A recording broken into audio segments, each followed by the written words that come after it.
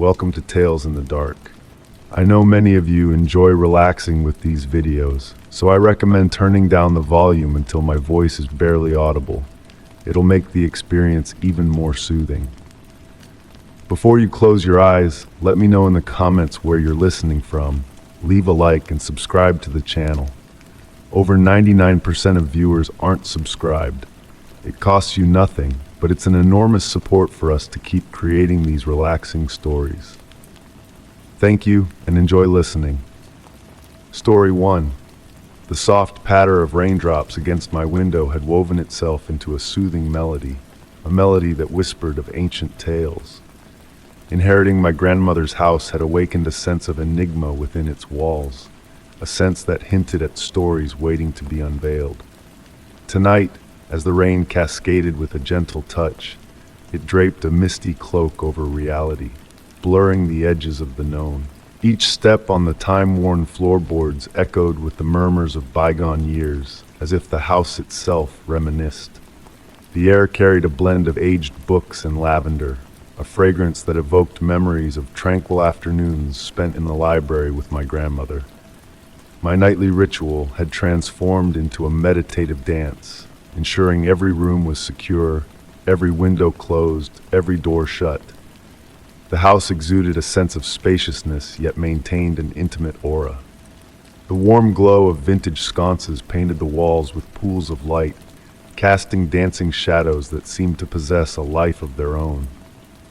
Approaching the end of the upstairs corridor, a shift in the atmosphere caught my attention. The air thickened, carrying a faint metallic tang reminiscent of impending storms. Standing before my grandmother's study door, its mahogany surface loomed taller, more imposing than before. The brass doorknob glistened with an inner radiance amidst the encroaching shadows. Touching the familiar wood, I sensed a newfound vitality in its grain, as if it had awoken from a deep slumber. The door felt colder to the touch, an anomaly on this warm summer night. Turning the knob, it yielded effortlessly, unlike its customary resistance. Swinging open silently, the study lay before me, seemingly normal at first glance. The antique desk, the bookshelves, the leather armchair. Yet an unsettling disquiet lingered, a subtle discord like a misaligned painting. Shadows lurked in the corners, denser than they should be, more substantial. The scent of old books mingled with another fragrance, a delicate sweetness akin to night-blooming flowers. Stepping inside, the floorboards sighed beneath me, their echoes lingering longer than expected. Antique books adorned the shelves, their spines a tapestry of faded hues and gold lettering. In the dim light, the titles seemed to shift and morph in my peripheral vision. Drawn to a particular volume with a dark leather binding, I reached out, only to witness a mysterious movement in the shadows behind the desk. A ripple, a disturbance. The air chilled, carrying scents of damp earth and autumn leaves, drowning out the rain symphony. A profound silence enveloped me, pressing against my ears as the door clicked shut behind me without my touch. Turning, I glimpsed a momentary transformation of the door, ancient symbols flowing like liquid over its surface. Blinking, it reverted to its familiar state. Returning my focus to the shelf, the dark volume had vanished, leaving a void that the surrounding books seemed to converge upon. A whisper of movement brushed past, carrying the essence of lavender, my grandmother's beloved scent. The room contracted, becoming more intimate, more enclosed. The windows reflected only darkness now, isolating me from the external world. Yet this darkness felt embracing, comforting, like a familiar shroud. Sinking into the leather armchair, its worn embrace welcomed me like an old friend. The shadows pirouetted with purpose, inscribing cryptic messages on the walls, a language of the heart rather than the mind. Time slithered away, minutes or hours evaporating as I observed the shadows' intricate choreography. The darkness beyond the windows acquired a tactile quality, akin to silk or velvet, undulating with unseen currents. Unspoken words thickened the air, laden with memories that intertwined with the house's own. Occasionally, phantom shapes flitted across the window's reflection, ethereal forms hinting at enigmatic stories. They danced with elegance, a performance beyond mortal comprehension. The door stood as a sentinel, its significance amplifying with each passing moment. No longer just an entrance to a study, it beckoned towards realms veiled in ancient wisdom. The brass doorknob pulsed like a heartbeat, radiating an inviting glow as the night deepened. Reality and dreams melded, the shadows transmuting into intricate symbols of cosmic import. They weaved patterns of geometric elegance, each movement pregnant with meaning. The lavender scent intensified, mingling with nostalgic fragrances that tugged at the strings of memory. The darkness outside glimmered with an inner luminescence, housing shapes that hinted at infinite narratives. The rain resumed, its cadence morphing into a haunting melody, a melody that resonated with familiarity. Rising without recollection, I found myself drawn towards the door. Its surface undulated like liquid, revealing hidden patterns within the wood grain. The brass doorknob pulsed with an irresistible allure, devoid of fear but brimming with recognition. As the door swung open noiselessly, it divulged not a corridor but a space suffused with shifting darkness. This darkness bore promise, not void, echoing whispers of familiar voices and half-forgotten songs. Lavender wafted through, intermingled with the essence of old books and something more, a hint of starlight and distant reveries. Standing at the threshold, I felt a gentle tug towards the enigmatic expanse. The darkness extended tendrils of shadow, not menacing but welcoming, akin to an embrace from a long-lost loved one. The study faded into the backdrop, the door beckoning towards realms where past and future intertwined. Whether I crossed the threshold or lingered in the study remained uncertain. The boundary between here and there blurred, the door existing as both portal and enigma, a gateway to realms transcending comprehension. Even now, on tranquil rainy nights, the door calls to me, sometimes mundane, leading to my grandmother's study, and at times, in the depths of night, a passage to twilight realms. The darkness beyond holds an eternal vigil, neither malevolent nor benign, a canvas for endless tales. Within that darkness, perhaps my grandmother still resides, enveloped in shadows that embody timeless sagacity. The rain persists, a reminder of unsolvable mysteries meant to be embraced rather than deciphered. The door lingers, an invitation and a riddle, hinting at a darkness that may just be another form of light. Story 2. The soft patter of raindrops against ancient stone created a lulling rhythm as I stood at the mouth of the time-worn cave, my lantern casting a warm, flickering glow on the textured walls. The air held a scent of damp moss and earthy minerals, a pure fragrance untouched by the passage of human time. As a geologist, I had traversed many caves, but this one felt unique, almost intimate, as if the very rock pulsated with a hidden life. Each step I took echoed softly, mingling with the gentle splash of water droplets forming puddles beneath stalactites. The limestone formations caught the light of my lantern, casting dancing shadows that seemed to sway with a mystical grace. Pausing now and then, I trailed my fingers over the cool, damp surface, feeling the ancient stories etched into the rock by eons of geological evolution. The tunnel gradually opened into a vast chamber, its ceiling soaring beyond the reach of my lantern's glow. The chamber resonated with the melodious symphony of dripping water into small pools, creating a natural harmony that reverberated through the space. Moving onward, my boots left faint imprints in the fine silt carpeting the ground. It was then that I noticed something intriguing, delicate footprints in the silt, not my own. These prints appeared fresh, smaller, and more intricate, as if their creator had danced through the chamber, vanishing and reappearing at will. Despite the remote location and lack of recent visitors' signs, the mystery of these footprints beckoned me deeper into the cave's embrace. The ambient sounds of rain outside had faded, replaced by the gentle drip of water and another sound, a whisper that made me pause and strain to listen. Faint yet distinct, it was a soft echo of footsteps, always just out of reach around the next bend. Driven by curiosity, I pressed on. The cave's passages twisted and turned, revealing natural archways adorned with shimmering mineral formations, akin to stars in the night sky. The enigmatic footprints led the way unerringly, navigating the labyrinthine intersections effortlessly. Time seemed fluid as I walked, though my watch told me minutes rather than the hours my journey implied. The temperature stabilized, and the air acquired a sweet mineral essence reminiscent of spring's purity.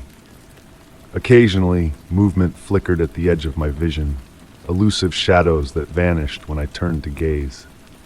The footsteps drew nearer, their cadence synchronizing with my own heartbeat. Yet their origin puzzled me. They seemed to emanate from above rather than ahead. Raising my lantern higher, I illuminated natural shelves ascending the cave wall like a stairway of giants. The footprints abruptly veered upward, defying gravity as they continued along the vertical path. Searching for rational explanations proved futile as I confronted this impossibility when a soft, wordless melody filled the chamber. The melodious hum seemed to resonate from the very core of the rock, undulating like gentle waves that enveloped me in their embrace. The footsteps ceased, replaced by this ethereal music that imbued the air with a subtle vibrancy.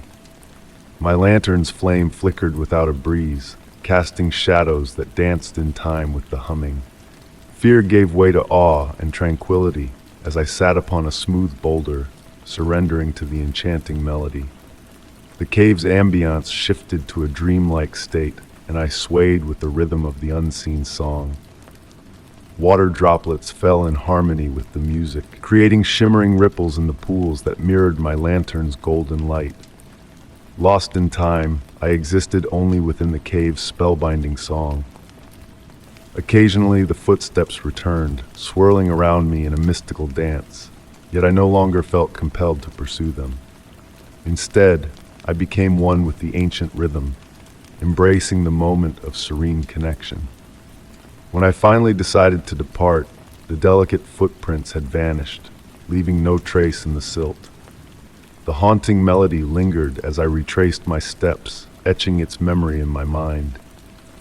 The cave appeared altered on my exit, not diminished in size or allure, but more personal, as if sharing a hidden bond with me. Pausing at the cave's entrance, I glanced back into the darkness. The rain had ceased, and the setting sun cast elongated shadows into the cave's maw.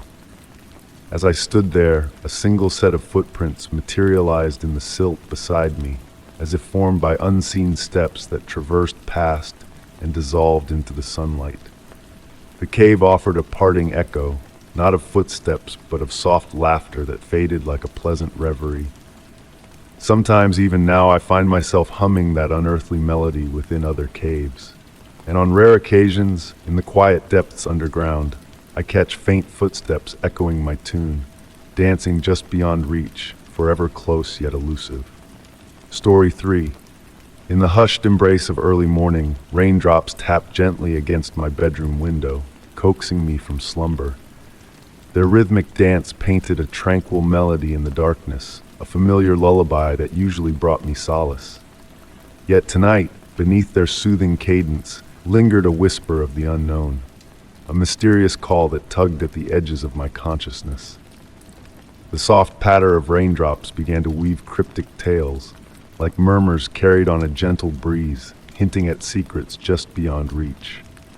Compelled by an inexplicable urge, I rose from my bed and approached the window, drawn by the siren song of the night. Outside, a thick shroud of fog enveloped the world, casting a mystical glow over the landscape. Trees and houses transformed into enigmatic silhouettes, their forms obscured by the ethereal mist. Amidst this otherworldly veil, a faint, pulsing blue light beckoned in the distance, a mere whisper in the fog's embrace.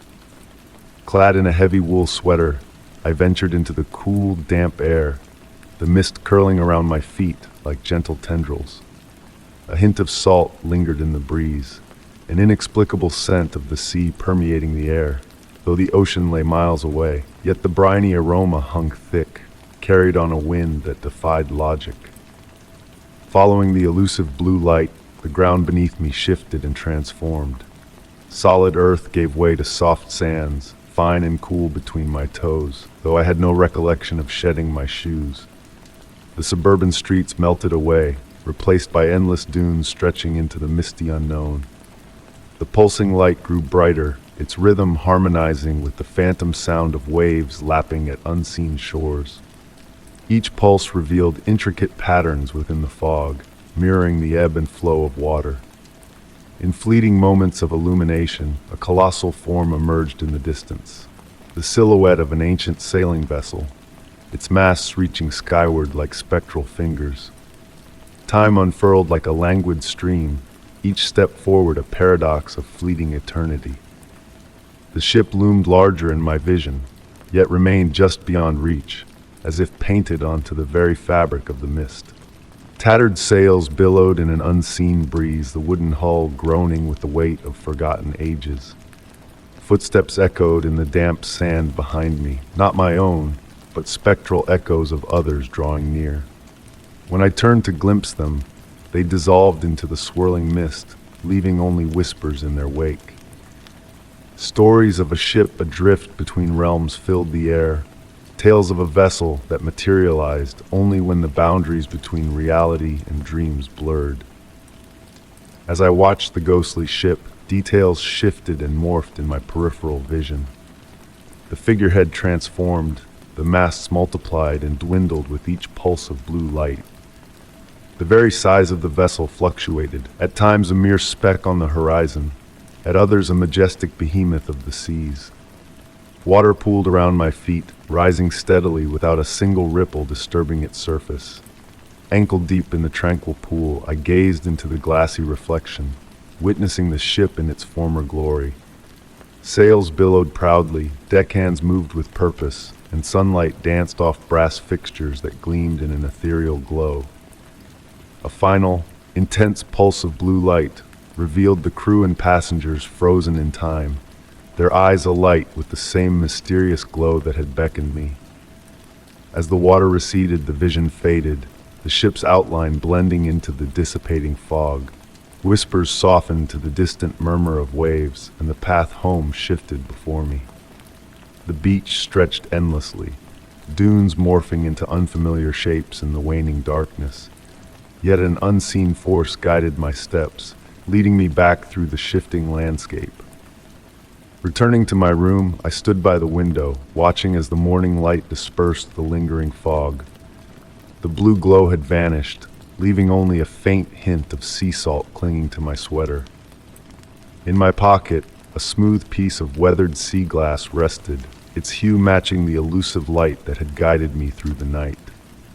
On quiet, rainy nights, a shimmer of that ethereal blue light still dances on the horizon. The phantom ship never manifests the same way twice, always just beyond reach. But the sea glass remains on my windowsill, a silent reminder of that mystical night. And when the fog rolls in thick and heavy, distant whispers call out, spinning tales of a ship that navigates the boundary between reality and imagination, forever adrift in the sea of possibility. Story 4. The soft, steady drumming of rain against my windshield was the only sound in the quiet expanse as I journeyed through the undulating countryside. Each mile I left behind seemed to vanish into a thick shroud of mist that only grew denser with time. Feeble beams of light from my headlights struggled to pierce the fog, casting a dreamlike glow as they danced off myriad suspended droplets, forming a spectral tunnel of muted radiance. The onset of early evening brought with it a stillness that enveloped me as my car's engine faltered. The dashboard lights flickered briefly, then extinguished, leaving me in darkness. Yet instead of fear, a strange calm settled over me as the vehicle glided to a silent halt. The rain's gentle cadence on the metal roof above soothed me, almost like a whispered lullaby. Through the misted window on my right, a faint glimmer caught my eye in the distance, It flickered and swayed amidst the fog, resembling the glow of antiquated gas lanterns. The light beckoned to me, promising warmth and refuge from the encroaching dampness seeping into my very being. With no signal on my cell phone and the last town far behind, I summoned my courage and stepped out into the misty night. Surprisingly warm air enveloped me, carrying earthy fragrances and a hint of something sweeter, perhaps wild honeysuckle. My footsteps made soft, squelching sounds on the damp grass as I followed the elusive light. As I drew nearer, shapes emerged from the haze. First, the outline of an ancient church steeple loomed, its weathered cross barely visible against the gray sky. Gradually, an entire village materialized before my eyes. The structures bore the weight of time, a century or more etched into their dark stone walls and gleaming wooden beams. The streets lay deserted, yet warm light spilled from every window, pulsating gently like the breath of a slumbering giant. Puddles on the cobblestone streets mirrored these lights, casting warm reflections in the encroaching night. I ventured deeper into the village, my footsteps echoing softly on the wet stones. The buildings leaned towards each other, as if sharing secrets across the narrow lanes. Melodious wind chimes tinkled sporadically, though no breeze stirred the air. Their soft notes mingled with the rain's rhythmic patter, weaving a surreal symphony. A particularly inviting glow led me to what appeared to be an inn. The wooden sign creaked softly, though no wind brushed past. Approaching, I caught the scent of wood smoke intermingled with hints of baking bread or mulled wine, though the aromas felt distant, like faded memories. The door yielded to my touch, swinging open soundlessly on ancient hinges. Inside, a welcoming warmth enveloped me, emanating from a crackling fire in a massive stone hearth. Comfy chairs encircled small tables, their polished wooden surfaces bearing the marks of years gone by. Yet despite the inviting ambiance, no other souls occupied the space. An aged leather-bound guest book lay on the counter, its pages yellow with time. The final entry was dated precisely 50 years prior, its elegant script fading as if vanishing into the very pages. Exploring further, I discovered peculiarities within the inn's confines. A half-empty teacup sat on a table, its contents neither hot nor cold. A newspaper from decades past lay open, pristine as if untouched by time. A grandfather clock ticked steadily in one corner, its hands frozen in time. Beyond the walls, murmurs of distant conversations, laughter, and music drifted faintly, as if from a distant realm or beneath water. Each window I peered through revealed only the unchanging empty streets, shrouded in thickening fog. Shadows flitted in the mist, teasing glimpses of movement, figures that may have been real or mere illusions. In a room resembling a parlor, an old radio crackled to life as I passed by, emitting fragments of conversations, snatches of melodies, and echoes of laughter. The voices, though friendly, held a hollow quality, resonating like distant memories. Time seemed to slip away unnoticed, the light outside remaining constant. The fog outside swirled and shifted, occasionally revealing tantalizing vistas of unknown buildings, lights, and possibilities. The rain's hypnotic rhythm created a backdrop of tranquility that enveloped me in a peculiar peace. Sinking into a chair by the fire, I observed shadows in the room's corners flicker and morph, suggesting phantom figures that vanished upon direct gaze. The fire crackled invitingly, its warmth reaching out but never quite touching my skin. The logs burned endlessly, yet never diminished. Drifting between wakefulness and slumber, reality blurred with dreams like watercolors melding in the rain.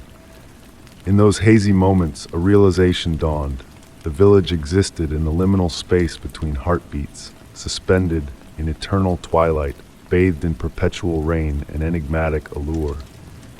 When I finally stirred from my reverie, time's passage eluded me. The fog outside began to dissipate, unveiling fleeting glimpses of the world beyond. Retracing my steps through the silent streets, past the vigilant buildings with their warm, watchful windows, I found my car waiting as if untouched by the strange interlude. Driving away, the village receded in my rearview mirror, fading like a vanishing dream. To this day, thoughts of that enigmatic haven linger. On rainy evenings, when mist veils the land and light takes on a soft golden hue, I catch faint whiffs of wood smoke and honeysuckle, stirring a wistful longing. The memory evokes a gentle melancholy, akin to recalling a half-remembered childhood lullaby. Perhaps in the space between raindrops, in the pause between heartbeats, the village endures. Its windows aglow with welcoming light, its empty streets echoing with distant laughter, and its shadows dancing with unseen phantoms, all awaiting the next weary wanderer to chance upon its serene mysteries. Story 5. The gentle flicker of candlelight danced gracefully across the weathered wooden floors of the vintage shop, casting soft shadows that swayed in a mesmerizing cadence. The rain tapped lightly against the ornate Victorian windows, composing a tranquil melody that enveloped the serene evening air. Seeking refuge from the autumn storm, I found myself drawn into this enigmatic establishment, captivated by its inviting warmth and the rich aroma of aged books and polished wood that hung in the air. Amidst the meticulously curated array of oddities, my gaze was drawn to a portrait hanging in a secluded alcove, shrouded in shadows. The painting portrayed a young woman clad in a deep blue gown, her features depicted with astonishing artistry. Her skin possessed a porcelain-like luminosity that caught and reflected the flickering candlelight, while her dark tresses melded seamlessly with the dusky backdrop. Yet it was her eyes that held me spellbound, deep amber pools that seemed to possess an uncanny depth, as if imbued with a forgotten technique that lent them a liquid-like quality. The shopkeeper, a silver-haired gentleman with wire-rimmed glasses, noted my interest. His voice, gentle and measured, resonated like a seasoned storyteller weaving a tale for slumber. "That portrait carries a storied past," he murmured, adjusting his sleeve with precision. "Painted by an artist who vanished shortly after its completion. Some say he toiled for years, perfecting a special blend of pigments to capture the lifelike essence within those eyes." Returning to the shop day after day, I found myself inexplicably drawn to the enigmatic portrait. Each visit unveiled new nuances: the subtle draping of her dress, the intricate detail of her clasped fingers, the elusive hint of a smile that seemed to shift with the viewing angle. The shopkeeper would often divulge morsels of the painting's history, each narrative more captivating than the last. On a particularly hushed evening, rain tracing rivulets down the shop's windows, I discerned something peculiar. The woman's eyes seemed to track my movements through the room, not in the conventional manner of a portrait, but with a subtle modulation in the amber depths themselves, akin to ripples in a placid pond. The candlelight caught these minute fluctuations, casting fleeting glimmers that eluded direct focus. The shopkeeper materialized beside me, his voice barely a whisper. They speak of the artist's fixation on capturing true vitality in his creations, delving into ancient methodologies, exploring unorthodox materials. Some speculate he stumbled upon something extraordinary, or perhaps something forbidden. As weeks drifted by, subtle alterations in the portrait became apparent. At times, her countenance appeared softer, more contemplative. Other instances revealed a tinge of sorrow in the curve of her lips. The changes were so delicate that I questioned their reality, pondering if they were figments of my imagination, heightened by the shopkeeper's tales and the dreamlike ambiance of the candlelit emporium. One evening, arriving to find the shop cloaked in an unusual darkness, the unlit candles casting only a dim glow from the rain-drenched windows, the shopkeeper was conspicuously absent. Standing before the portrait, a flash of lightning briefly illuminated the room, and in that fleeting instant, I witnessed the woman's eyes blink. A surge of wonder, rather than fear, quickened my pulse. The rain continued its gentle symphony against the panes as I drew nearer to the painting.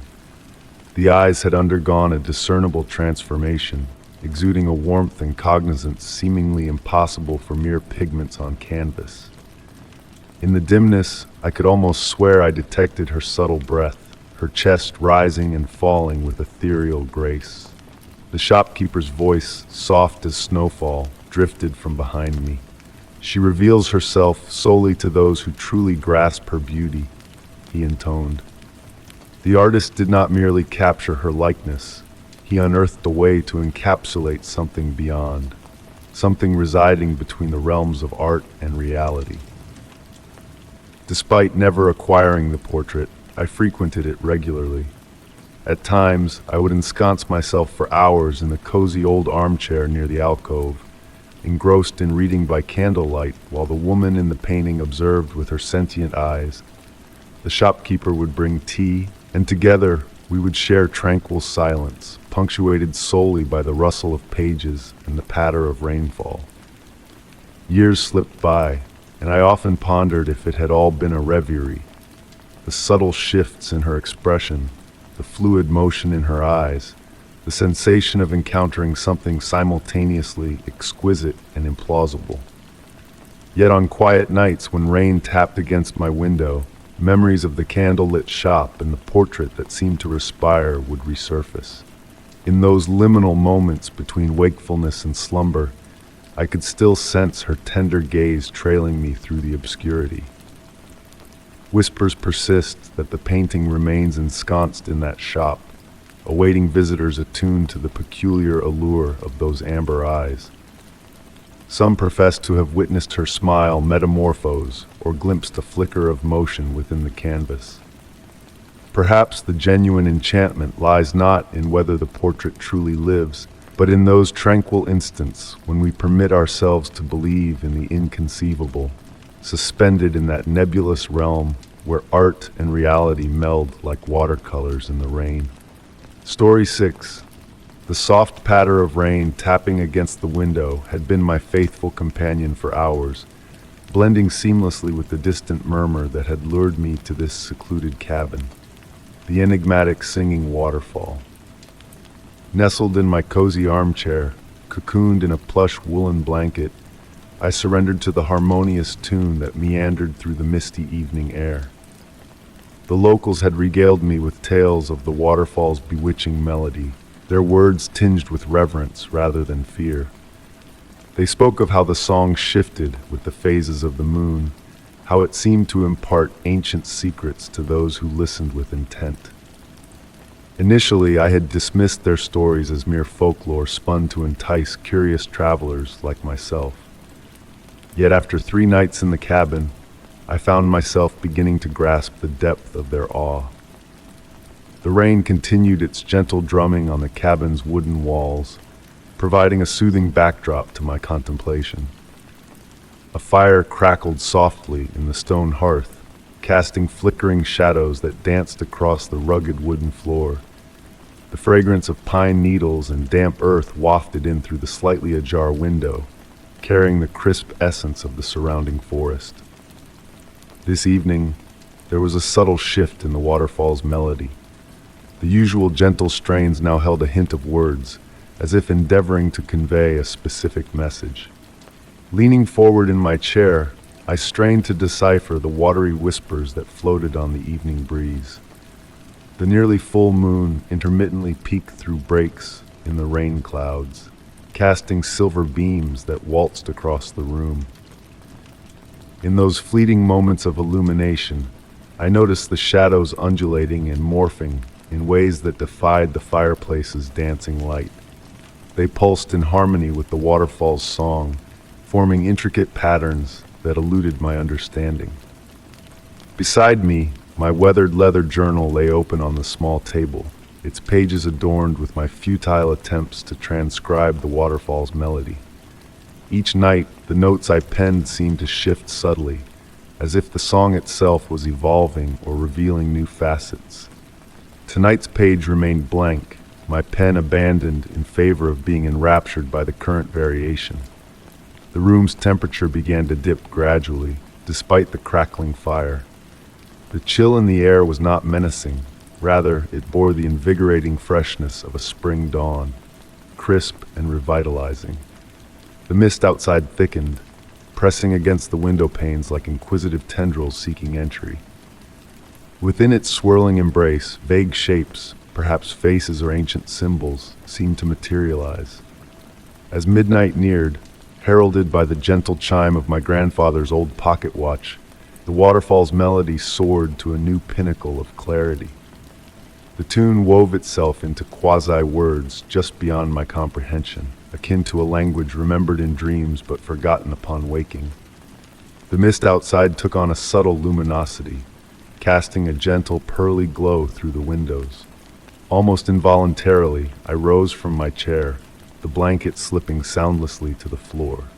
Compelled by an irresistible urge, I moved towards the window, drawn by the siren call of the waterfall's song. The wooden floor hummed beneath my feet, resonating in synchrony with the falling water. Peering through the misted glass, I discerned the path leading to the waterfall, typically shrouded in darkness at this late hour. Yet now it glowed faintly with a phosphorescent light. Silvery lights, resembling fireflies but with a different hue, pirouetted along its length, moving in perfect harmony with the melody. The rain had softened to a gentle drizzle, each droplet capturing and refracting the mysterious light like miniature prisms. The very air seemed to sing, the waterfall's melody reverberating through every suspended particle of moisture in the night. The spectacle was mesmerizing, devoid of fear, but brimming with a profound tranquility and connection to something ancient and wise. Acting on instinct rather than reason, I fetched my coat and boots from inside. The wooden floor continued its gentle vibration as I gathered my essentials for a nocturnal stroll. Though my rational mind whispered caution, there was no menace in the allure. It felt more like a cordial invitation rather than an irresistible compulsion. Stepping onto the small porch, enveloped in the song's embrace, the mist caressed my skin like silk as it swirled around my feet. The luminescent path stretched ahead, guiding me into the forest like a ribbon of starlight. Each stride felt natural, as if retracing a forgotten path ingrained in my very being. The nocturnal forest, typically cloaked in darkness and mystery, now resembled an enchanted haven. The trees leaned slightly away from the path, their boughs swaying in harmony with the waterfall's melody. Droplets cascaded from their leaves like musical notes, contributing a gentle percussion to the symphony enveloping me. Closer to the waterfall, the melody deepened, resonating not in volume but in depth. It thrummed through my bones, a soothing rather than disconcerting sensation. The mist thickened, revealing fleeting scenes within its swirling tendrils, fragments of memories foreign to me, glimpses of places unvisited. Gradually, the waterfall emerged through the luminous mist, unveiled piece by piece. The water descended in a deliberate, hypnotic cadence, each droplet capturing and holding the enigmatic light like suspended gems. The pool at its base mirrored not the night sky above, but an alternative firmament, adorned with unfamiliar stars arranged in fantastical constellations. At the water's edge, mesmerized by the perpetual descent, the melody reached an apex of clarity. Though the words remained elusive, their essence resonated deep within my core. They spoke of time and recollection, of cycles and seasons, of lost things rediscovered. A gentle zephyr stirred the mist, and for a fleeting moment I beheld figures dancing within the falling water, not phantoms or specters, but entities more fundamental, akin to the physical embodiment of music itself. Their movements flowed with ethereal grace, their forms transitioning seamlessly between water, light, and shadow. Time seemed to dissolve as I stood enraptured, observing the interplay of water and light. Unbeknownst to me, the moon completed its nocturnal voyage across the sky, the rain having ceased entirely. Yet the air retained its cloak of mist and mystery. As the first light of dawn tinged the eastern horizon, the waterfall's melody gradually softened, like a lullaby bidding farewell. The luminous mist began to fade, and the enigmatic lights along the path dimmed one by one. Guided by the dwindling glimmers and the lingering echoes of the song, I retraced my steps to the cabin. My return found the journal still open to the blank page.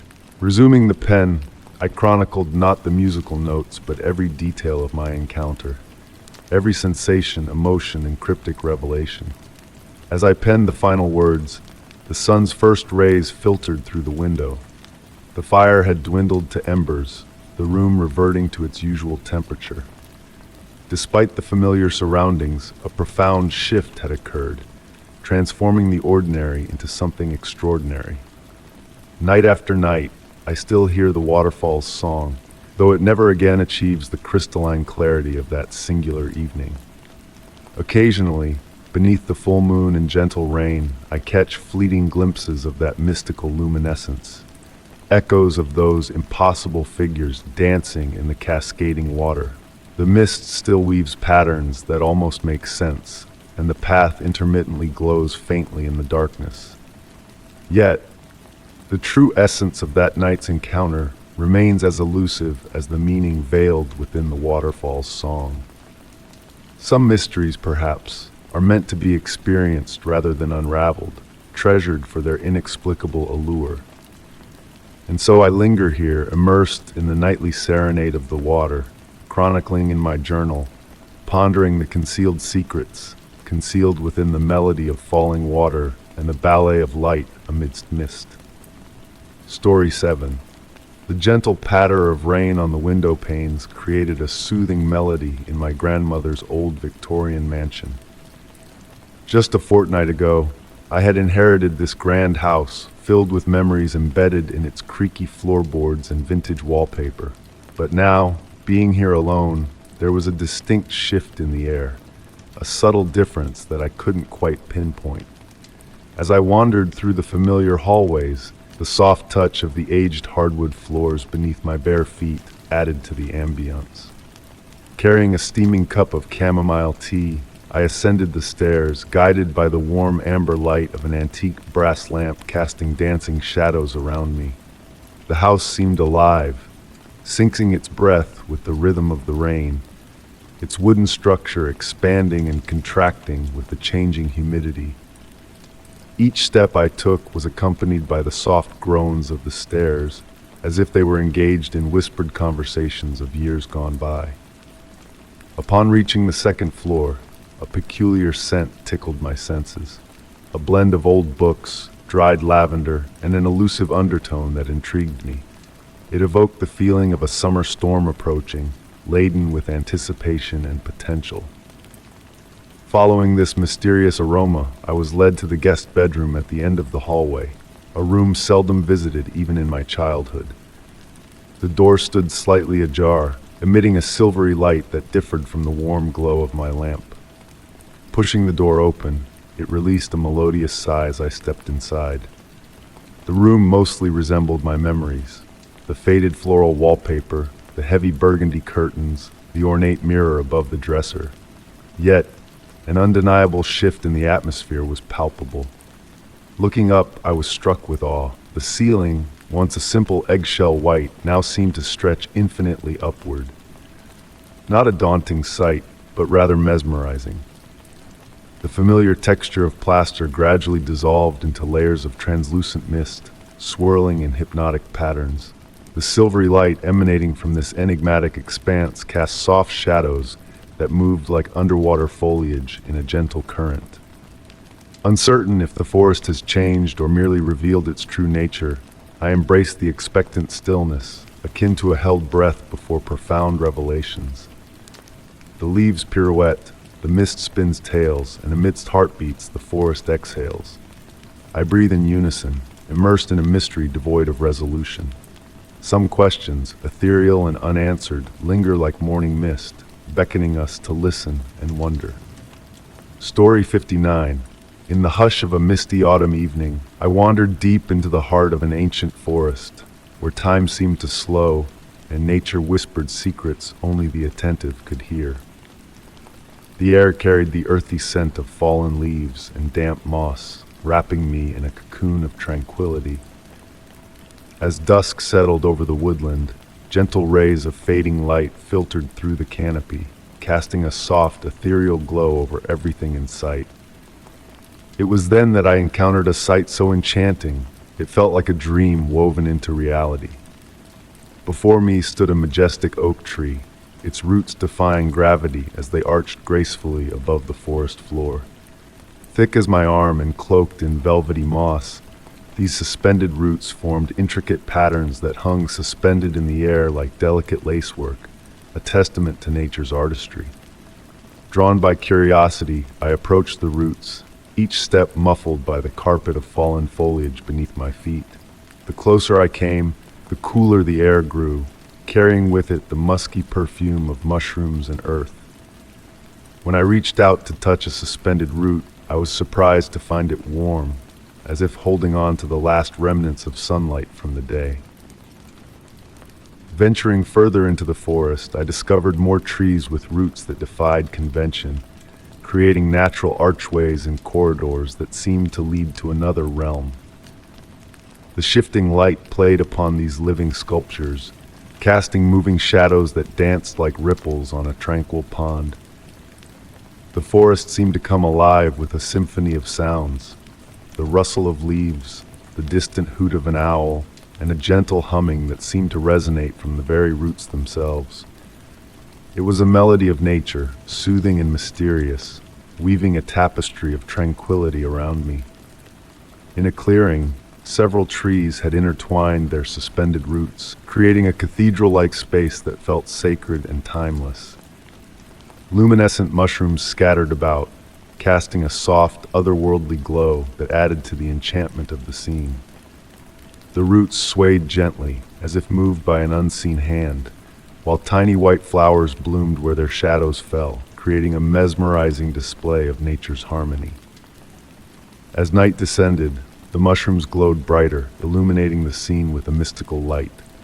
Droplets of water defied gravity, ascending the suspended roots like stars in the night sky, reflecting the ethereal glow of the mushrooms in their ascent. In the darkness, new wonders revealed themselves. The humming grew stronger, and the shifting spaces between the roots seemed to distort reality, offering glimpses of a world beyond. Figures, fleeting and elusive, moved among the trees, silent observers of the natural spectacle unfolding before them. The moon rose, casting its silvery light through the canopy, creating intricate patterns among the suspended roots. Shadows danced and wove tales in a language that transcended words, speaking of ancient mysteries and untold wonders. When I finally decided to depart, the forest seemed to guide me with its subtle wisdom. The roots pointed in different directions, each offering a possible path home. I followed the luminescent mushrooms, their gentle light leading me through the darkness, a beacon of hope and guidance. As I walked away, I felt changed, as if the forest had whispered its secrets into my soul. The humming lingered, a reminder of the magic that permeated the woods, of the mysteries that awaited those willing to listen and observe. In the days that followed, I returned to the forest, seeking that sacred clearing where nature's wonders had unfolded before me. But the forest had shifted, the roots rearranging themselves in new patterns as if dancing to a silent tune only they could hear. Now, in any forest I traverse, I listen for that familiar humming, a connection to the unseen world that exists just beyond our grasp. In the quiet of the night, I dream of that enchanted clearing, of the luminescent mushrooms and the dancing shadows, a reminder of the beauty and wonder that lie hidden in the heart of nature. And though the words written by the shadows fade with the morning light, the sensation of having touched something profound and beautiful lingers, a testament to the delicate balance between the known and the unknown, between reality and magic. Story 60. The soft patter of rain against the window panes created a comforting melody as I sank into my beloved armchair in the study. The time-worn house murmured gently around me, its ancient wooden frame adjusting to the chill of the autumn evening. Beside me, A cup of chamomile tea sent wisps of its fragrant essence into the air, mingling with the earthy smell of leather-bound books that graced the shelves. My gaze drifted to the recent addition to the room, a mysterious painting I had stumbled upon at an estate sale just days before. The portrait depicted a woman veiled in a sheer ivory fabric, her enigmatic gaze seeming to pierce through the delicate veil with an intensity that both entranced and unnerved me. The artist had skillfully captured a mystical quality in the way the fabric floated around her face, as if caught in a perpetual breeze. As the evening deepened, the rain intensified, creating a peaceful rhythm on the roof. The warm glow of my reading lamp enveloped me in a soft circle of light, casting the rest of the study into a comforting darkness. My focus was drawn deeper into the painting, my eyes tracing the intricate folds of the veil repeatedly. In the hushed twilight, the portrait began to shift, revealing hidden dimensions. The veil seemed to flutter ever so slightly, as if moved by an unseen breath. The woman's cryptic eyes held untold secrets, tantalizingly close to revelation. A sudden gust of wind caused the lamp to flicker, and in that fleeting moment, a new detail caught my eye. Within the painted garden scene reflected in the window behind the woman, another figure stood veiled, observing from afar. This discovery sent a ripple of intrigue down my spine, stirring my curiosity. As I delved deeper into the painting, more enigmatic elements emerged. The pearl necklace formed patterns that hinted at cryptic symbols, while the garden scene in the reflection seemed to exist in a separate time and place. The rain's serene melody continued, lulling the house into deeper slumber. A faint scent of old roses permeated the air, reminiscent of the garden in the painting. I pondered whether the artist had captured not only the visual essence of the subject, but a deeper, ethereal essence as well. Lost in contemplation, I wove tales about the mysterious woman's identity, a forgotten duchess, a reclusive artist. Each possibility floated through my mind like autumn leaves on a gentle breeze, equally plausible. The lamp's light dimmed subtly, casting a gentle glow on the woman's eyes, as if emanating from within the painting itself. As wariness crept over me, I noticed a final detail. A small key hanging from a delicate chain, concealed within the folds of her gown. It bore a design that mirrored the pattern of her pearl necklace, crafted from tarnished silver or perhaps platinum. Drifting towards sleep, I sensed the whisper of silk against canvas and caught a glimpse of a faint smile beneath the painted veil. A thought fluttered through my mind. Perhaps the woman was not veiled at all, but unveiling her secrets one stroke at a time to those patient enough to perceive. The next morning, I awoke in the armchair, greeted by the gentle embrace of sunlight.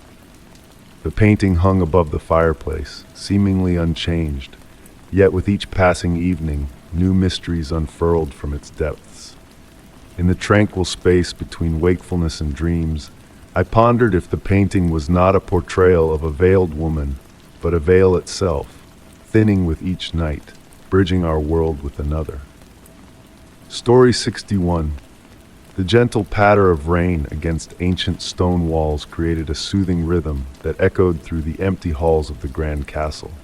I sat in my temporary quarters, watching as water droplets traced lazy patterns down the leaded glass windows, their paths illuminated by occasional flashes of distant lightning.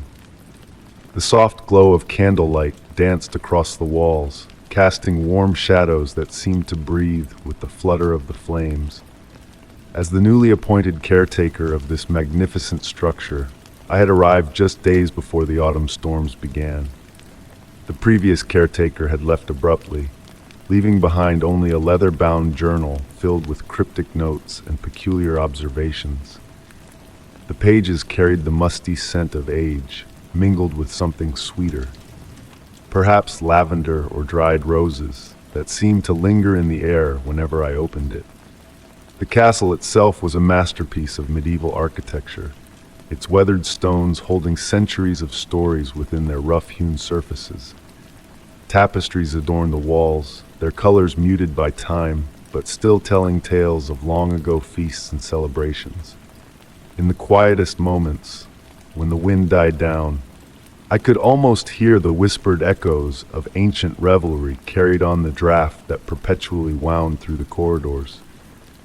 Tonight, as the storm intensified, I noticed something unusual about the way the shadows moved across the great hall. The candlelight seemed to catch on something that wasn't quite there, like watching smoke drift through water. It reminded me of an entry I had read in the old caretaker's journal, describing what he called the breathing of the castle. At first I had dismissed it as the fanciful writings of a lonely man, but now I wasn't so sure. I made my way down the spiral staircase, my footsteps muffled by the thick carpet runner that protected the worn stone steps. The air grew cooler as I descended, carrying with it the earthy smell of the castle's foundations. The great hall sprawled before me, its vaulted ceiling disappearing into darkness above. Rain drummed steadily against the high windows, creating a peaceful backdrop to my exploration. As I moved through the space, I noticed that certain areas felt different, patches of air that were slightly warmer or cooler than their surroundings. The sensation reminded me of walking through sun-warmed spots on a cloudy day, except here, there was no sun to create such variations. I consulted the journal again, finding a passage where the previous caretaker had mapped out these very same spots, referring to them as the castle's breath. The tapestries stirred gently, though there was no breeze I could detect. I approached one particularly beautiful piece depicting a medieval hunt, its threads gleaming dully in the low light. As I stood before it, I felt the distinct sensation of being watched, not with malice but with curiosity, as if the castle itself was studying its new keeper. In the journal, I found references to similar experiences, described in increasingly detailed passages.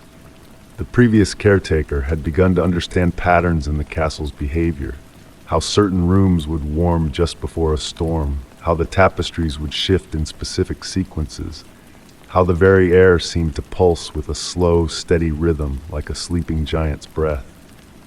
Hours passed as I explored, making my own notes alongside the old ones. The storm outside intensified, but within the castle walls, I felt an inexplicable sense of peace. The thunder that should have been threatening instead felt like the contented sighs of an ancient being. Lightning illuminated the stained glass windows in brief, brilliant bursts, creating kaleidoscopes of color that danced across the stone floors. In the library, I discovered something remarkable. The old caretaker had noted that on nights of particularly strong storms, the books would seem to arrange themselves in unusual patterns. Tonight, I watched as leather-bound volumes shifted ever so slightly on their shelves, their spines aligning in ways that caught the candlelight differently. It wasn't frightening. Rather, it felt like witnessing a secret performance, as if the castle was sharing one of its mysteries with me. The grandfather clock in the corner struck midnight, its deep tones resonating through the empty chambers. As the last chime faded, I noticed that the temperature in the room had changed again. The air felt charged, like the moment before a summer rain, but instead of building to a crescendo, it settled into a gentle warmth that seemed to wrap around me like a blanket. I found myself drawn to a particular section of the library, where the previous caretaker had spent most of his time, judging by the well-worn chair and the density of notes in his journal. Here, the shadows danced differently, creating patterns that almost resembled writing on the walls. The old caretaker had attempted to translate these ethereal messages, filling pages with possible interpretations. As the night deepened, I began to understand why he had been so captivated. The castle wasn't just a building, it was something more. Something alive in its own unique way. The stones didn't just hold memories. They seemed to breathe them out into the air, sharing them with those who were willing to listen. In the journal's final entry, The previous caretaker had written something that now made perfect sense. The castle doesn't reveal its secrets. It shares them, like a grandmother sharing stories with a beloved grandchild. The mysteries aren't meant to be solved, but to be experienced, to be lived within. Each night brings new whispers, new patterns, new breaths of ancient air carrying fragments of centuries past. As I write my own first entry in a new journal, the storm continues its gentle assault on the castle walls. The shadows still dance, the tapestries still shift, and the air still pulses with its mysterious warmth. I've come to understand that I'm not here to uncover the castle's secrets or explain its mysteries.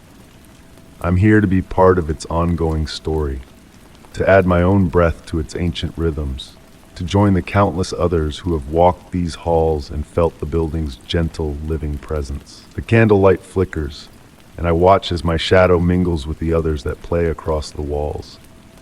Somewhere in the distance, a door creaks softly, and I smile, knowing that the castle is simply turning another page in its endless story.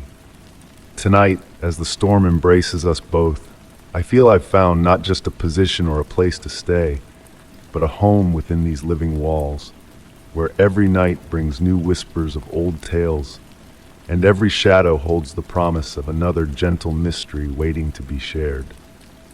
Story 62. The autumn wind murmured through the ancient maple trees, carrying the soft rustle of fallen leaves along the neglected garden path. Before me stood the forsaken Victorian house, its weathered exterior bearing the subtle imprints of years spent in solitude. The setting sun painted long shadows on its ornate windows, each pane reflecting the warm golden light, akin to drowsy eyes observing my approach. With each step on the porch, the wood creaked gently beneath my feet, harmonizing with the soothing symphony of aged timber. The door handle, cool and polished against my palm, turned effortlessly, as if anticipating my presence. A faint breeze brushed past me as the heavy oak door swung open, carrying a complex fragrance of old books, dried flowers, and something deeper, more enigmatic, a hint of forgotten memories lingering in the air. Inside, dust motes twirled lazily in the remaining sunlight filtering through the lace curtains, weaving patterns that seemed to hold hidden significance. The grand living room unfolded before me, draped in antique furniture cloaked in white sheets, their forms hinting at the ghosts of conversations long past. Though faded, the wallpaper retained its intricate designs of climbing roses and delicate vines, whispering tales of livelier times. As I ventured further into the house, my footsteps echoing softly on the hardwood floors, a peculiar sensation enveloped me. The air moved in a rhythm akin to gentle breaths, a subtle ebb and flow that caused the curtains to sway ever so slightly. Initially attributing it to drafts seeking passage through aged window frames, I couldn't ignore the unusual regularity in this movement, almost deliberate in nature. The dwindling afternoon light cast a soft, muted hue as I explored the ground floor. In the dining room, a magnificent chandelier hung still and silent, its crystals coated in dust yet managing to refract the remaining light. The table below was set for a meal, as if awaiting guests who never arrived. Each plate positioned meticulously, though veiled in a shroud of gray dust settled over the fine china. Ascending the grand staircase, my hand trailing along the smooth mahogany banister, the house's breath seemed to intensify. The air moved in gentle, peaceful waves, akin to the slumbering rise and fall of a giant's chest. The second floor unveiled a lengthy hallway flanked by closed doors, each concealing a mystery waiting to be unraveled. Family portraits adorned the walls between the doors, their subjects' gazes following my progress down the corridor with benign curiosity. In a bedroom, a child's rocking horse stood, its worn wood beginning to sway ever so slightly, mirroring the house's breath. The motion, so subtle and serene, felt more comforting than unsettling. Adjacent, a music box perched on a dusty dresser, its mechanism still functional, playing a soft lullaby that seemed to sync with the house's rhythm. The master bedroom housed a four-poster bed, draped in elegant curtains that swayed in the tranquil rhythm. A vanity mirror reflected the room behind me, briefly capturing the impression of someone seated at the bed's edge. Not a menacing specter, but rather the lingering warmth of a recently vacated seat. Upon turning to inspect, only the indentation on the dusty bedspread remained, as though someone had just departed. In the attic, accessed by a winding staircase ascending like a ribbon, the house's breath was most palpable. Here, the air flowed through the room like serene waves on a placid sea. Boxes and trunks filled the attic, each holding remnants of lives once lived. Aged letters bound with faded ribbons, photographs in silver frames, garments preserving the shape of their former wearers. A rocking chair beside a round window moved in harmony with the house's rhythm, creaking softly like a lullaby. As evening approached, the house's breath grew more pronounced. The soft sounds of settling wood and gentle creaks intermingled, weaving a soothing melody that beckoned rest and contemplation. An urge to linger emerged, to sink into one of the weathered armchairs and become part of this tranquil cadence. No longer did the house feel deserted. It pulsated with life, not in a menacing manner, but akin to a slumbering sentinel, safeguarding the memories within. As I prepared to depart, I noticed a peculiar synchronicity between my breath and the house's rhythm, a deeply calming sensation akin to being cradled to sleep. Glancing back at the front door, in the encroaching darkness, I could have sworn I glimpsed flickering lights in some upstairs windows. Not glaring or harsh, but gentle and warm, akin to candles glimpsed through gossamer. Standing once more on the porch, I listened to the house's breath merge with the evening breeze. The windows no longer resembled drowsy eyes, but appeared attentive, watching over the property with gentle vigilance. Walking away, the sound of my steps on the gravel path blended with the whisper of wind through the trees and the distant call of a night bird. Since then, I've explored many abandoned homes, yet none breathed quite like that one. During tranquil nights, I find myself aligning my breathing with the remembered rhythm of that house, filled with a profound peace. I often ponder if the house still stands, still breathes, still safeguards its trove of memories and forgotten instances. Perhaps one day I shall return, though a part of me understands that houses like that one exist in a realm between reality and dreams, emerging only when they wish to be discovered. The enigma of the breathing house lingers within me, not as a specter, but as a gentle prompt that certain places transcend mere structures. They are custodians of time, sentinels of memories, and perhaps, in their own way, they are alive.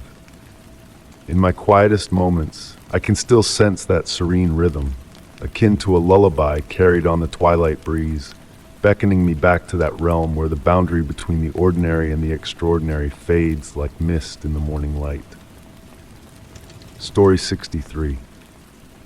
The gentle autumn breeze whispered secrets as it weaved through the ancient stone archways, creating a haunting melody that resonated with echoes of bygone eras.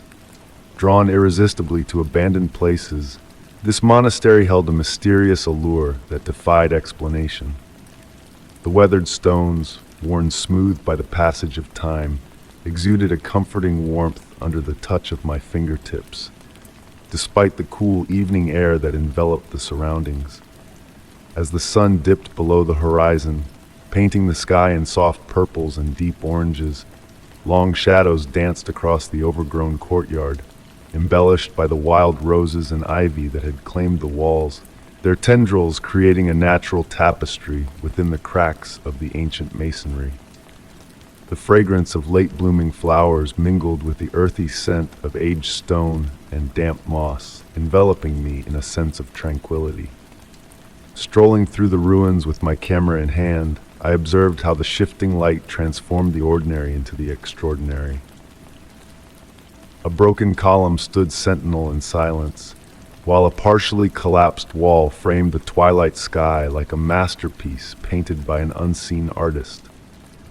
The soft crunch of fallen leaves beneath my feet provided a gentle rhythm to accompany the ethereal song carried by the wind. It was then, amidst this serene setting, that I first heard it, a melodic humming that seemed to blend seamlessly with the natural symphony around me. Initially attributing it to the wind finding its way through the monastery's remnants, I soon recognized a musical quality in its cadence, reminiscent of ancient Gregorian chants but softer, more otherworldly. Venturing deeper into the ruins, I found myself drawn to a narrow doorway leading to what once must have been the monastery's chapel. The stone floor, still mostly intact, was being slowly reclaimed by nature, with patches of moss nestled between the worn flagstones. Above, the vaulted ceiling had partially crumbled, allowing dim light to filter through and illuminate dancing specks of dust suspended in the still air. The humming grew more distinct within the chapel, its source elusive yet encompassing. It seemed to emanate from all directions simultaneously, rising and falling like gentle waves lapping at the shore. I noticed subtle shifts in temperature as I traversed different areas of the chapel. Some corners retained the warmth of the day, while others held pockets of cool air that sent shivers down my spine. As twilight melted into early evening, I positioned my camera near a row of ancient wooden choir stalls that had weathered the centuries. The dark, polished wood bore the marks of time, shaped by the hands of countless visitors. While adjusting my camera settings, a movement caught my eye in the periphery, a subtle shift in the shadows that seemed out of sync with the natural interplay of light and darkness. The humming evolved, growing more intricate as if multiple voices had joined in harmony. Yet it remained gentle, a soothing presence akin to a lullaby sung in an unknown tongue. I found myself swaying to its rhythm, my fingers dancing across the camera controls in synchrony with the ethereal music. Peering through the camera's viewfinder, I noticed a curious phenomenon. In the deepening twilight, faint shapes seemed to materialize among the shadows, elusive and transient, akin to heat waves distorting the air above sun-warmed pavement. These shapes ebbed and flowed with the music, morphing like wisps of smoke carried by the wind. Capturing several long-exposure photographs in a bid to immortalize the play of light, I discovered each image held something both captivating and inexplicable. Some revealed shadows with depth and substance, hinting at robed figures frozen in motion. Others showcased trails of light that danced through the frame like tangible musical notes. As night descended, a chill crept into the air, accompanied by a delicate mist that rose from the ground, enveloping the ancient stones in a ghostly embrace. The humming persisted, now accompanied by distant chimes that seemed to resonate from unseen origins. Together, these sounds wove a mesmerizing symphony that reverberated through the very core of the monastery. Lost in the moment, I meandered through the ruins, capturing the interplay of mist, moonlight, and shadow with my lens. The enigmatic shapes in my photographs grew more defined as the night deepened, yet they eluded clear identification, remaining as enigmatic hints, akin to half-remembered dreams. At some juncture, I found myself seated in one of the ancient choir stalls, my camera forgotten in my lap. The weathered wood cradled me as if molded by centuries of use to fit the contours of the human form perfectly. The humming enveloped me, while intricate patterns of mist unfurled on the chapel floor, swirling and flowing like a gentle stream. Perhaps I drifted into a light slumber, for when awareness returned, the moon cast its silvery light through the broken ceiling, illuminating the ancient stones with pools of radiance. The humming, softer now, carried elusive words just beyond comprehension, a whispered conversation in a language almost understood. The shadows continued their ethereal dance through the ruins, and I realized that the desire to capture them through the lens had waned. Certain experiences, I realized, were meant to be felt rather than documented. The monastery had imparted something ineffable, transcending the confines of mere imagery and language. With the first light of dawn heralding a new day, the humming gradually faded into the background, melding seamlessly with the sounds of the awakening world.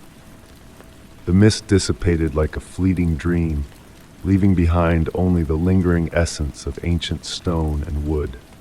Upon reviewing my photographs in the clarity of daylight, most depicted the old monastery at night, beautiful yet conventional. However, in a select few, particularly those captured during the darkest hours, traces of something more lingered, unexplainable lights, shadows hinting at purpose and form. Returning to the monastery in subsequent visits, across seasons and climates, I occasionally heard the humming once more, though never as distinctly as that initial encounter. Glimpses of the flowing shadows would flicker at the edge of my vision, yet my focus shifted to listening to the wind serenade through the ruins, carrying echoes of melodies sung centuries past. The monastery safeguarded its enigmas, revealing them in fragments, whispers, and the interplay of light and shadow upon ancient stone. Some mysteries, I realized, were destined to remain just beyond our grasp, akin to the final notes of a fading song carried away on the breeze. Story 64. The evening rain descended with a gentle insistence, a soft percussion against the cobblestones of the ancient garden path. Its melody whispered ancient secrets, a lullaby for the weary soul. Standing before the weathered iron gates, my umbrella offered scant refuge from the mist that swirled in the autumn air. Beyond the rusted bars stood the villa, a grand dame of architecture, now fallen into elegant decay, her windows dark and vacant, like hollow eyes fixed on eternity. This place, once belonging to my great-aunt Margaret, had passed into my hands with a mysterious inheritance. A woman I had met only twice, she had always seemed distant, her mind occupied with unknowable thoughts, her fingers tracing elusive patterns in the air. The lawyer who had handled her estate had passed the keys to me with a touch of relief, his hands trembling as he did so. The lock yielded with a deep, reverberating click, resonating through the misty garden. As I ascended the path, the gravel murmured softly beneath my steps, and I noticed how the ivy embraced parts of the villa's facade, swaying gently in the evening breeze like living drapes. The windows, exactly 23 in view from where I stood, remained stoically dark, yet each seemed to possess a distinct quality of emptiness. The heavy wooden door opened almost expectantly, as if the house had anticipated my arrival. The foyer welcomed me with the scent of aged wood and something more. A delicate, elusive fragrance that stirred memories of my great-aunt's perfume, mingled with the essence of autumn leaves and distant rain. My footfalls echoed on the parquet floor, creating whispers that melted into the shadows lurking in the corners. The first floor housed the usual rooms one would expect in such a villa. A grand sitting room cloaked in white sheets, a dining room set for guests who would never come, and a library filled with meticulously arranged leather-bound volumes. Yet it was the windows that drew my gaze incessantly. Each framed a slightly altered version of the twilight outside. The sitting room's windows bathed the world in amber hues, while the library's panes seemed to hold moments of time rather than mere light. Moving through the spaces, I discerned subtle shifts in the atmosphere. Warmth ebbed and flowed in some rooms, coolness settled in others, but never in a manner that hinted at modern climate control. It was as though each room possessed its own microclimate, its own way of breathing. The windows reacted to these changes, condensation forming intricate patterns at times, while remaining crystal clear despite the humidity outside at others. In the library, I uncovered my great-aunt's journal, filled with her elegant, spidery script. Many entries spoke of the windows as more than mere openings. They were described as gateways of sorts. The third window in the east wing reveals summer evenings from my childhood, one entry read. The tall window in the music room holds all the forgotten songs of my past. Initially, I might have dismissed these as fanciful musings of a solitary woman. Yet as I delved deeper into the writings, a subtle shift in the silence enveloping me became palpable. The second floor unveiled more windows, each offering its own peculiar vacancy.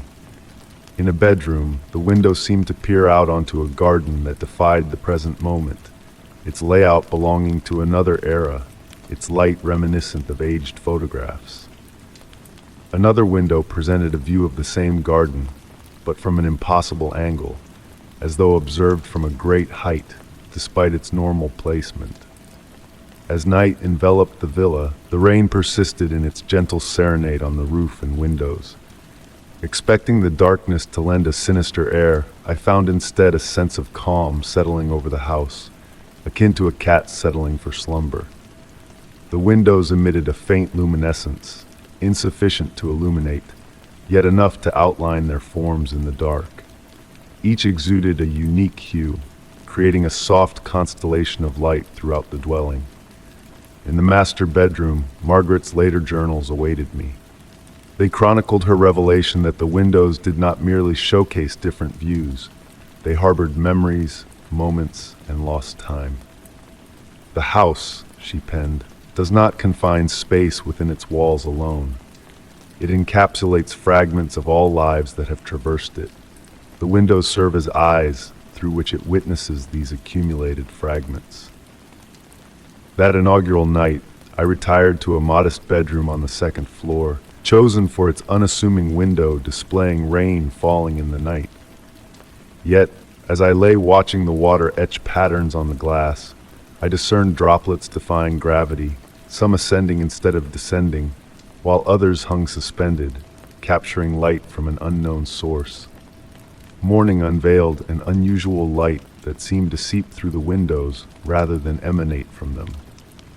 Navigating the corridors anew, I noticed altered vistas through certain windows. A view of the rear garden had shifted to a different season, despite the actual garden outside remaining firmly in autumn. In the ensuing weeks, I began to grasp Margaret's revelation about the villa. The windows were not mere voids. They awaited to be imbued with substance. Each gathered varied moments. Some ensnared joy, others cradled conversations whispered decades prior, and a few seemed to encapsulate the essence of light from days yet to come. I found myself spending hours near different windows, observing as they unveiled their contents subtly.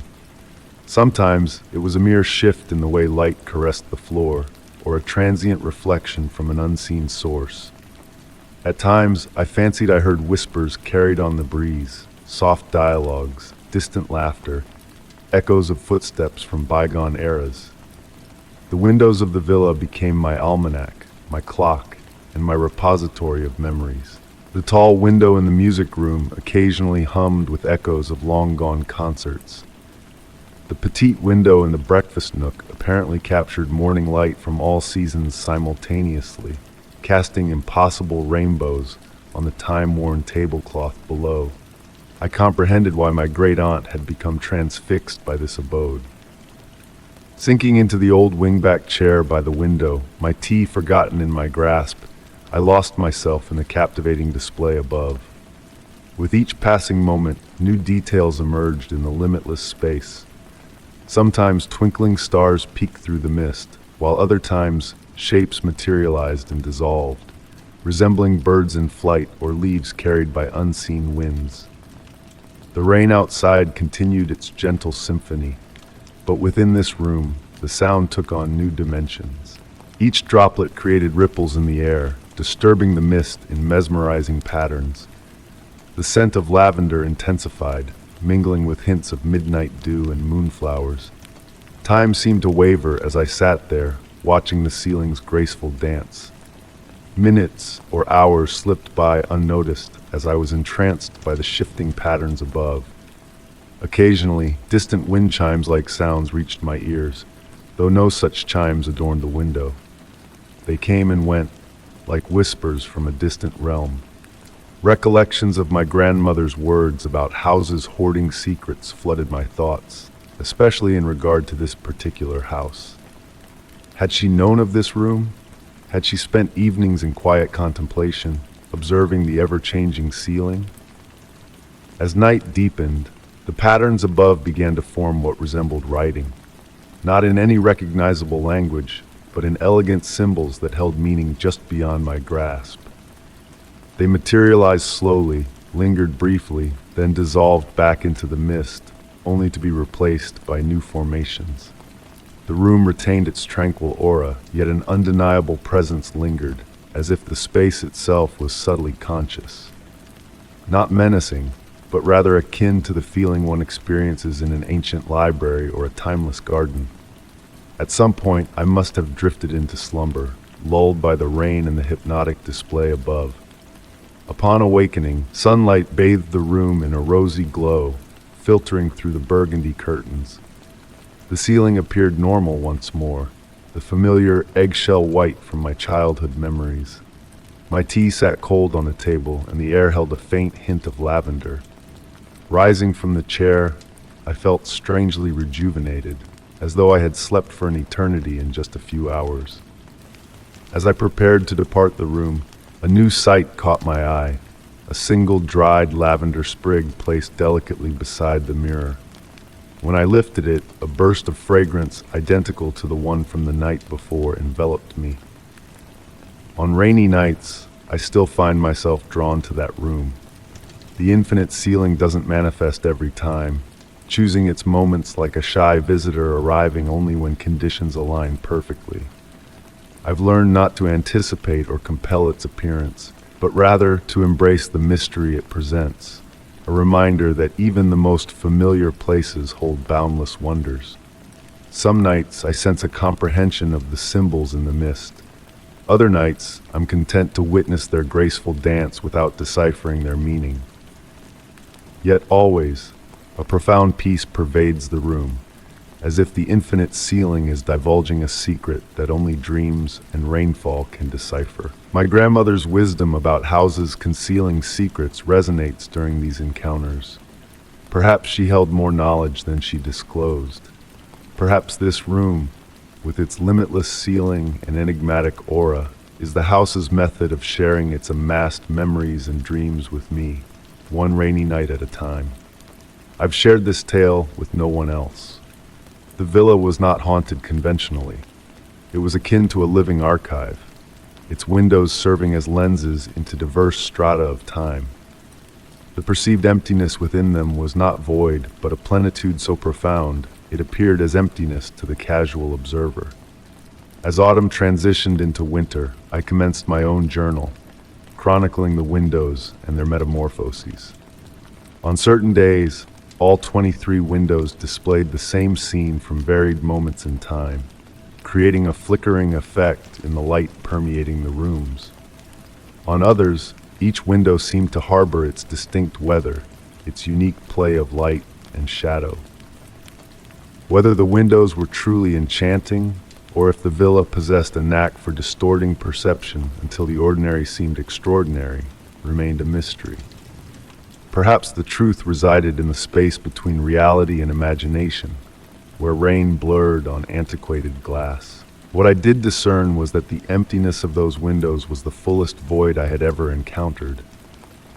Presently, as I inscribed these words in the library, gazing through winter light that may reveal tomorrow's snow or last century's spring, I comprehend why my great-aunt chose to spend her twilight within these walls. The villa of vacant windows is anything but empty. It awaits those who can discern rightly, who grasp that profound meanings often reside in the intervals between moments, in the silent interstices between heartbeats, in the apparent void of 23 windows that are never truly unoccupied. Story 65. The soft rustling of dry leaves brushing against my window pane interrupted my evening read one autumn night. Their whispered symphony held a peculiar harmony, unlike the haphazard whispers of wind-blown debris. Setting my book aside, I tuned in to the gentle scratching sounds, letting them envelop my senses. The aging house groaned contentedly around me as I settled into my cherished armchair, a weathered leather heirloom from my grandfather. The amber glow of my reading lamp cast a warm embrace, carving out a sanctuary of light amidst encroaching darkness, casting elongated shadows over the polished wooden floors. Beyond the window, the sun had dipped below the horizon, leaving behind a deep violet twilight that seeped through the glass like watercolor on paper. It was then that I noticed a pattern emerging in the leafy dance. Their movements against the glass held a rhythmic cadence akin to Morse code or the deliberate speech of mankind.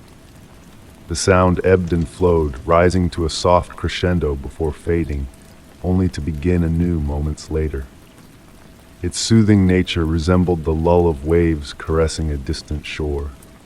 Intrigued, I abandoned my book completely, drawn to the window by an inexplicable pull. The evening air carried the crisp scent of autumn, decaying leaves, distant chimney smoke, and a sweet essence that accompanied the season's onset of chill. Approaching the window, the leafy serenade grew more defined. Drawing closer, I discerned their details. Brown and golden leaves twirling in the dimming light, edges catching the last glimmers of day. They pirouetted with a deliberate grace, as if each leaf was a dancer in a natural ballet. The longer I observed, the more convinced I became that this was no mere whimsy of the evening breeze. Leaning in, my breath fogged the window as I peered closely. In the gathering dusk, shapes materialized within the swirling leaves, not quite distinct enough to name, but organized beyond randomness. They briefly coalesced into recognizable forms before dissolving, akin to faces fleeting in clouds. A subtle chill pervaded the room, despite the old radiator's steady hum. A shiver traced my spine, not solely from the cold. The leafy melody shifted, adopting a mournful timbre, evoking a half-remembered childhood memory, a forgotten lullaby, a folk tune my grandmother hummed in her garden. I found myself humming along, the origin of the melody eluding me.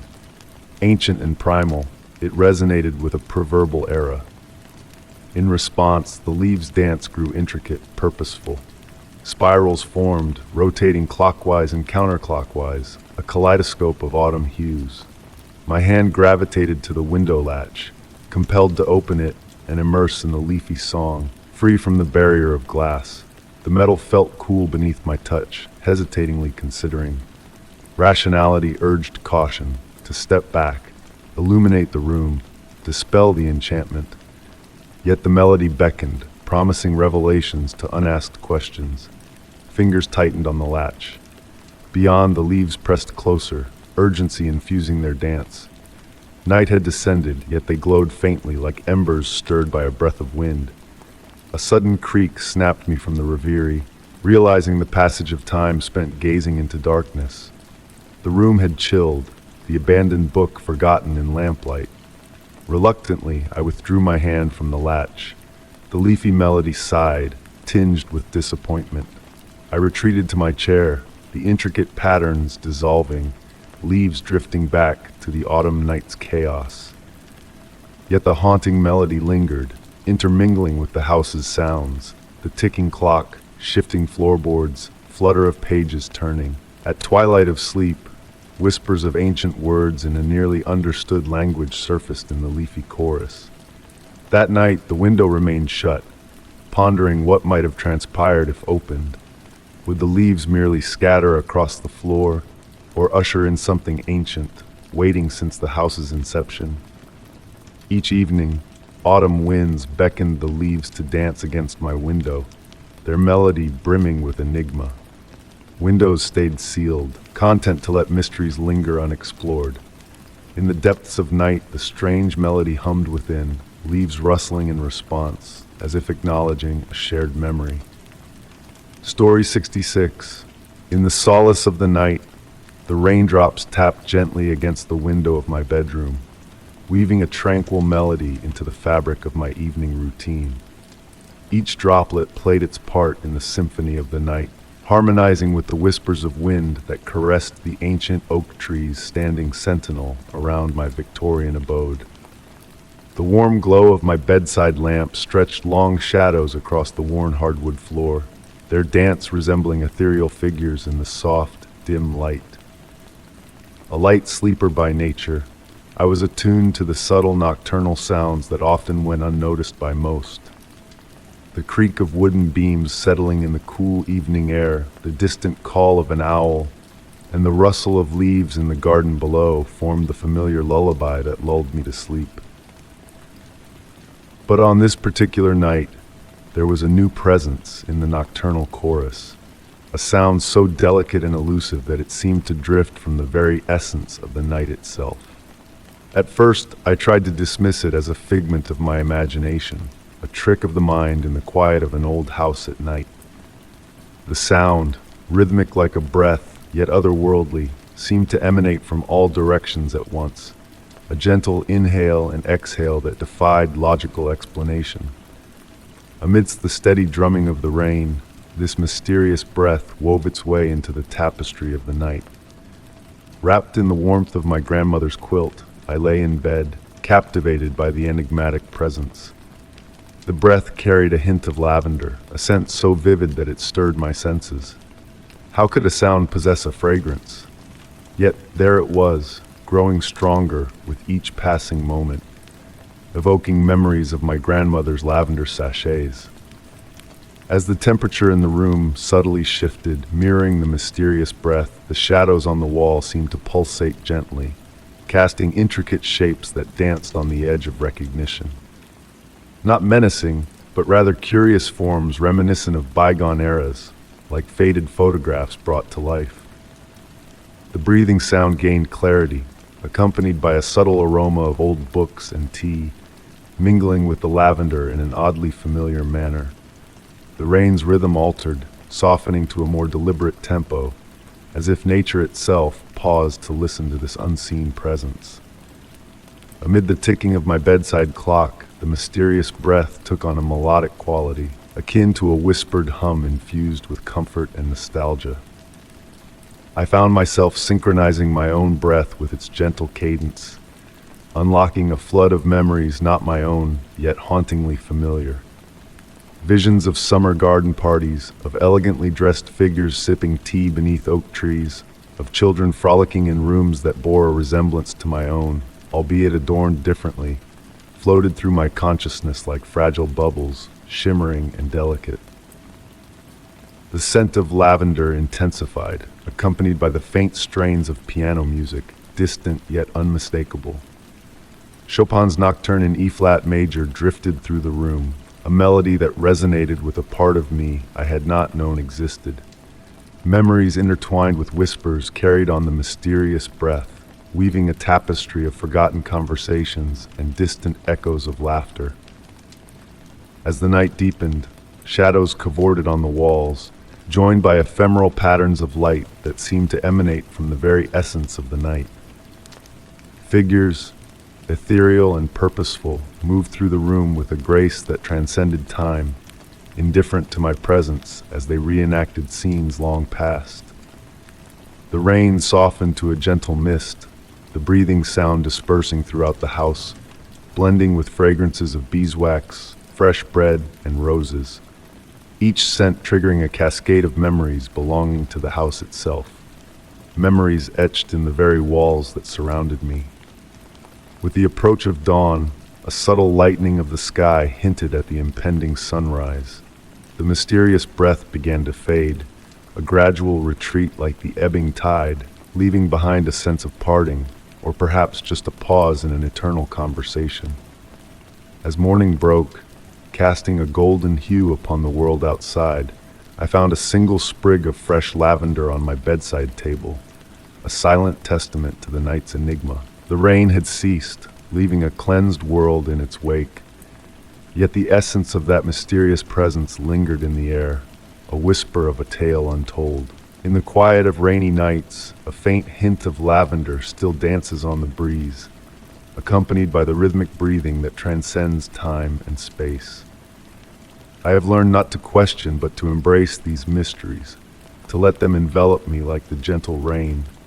For some truths are meant to be felt rather than understood, residing in the spaces between breaths, in the shadows between moments, in the ethereal memories that belong not to us, but to the very essence of existence. Story 67. The soft murmur of autumn leaves waltzing along the wooden porch intertwined with my nightly tradition of tea before slumber. Wisps of steam lazily ascended from my delicate cup, carrying the tranquil essence of chamomile and honey. The aged house murmured a gentle lullaby, its familiar creaks a solace in the deepening shadows of the late eve. And it was then, in that hushed moment, that I detected a peculiar shift in the moon's demeanor. Low and luminous in the night sky, as is customary during this season, yet there was an enigmatic quality to its radiance. The silvery glow pulsed ever so faintly, akin to the distant thrum of a heart's beat. I found myself entranced by its rhythm, my breath unconsciously falling into sync with its gentle pulse. The air stilled, unnaturally so. The rustling leaves fell silent, the evening chorus of crickets hushed. In that profound silence I discerned a sound that defied logic, a whisper so subtle it flirted with my imagination, yet so distinct it could not be ignored. It was a melody without notes, a song without sound, resonating from the very core of the moon. My tea grew cold, abandoned, as I sat transfixed by this ethereal display. The moonlight thickened, almost tangible, resembling strands of silver silk cascading from the heavens. They swayed in an unseen breeze, weaving patterns reminiscent of ancient scripts, messages almost within grasp. Within the house, shadows stirred, not the typical play of darkness cast by drifting clouds, but deliberate, graceful movements that echoed the silent cadence. The shadows elongated and twirled upon the walls, shaping forms almost human, yet not quite. They moved with a fluid elegance surpassing earthly dancers. I found myself upright, though the act of rising eluded my memory. The wooden floor hummed beneath me, a subtle vibration coursing through my being. The temperature dipped slightly, enough to raise goosebumps, yet fear did not touch me, only a profound sense of wonder and tranquility. The moonlight continued its pulsing rhythm, each wave shifting the world around me subtly. Colors deepened, yet softened. The wood grain seemed to flow like water, and the very air shimmered with minuscule specks of silver light. Time lost its hold. Minutes blurred with hours, hours condensed into fleeting moments. Somewhere within the dwelling, a clock told midnight, its chime distorted and prolonged, as if emanating from beneath water. With each toll, the moon's silent melody intensified, growing more insistent. The shadows danced faster now, their movements intricate, their shapes defined. Faces almost materialized within their shifting forms, expressions of joy and serenity mirroring my inexplicable calm. A gentle breeze stirred, redolent of night-blooming blooms foreign to my garden. It enveloped me, lifting my hair and attire in a tender caress. The moonlight seemed to respond, weaving its silver strands through the air in intricate patterns eluding my gaze. Enveloped in the impossible light, a realization began to dawn, or perhaps a memory long forgotten resurfaced. The moon's silent song divulged ancient enigmas, of realms existing between heartbeats, of dimensions brushing against our own like silk against skin. It murmured of nights when the boundary between reality and possibility thinned to a touchable veil. The shadows continued their dance, now beckoning me to join. My feet moved of their own accord, following steps to a dance unlearned yet etched in my soul. The moonlight draped around me like a cloak, and for a fleeting, breathtaking moment, weightlessness embraced me, as if I could stride off the porch and tread upon the silver light itself. Slowly, almost reluctantly, the intensity waned. The shadows returned to their still forms, the moonlight reverted to its familiar luminescence. The silent song receded, leaving behind an echoing resonance in my bones. Seated once more in my chair, my tea now ice cold, the night had resumed its normalcy. Crickets chirped, leaves rustled, and the old house crooned its usual lullaby. Yet something fundamental had shifted, something irreversible. The moon, I knew, would forever hold a different allure, a mystery lingering between dream and reality. Now, on quiet, moonlit nights, I linger on the porch, waiting. Sometimes, if I am still and patient, a whisper of that silent melody, a glimmer of silver strands in the air, caresses my senses. And the shadows, oh, the shadows, they recall the dance, though they no longer perform. They reach out with a knowing grace, as if suggesting that some mysteries are destined to elude us, dwelling in the exquisite space between comprehension and reverie. Perhaps therein lies their place, in that gentle twilight realm where the moon chants its silent hymn and shadows sway to melodies only the heart perceives. For in that space, in that moment of enchantment and potential, we discover a serenity transcending logic, a magic that transcends language. I still savor my evening tea on the porch, observing the moon ascend above the horizon. And sometimes, just sometimes, when the night is hushed and my mind tranquil, I sense the faint pulse of silver light, akin to a distant heartbeat beckoning me to a dance I may never fully fathom, yet shall always remember. Story 68. The gentle patter of autumn rain against ancient stone wove a soothing melody, nature's own lullaby, as twilight embraced the world. Standing before the weathered church, its spire reaching towards the mist-shrouded clouds, I found myself amidst a dance of fallen leaves swirling gracefully around my feet. The air carried the earthy scent of damp soil and aged wood, mingled with an elusive essence, hinting at forgotten prayers and silent whispers of bells. This place, this sacred sanctuary, was not a destination I had intended to discover. My evening stroll took an unexpected turn as the rain began, leading me down a winding path to this tranquil haven that seemed suspended in its own timeless realm.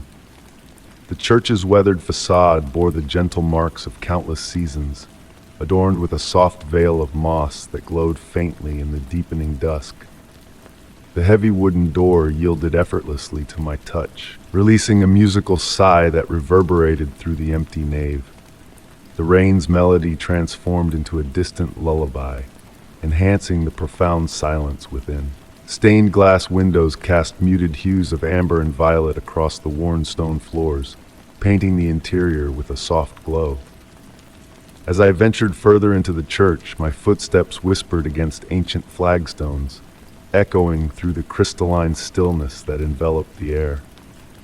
Rows of polished wooden pews stood as testament to generations of devotion, each bearing silent witness to the prayers of the past. The scent of old wood and stone mingled with the ghostly remnants of extinguished candles, creating an atmosphere that transcended time. In the dimming light, intricate carvings adorned the walls and columns, their expressions shifting and morphing with each glance, veiling ancient secrets within their graceful forms. Near the altar, a solitary candle flickered in a brass holder, its flame casting dancing shadows that seemed to move with purpose across the ancient stones, guiding my gaze to a small wooden door nestled discreetly in the wall. Though easily overlooked, the door beckoned to me with a gentle insistence, prompting me to explore its mysteries. Beyond it, a spiral staircase ascended into darkness, worn steps bearing the imprints of countless souls who had tread this path before me. As I climbed, the sound of rain grew stronger, now a rhythmic symphony that harmonized with the night air, carrying hints of a sweet, ancient fragrance that lingered tantalizingly just out of reach. The staircase led me to a small chamber within the bell tower, where moonlight filtered through narrow windows, casting ethereal silver beams across the floor. An old wooden desk stood in one corner, adorned with leather-bound books and yellowed papers, their faded ink whispering forgotten tales that eluded my grasp. The delicate chime of silver bells filled the chamber, their ethereal melody weaving through the air, resonating with a profound sense of peace. The great bell above remained still, yet its silent song seemed to echo from all directions, enveloping me in a tranquil embrace. Time itself seemed to warp within those walls, as shadows and moonlight danced in a slow, mesmerizing waltz, blurring the boundaries between reality and dreams. Seated in a weathered chair, I watched as shadows pirouetted across the floor, accompanied by the haunting echoes of phantom bells and rain's gentle cadence. The chamber, steeped in ancient wisdom, pulsed with a quiet energy that whispered of untold secrets waiting to be unveiled. The very air seemed to exhale tales of bygone eras, of visitors long forgotten who had graced this sacred space with their presence, each leaving behind a fragment of their story in the tapestry of time. Time lost its meaning within that chamber, flowing like honey, sweet and unhurried. My watch, frozen at midnight, served as a silent witness to the timeless quality of that enchanted place, where darkness held no sway over the eternal peace that dwelled within. The rain's gentle song continued, its rhythmic patterns creating ephemeral shapes that lingered in the air, imbued with a sense of ancient knowledge and quiet reverence. The chamber breathed with a profound stillness, alive with the whispers of centuries past, each shadow concealing a fragment of history waiting to be unveiled. The moonlight, casting its silvery glow upon the walls, revealed elegant script that danced across the stone, weaving tales of wanderers and seekers who had ventured into this realm of mystery and wonder. I sat there, enveloped in the embrace of rain and phantom bells, transfixed by the dance of light and shadow that painted the ancient stones with stories untold.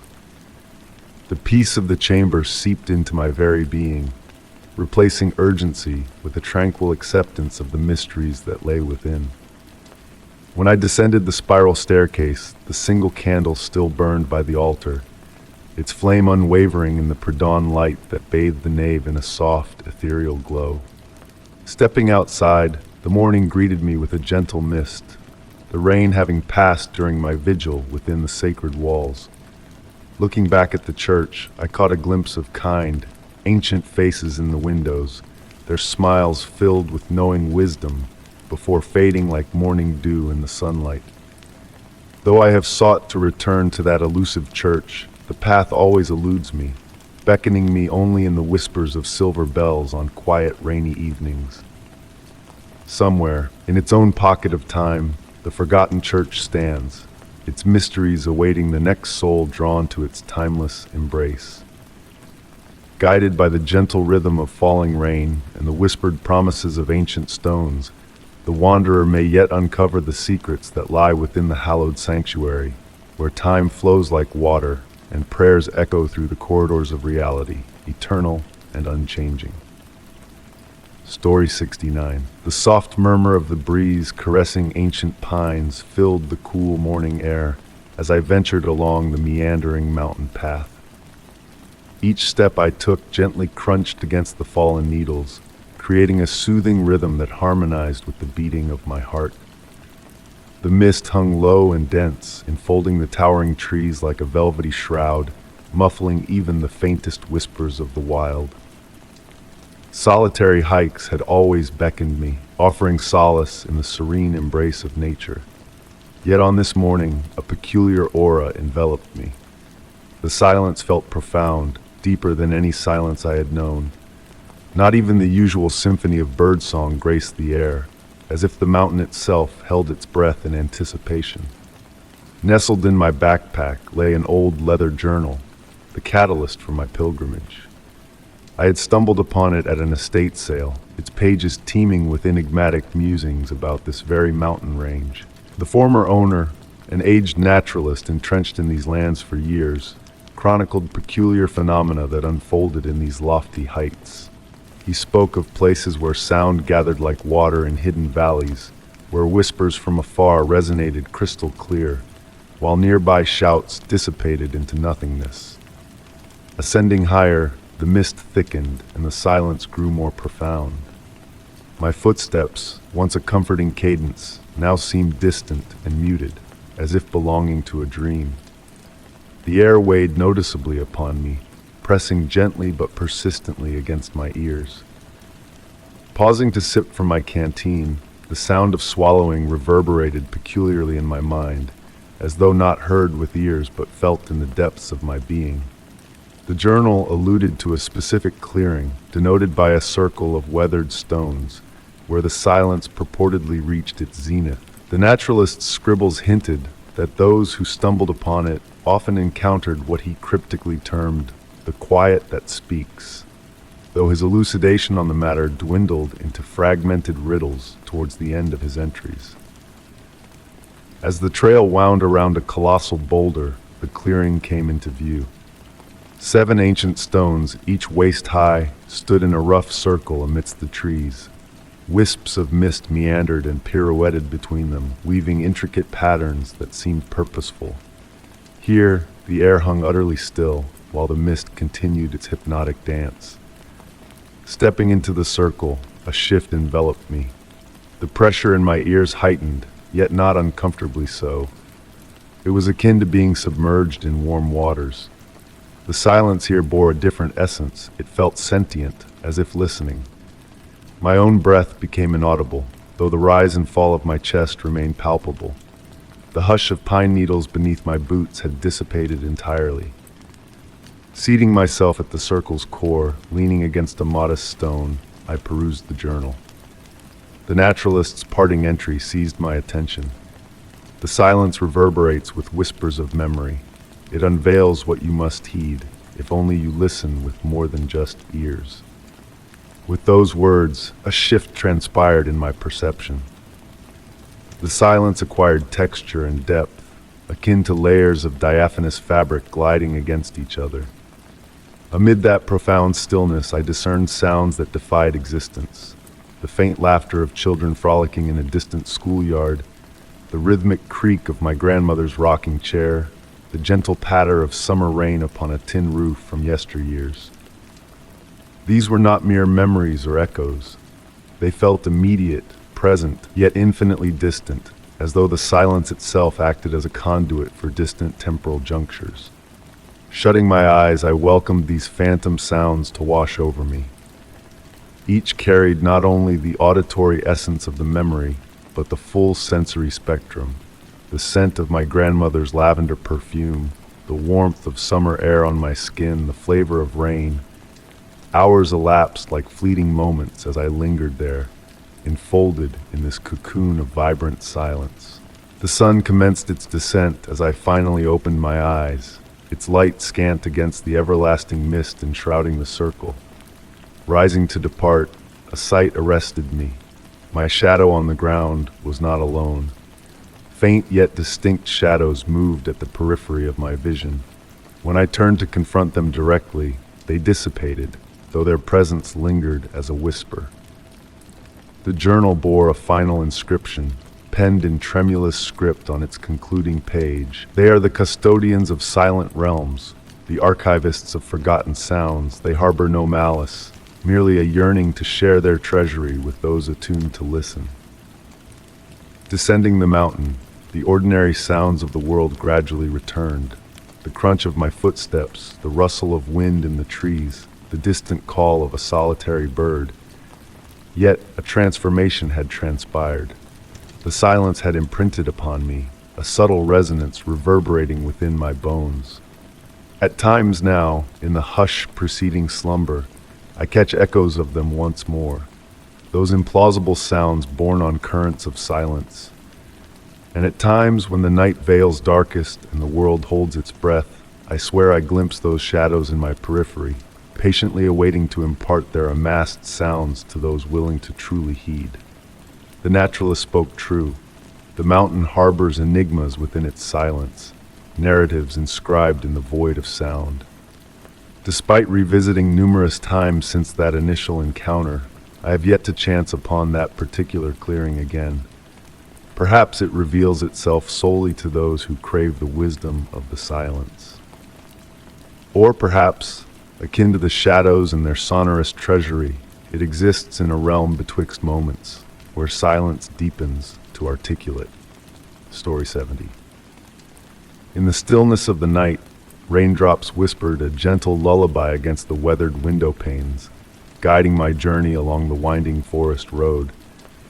My headlights cut through the darkness, revealing droplets that shimmered like celestial messengers falling from the ink-black sky. The fuel gauge flirted precariously with emptiness, a subtle reminder that had traveled with me for miles. Through the veils of rain, A soft golden glow beckoned from around the upcoming bend. As I approached, the sign of an ancient inn materialized from the shadows, its name faintly etched in my headlights, the Midnight Inn.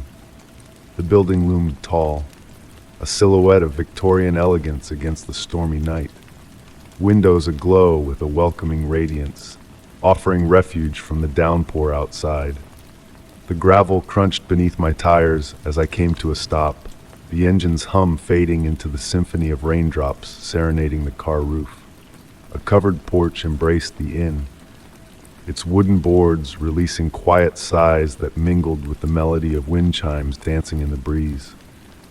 The air enveloping me held the earthy scent of rain-kissed soil and ancient wood, intertwined with a sweeter fragrance, perhaps the whispers of honeysuckle or jasmine from the lush garden encircling the property. The porch steps murmured underfoot as I approached the sturdy oak door, its brass knocker polished smooth by the touch of countless travelers before me.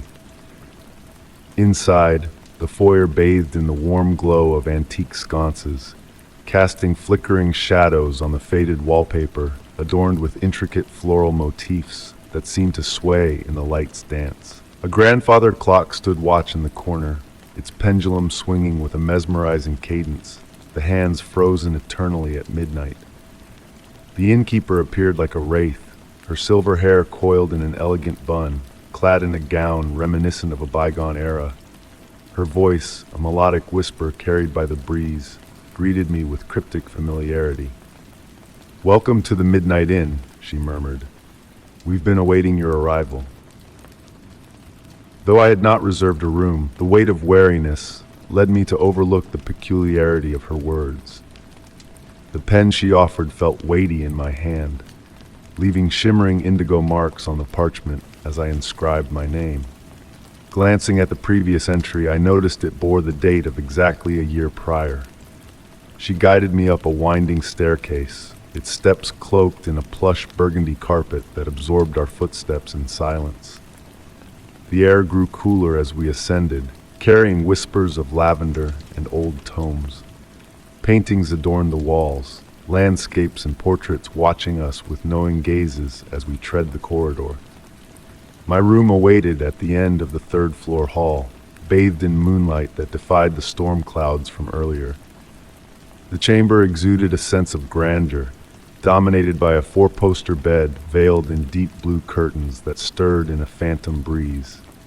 A silver tea set awaited on a table, wisps of steam rising without a sound, as if conjured by unseen hands.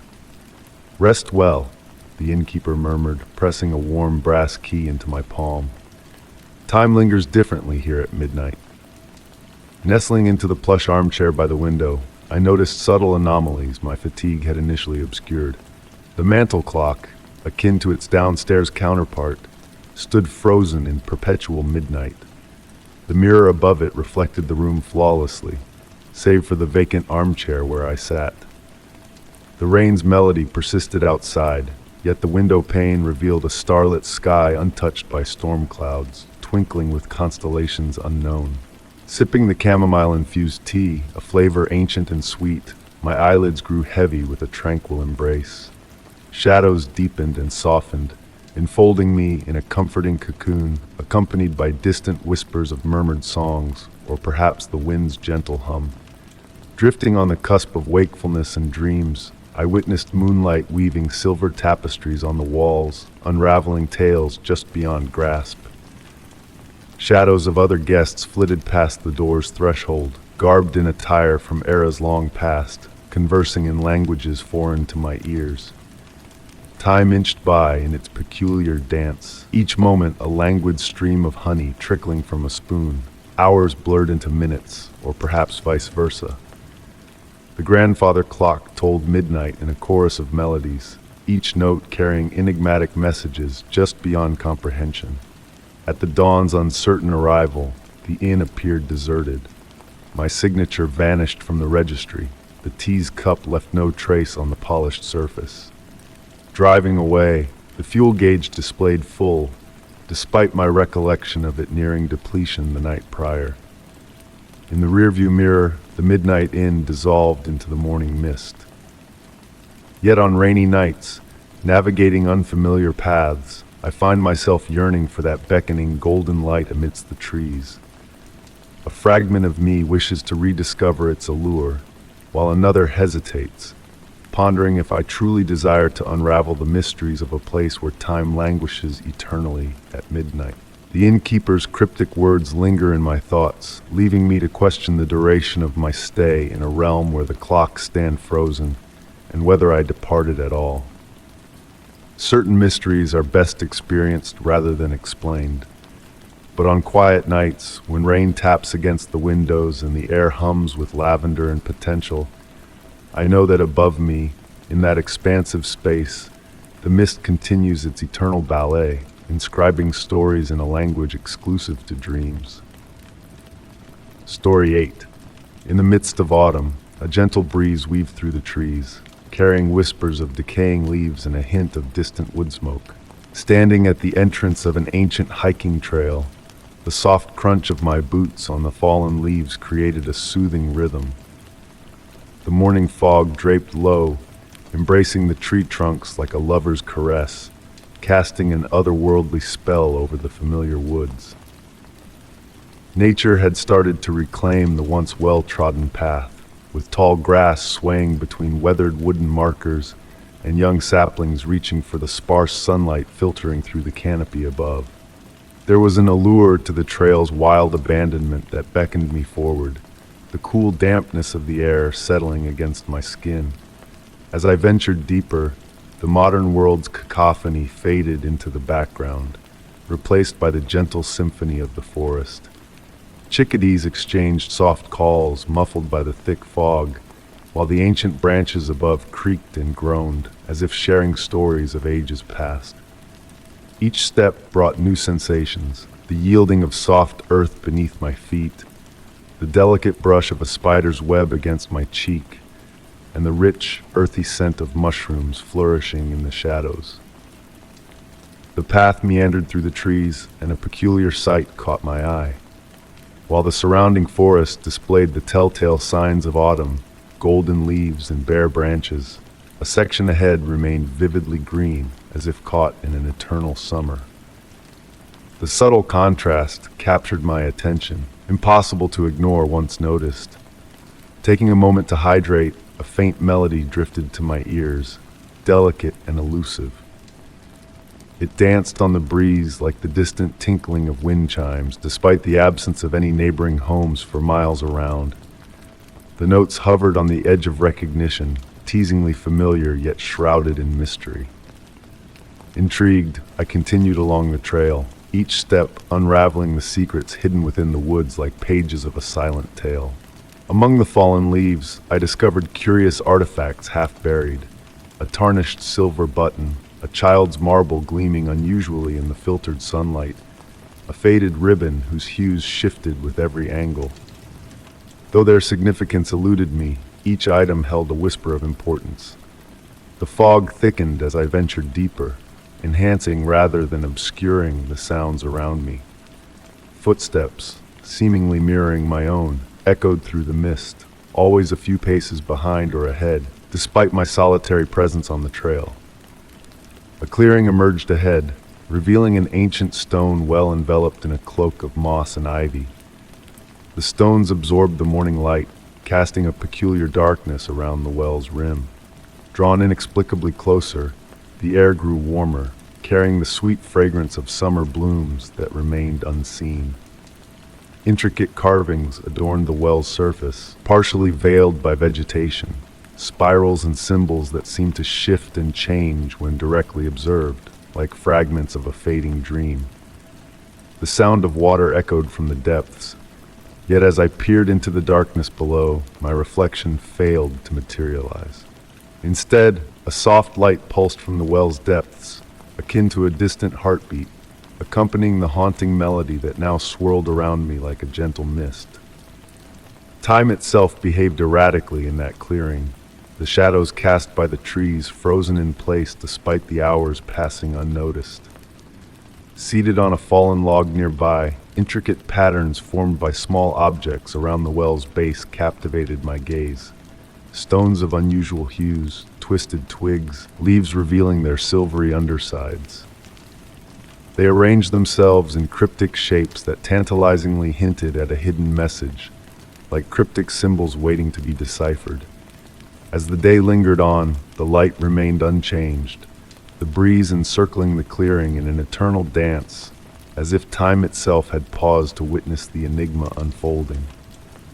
I found myself humming along with the well's melody, a tune just beyond my grasp, while my water bottle defied logic, perpetually full, and my sandwich in the backpack seemed to replenish with each bite taken.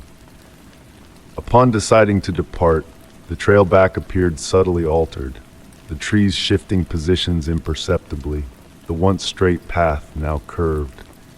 The fog parted like a veil before me, then sealed my passage behind, erasing any trace of my presence as if to guard the sanctity of the hidden realm I had ventured into. Arriving back at the trailhead as dusk descended, my watch insisted only an hour had slipped by, despite the timeless spell cast within the forest's embrace.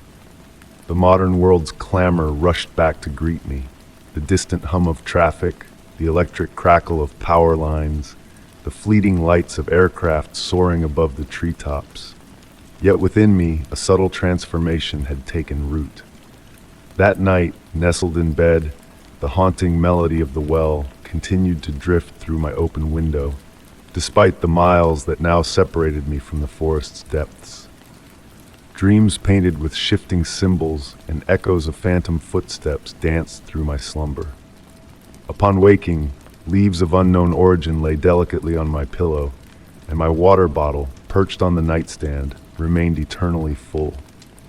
Some claim the trail manifests uniquely to each wanderer who stumbles upon it, while others insist it materializes only under specific celestial alignments.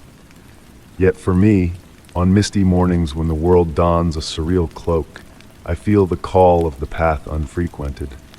The whispers of the forgotten trail promise untold secrets, mysteries waiting to unfold, and unseen patterns woven within the tapestry of leaves. I have not returned, not yet. For some paths once traversed can never be retraced in the same manner, and in the depths of uncertainty, the greatest enigma often lies not in what we seek, but in what finds us when we least anticipate. In moments of rationality, I convince myself it was a mere dream, the well, the melody, the ethereal light in the shadows. Yet a familiar fragrance on the breeze or a distant tune echoing a half-remembered melody stirs doubt in the depths of my soul. The leaves collected on my pillow rest within a box on my shelf, unchanging through seasons, while my water bottle remains a vessel of perpetual abundance. Perhaps some mysteries are destined to remain unsolved, certain paths meant to be reclaimed by nature's embrace. Yet, on mist-laden mornings when the world holds its breath, I find myself drawn back to the woods, seeking familiar markers amidst the unfamiliar. And occasionally, just occasionally, the echo of footsteps mirroring my own whispers of a path no longer traversed by mortal feet. Story 9. The soft patter of raindrops against ancient stained glass windows painted a tranquil melody that whispered through the vacant chapel. Seated in the rear pew, my fingertips grazed the weathered wooden surface, tracing the intricate patterns etched by the hands of time. The air carried a blend of scents, aged books, melted beeswax, and the indescribable mustiness that lingers in neglected sacred spaces. Unplanned, my presence in this sanctuary was a gift from the sudden autumn storm that had driven me indoors. The heavy doors yielded with a creak, as if anticipating my entrance. Now, enveloped by the symphony of rain outside, I found an unexpected gratitude for this forced moment of solitude. The chapel itself was a realm of shadows and murmurs. Rows of empty pews extended before me, their dark wood softly gleaming in the dim light filtering through the windows. The vaulted ceiling soared into obscurity above, its intricate woodwork vanishing into dusk. At the front, barely discernible, stood the altar, a modest stone structure that held the weight of centuries of prayers within its weathered facade. Adjusting to the dimness, a peculiar sight caught my eye. A gentle, warm light flickered from behind the altar, an area shrouded in shadow. The light, steady yet pulsating with an unusual rhythm, akin to a breath. Mesmerized by its gentle pulse, I hesitated, contemplating whether to investigate. The logical part of my mind whispered that a forgotten candle must be the source, perhaps left by the caretaker, though no sign of recent activity lingered in the chapel. Yet something about the quality of that light distinguished it from any candle I had encountered. Rising from my seat, I advanced cautiously, my steps nearly soundless on the ancient stone floor. The air grew cooler as I neared the altar. The mysterious light continued its rhythmic dance, casting shifting shadows that seemed to move independently along the chapel walls. The atmosphere shifted too. Beneath the familiar mustiness, a hint of something fresh and clean, reminiscent of morning dew on grass. Circling the altar, I discovered not a candle, but a small alcove that had eluded my initial gaze. The light appeared to emanate from within, its source elusive. The alcove was adorned with faded frescoes, their colors muted by time, yet capturing and reflecting that enigmatic glow in a way that brought the painted figures to life, their forms seeming to shift and sway. Leaning closer, I strained to decipher the details of the paintings. They depicted a procession of robed figures, each carrying an object aglow with the same warm light I now beheld. Yet, the longer I gazed, the more the images appeared to morph, as if the procession traversed the walls of the alcove. The rain's serenade faded into the background, or perhaps my awareness of it waned. The air hummed with a gentle energy, akin to the calm before a summer storm, devoid of menace. The mysterious light pulsed, and faint whispers, unintelligible yet soothing, brushed against my senses. Tentatively, I reached out, the air beneath my fingertips warm and almost tangible, like sunlight taking shape. Fleetingly, faces materialized within the glow, serene and smiling, before receding into the gentle radiance. Time lost its grip as I stood there, the light responding to my presence without fluctuation. Peripheral movements caught my eye, the suggestion of robed figures gliding among the pews, flickering candle flames dancing in the shadows. Yet, each direct glance revealed only the tranquil solitude of the empty chapel. A distant rumble of thunder drew me back to reality. The storm's voice softened, a gentle murmur now, receding into the night. I realized the passage of time had slipped my notice, my limbs stiff yet my spirit lighter than it had been in ages. Reluctantly stepping away from the alcove, I discerned a subtle change. The once animated frescoes now appeared as nothing more than faded paintings on ancient walls. Yet the light endured, pulsing with the same gentle rhythm, akin to a heartbeat or a breath. Retracing my steps through the chapel, each footfall akin to a dreamlike stride. Pausing at the weighty doors, I cast a final glance. The light persisted, a warm beacon beckoning from behind the altar. A final pulse and a soft sigh, almost imperceptible, brushed through the vacant space. Beyond, the rain had dwindled to a gentle mist. The air bore the crisp scent of damp earth and autumn foliage. Walking away, thoughts lingered on that mysterious light, a constant, pulsing like a distant star in my memory. It reminded me that some mysteries need not unravel, only to be embraced and cherished. Even now, on hushed evenings with rain tapping against my window, thoughts drift to that light.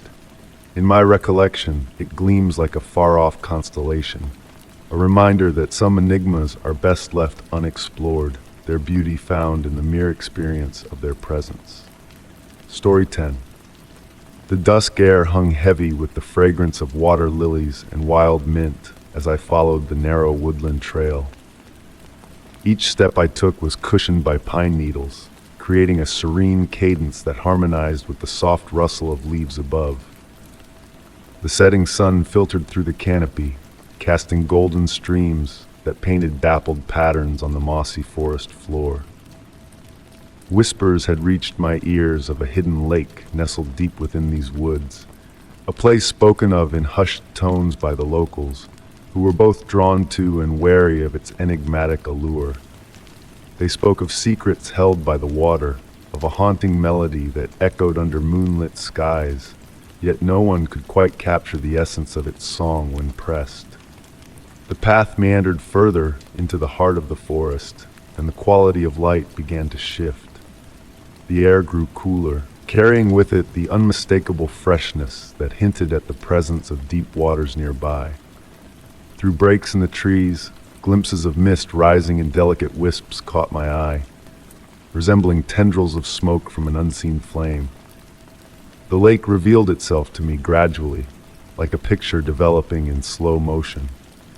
Its surface spread out like polished obsidian, reflecting the late evening light in a hue that hovered between silver and purple, an ethereal sheen. Ancient willows draped their branches into the water along the shore, creating gentle ripples that moved in mesmerizing patterns. The lake's perfect circular shape, as if sketched by a divine hand, felt both out of place against the untamed backdrop of the forest, and yet somehow harmonious, as if nature had grown around this mystical body of water. At the heart of the lake, a small island emerged from the depths, crowned by a solitary, age-old oak tree, whose branches extended like protective arms in all directions. As I settled on a fallen log by the shore, a peculiar silence enveloped me. It wasn't an unsettling stillness, but rather a tranquil absence of the usual forest sounds, as if the space surrounding the lake existed in its own serene bubble of quiet. The only audible presence was the murmur of water caressing the shore, a rhythmic susurration that almost seemed to form words just beyond comprehension. As darkness descended, the mist began to thicken, creating shifting shapes above the water's surface. At times, these shapes resembled human figures, while at other moments, they resembled flowing scripts in an unfamiliar tongue. The longer I gazed, the more intricate patterns I discerned, in the movement of the water, in the dance of the mist, in the way the wind whispered through the willow boughs. A soft, gentle glow emanated from the depths of the lake, not glaring enough to startle, yet undeniable in its presence. It pulsed with a slow rhythm, akin to the breath of a benevolent, colossal being. The light shifted hues as it moved, transitioning through shades of blue and green for which I had no names. With night fully enveloping me, the whispers grew more pronounced. They weren't menacing. Rather, they resembled the distant murmur of a crowd or the soft rustle of pages turning in a vast library. The words, if indeed they were words, intertwined and overlapped, creating a melodic symphony that infused me with profound tranquility. The oak tree on the island cast dual shadows, though no evident light source could explain their presence. Its reflection on the water's surface didn't perfectly mirror its tangible form. Sometimes, the mirrored branches moved independently, as if swayed by an unseen breeze. Dim lights began to twinkle along the shoreline, akin to miniature stars that had descended to Earth. They flickered in and out of existence, some hovering just above the ground, others seeming to emerge from the water itself. Their movements followed patterns that felt purposeful, like a dance choreographed to a silent melody. The mist continued its ebb and flow, revealing and concealing different facets of the lake. In a moment of exceptional clarity, I glimpsed structures beneath the water's surface, elegant spires and archways seemingly composed of light rather than tangible substance. Yet they vanished when I tried to focus directly on them, slipping away like the remnants of a dream upon waking. Time adopted a fluid quality, flowing like the water before me. Minutes blurred into hours, or hours compressed into minutes. The moon ascended and descended multiple times, although my timepiece insisted only a few hours had transpired. Each moonrise introduced a subtly altered light, as if I were witnessing the same scene through various colored lenses. The whispers intensified as the night deepened, revealing discernible patterns within them. There were rhythms and refrains akin to poetry in a language unlearned but understood on a level transcending words.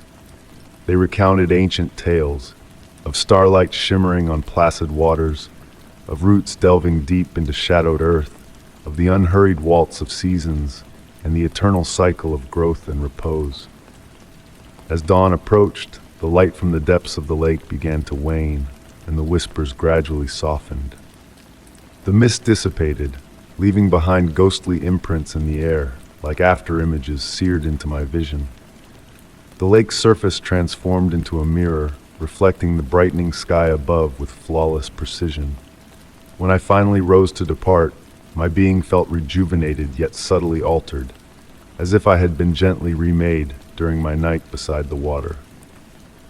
The path leading me back appeared both familiar and fresh, each leaf and stone imbued with a significance I couldn't wholly grasp but deeply felt. Even now, years later, those whispers linger in my quietest moments. They visit me in dreams or in the liminal space between slumber and wakefulness.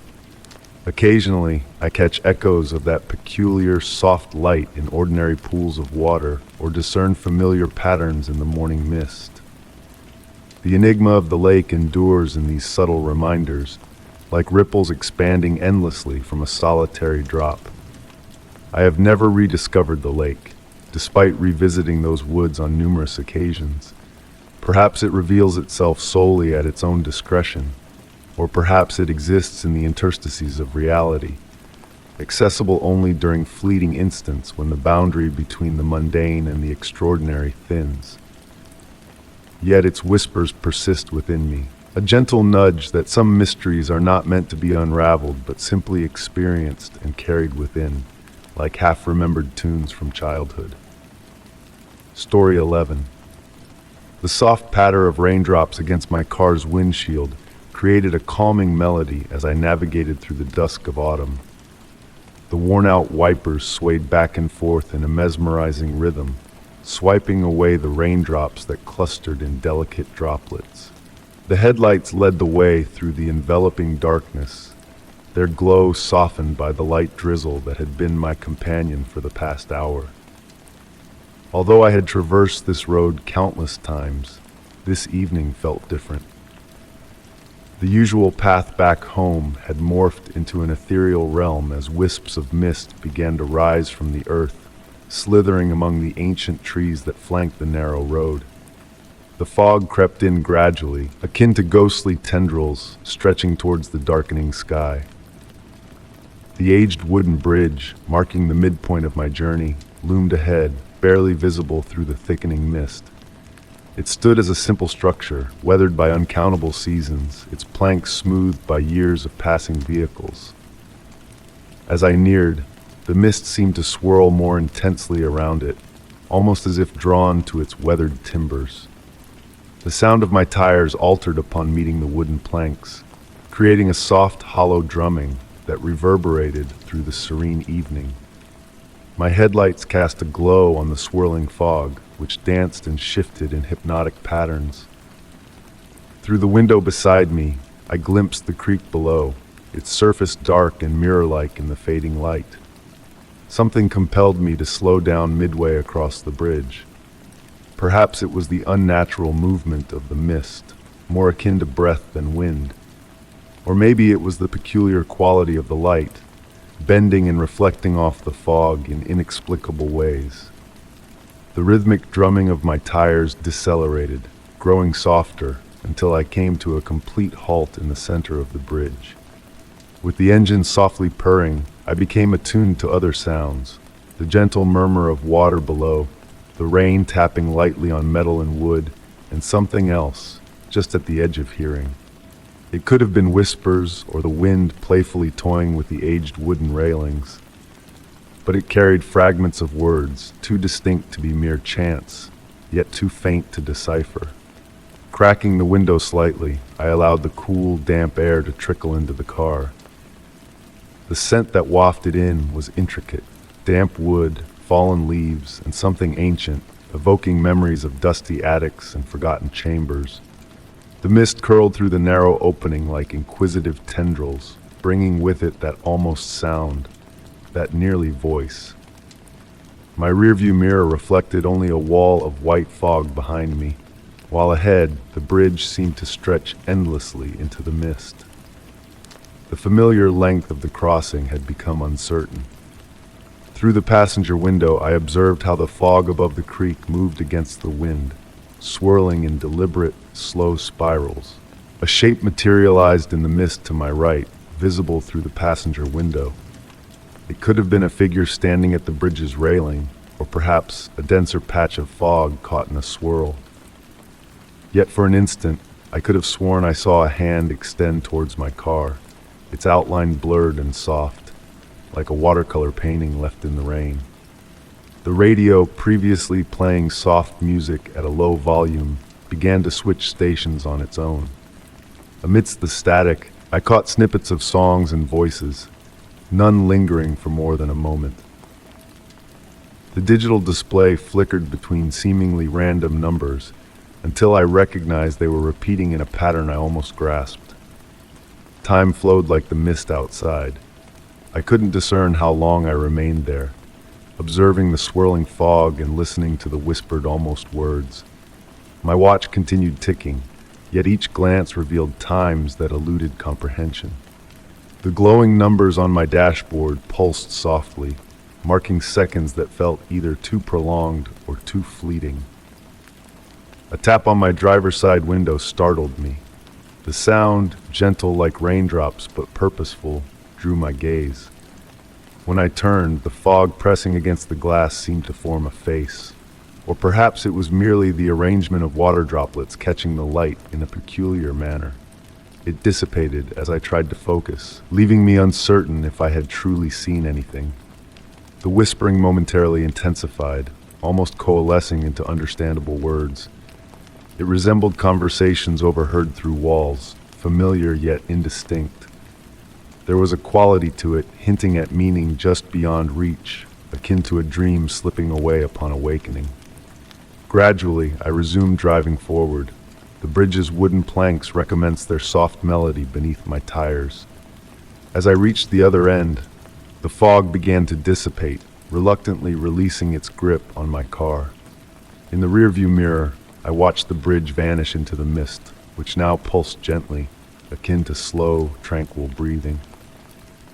The remainder of my journey home transpired without incident, though the radio continued its erratic behavior, playing fragments of songs I almost recognized.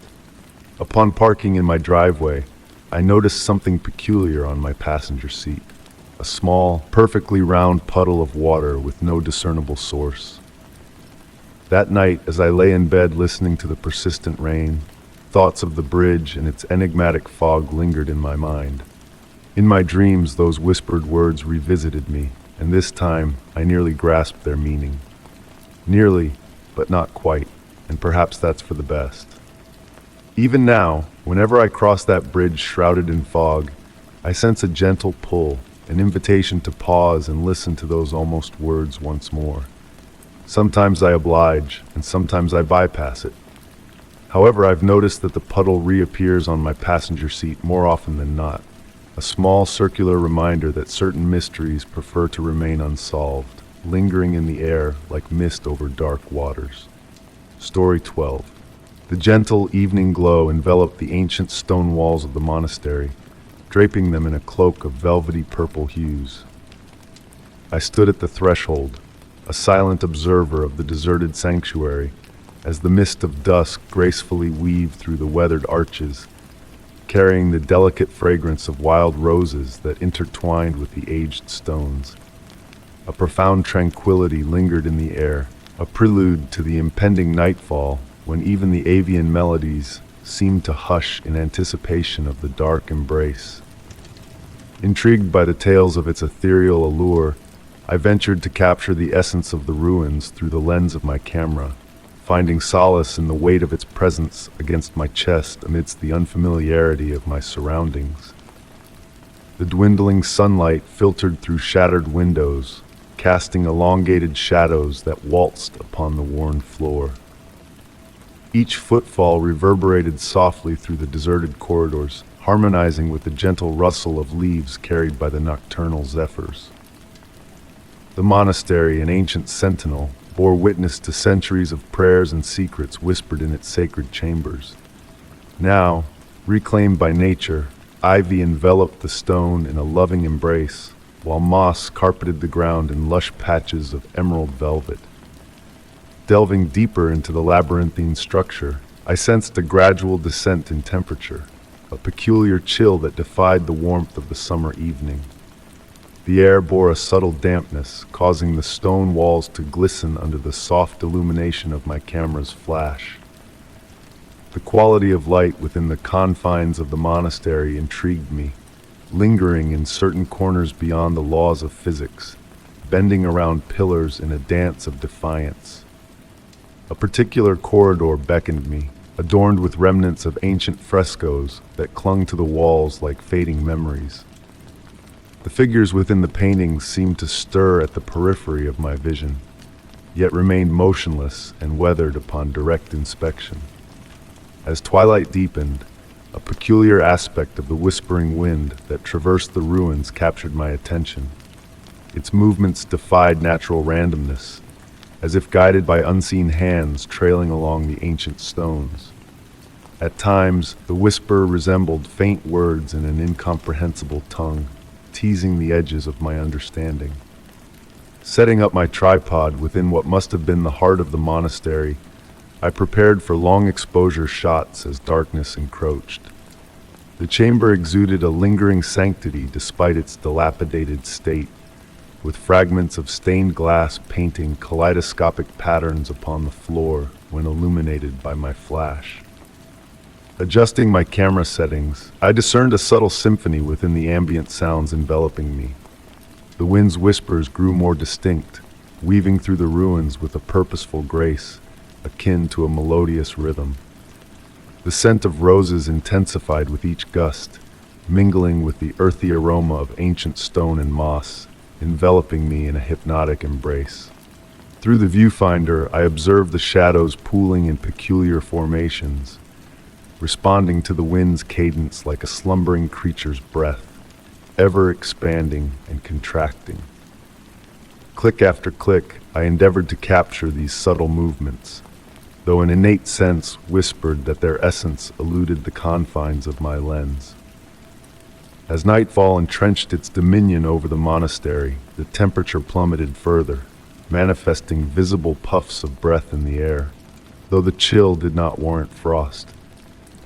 The wind's whispers assumed a more urgent timbre, and amidst its ethereal symphony, I fancied hearing my name whispered in the currents, a fusion of rushing winds through ancient passageways and the gentle clatter of loose tiles. Compelled by an unnamed force, I ventured deeper into the recesses of the monastery, my camera tirelessly documenting the enigmatic surroundings. Moonlight cascading through the fractured roof birthed patterns that shifted and morphed into almost discernible shapes, akin to faces glimpsed through undulating waters. Within what seemed to be the monastery's erstwhile library, vacant shelves lined the walls, their aged wood resonating with the clearest echoes of the wind's voice. It traversed the chamber, akin to pages turning in an invisible tome, carrying whispers on the cusp of meaning. The shadows deepened, pulsating gently with each breath of the wind, akin to velvety tendrils extending across the room. Capturing one final image, framing the moonlight cascading over the vacant shelves, I closed my eyes, surrendering to the symphony of the wind. Its voice, now almost musical, intertwined the harmonies of stone and wood, leaf and water, narrating tales of bygone eras, of prayers murmured in solitude and secrets interred within the walls. Upon opening my eyes, I perceived a subtle shift in the darkness enveloping me, the shadows no longer vacant but imbued with a depth akin to portals into another realm. The wind's melody crescendoed, resonating deep within my core, despite the air itself remaining eerily still. Peripheral glimpses of movement, akin to robed figures gliding amidst the bookshelves, evaded direct scrutiny, dissipating into the shadows when my gaze sought confirmation. Reluctantly gathering my equipment, I retraced my steps through the ruins, accompanied by the wind's whispers bidding a poignant adieu. The fragrance of roses intensified, saturating the air with an almost overpowering sweetness. Pausing at the monastery's entrance for a final glance, I beheld the ruins shimmering in the moonlight, suspended between realms, between moments. Reviewing the photographs later revealed only crumbling stone and shadow, yet in the nocturnal hours, when the wind serenades just right beyond my window, echoes of that otherworldly melody linger. In the quietude of reverie, I ponder the animated shadows, the whispers on the verge of articulation. The enigma of that night remains unexplained, a tale suspended between reality and reverie, between the known and the sensed but unproven. The monastery endures, I am certain, its stones still resonating with an ancient song carried by the wind. Sometimes, contemplations of a return linger, of immersing in the ancient library until shadows deepen and whispers stir once more. Yet an intangible intuition whispers that such a reunion would be futile. Certain thresholds once crossed vanish into the realms of memory, of dreams, and the narratives we weave in the depths of night when the wind speaks in voices on the precipice of understanding. Story 13. The soft patter of raindrops on leaves played a gentle tune as I strolled down the winding forest path, my footsteps leaving faint imprints on the moist ground. The evening air carried the earthy perfume of damp soil and pine, while wisps of mist twisted around the aged tree trunks like ethereal tendrils. My flashlight cast a warm glow, creating a small oasis of light in the encroaching darkness, barely piercing the dense canopy above. These twilight walks had always brought me solace, even as the shadows stretched and the woods took on a mysterious allure. Tonight, however, the familiar trail felt different, as if touched by an unseen magic. The mist moved in a way that defied the natural breeze, and the usual forest sounds hushed, as though nature itself held its breath. A faint whisper, almost imperceptible, fluttered through the air, its melodic quality reminiscent of distant wind chimes in a forgotten garden. It carried no words, only a sense of peaceful intrigue that tugged at my senses. I halted, straining to pinpoint the origin of the sound, but it seemed to emanate from all directions at once. Continuing on, my pace languid now, I observed subtle shifts in the surroundings. The moss cloaking the trees shimmered with a silvery luminescence, casting a gentle glow I had never before witnessed. Raindrops clinging to branches refracted my flashlight beam in mesmerizing patterns, forming delicate rainbows that lingered in the air. A clearer whisper, akin to my name but spoken in a voice woven from rustling leaves and creaking boughs, reached my ears.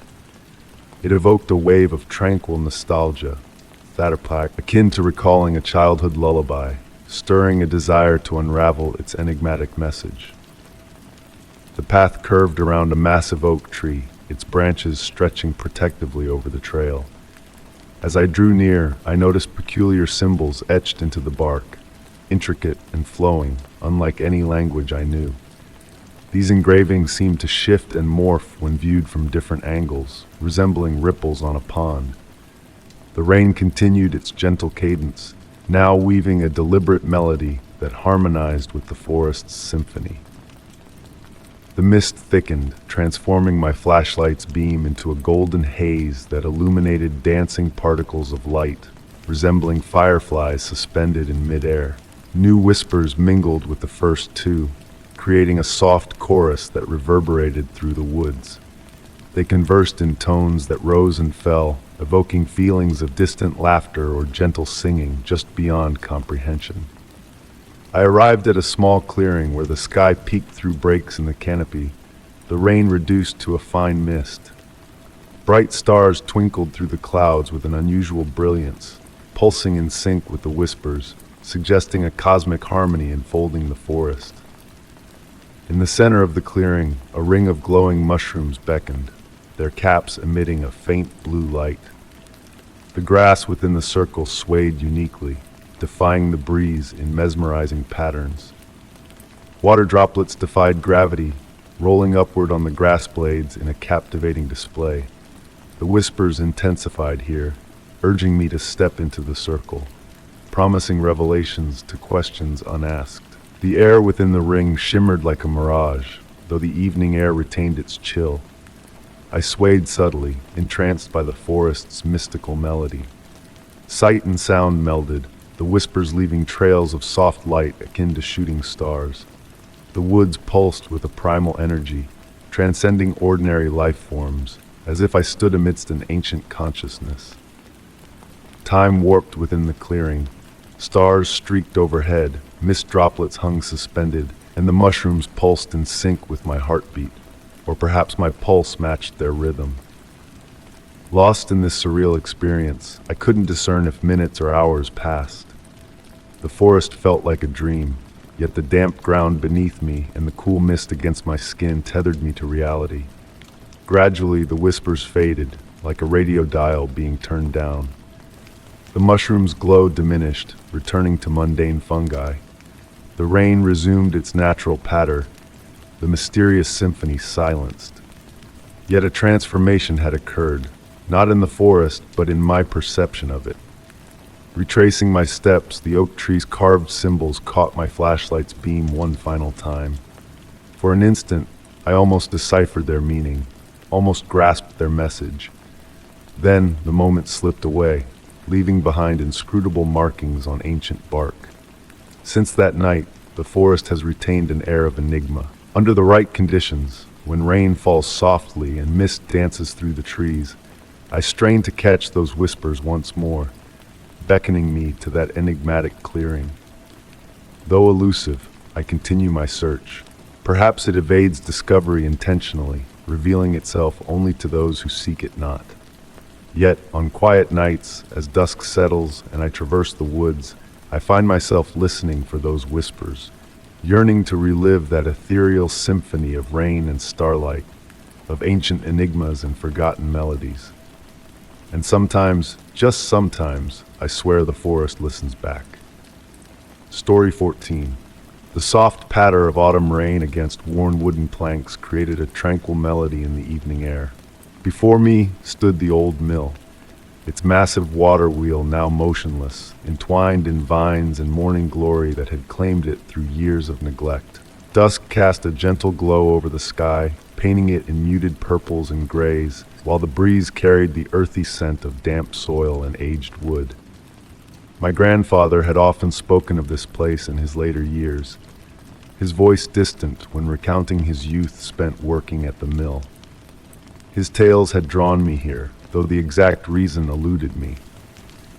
There was something about the way his gaze wandered when speaking of the mill's mysteries that ignited a curiosity within me, growing with each season that passed. The mill towered 3 stories high, its time-worn frame dark and weathered. Windows resembled half-closed eyes, their glass either shattered or obscured by layers of dirt. The slightly ajar door, swollen from moisture, beckoned me with a narrow opening that seemed to inhale the evening breeze. Each gust produced a low, hollow whistle from deep within the structure. Drawing closer, my boots sinking into the rain-soaked ground, I observed the old mill pond mirroring the darkening sky, its surface rippling with raindrops. Beneath these fleeting disturbances, the water lay dark and still, concealing secrets accumulated over generations.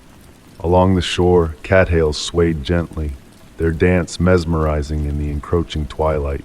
As I neared the door, the scent grew more potent. Wet wood, yes, but something more. A mineral, ancient essence, like stone grinding against stone. My grandfather had spoken of this smell, though his words never quite captured its true nature.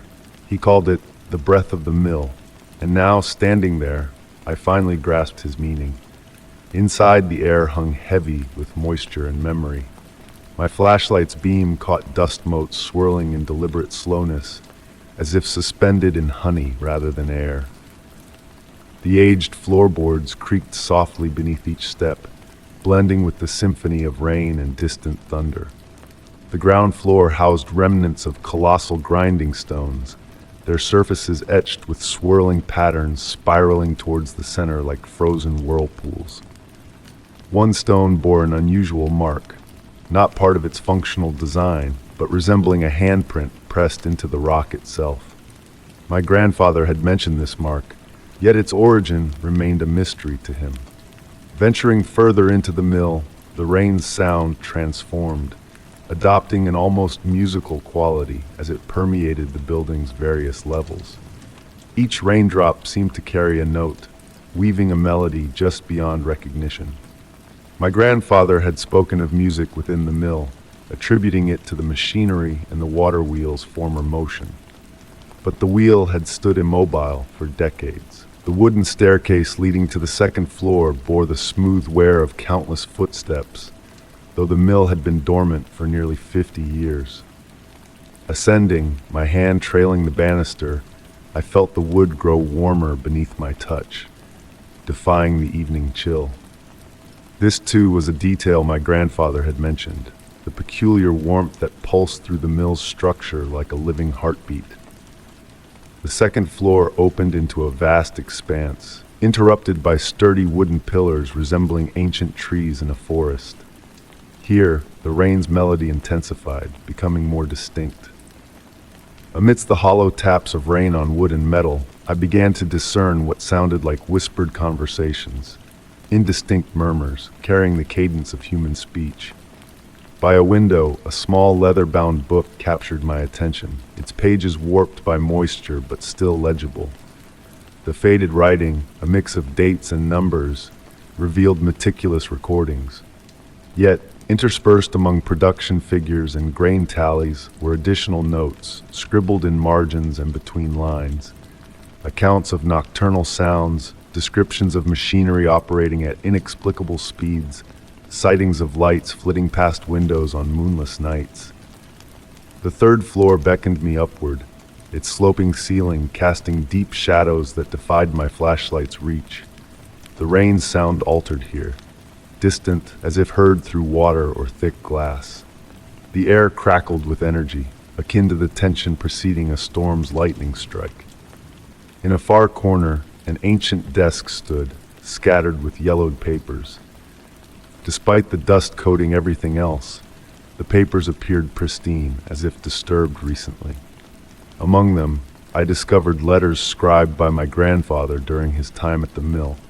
They chronicled aspects he never shared in his tales, anomalies in the mill's operations, collective dreams among the workers, the distorted passage of time within the mill's walls. As I perused the letters, the rain's rhythm shifted once more, accompanied by a novel sound, the slow, steady rotation of the colossal water wheel outside. Yet, peering through the window, the wheel remained motionless, water cascading over its weathered paddles without a tremor. Hours slipped by in that room, each document deepening the enigma rather than unraveling it. The rain persisted in its gentle drumming on the roof, while within the building's depths, silent machinery hummed with spectral activity. As night enveloped the surroundings, I comprehended why my grandfather never fully elucidated the mill's mysteries. Some truths elude verbal capture, residing within the spaces between speech and tangible reality. The mill enshrined such truths in its beams, its stones, and the very air circulating through its vacant chambers. When I departed, the rain had dwindled to a misty drizzle. The mill stood silent in my wake, harboring its enigmas, neither unveiled nor denied, but safeguarded for the seekers to come. My grandfather's narratives now felt less like stories and more like signposts, guiding me through a map whose terrain could never be wholly explored. The water wheel remained motionless, yet as I cast a final glance backward, I could almost perceive a faint quiver, as if in response to an imperceptible current. In the distance, the mill's outline seemed to shift and settle, as though preparing for an enduring vigil. Occasionally, I return to the mill when the rain descends and the light fades to hues of purple. Each visit adds another layer to its mystery, another note to its eternal melody. And sometimes, under the perfect conditions, I discerned what my grandfather meant when he professed that the mill was never truly forsaken. It had merely transitioned to grinding different varieties of grain, processing memories instead of wheat, turning time itself beneath its ancient stones. Story 15. The soft glow of twilight enveloped the sky in a delicate embrace of lavender and amber hues as I strolled along the meandering path leading to the ancient watchtower. The evening breeze carried the sweet perfume of wild honeysuckle, intermingled with the earthy scent of damp soil left behind by the passing rain. Each step I took echoed softly against the gravel beneath my feet, creating a rhythmic melody that synchronized with my calm breaths. This peculiar property was bequeathed to me by my enigmatic great-aunt Margaret, a woman of mystery whom I had encountered only once in my childhood. The watchtower loomed like a silent guardian against the darkening sky, its weathered stone walls whispering tales of long-forgotten eras. As I drew closer, I observed how the ivy had claimed much of the tower, weaving a captivating tapestry of lush greenery that swayed gently in the evening zephyrs. With a gentle creak, the aged wooden door yielded to my touch, unveiling a circular chamber bathed in the warm, golden light filtering through tall, slender windows. Dust particles pirouetted lazily in the luminous beams, casting an almost ethereal ambiance. The room was adorned with an assortment of furniture, a well-worn leather armchair, towering bookshelves, and an antique writing desk harboring myriad secrets within its numerous drawers. As my fingers trailed along the smooth surface of the desk, a peculiar discovery awaited me. A small brass key nestled in a concealed compartment beneath one of the drawers. Its intricate design, embellished with delicate swirls and miniature stars etched into the metal, exuded a sense of profound significance, as if it had been patiently awaiting discovery. The tower comprised 3 levels, interconnected by a spiraling staircase that ascended gracefully like a sinuous serpent. Each step I ascended elicited a soft whisper of wood against wood, accompanied by the subtle settling murmurs of the ancient edifice. The second level unveiled a cozy bedroom adorned with a 4-poster bed cloaked in faded velvet curtains that fluttered gently in the nocturnal breeze. However, it was the 3rd floor that enraptured my imagination. Stepping into the circular chamber atop the tower, I found myself encircled by windows offering a panoramic vista of the surrounding landscape. The room was replete with intriguing artifacts, celestial instruments, antiquated maps, and most captivatingly, a collection of leather-bound journals inscribed in my great-aunt's elegant script. As night descended, I settled into a plush window seat with one of the journals. The pages exuded a faint aroma of lavender and aged paper, and my great-aunt's words flowed across them like verses of poetry. She chronicled peculiar lights observed from the tower's windows, enigmatic visitors appearing on moonless nights, and melodies seeming to resonate from the very stones of the tower. The gentle patter of rain commenced outside, crafting a soothing backdrop as I delved deeper into the journal. Her words alluded to a concealed door within the tower, one that could be unveiled only under specific celestial conditions, when the full moon hung directly overhead. The brass key I had unearthed earlier assumed newfound significance as I perused these revelations. As I immersed myself in the journal's contents, the rain's tranquil symphony persisted against the windows. The tower groaned and sighed around me, almost as if it were alive. Occasionally, I caught the soft flutter of wings outside, perhaps an owl on its nocturnal prowl, or the murmur of wind rustling through the ivy veiling the tower's exterior. In this place, time flowed like honey from a spoon, languid, sweet, and gilded. The journal unveiled further enigmas with each turned page. My great-aunt inscribed of constellations visible from the tower's windows, ancient symbols concealed in the edifice's very structure, and reveries that resembled memories of locales she had never traversed. The brass key remained warm in my pocket, as if resonating with the enigma's unfurling. As midnight loomed, a peculiar phenomenon seized my attention.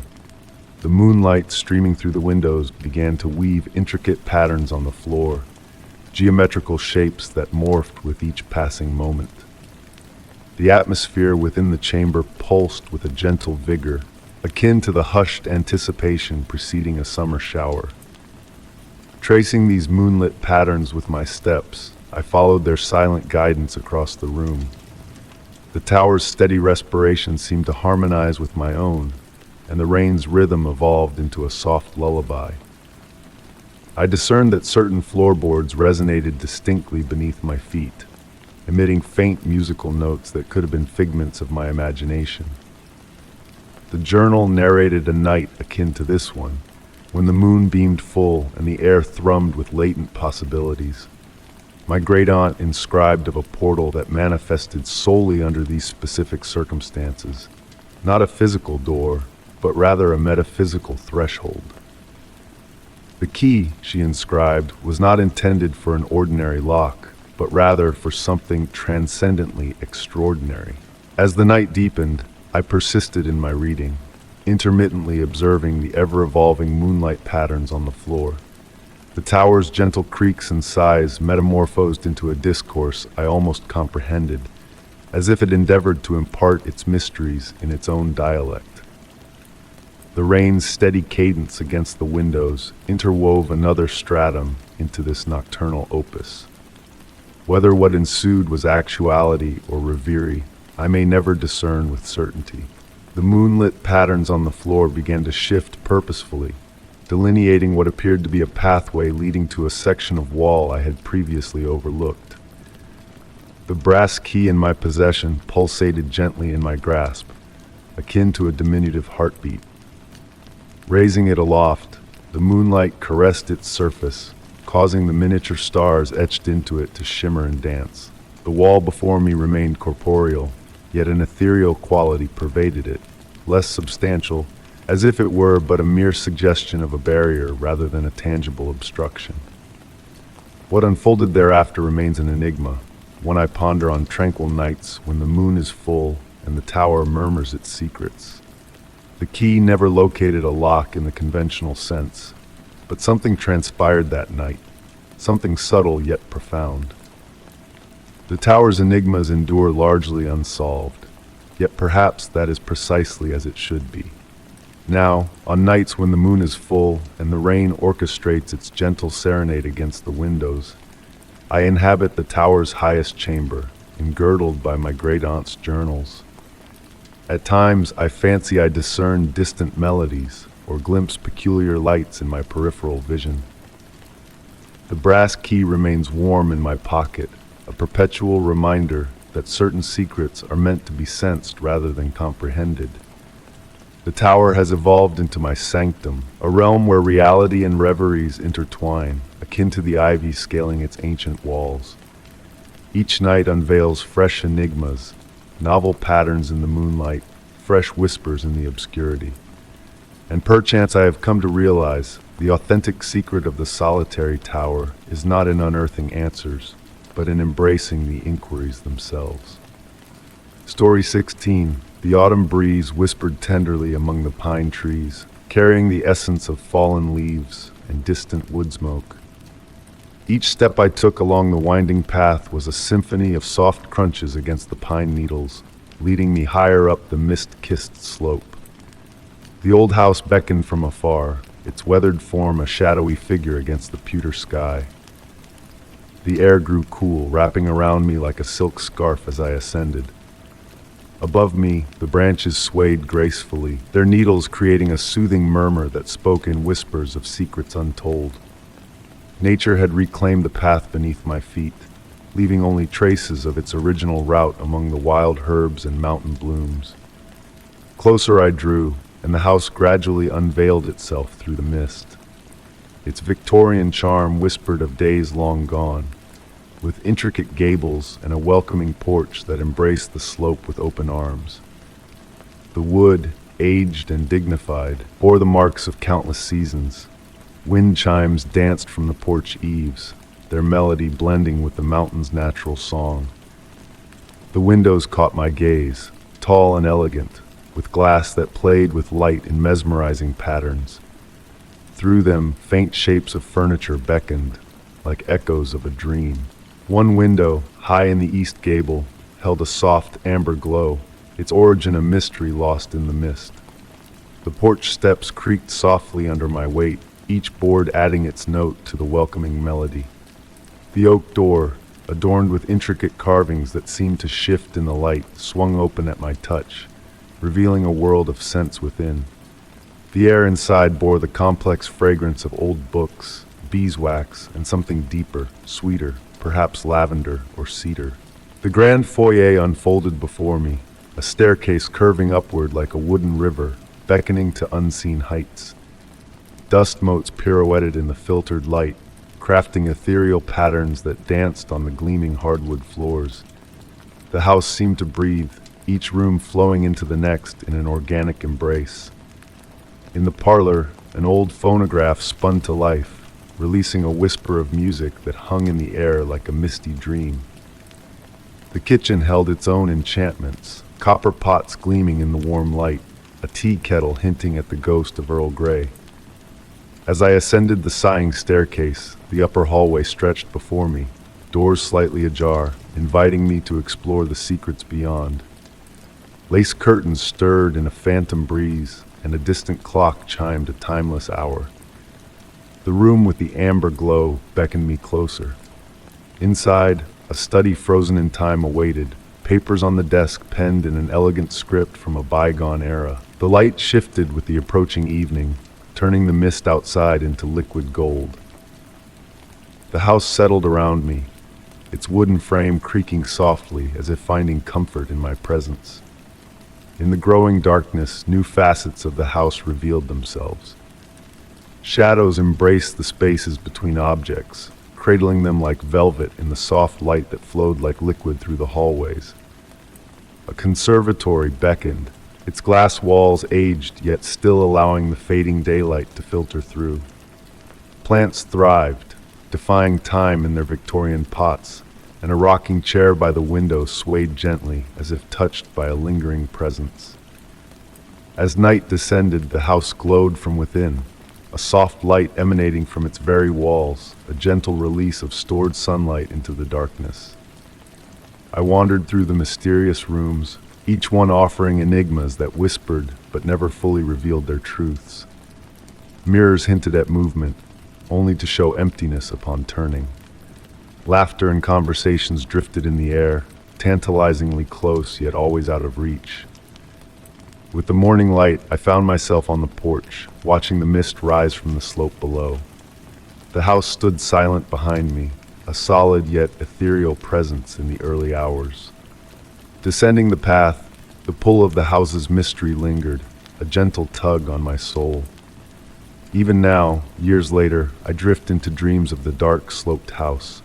In that perpetual dusk, the windows glow with amber light, a beacon of quiet enchantment. I wonder if it remains, cradled in mist, waiting for the next soul to uncover its subtle wonders. Perhaps, like all places between reality and dreams, it reveals itself only to those destined to find it, offering each visitor a unique symphony of quiet revelations and gentle mysteries. Story 17. In the quiet embrace of the forest, the gentle caress of the wind rustled through the autumn leaves, creating a soothing melody that whispered secrets only the night could hear. As I wandered along the forest path, the air carried the earthy fragrance of decay, a reminder of nature's eternal cycle of life and death. Fallen leaves crunched beneath my feet, releasing their earthly scent into the cool evening air. The setting sun painted long shadows on the forest floor, casting a spell of tranquility over the woods. Amidst the fading light, the symphony of the forest came alive with a subtle chorus of whispers and rustles, a harmony of unseen creatures going about their nocturnal rituals. But tonight, there was an undercurrent of something mysterious, a shift in the familiar rhythm of the woodland symphony. The crickets' chirps seemed hushed, as if they too were waiting for something to unfold in the shadows. The first owl's call pierced the growing darkness, a familiar sound that echoed through the trees like a haunting lullaby.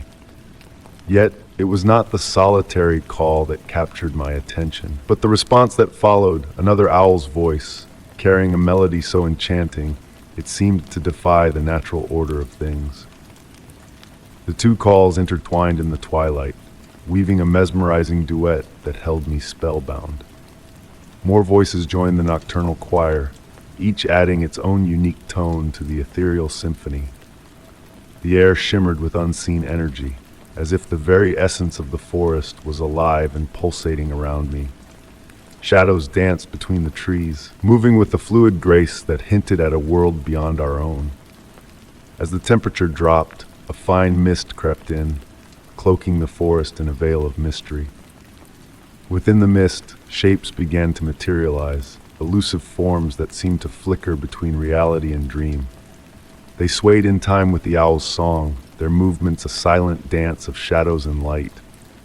Mesmerized by the surreal scene unfolding before me, I felt a sense of peace wash over me, a deep connection to the ancient heartbeat of the forest. Time seemed to lose its grip, flowing like a river through the twilight realm where owls' calls and misty dancers held sway. The owl's song evolved, growing in complexity and depth, as if conveying a message that transcended ordinary understanding. The misty shapes drew closer, revealing glimpses of distant lands and celestial wonders. I walked on, guided by the haunting melody and the silent guardians that accompanied me on my journey through the veiled woods. Landmarks I knew so well took on a mystical quality, their familiar forms imbued with a touch of magic from the night's enchantment. As I neared the edge of the forest, the otherworldly chorus began to fade, each owl voice bidding farewell to the twilight realm we had shared. Emerging from the woods, I was greeted by the familiar world of daylight, my watch ticking back to life as if to mark the passage of time that had slipped away in the forest's embrace. The misty dancers had vanished, leaving behind only memories of a night filled with wonder and mystery. In the days that followed, I returned to the forest, drawn by the memory of that enchanted evening. Though the mysterious chorus and its ethereal audience remained elusive, I felt their presence lingering in the shadows, a whisper of magic that touched my soul. As evening fell, I still walked the forest paths, pausing to listen to the owl's call echoing through the trees. And in those rare moments, when the boundary between reality and dreams blurred, I felt the promise of another dance between shadow and light, guided by the solitary owl's timeless song. Story 18. In the quiet of my grandmother's old study, raindrops tapped gently against the window, creating a lulling melody that echoed through the room. The scent of aged books and cedar enveloped me as I sat bathed in the warm glow of a reading lamp, the darkness of the autumn evening settling in early. Cradled in my hands was her weathered leather-bound journal, its pages whispering a tale that promised to unravel the mysteries of night and starlight.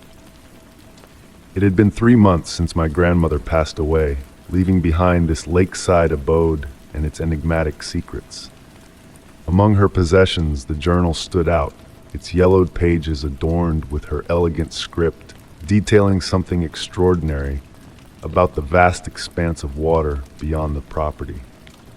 I had always been intrigued by the way the lake seemed to swallow light instead of reflecting it, even on the most radiant of nights. The rain outside continued its soft serenade as I delved into her words penned decades ago. The lake cradles memories in its depths, not in the way you might expect. It doesn't merely mirror the stars, it captures them, holds them like fireflies in a jar. I've watched them descend, one by one, their luminance fading as they sink into the obsidian waters. A gentle creak from the floorboards momentarily broke the silence, each sound in the house bearing significance in the quietude. The grandfather clock in the hallway chimed the hour with solemn resonance, 9 bells tolling through the empty spaces, drawing me deeper into the realm of my grandmother's narratives. Returning to the journal, I found myself entranced by her meticulous observations. The first time I witnessed a star descend into the lake, I questioned the veracity of my eyes. It appeared as a gentle cascade, like a rift in the fabric of the night sky, rather than the swift streak of a shooting star. Upon touching the water's surface, it caused barely a ripple, then descended languidly, its radiance flickering weaker until it vanished entirely. The rain outside gradually subsided, transitioning from a steady drumming to a soft murmur. Through the bay window of the study, I glimpsed the lake's expanse, a sheet of black glass extending towards the horizon. The parting clouds revealed patches of the night sky, yet no stars were mirrored on the lake's unfathomable surface, which remained a void, absorbing any scant light that dared touch it. My grandmother's writings grew more intricate. I've begun to record them, the falling stars. They adhere to a pattern, though it took me years to discern. Their descent is most frequent during the autumn equinox, when the divide between our world and what lies beyond seems thinnest. The lake doesn't merely amass them, it somehow preserves them in its lightless depths. A cool breeze wafted through the room, causing the curtains to flutter gently. I wrapped my sweater tighter around me, sensing an unnatural chill in the air. The journal continued. As they sink, they emit a sound, not a splash, but a melodic note, akin to a wet finger tracing a wine glass. Each star possesses its own pitch, its own melody. On hushed nights, I swear I can discern them harmonizing from beneath the surface. The sky had cleared entirely by now, revealing a canopy scattered with stars. Yet as I peered out over the lake, its surface remained a profound blackness. Drawing nearer to the window, I noticed a peculiar occurrence. The stars above the lake seemed to flicker in a distinct manner compared to those over the surrounding forest. They pulsed with an eerie, almost hypnotic cadence. My breath hitched upon reading my grandmother's subsequent entry. I've begun to comprehend why the stars gravitate to this lake. It's not a random attraction. They are drawn, beckoned by something in the depths. The lake isn't merely a collector. It is a custodian of celestial mysteries, a sentinel of extinguished light. The true enigma is, what becomes of their luminance once it's ensnared? Rising from my chair, I made my way to the French doors leading to the back porch. The wooden planks whispered softly under my footsteps as I ventured outside, compelled by an inexplicable urge to draw closer to the water's edge. The air bore a damp chill from the recent rain, carrying the earthy perfume of wet soil and pine. In the distance, an owl hooted softly, its call resonating across the still lake. The journal's pages rustled in my grasp as a gentle breeze stirred. My grandmother's script had assumed a more urgent tone in the latter entries. I've begun glimpsing forms beneath the surface, not reflections, but entities entirely distinct. They glide akin to schools of fish, yet emit a subtle, star-like radiance. Whatever the lake orchestrates with the light it captures, it births something novel, something exquisite and otherworldly. In response to her words, a subtle transformation unfurled across the lake's surface. The darkness rippled, unveiling hues of deep blue and purple, akin to oil swirling atop water. And there it was, a star descending so languidly it appeared to hover, descending from the heavens towards the lake with deliberate grace. It alighted upon the water's surface with the gentlest of ripples, and I heard it. The crystalline note my grandmother had delineated, pure and haunting.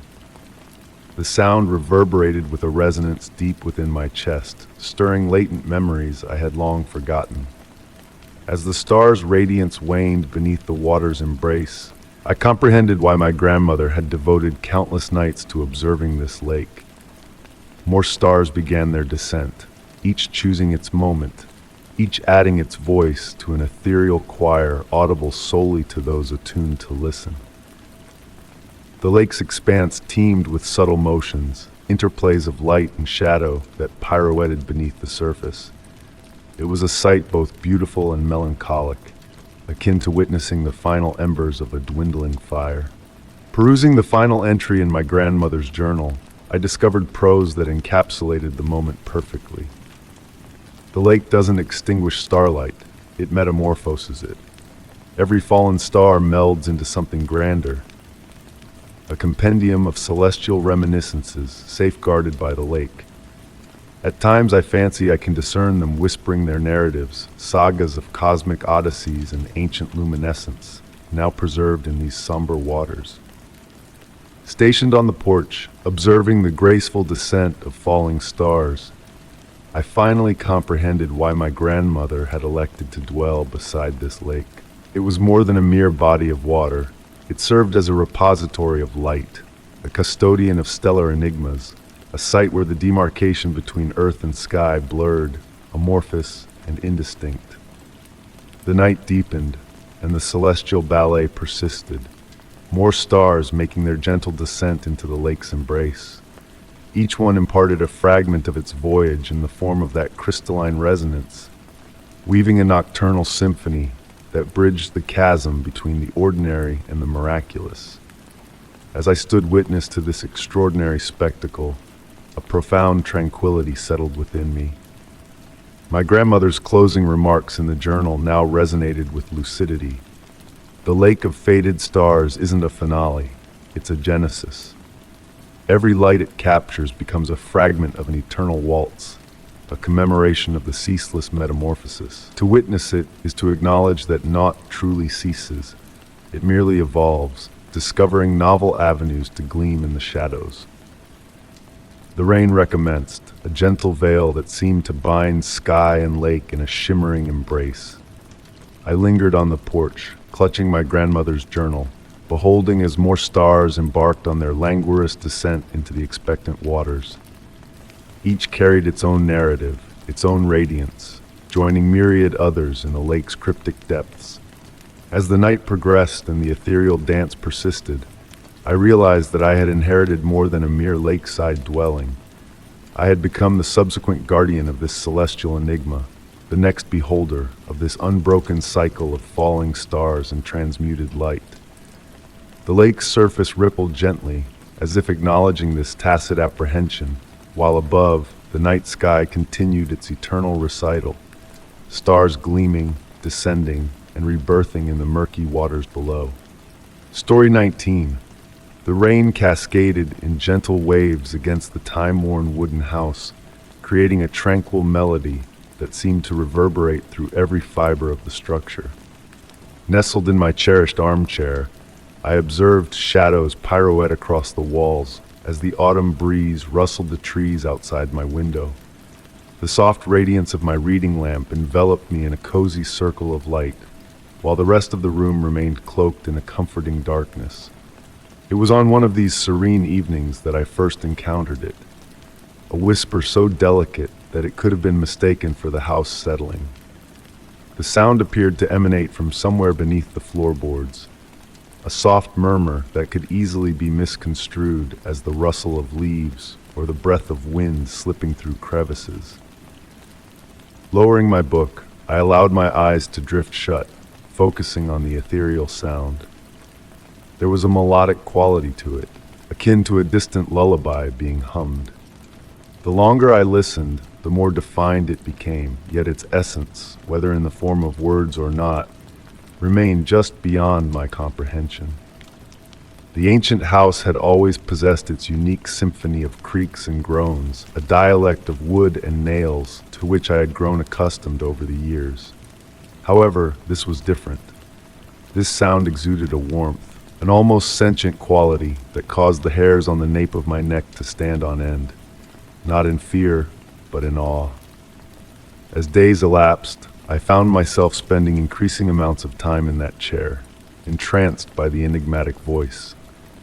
At times, it would remain silent for hours, leaving me with nothing but the gentle patter of rain and the hushed rustle of pages turning. Other times, it would emerge like a wisp of smoke, intertwining with the usual nocturnal noises until it became indiscernible where the house's voice ended and the others began. Subtle changes began to manifest within my abode. Books would subtly shift on their shelves overnight, not as if they had been touched, but as if they had simply chosen to lean against each other differently. The ancient grandfather clock in the hallway would occasionally pause for a brief moment before resuming its steady ticking, as though pausing to listen to something only it could discern. One particularly tranquil evening, as the last vestiges of daylight bathed the walls in hues of amber and gold, I espied a hairline crack in one of the floorboards that I was certain hadn't existed before. It was as slender as a thread, tracing the grain of the wood like a stroke of dark ink. Kneeling down to inspect it, the whisper ascended once more, clearer than ever before. The voice seemed to convey emotions rather than words, sensations of warmth, of invitation, of kinship. It evoked memories of my grandmother's gentle humming while she knitted, weaving not just a melody, but an ambiance of solace and security. The crack in the floorboard would appear and disappear with the changing light, occasionally seeming to shift its position when I averted my gaze. I began placing small items near the crack, a marble, a silver button, a smooth river stone. Sometimes I would discover them arranged in patterns I had not created, forming gentle spirals or perfect lines. On one occasion, I left a diminutive bell, and in the silence of night, I could almost swear I heard it chime so softly it could have been a figment of a dream. The voice evolved into a steadfast companion, its presence as natural as the stairs creaking or the branches tapping against windows. It appeared to respond to my emotions. When I was troubled, it would adopt a softer, more soothing tone. When I was joyful, it would assume an almost playful quality, akin to sunlight dancing on water. Further transformations unfolded. The room's temperature would subtly fluctuate, creating pockets of warmth that seemed to trail me as I traversed the house. The light from my lamps would occasionally flicker in patterns that mirrored the cadence of the whispered song. Even the dust particles in the air seemed to dance with purpose, swirling in deliberate formations when caught in shafts of sunlight. I never harbored fear, even as the mysterious presence grew more palpable. Instead, I felt as though I was gradually being initiated into a secret, becoming a part of something ancient and serene. The voice beneath the floorboards harbored no malevolence or intent to unsettle. It was imparting something, teaching me to listen in a manner I had never before attempted. On nights when slumber eluded me, I would recline on the floor near the crack, pressing my ear against the smooth, weathered wood. The voice would rise to meet me, its whispers now suffused with hints of narratives I could almost grasp. Perhaps tales of other listeners, of nights spent in silent communion with whatever resided beneath the aged floorboards. As weeks melted into months, I discerned that others who visited the house seemed to sense it too, though they never broached the subject directly. They would pause at certain spots, tilting their heads as if attuning to something just beyond auditory perception, their countenances softening with an inexplicable tranquility. The crack in the floorboard never expanded, never posed a threat to the house's structural integrity. Instead, it appeared to function as a portal between two realms, the tangible world of wood and stone, and another domain of whispers and half-heard melodies. Occasionally, I would catch a movement in my peripheral vision, akin to the flutter of drapes in a room devoid of breezes, yet it never felt intrusive or unsettling. Winter descended, ushering in prolonged nights and novel sounds, the crackle of frost, the soft descent of snow, the sigh of wintry wind through barren boughs. The voice adapted, its whispers now resonating with the crystalline clarity of ice and the muffled serenity of snow-draped earth. The house pulsated with a heightened vitality, as though the chill had awakened something profound within its walls. I refrained from attempting to capture the voice on recording devices or document the moving objects with cameras. Such endeavors seemed poised to rupture the delicate bond that had formed between the house, its concealed inhabitant, and myself. Instead, I maintained a journal chronicling my sentiments and observations, noting how the voice appeared to ebb and flow with the seasons, with the weather, with the lunar phases. Presently, as I pen these words, the voice persists in its gentle serenade beneath my feet. The crack in the floorboard catches the lamplight in manners that defy logic, casting shadows that undulate like living entities across my pages. I have come to realize that certain enigmas are not meant to be unraveled, only embraced. The voice beneath the floorboards has melded with my home's heartbeat, serving as a reminder that there exist spaces between what we comprehend and what we feel, where magic lingers in the quiet interludes of our lives. At times, in the deepest hours of night, when the demarcation between wakefulness and dreams blurs, I believe I can almost discern words in the whispered melody. They speak of patience, of the slow wisdom of ancient abodes, of the narratives ensconced within weathered wood and aged stone. Yet perhaps it is preferable that I never fully grasp their meaning. Certain melodies are destined to remain just beyond our reach, their mystique integral to their allure. And thus I persist in listening, in observing the patterns materialize and fade, in sensing the presence that resides beneath the floorboards. The crack endures, a testament to the existence of spaces in our world where reality softens at the edges, where whispers can reshape our comprehension of what home genuinely signifies. Ultimately, perhaps that is all one truly needs to comprehend, that sometimes in the tranquil instance between heartbeats, if we listen attentively enough, we may discern something echoing back to us from the spaces we believed we knew so well. Story 20. The soft, rhythmic tap of rain on the window panes enveloped the ancient house in a tranquil melody, a gentle percussion reverberating through its vacant corridors. Recently bequeathed to me by my grandmother, this Victorian mansion unveiled new enigmas each day, secrets veiled within its weathered nooks and crannies. The aged wooden floorboards murmured underfoot as I wandered, their time-worn whispers murmuring of years long gone. On a particular evening, with the autumn breeze weaving a wistful tune through the window crevices, I felt drawn to the narrow staircase that ascended to the attic.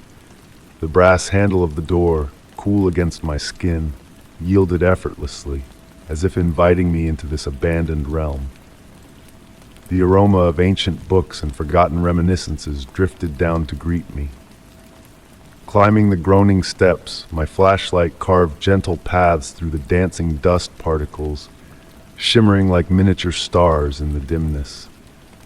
Each step carried me closer to the treasures my grandmother had safeguarded throughout her life, each one a tale waiting to be unveiled. The attic sprawled before me, an expanse of shapes cloaked in white sheets, resembling silent specters keeping eternal vigil. My footfalls were muffled by the thick blanket of dust veiling the wooden floor. The rain continued its tranquil symphony on the slanted roof above, cocooning me in a tranquil solitude. Amidst the shrouded furniture and stacked boxes, a sight captured my gaze. Nestled in the far corner, partly obscured behind an aged trunk, sat a Victorian rocking chair, unusually free of dust compared to its surroundings. The faded velvet upholstery retained a deep burgundy hue, and perched atop it was a porcelain doll unfamiliar to me. Clad in a dress of weathered blue silk, delicate lace yellowed with age gracing its collar and sleeves. Its visage was exquisitely crafted, with rosy cheeks and delicate painted features freezing a moment of eternal serenity. However, it was the eyes that drew me in. Crafted of painted glass, they possessed an unusual depth that seemed to shift in the flickering light of my flashlight. As I neared, the floorboards beneath me emitted a soft groan, their protest echoing in the stillness. The doll sat in perfect poise, hands neatly folded in its lap, as if awaiting someone's return. A small key protruded from the doll's back, hinting at a hidden music box within, though I hesitated to wind it amidst the attic's silence. The atmosphere around the rocking chair felt different, cooler, denser somehow. My breath materialized in small clouds in the flashlight's beam, while the rest of the attic retained the day's warmth. Reaching out to touch the doll's porcelain cheek, the sensation beneath my fingertips wasn't the anticipated cold smoothness, but a gentle warmth that pulsated faintly. In that moment, a faint melody seemed to drift through the air, akin to a distant music box playing. The sound, so delicate, could have been a figment of my imagination, yet it carried notes of a lullaby my grandmother used to hum to me as a child. Lost in the memory, the rocking chair made a slight movement, barely perceptible, a mere hint of motion, yet enough to quicken my heartbeat.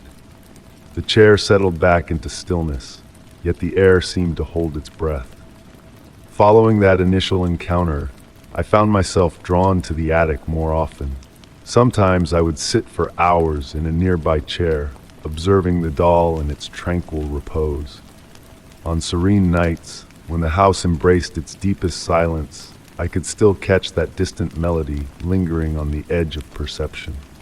One evening, as the sun dipped below the horizon, casting the attic in amber and shadow, I stumbled upon a small diary tucked behind the rocking chair. Filled with my grandmother's elegant script, what seized my attention was a photograph serving as a bookmark. The picture depicted my grandmother as a young girl, seated in the very rocking chair, clutching what appeared to be the same doll. Yet, something about the photograph felt peculiar. The doll's posture slightly different from my discovery, its head tilted at an altered angle, hands positioned otherwise. Within the diary, my grandmother chronicled a gift she received on her 8th birthday, a musical doll that played the sweetest lullabies. She recounted how the doll comforted her during storms, and how on lonely nights she swore she could hear it sing without being wound. The final entry regarding the doll was penned just days before my grandmother's passing. She inscribed about feeling its presence accompanying her during her final days, about the old lullaby seeping into her dreams. The words trailed off abruptly, as if she had been interrupted mid-sentence. Presently, on quiet evenings in my grandmother's abode, I continuously feel drawn back to the attic. The doll remains in its seat, its serene countenance unaltered, yet somehow different with each viewing. Occasionally, on the brink of slumber, I detect that familiar lullaby cascading down from above, a gentle reminder of my grandmother's affection, preserved in porcelain and silk, overseeing the house and its recollections. The enigma of the doll remains unsolved, and perhaps that's how it should be. Certain queries are better left as gentle ponderings, floating in the realm between reality and dreams. In those moments when the house is at its quietest, rain tapping softly against the windows and wind whispering through the halls, I find solace in knowing that above, in that dusty attic, a porcelain doll maintains its eternal vigil, harboring secrets and memories in its warm, tender embrace. On particularly tranquil nights, I've learned to discern the subtle change in the air heralding the melody, a soft shift in pressure, a slight warmth in the atmosphere, as if the house itself inhales before the lullaby commences. And in those suspended instants between wakefulness and dreams, I comprehend why my grandmother preserved the doll's true essence from everyone. Certain mysteries are meant to be felt rather than understood, experienced rather than explained. Thus, the doll lingers in its attic corner, neither entirely of this world nor detached from it, a gentle custodian of familial memories and unspoken tales. Its presence has evolved into solace rather than disquiet, a familiar enigma that infuses the old house with a sense of tranquil marvel. Drifting into slumber each night, I envision sensing its benevolent vigil extending throughout the house, intertwining dreams and memories in an eternal lullaby that whispers softly in the spaces between heartbeats. Story 21. Amid the gentle patter of autumn rain against my window, a soothing rhythm enveloped me, nature's lullaby serenading the evening. Nestled in my cherished armchair, cocooned in the cozy embrace of a woolen blanket, I observed as darkness gradually claimed the ancient garden outside. Raindrops captured the dwindling daylight, cascading down the window in liquid silver trails. And in one serene moment, amidst this tranquil scene, my gaze was drawn to a mysterious sight, a soft green light. At first a mere glimmer amidst the ancient oak trees, barely visible through the veil of rain, the light swayed like an old lantern carried by unseen hands. Its hue was peculiar, not the harsh glare of modern LEDs, but a gentle phosphorescent shade reminiscent of fireflies on a summer night. Mesmerized, I found myself captivated by this enigmatic glow, my eyes tracing its hypnotic dance through the trees. The rain continued its melodic symphony, accompanied now by the whisper of wind through leaves. Memories of my grandmother's tales about the garden's spirits resurfaced, her soft voice recounting stories of mystical beings among the ancient trees. As a child, I had dismissed them as bedtime fables, yet watching that ethereal green light, a sense of wonder stirred within me once more. Rising from my seat, I reached out to touch the cool glass, tracing a raindrop's path with my finger. And as if in response, the green light brightened, its movements more deliberate. It began weaving a pattern through the trees, leaving behind a faint trail of luminescence that lingered like a fading dream. The grandfather clock chimed 9, its resonant tones reverberating through the silent house. Each toll seemed to ripple through the air, synchronizing with the pulsing of the green light.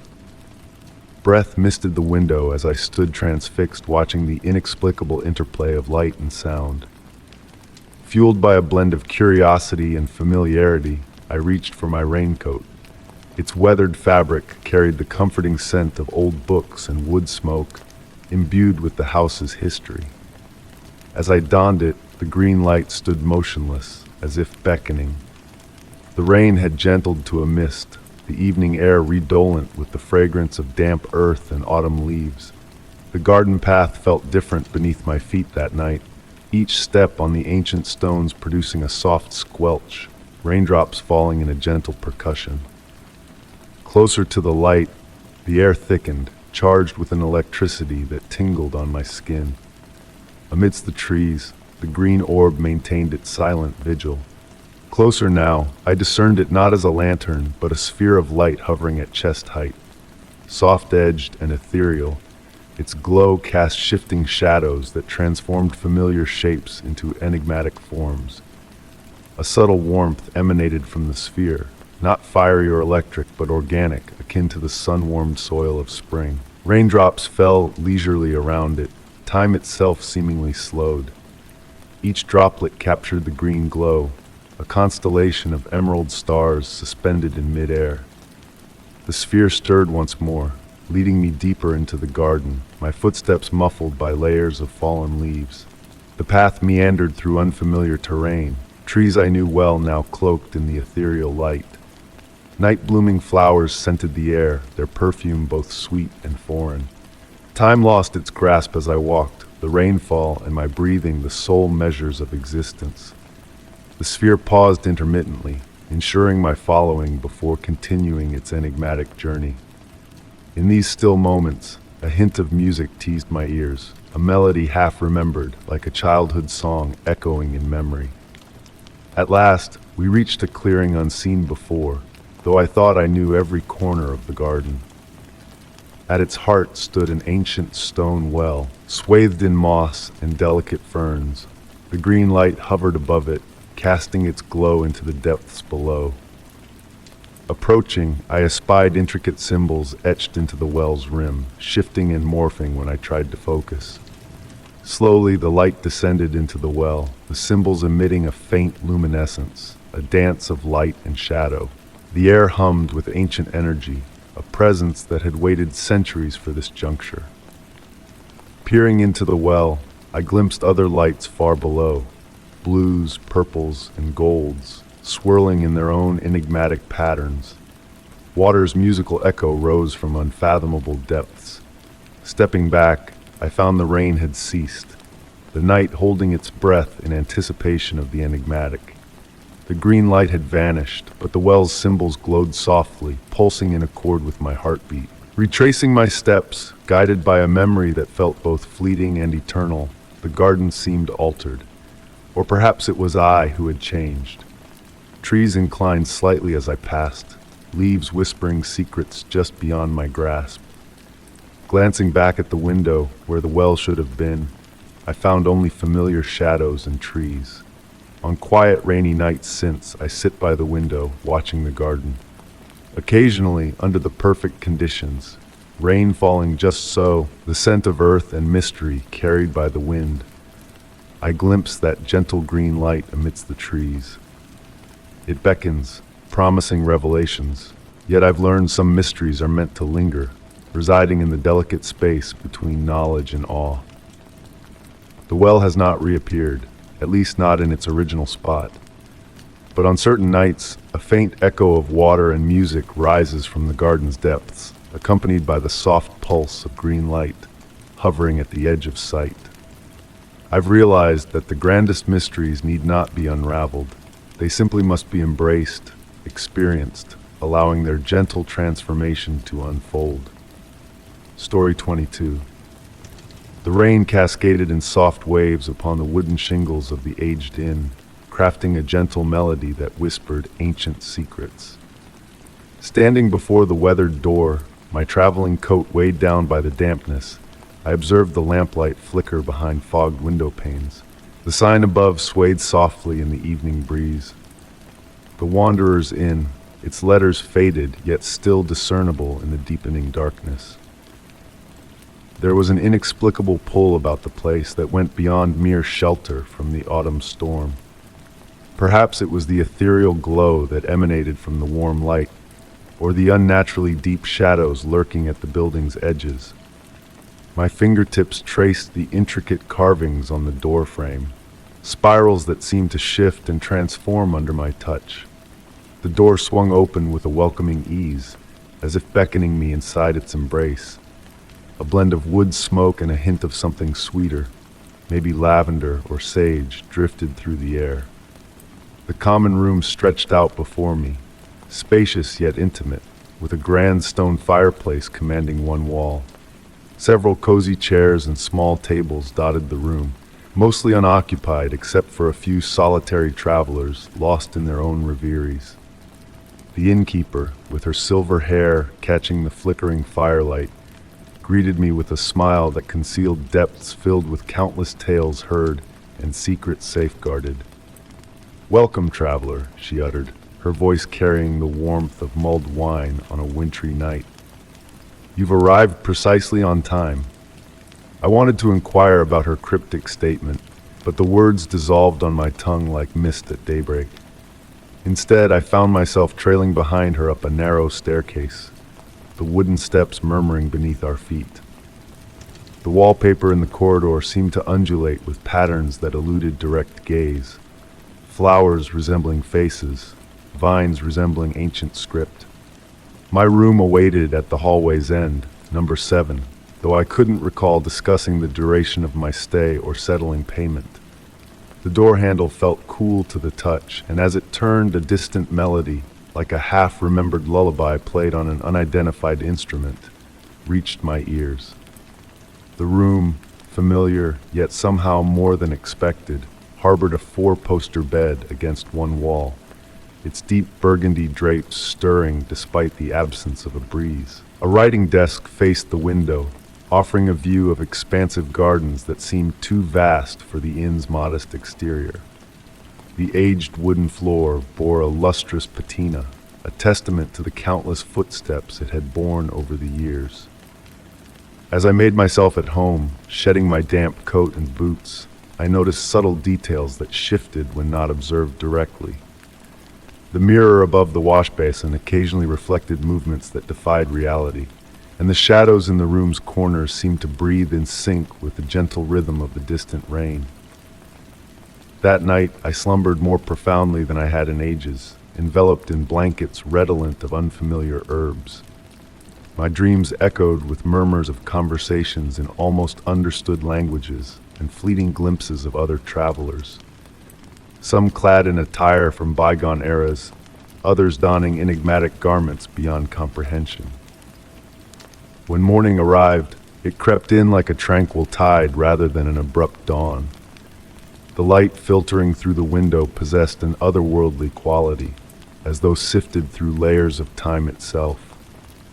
Descending to the common room, I found it both vacant and brimming, devoid of people, yet rich with a lingering presence, as if conversations from every era lingered like dust motes in sunbeams. The innkeeper appeared bearing a steaming cup of tea I hadn't requested, but intuitively knew was precisely what I desired. "Did you rest well?" she inquired, her knowing smile implying she already held the answer. The tea tasted of memories uncreated and places unvisited. Throughout the day, guests materialized and vanished with a dreamlike quality. A man in a worn coat penned letters that faintly glowed in the afternoon sunlight. A young woman, stars woven into her hair, perused a book whose pages appeared blank until glanced away from. An elderly gentleman by the hearth conversed softly with an unseen presence, or perhaps a presence existing in a form beyond my perception.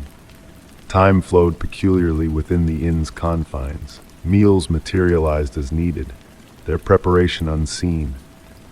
The light through the windows never quite aligned with conventional timekeeping. The gardens visible from various vantage points never displayed the same vista twice, yet all felt strangely familiar in an inexplicable manner. Come evening, I found myself drawn to a library I was certain hadn't existed earlier that day. Books lined the walls from floor to ceiling, their spines bearing titles and scripts that shifted when one attempted to decipher them. The room exuded scents of leather, time, and boundless possibilities. An open book on a reading stand seized my attention, its pages brimmed with tales of travelers at literal and metaphorical crossroads, of inns existing in the interstices of moments, and of custodians of thresholds guiding wandering souls.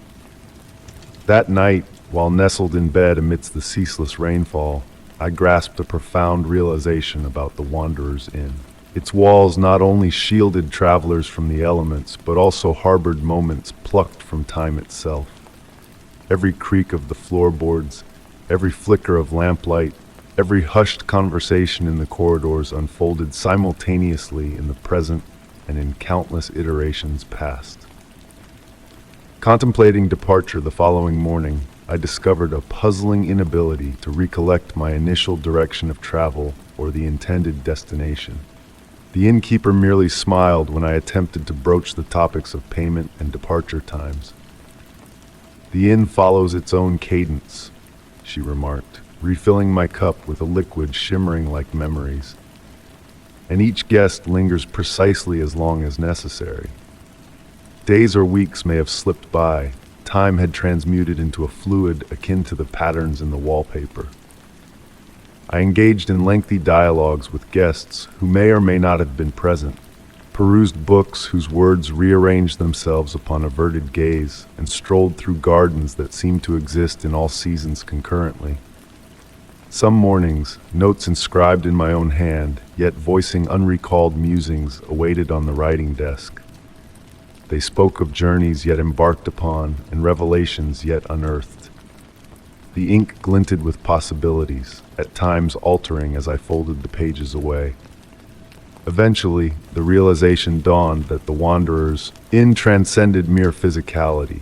It embodied a moment elongated into a haven, a hiatus in the river of time where lost spirits discovered themselves, or perhaps lost themselves in a manner most fitting.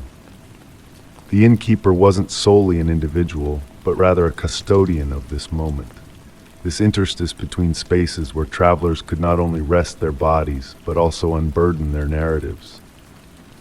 One ambiguous morning, for morning felt inadequate to describe that threshold instant, I sensed it was time to resume my journey. My boots rested by the door, though I couldn't recall removing them for the final time. My coat hung on the hook, bearing the marks of wear, yet emanating a semblance of novelty. The innkeeper stood at the front entrance, though her presence eluded me during my descent. down the stairs. "Shall I rediscover my way back?" I inquired, though that query didn't quite encapsulate my intended meaning. She bestowed that familiar knowing smile, containing all answers yet disclosing none. "Those meant to rediscover the inn always do," she imparted, though its visage may differ upon return. Stepping out into a world simultaneously recognizable and alien, I carried with me recollections that felt akin to reveries. The sign still softly creaked in the breeze, yet as I glanced back for a final time, the inn appeared to waver and blur, reminiscent of a reflection in water disturbed by a gentle rain. Now, on evenings when the rain descends in that peculiar manner, or when the scent of nameless herbs wafts by, I find myself seeking a time-worn door embellished with spiraling carvings, for windows aglow with an otherworldly radiance. And occasionally, just occasionally, I discern the faint creak of a sign bearing the inscription, "The Wanderer's Inn." Whether a memory or a harbinger of forthcoming events, that distinction eludes me. Story 23. In the hush of a summer rain, I found myself drawn to the ancient well nestled in my grandmother's garden. The gentle pitter-patter of raindrops on weathered stone created a soothing symphony, weaving a melody that seemed to whisper tales of ages past. The old brick structure exuded a sense of mystery, its depths shrouded in shadow despite the warm glow of my lantern. A week had passed since my grandmother's tranquil departure, leaving me with the inheritance of this historic home. The property, now under my care, felt alive with a new kind of presence, a subtle shift in the air that hinted at hidden secrets waiting to be discovered. As the rain continued its steady dance, forming delicate rivulets that meandered down the well's worn stones, I couldn't resist the urge to explore further. The well had always been sealed shut with a heavy wooden cover, but tonight, an inexplicable force tugged at my curiosity. Was it the way the raindrops echoed into the depths below, or the ethereal silver light that seemed to emanate from within? The scent of wet earth mingled with the perfume of climbing roses, creating an intoxicating blend that enveloped me as I approached. The aroma shifted, evolving from the sweetness of roses to the ancient essence of underground water and aged stone. Running my fingers along the rough wooden cover, I felt the history etched into its surface by years of weathering. With a gentle push, the cover yielded more easily than expected, as if beckoning me to unveil its secrets. The well yawned open, revealing a glimpse of the starlit night sky, and I held my lantern over its rim. The light danced on the water droplets clinging to the stone walls, turning them into shimmering stars that pulsed with a mysterious inner glow. And then a sound so faint yet unmistakable reached my ears, a whispered melody, like a lullaby drifting from the depths below. Neither male nor female, young nor old, the voice carried the weight of ancient wisdom, speaking of secrets veiled in stone and water, of memories entwined in the cool darkness. Seated beside the well, I surrendered to the enchanting song, letting it wash over me like a gentle current. The rain's rhythm provided a backdrop to the haunting melody, shaping a timeless harmony that blurred the boundaries between reality and myth. The voice, a spectral presence, wove a tapestry of words that eluded my comprehension, yet resonated deep within my soul. As the night wore on, the rain transitioned from a downpour to a soft mist, casting a veil of tranquility over the garden. The well's song grew clearer, recounting tales of verdant growth in hidden realms, of subterranean rivers untouched by sunlight, of crystalline wonders blooming in obscurity. Though the language was foreign, I grasped the essence of the message, a universal truth conveyed through the language of music. The flickering flame of my lantern painted intricate shadows on the well's inner walls, hinting at ephemeral shapes that danced in harmony with the ethereal song. Time held no sway in this mystical space, where past, present, and future intertwined like threads in a cosmic tapestry. Memories of my grandmother tending the garden flooded my mind, her connection to this place echoing through the ages. As the night deepened, the voice began to ebb, its fading cadence a bittersweet farewell. Yet the essence of the melody lingered in the air, mingling with the fragrance of rain-washed roses. Rising from my reverie, I beheld the well in a new light, a conduit to a realm beyond the mundane. Leaving the cover ajar, I sensed a kinship with the ancient well, a silent pact forged in the whispers of the night. Retreating into the warmth of the house, the remnants of the well's song followed me, a haunting echo that resonated in the chambers of my mind. As I settled into slumber, visions of subterranean rivers and crystalline gardens drifted through my dreams, guided by the ineffable music of the well. With the dawn's first light, the garden lay still, the well silent yet pregnant with untold mysteries. And so, I learned a timeless truth that transcended words, that some mysteries are meant to be felt, to be experienced in the quiet hours when the world falls asleep. In the heart of that ancient garden, where rain and roses intertwined, I discovered a connection to the past, a bridge between generations bound by the echoes of a forgotten melody. And on nights when the rain whispered softly and the roses bloomed in darkness, I knew that the well would sing its enigmatic song once more, inviting those who dared to listen to the secrets of the ages. Story 24. The soft rustle of an autumn breeze whispered through my bedroom window, carrying with it the distant echo of bells so faint they seemed to be woven from the night itself.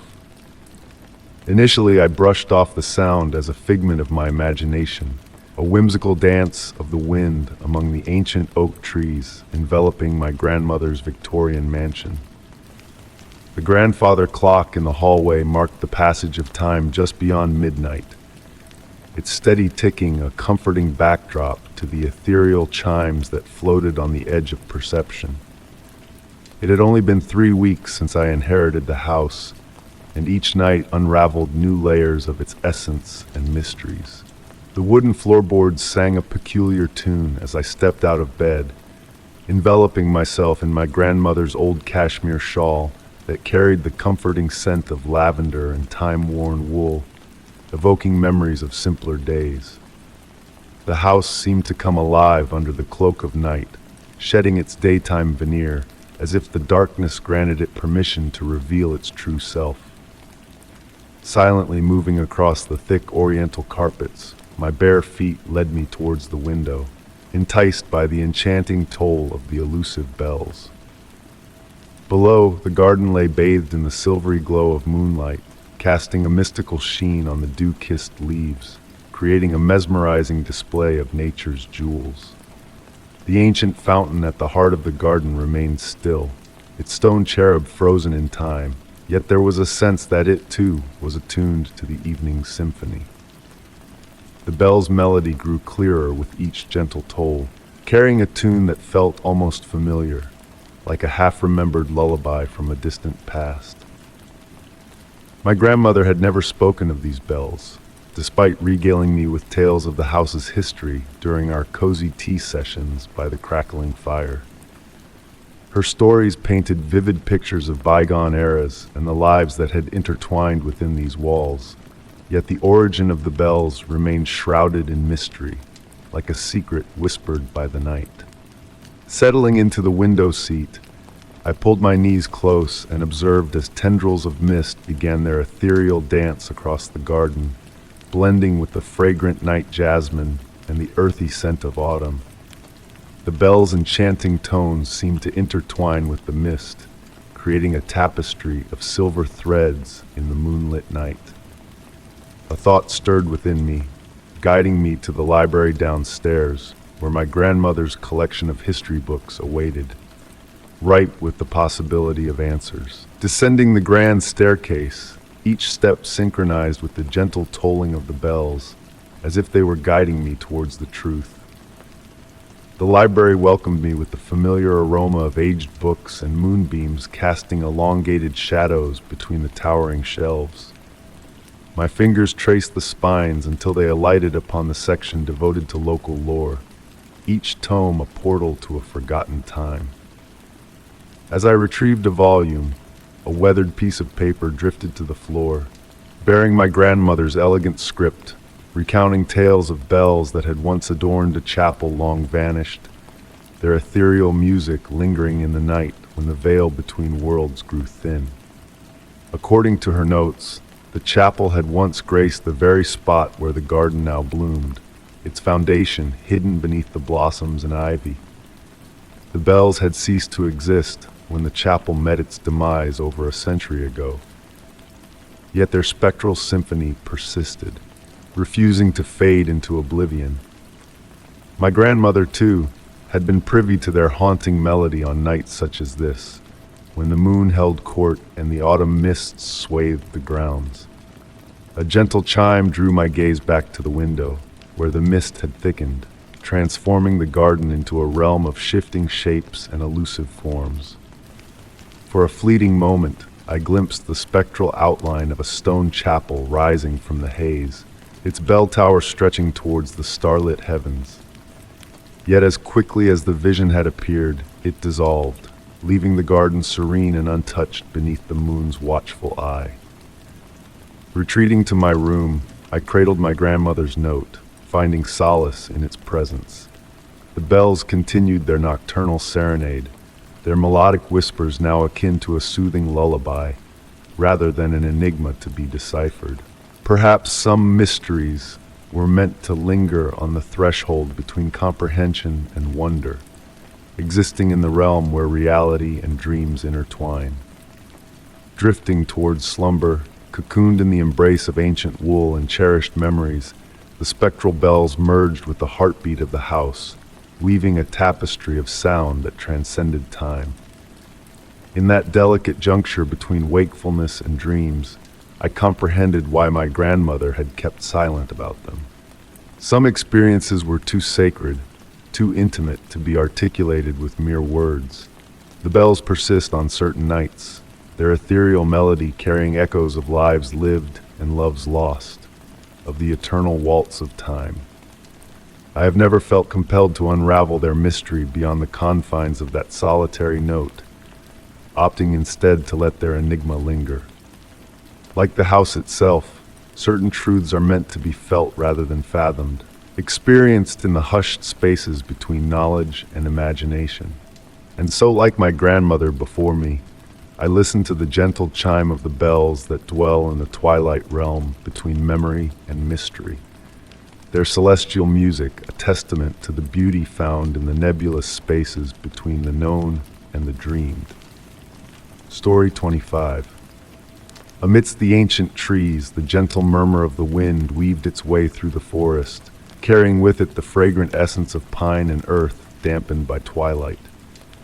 As I wandered along the serpentine path, the sky above transformed into a canvas of soft lavender and deep blue hues. A wooden lantern illuminated my way, casting a flickering warmth that painted dancing shadows upon the mossy ground, each shadow seeming to exhale with every step I took. Hours slipped by as I sought solace in the whispers of nature, the familiar embrace of the forest beckoning me deeper into its enigmatic depths.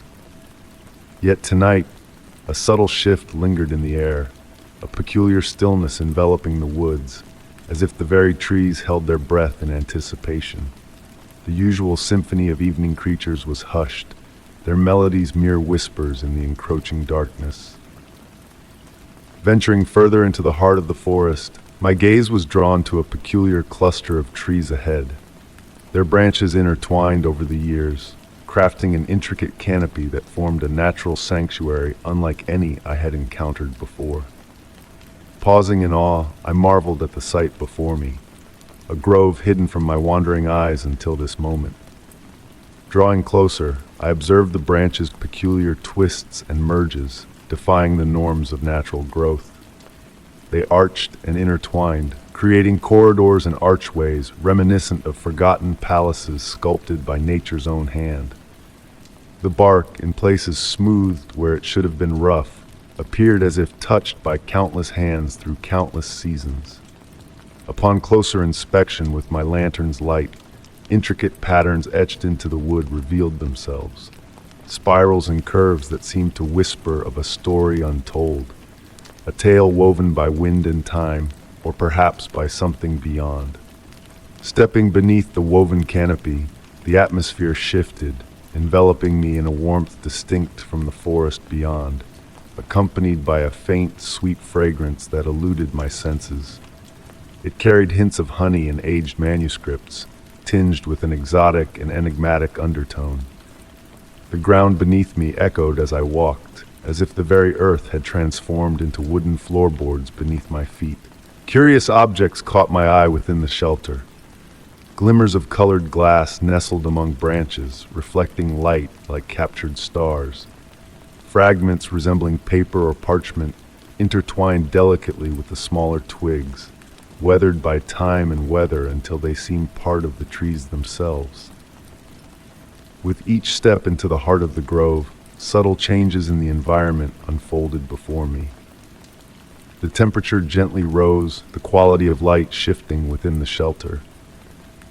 My lantern's glow took on a greenish hue, as if filtered through layers of living leaves, though the dense canopy above limited the natural light's entrance. A soft, melodic hum reached my ears, barely audible yet persistent, seemingly emanating from the very core of the wood, rising and falling like a tranquil breath. Touching one of the larger branches, a faint vibration greeted my hand, as if the tree itself conducted a hidden symphony from deep within the earth. In a secluded corner of the shelter, a small alcove formed by 3 trees caught my attention. Their branches had intertwined with precision, creating a natural chair and a miniature table-like platform.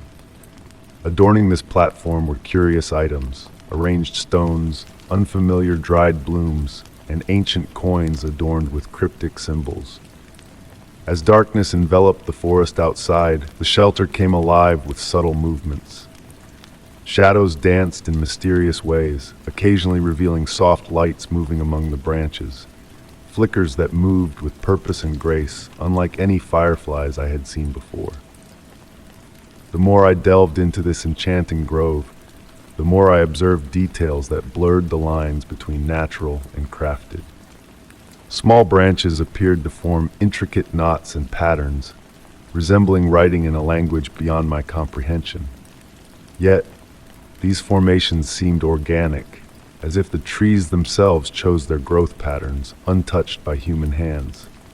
A gentle breeze carried distant chimes, their source unseen, weaving a peaceful melody that beckoned my eyelids to grow heavy. The natural chair invited me to rest, cradling me in its comfort as I surrendered to the soothing hum resonating through the wood. As I sat enveloped by the grove's embrace, the wood's hum grew in intensity, yet remained a gentle lullaby that caressed my senses. The lights above me danced in mesmerizing patterns, akin to celestial constellations in motion.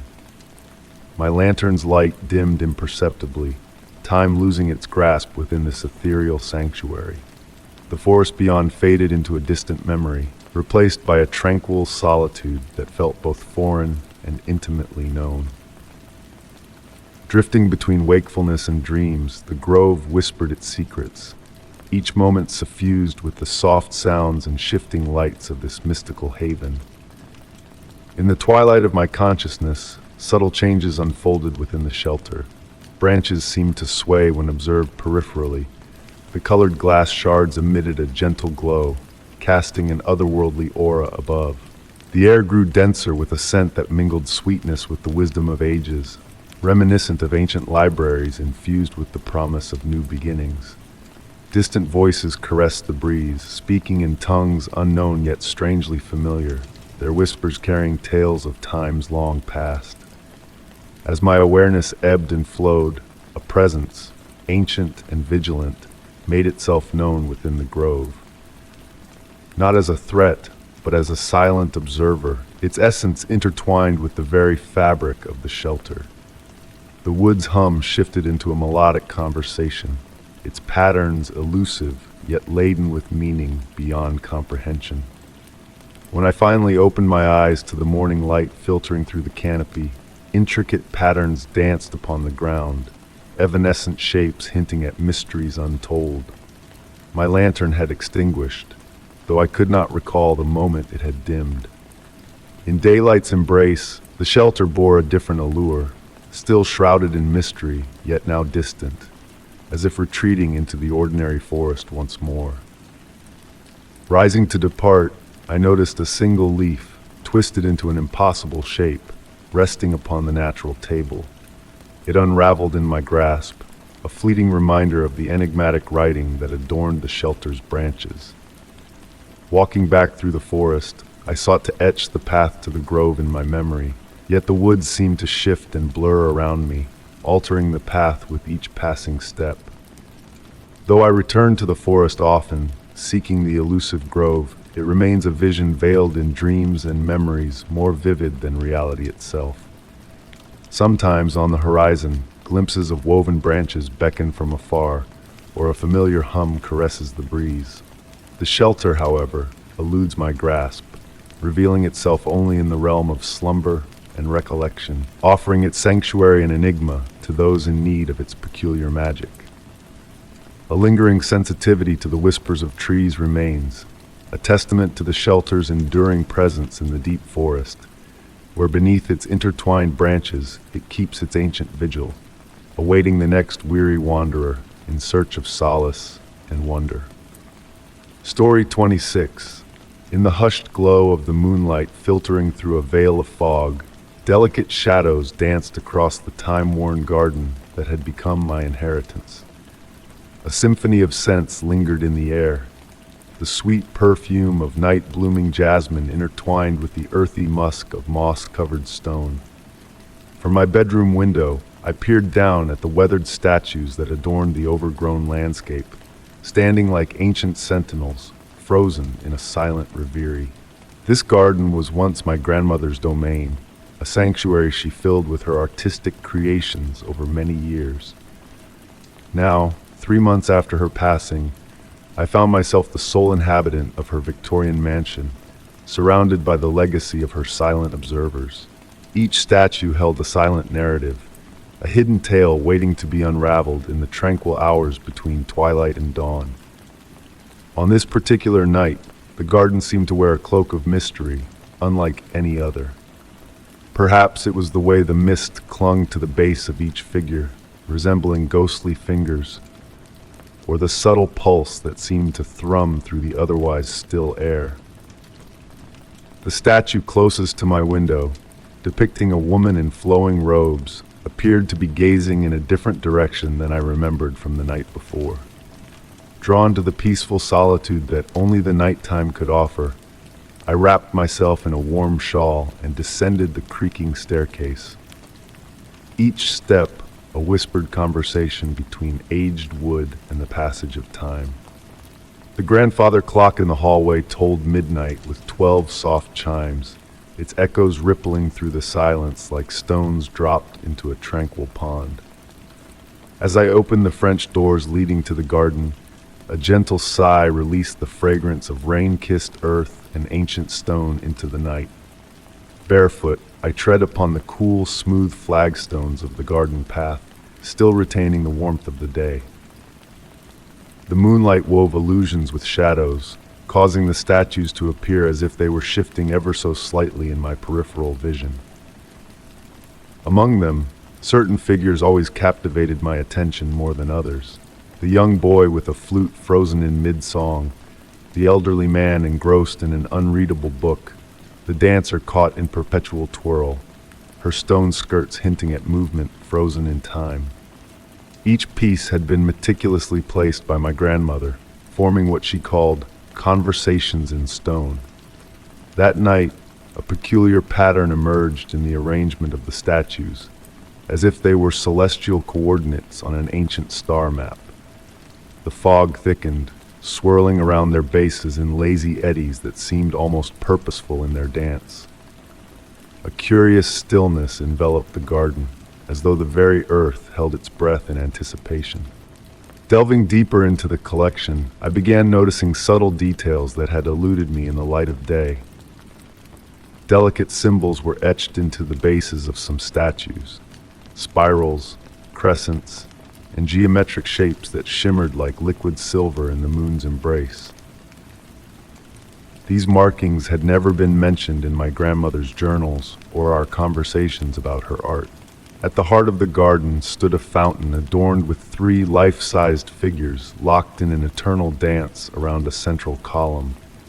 Though the vessels they once held were dry, mist now swirled around their feet, coiling like living tendrils.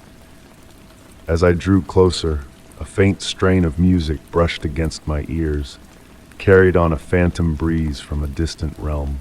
Tentatively, I reached out to touch the cool stone of one of the dancers, and a curious energy tingled through my fingertips, an organic buzz that hinted at a deeper connection.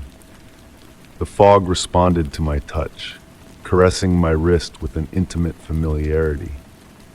In that moment, a memory surfaced of my grandmother's words. Art is never truly static, my dear. It lives and breathes through the eyes and hearts of those who take the time to truly see it. The night air grew cooler, prompting me to wrap my shawl tighter around my shoulders. As I did, I observed that the statue of the woman in flowing robes, the one I had watched from my window, had indeed shifted its gaze, a subtle alteration that stirred wonder in my heart rather than fear. For hours, I wandered among the statues, each unveiling new secrets under the gentle moonlight and veiling mist. Sometimes it was a hidden glyph, other times it was the play of shadows that transformed their expressions entirely. The garden had transformed into a living tapestry, where each figure slowly unfurled its mysteries in the embrace of the night. As the first light of dawn painted the eastern sky, I retraced my steps back to the house.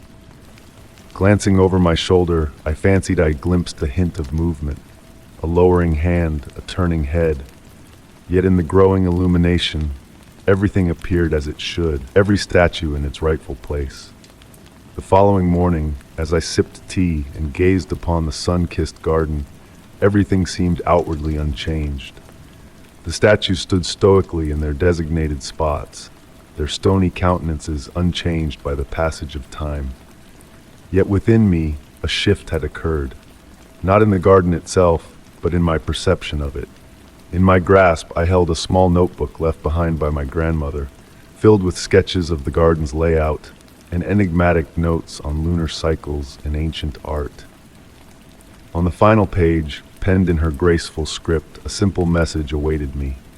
To my dearest granddaughter, remember that the greatest mysteries reveal themselves only to those patient enough to watch and wait.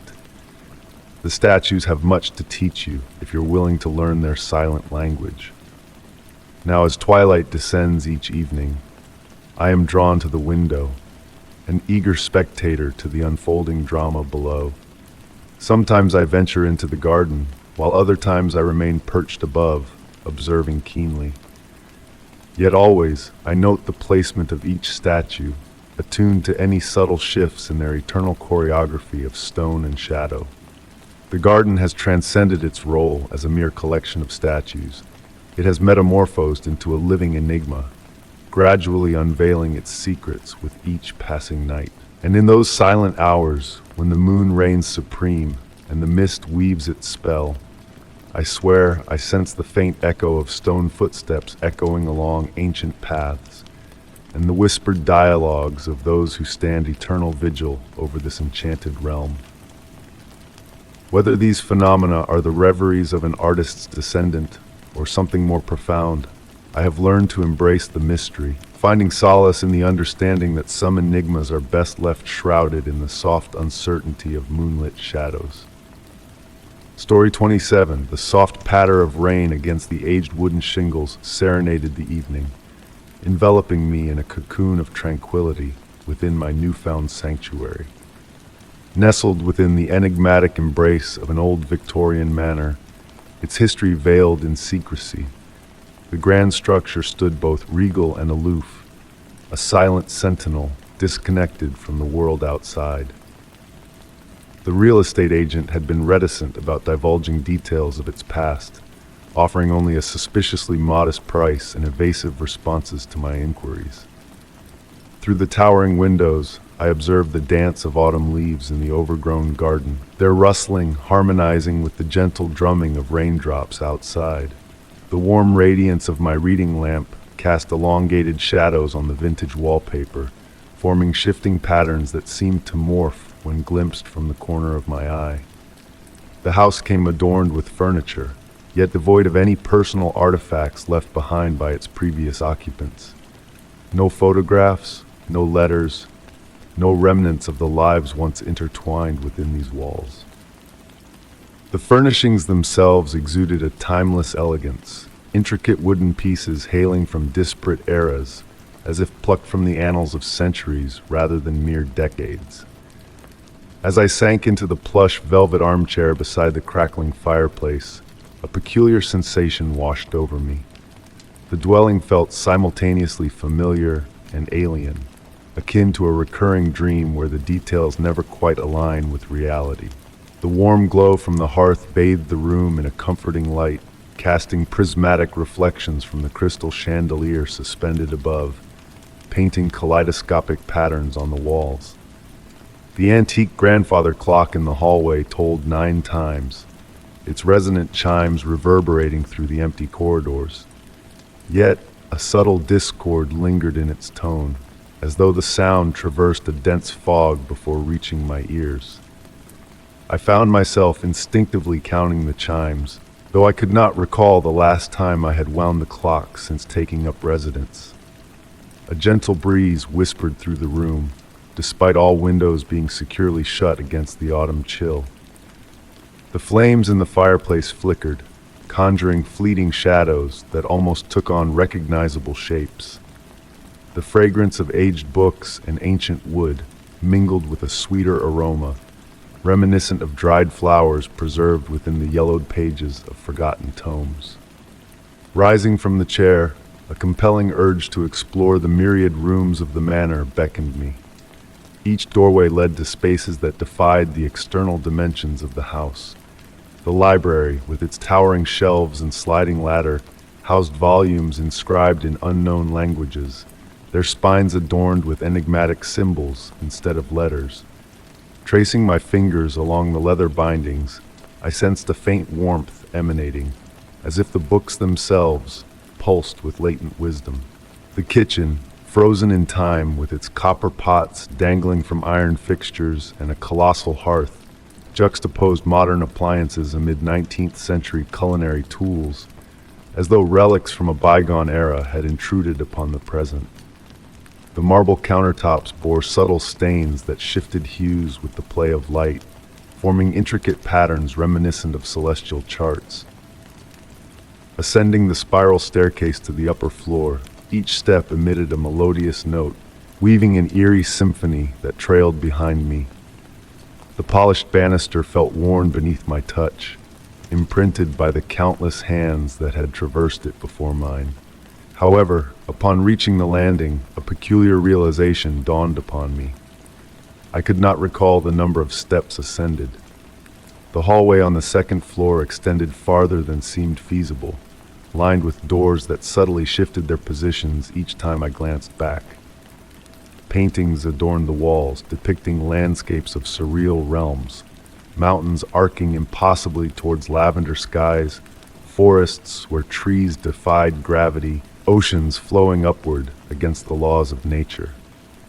In the opulent master bedroom, moonlight filtered through delicate lace curtains, casting intricate patterns on the polished hardwood floor.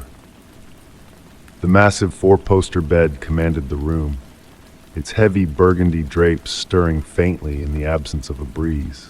The mirror above the vanity reflected the chamber flawlessly, save for fleeting moments when the reflection lagged a fraction behind my movements.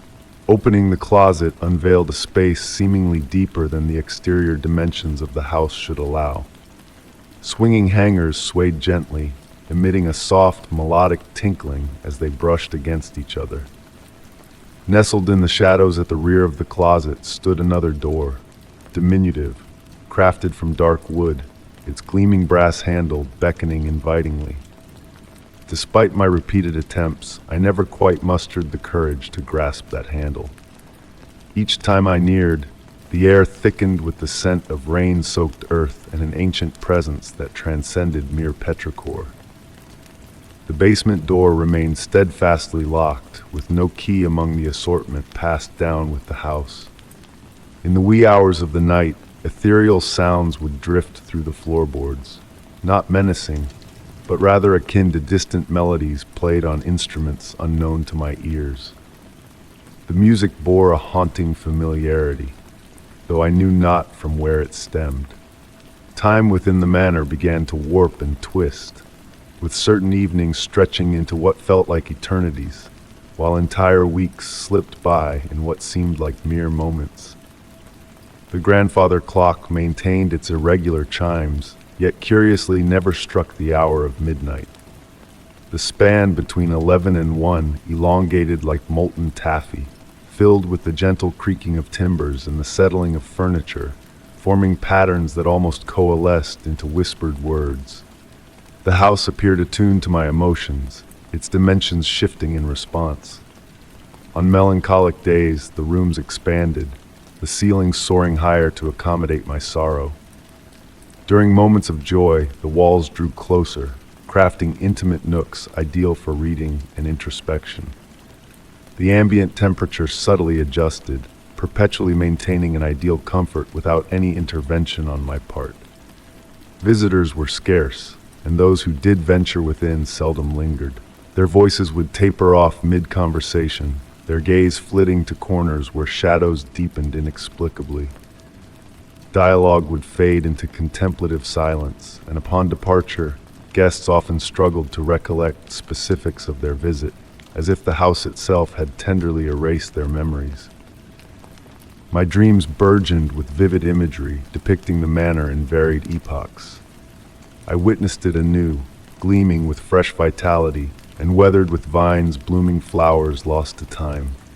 I beheld it amidst seasons that never graced reality, beneath skies bearing multiple suns. Each dawn, I awoke uncertain whether the visions had been mere dreams, or if the house had imparted its memories unto me. One tranquil evening, engrossed in deciphering one of the enigmatic tomes within the library, I caught sight of my reflection in the window. Behind me, the room appeared altered, furniture rearranged, walls painted a different hue, shelves stocked with disparate volumes. Swiveling to inspect, the chamber reverted to its original state, yet the reflection persisted in its alternate reality. It dawned on me that the manor existed in myriad temporal planes concurrently, akin to layers of a novel stacked atop each other. Occasionally, these layers would shift, affording glimpses between epochs. As I pen these words by candlelight, though the electrical fixtures function flawlessly, the house seems to favor a softer glow. I sense the weight of unspoken tales gently nudging against my consciousness. The rain continues its melodic serenade upon the rooftop, harmonizing with the irregular chimes of the grandfather clock and the hushed murmurs of vacant chambers. I have ceased striving to unravel why the house selected me, or why its former denizens vanished without a trace. Some mysteries, I've come to realize, possess an ethereal beauty when left unexplained. The manor guards its secrets zealously, unveiling morsels only in fleeting fragments, in dreams, in moments when the sunlight caresses the ancient timber floors just so. Perhaps one day, I too shall meld into the tapestry of memories woven by the house, becoming another thread in its infinite history.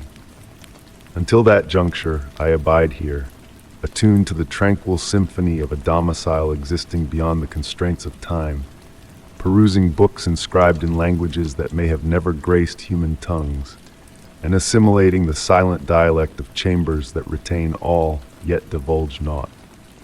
The grandfather clock intones once more, an hour unbeknownst, and somewhere within the confines of the house, a door creaks ajar to unveil a chamber that eluded existence yesterday. I smile, cognizant that it shall vanish upon seeking it, only to re-emerge when it escapes my memory entirely. This abode is now my haven, with its impossible instants, its unspoken narratives, its histories that never transpired, and futures that may yet unfold. Story 28. The rain whispered its ancient secrets against the stone walls of the manor house, a soothing melody that echoed through the centuries. In my study, bathed in the warm glow of vintage brass lamps and the familiar scent of old leather-bound books, I felt a sense of peace wash over me. The wooden floorboards beneath my feet murmured softly as I moved around the room, each creak a gentle reminder of the passage of time. One evening, as I sat by my grandfather's antique writing desk, a peculiar sight caught my eye. The shadows cast by the lamplight danced across the weathered stone wall, revealing subtle patterns that seemed to beckon me closer. The stones, worn smooth by age, held a hidden design that eluded my conscious mind but resonated with a deeper, instinctual part of my being. Drawn by curiosity, I reached out to touch the cool, rough surface of the stones. Each groove and imperfection told a story of time and memory. Some stones seemed to pulse with a warmth that defied their outward appearance, as if they held a life of their own. A flicker of movement in the room's reflection caught my attention, though when I turned to look, all was still. Yet the sensation of subtle motion lingered, like a whispered secret on the edge of perception. The rain outside intensified, its rhythm deepening to a resonant hum that seemed to emanate from within the walls themselves. The brass lamps flickered in a hypnotic pulse, dimming and brightening in sync with the shifting shadows. In those fleeting moments of altered light, the pattern in the stones hinted at the outline of an archway, a doorway to another realm just beyond reach. As night descended, the room filled with the mingled scents of petrichor and old books, creating an atmosphere both familiar and otherworldly. The grandfather clock marked time with its steady heartbeat, each tick drawing me deeper into contemplation of the wall's mysteries. Lost in my grandfather's journals, I uncovered family legends of hidden doorways and spaces between spaces. The room revealed subtle anomalies, shadows that defied logic, echoes that lingered too long. Quiet evenings were punctuated by the rain's rhythmic symphony, each droplet striking the stones in perfect harmony. One night, as the air thickened and the temperature dropped, the pattern in the stones shifted with newfound clarity. The outline of an archway emerged, soft and dreamlike, pulsing with a life of its own. The stones seemed to breathe, expanding and contracting in sync with my own breath. A narrow gap appeared between the stones, emitting a soft, silvery light that hinted at unseen depths. The passage remained in a state of becoming, on the verge of existence, yet shrouded in mystery. I spent hours watching, listening to distant whispers and music that seemed to drift through the gap on certain nights. My grandfather's journals spoke of similar experiences, of moments when the ordinary blurred with the extraordinary. The passage became a focal point for contemplation, a meditation on the mysteries that enveloped our world. With each touch of the stones, I felt a gentle vibration, a lullaby hummed by the wall itself. The sensation brought a profound peace, a connection to something ancient and vast. The passage, neither fully real nor entirely imagined, served as a reminder of the thin veil between reality and possibility. Embracing the unknown with quiet wonder, I found solace in the mysteries that surrounded me. The rain continued its gentle symphony against the ancient stones, illuminating the passage with a faint glimmer in the lamplight. It stood as a door to the unknown, a gateway to endless contemplation. In the quiet of the night, as the rain whispered its secrets, I learned to find comfort in the gentle mysteries that enveloped me. Some questions are best left unanswered, their answers floating just beyond reach like music carried on an evening breeze. And in that acceptance, I found peace. Story 29. The ancient church bell tower stood tall and still under the autumn sky, its bronze bell silent in the evening breeze. Despite my familiarity with this historic place, tonight held a different aura. The air was thick with a sense of quiet, carrying the earthy scent of rain and aged wood. As the caretaker of this ancient structure, I had become attuned to its shifting moods and whispers. The bell, once a steadfast timekeeper, now sat in silence, its deep resonance absent from the valley. This change had not gone unnoticed by me. I vividly recall the evening when the silence first struck me. It was a warm September night, much like this one, with the sunset painting the sky in hues of purple and orange.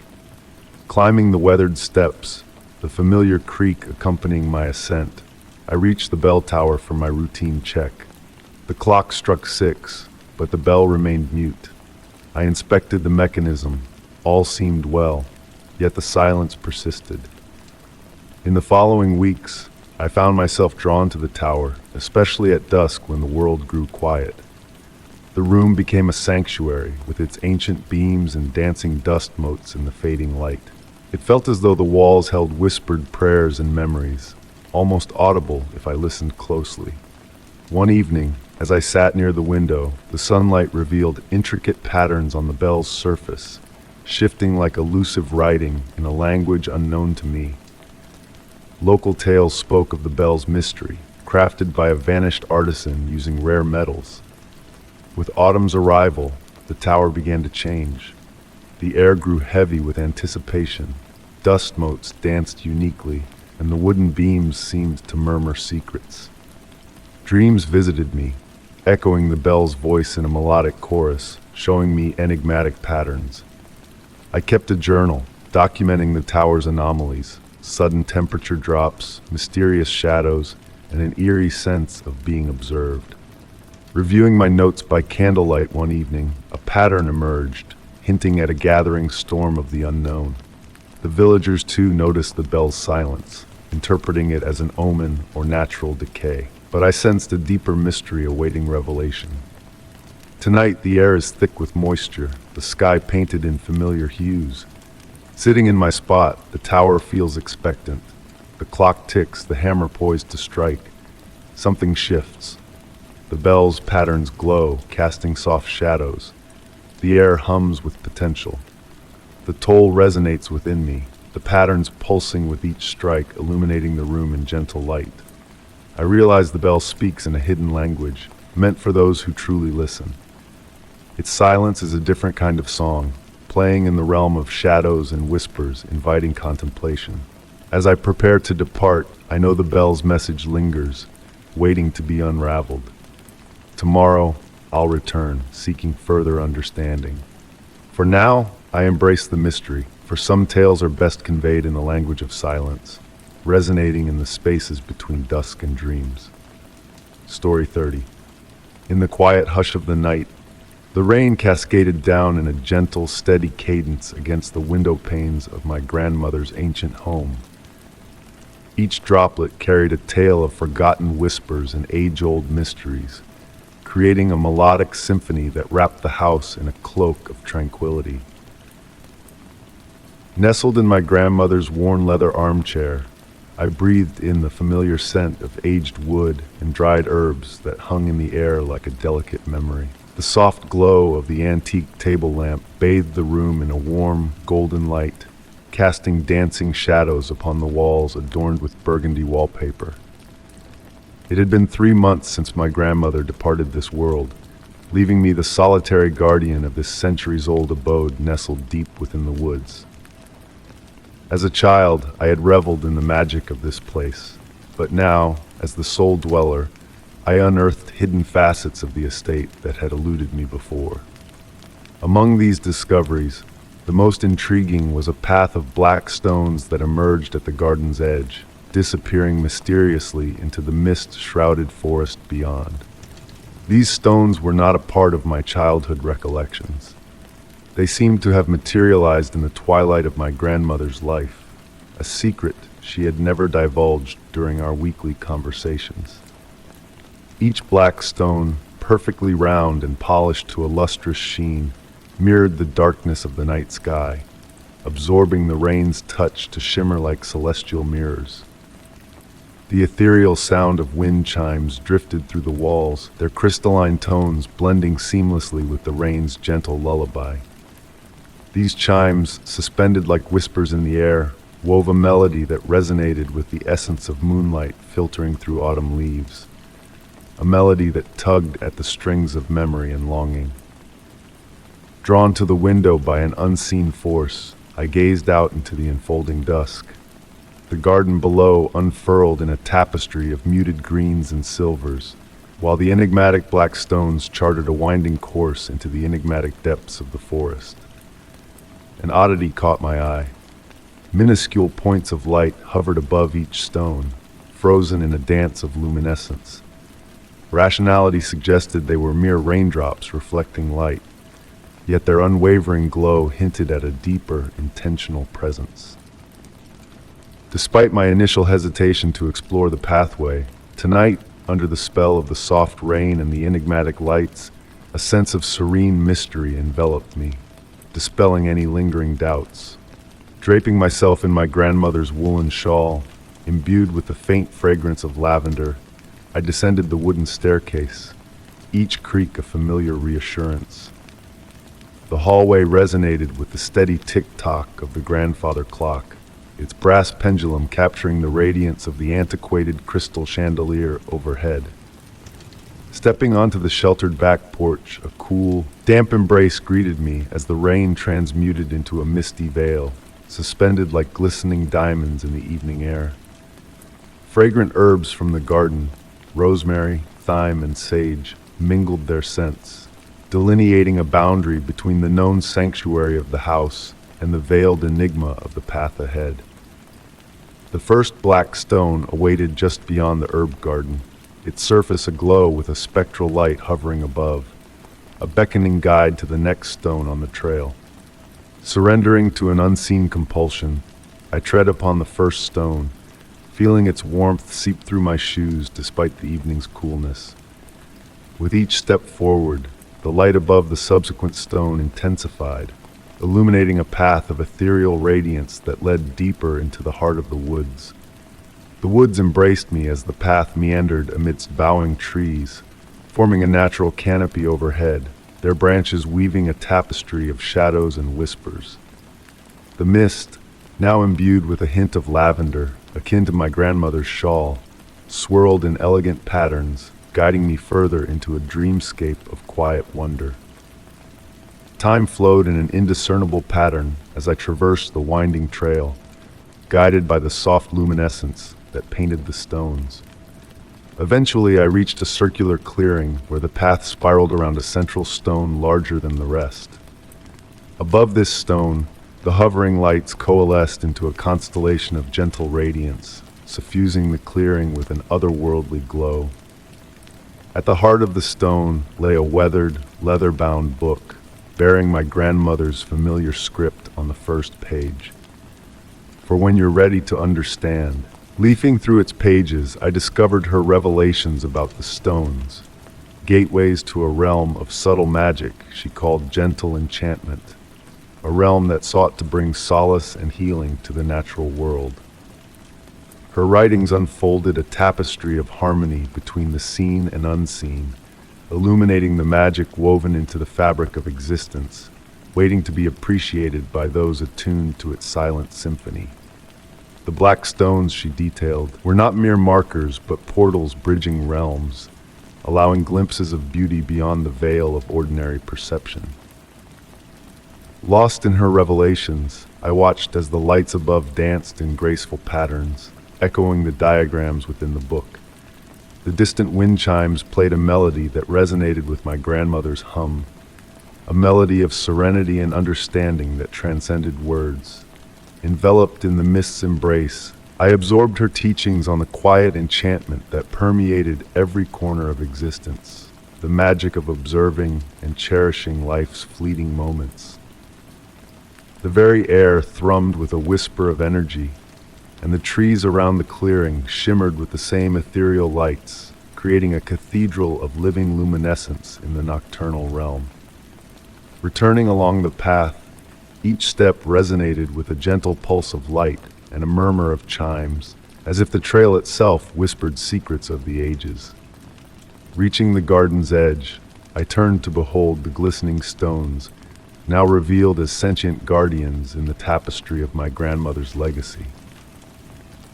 Back within the sanctuary of the house, nestled in my grandmother's chair with her book cradled in my lap, the rain's pitter-patter transformed into a lulling cadence that serenaded my senses. The wind chimes sang an eternal song, carrying within their notes the echo of my grandmother's wisdom, guiding me into the realm of quiet enchantment that had forever dwelled just beyond mortal sight. As sleep's gentle tendrils beckoned, I realized that this journey was but a prelude to unraveling the legacy my grandmother had bequeathed. The path of black stones, a gateway to the hidden magic between heartbeats and raindrops, whispered of untold wonders waiting to be explored. And in the soft dance of the wallpaper patterns, synchronized with the rain's murmur and the chime's melody, I drifted into slumber, cradled by the mysteries that lingered in the night's embrace. Story 31. The soft patter of rain against the aged wooden shingles serenaded the night, weaving a gentle melody into the air. Nestled in my grandfather's trusty rocking chair, I gazed out through rain-kissed windows, where the lighthouse's beacon danced across the misty veil, painting ephemeral patterns on the cloak of darkness. The rhythmic creak of the chair harmonized with the distant crash of waves against the rugged rocks, melding into a hypnotic symphony that seemed to lull time into a tranquil slumber. My grandfather, the keeper of this ancient lighthouse for 4 decades, had bestowed upon me not just the duty, but also the enigmatic tales and hidden lore that whispered within its walls. The weathered logbooks, guardians of bygone eras, lined the shelves in every corner, their yellowed pages holding within them meticulous accounts of nature's whims, tidal shifts, and intriguing anomalies that had captured his keen eye over the years. This night felt different, a subtle shift in the atmosphere that hung heavy in the air, akin to the pregnant pause preceding a storm, yet the barometer remained unchanged. The lighthouse's beams sliced through the darkness with an intensity that felt almost sentient, as if seeking out mysteries veiled by rain and mist. Ascending the spiral staircase, each step a familiar echo of metal and wood, I found solace in the lantern room atop, surrounded by ancient brass and weathered glass that bore witness to countless tempests and starlit reveries. The colossal Fresnel lens turned dutifully, a relic of machinery that had faithfully served for a century and more. Amidst my nightly routines, a subtle shift in the beam's reflection caught my eye. Instead of its usual scatter across the waves, tonight it coalesced in a singular spot, casting an ethereal luminescence that defied the rotation. Adjusting my spectacles, I leaned in closer to the rain-splattered windows, trying to decipher the enigma before me. The glow persisted, a gentle pulsing of soft blue-white light, reminiscent of moonbeams on fresh snow. Its origin lay half a mile offshore in the fathomless depths I knew too well. As I watched, the light pulsed like a heartbeat, sending ripples across the rain-dappled surface, defying the storm's embrace. Tales in the logbooks spoke of such phenomena, though I had often dismissed them as my grandfather's flights of fancy. He penned accounts of answering lights that materialized on dark nights, as if the lighthouse beckoned and the abyss replied. These entries, scattered amidst decades of practical observations, lingered in my mind like half-remembered dreams. Retrieving his most detailed entry, the leather-bound tome, cool to the touch, I found a sketch dated precisely 50 years prior. The illustration mirrored the pulsing light I now beheld, etched in faded ink strokes. His steady script faltered as he recounted how the light had ascended from the depths, lingering briefly before descending once more. A soft chime from the brass clock nudged me back to the present, reminding me of my duties. The routine of maintenance tethered me to reality as my thoughts drifted into the realm of possibilities. The rain persisted in its gentle cadence on the glass dome above, while the familiar scents of mineral oil and brass polish enveloped me with each breath. Hours slipped by unnoticed as I oscillated between observing the enigmatic light and delving into my grandfather's logs. The phenomenon held steadfast, neither advancing nor receding, its pulse a steady metronome in the night. The air grew heavy with moisture, intricate patterns of condensation blooming on the windows like frost on a winter morn. With the first blush of dawn on the horizon, a subtle change rippled through the tableau. The pulsing light began to wane, a gradual retreat akin to the descent of a setting sun. The water where it had lingered bore a faint phosphorescence for a fleeting moment, before reverting to its natural state, erasing all traces of the night's enigma. Opening a fresh logbook, its blank pages a canvas awaiting my account, I poised my pen over the paper. How does one articulate the ineffable? In the end, I penned the facts as they unfolded, a mere nod to my grandfather's cryptic entry. Some experiences, I realized, dwell in the liminal space between comprehension and wonder. The lighthouse continued its eternal vigil, guiding ships through the inky abyss as it had done for eons. Yet now I knew it served a purpose beyond the mundane, perhaps guiding entities that tread the line between light and shadow, between the known and the unknowable. As the rain tapered off, leaving a world reborn in its wake, brimming with untold possibilities, I maintained my nightly watch. The weather, the tides, the passage of ships, all noted meticulously. But on nights when the rain whispered softly and the mist veiled the land, I held my breath, attuned to the perfect harmony that birthed answers from the deep. The lighthouse stood sentinel, and I stood alongside, acknowledging that certain mysteries are destined to elude our grasp, like distant lights glimpsed through the veils of rain. Story 32. The soft patter of rain against the window panes enveloped the old mansion in a gentle embrace, a natural lullaby that whispered secrets of the night. Standing in the entrance hall, I watched as raindrops painted intricate patterns on the glass, casting shadowy figures that danced in the evening's dim light. The air held the comforting scent of aged wood and a hint of lavender, carrying tales of bygone eras on its fragrant breeze. This grand house, now mine through inheritance from my grandmother, was a repository of childhood memories, each corner echoing with the whispers of days long gone. The aged hardwood floors softly creaked beneath my steps as I wandered through the familiar rooms, the quietude of the night enveloping me like a shroud of tranquility. Shadows draped the walls in hues of blue and gray, casting a serene ambiance throughout the mansion. The second-floor corridor beckoned to me, its polished wooden panels gleaming with a timeless patina earned through years of careful upkeep. Family portraits adorned the walls, their watchful gazes seeming to follow me as I passed by in reverent silence. The crimson carpet runner absorbed the sound of my footsteps, its ancient design still vibrant despite the passage of time. Something felt different in the air tonight, a subtle shift in the atmosphere that stirred a sense of curiosity within me. It could have been the way the shadows played tricks on my eyes, or the anticipatory stillness that hung in the hallway like a veil. As I traversed the corridor, the portraits lining the walls seemed to come alive in my periphery, their movements fleeting and elusive, vanishing when I turned to face them directly. The scent of lavender grew more potent, mingling with notes of vanilla and old parchment, a familiar blend reminiscent of my grandmother's study. Yet her study resided on the first floor, not here in this hallway, lending an air of enigma to the fragrance that enveloped me like a fond memory. Pausing before an ancient mirror that had witnessed generations of reflections, I beheld a distorted image of the corridor behind me, its length extending beyond reality, doors appearing where none existed in my knowledge. Turning to confirm the illusion, the hallway remained unaltered, yet the mirror persisted in its deceit, offering glimpses into an alternate reality that defied logic. A soft murmur, like the rustling of pages in a forgotten tome, caressed my ears, its ethereal voice weaving cryptic messages that eluded comprehension.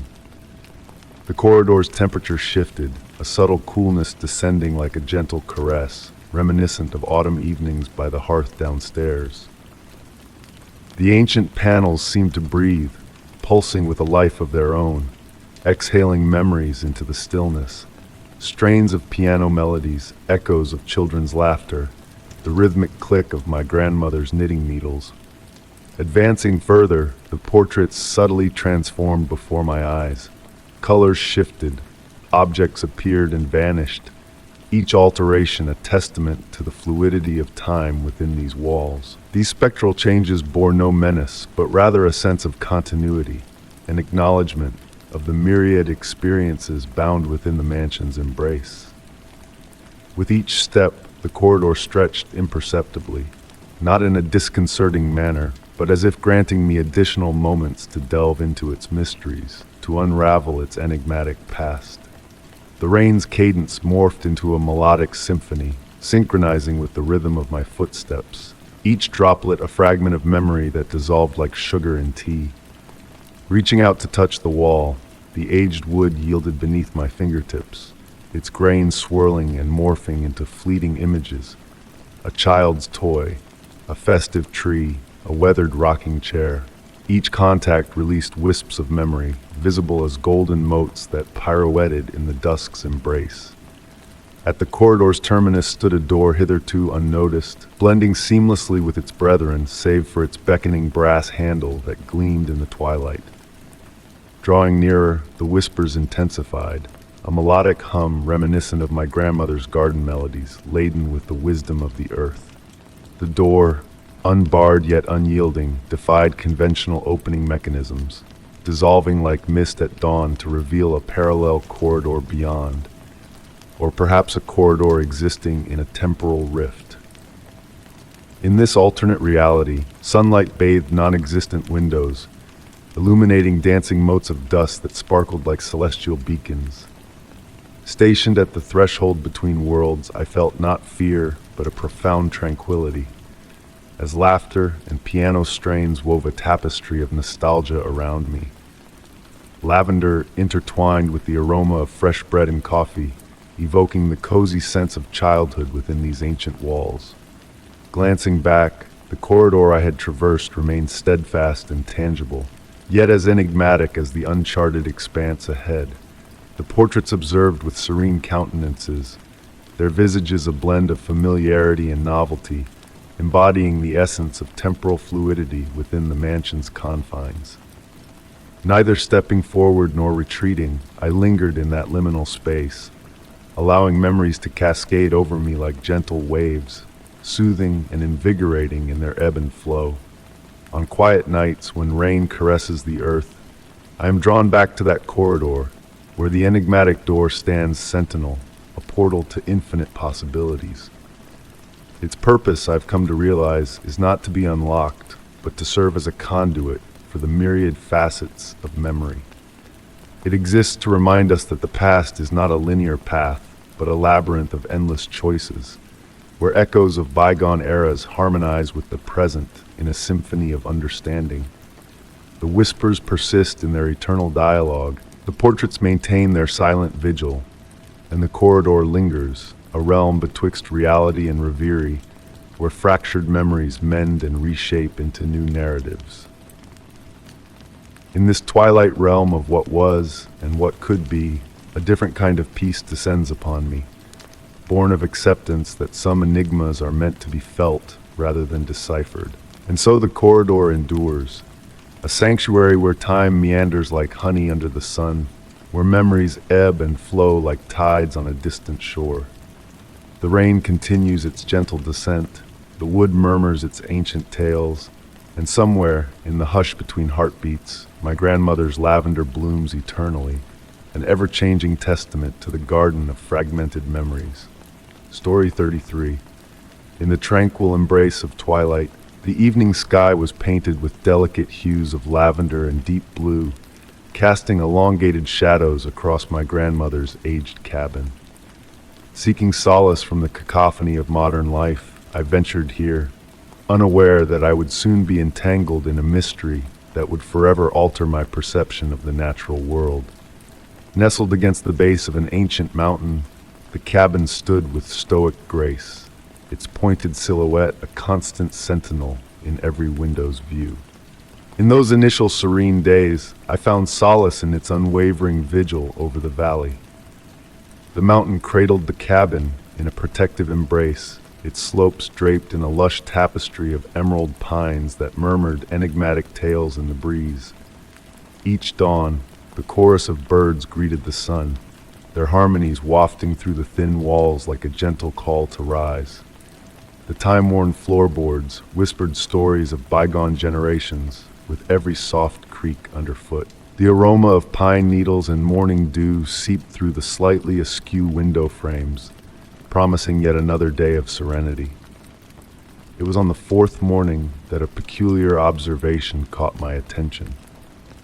While sipping tea on the porch, observing the mist cascade down the mountainside, I noticed an abrupt hush among the birds.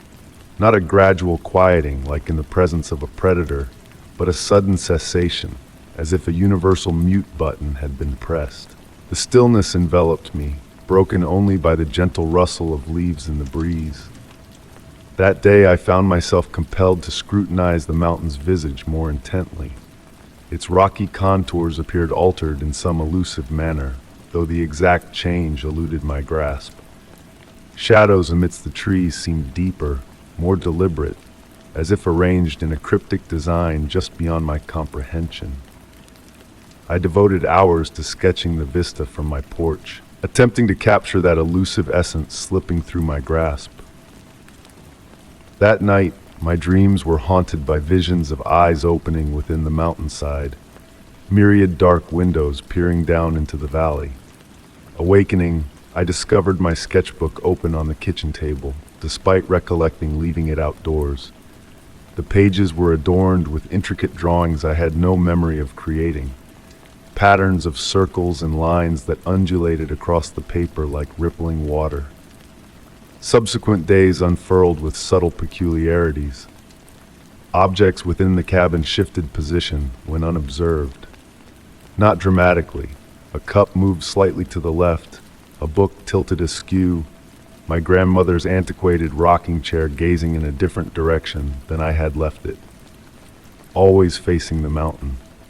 The alterations in the mountain itself grew more perceptible, though always in ways I could never substantiate. Rocks that appeared rearranged from the day before. Trees leaning at impossible angles, their boughs extending towards the cabin like inquisitive appendages. And always, the persistent sensation of being watched. Patterns emerged in the movements of shadows across the valley. They deviated from the sun's expected trajectory, at times pausing, coalescing like pools of shadowy water, and languidly shifting against the natural course of light. A sense of anticipation thickened the air during these moments, as if the entire valley held its breath. My dreams intensified, replete with murmured dialogues in unfathomable tongues that resonated with ancient familiarity. Awakening, I found pine needles on my pillow, despite all windows remaining shut. The fragrance of earth and stone clung to my garments, even those untouched in the dresser.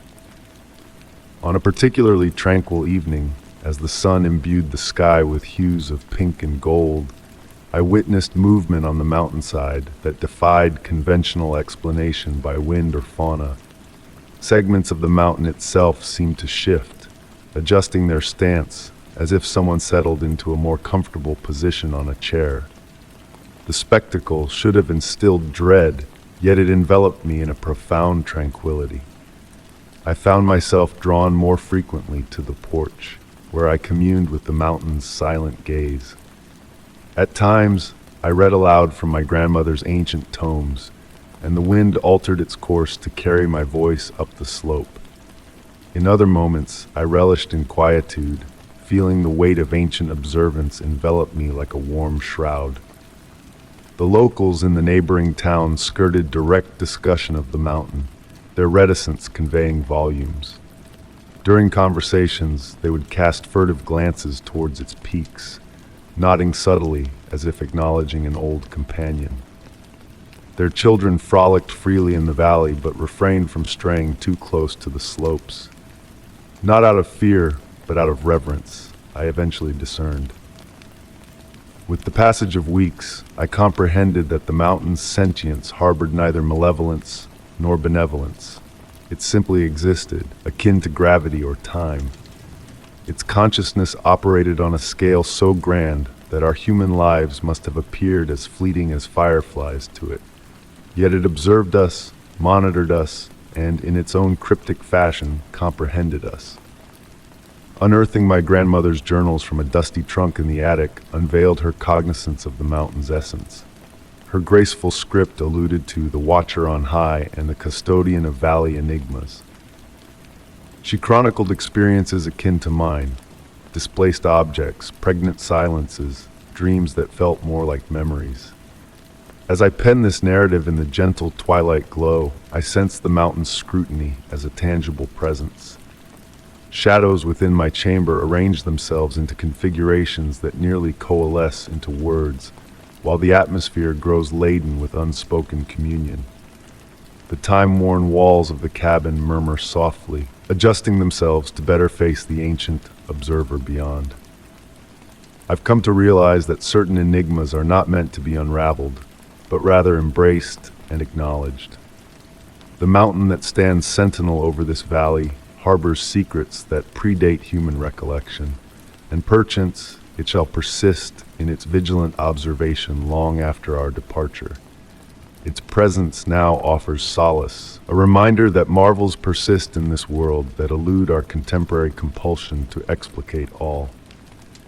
The birds have resumed their melodic refrains, yet their songs resonate differently now, more purposeful, as if conveying missives between the valley and its hoary sentinel.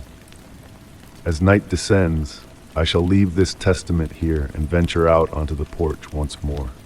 The mountain's silhouette will loom as ever, softened by starlight, yet no less watchful.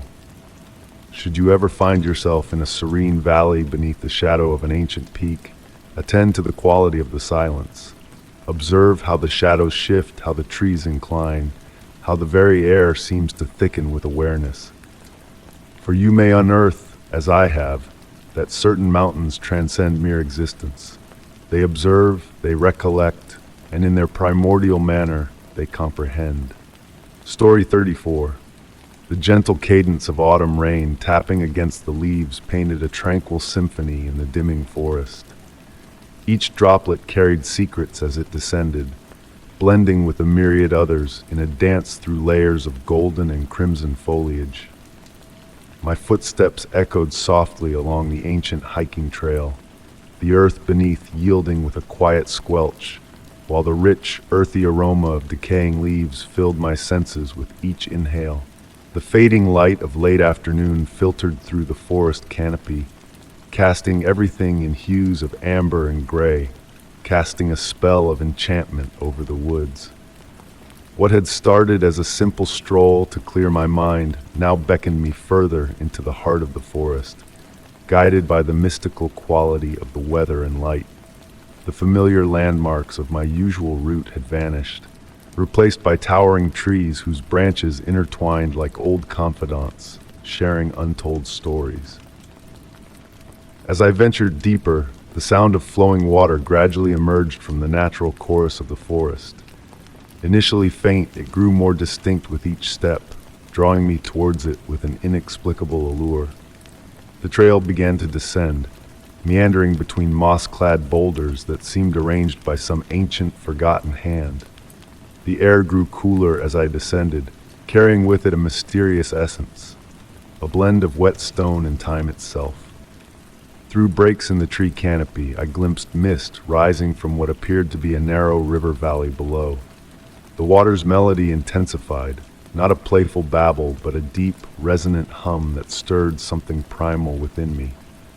Turning a bend in the path, the trees parted to reveal a scene that transfixed me with wonder. Below, a river unlike any other stretched out before me. Its waters were clear yet dark, moving with a slow grace that defied the natural terrain. Wisps of mist twirled above its surface, forming ephemeral shapes that seemed almost deliberate before dissolving into nothingness. What captivated me most was the river's mysterious origin and disappearance. Upstream, it emerged from beneath a towering rock wall draped in hanging moss.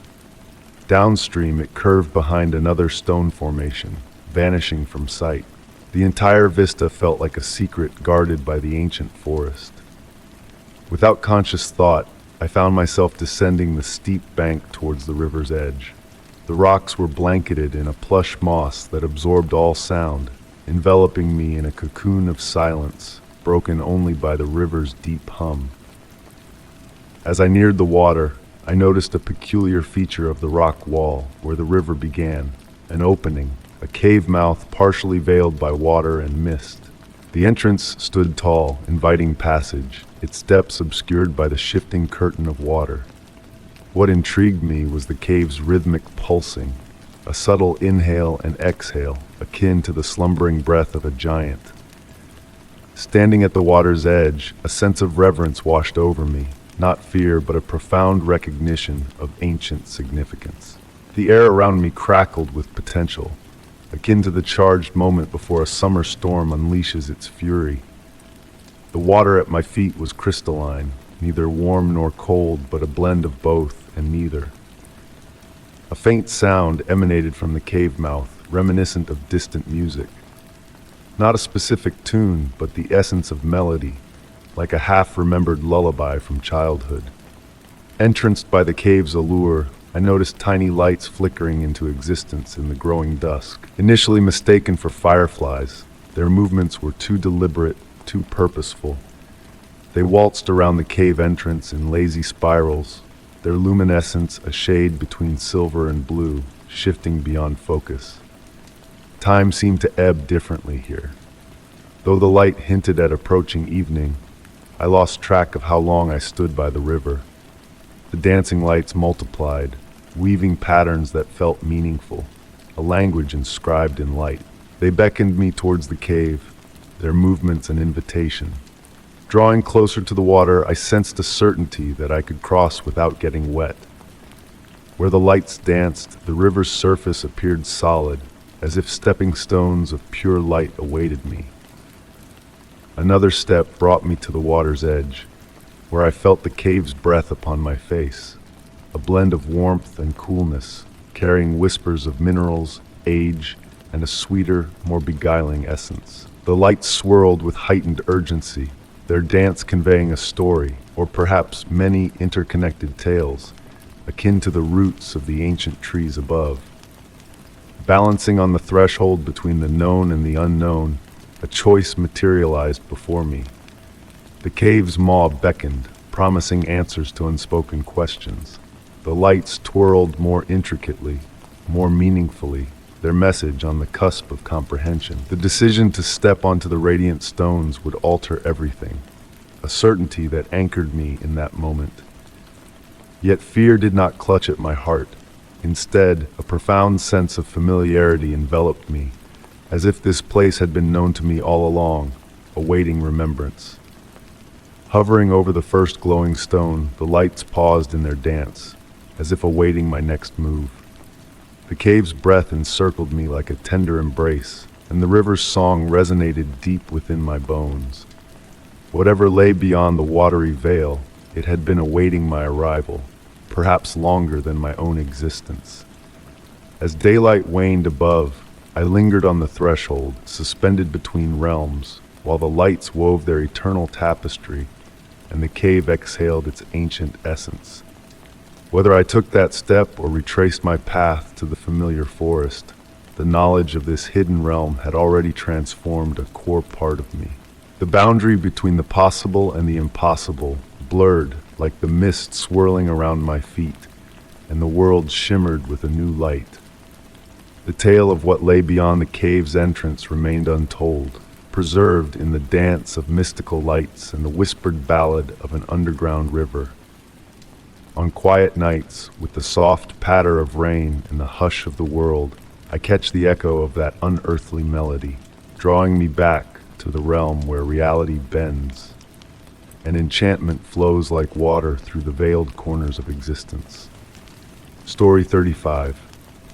The soft patter of autumn rain against the windows enveloped my study in a hypnotic melody as I delved into the trove of old family documents. The warm glow of my vintage desk lamp created a cozy sanctuary, casting a protective circle of light around me, while the rest of the room danced in the embrace of gentle shadows.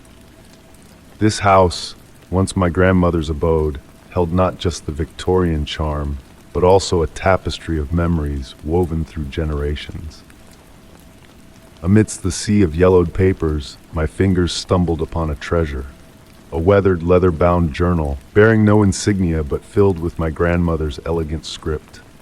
Each page whispered tales of her meticulous observations on the house's upkeep until a particular entry halted my reverie. Discovered an unexpected door in the root cellar today. It defies the foundation's blueprints, concealing an enigma. The rain continued its lullaby outside as I reclined in my chair, pondering her cryptic words. Though I had explored the root cellar countless times in my youth, the memory of an extra door eluded me. The leather of my reading chair sighed softly as I shifted, harmonizing with the distant murmurs of aging wooden beams settling in the house.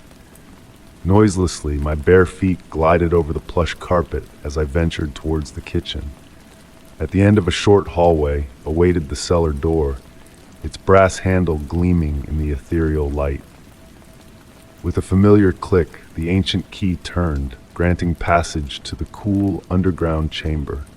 The root cellar greeted me with its signature scents, earth, stone, and a hint of bygone apples and potatoes.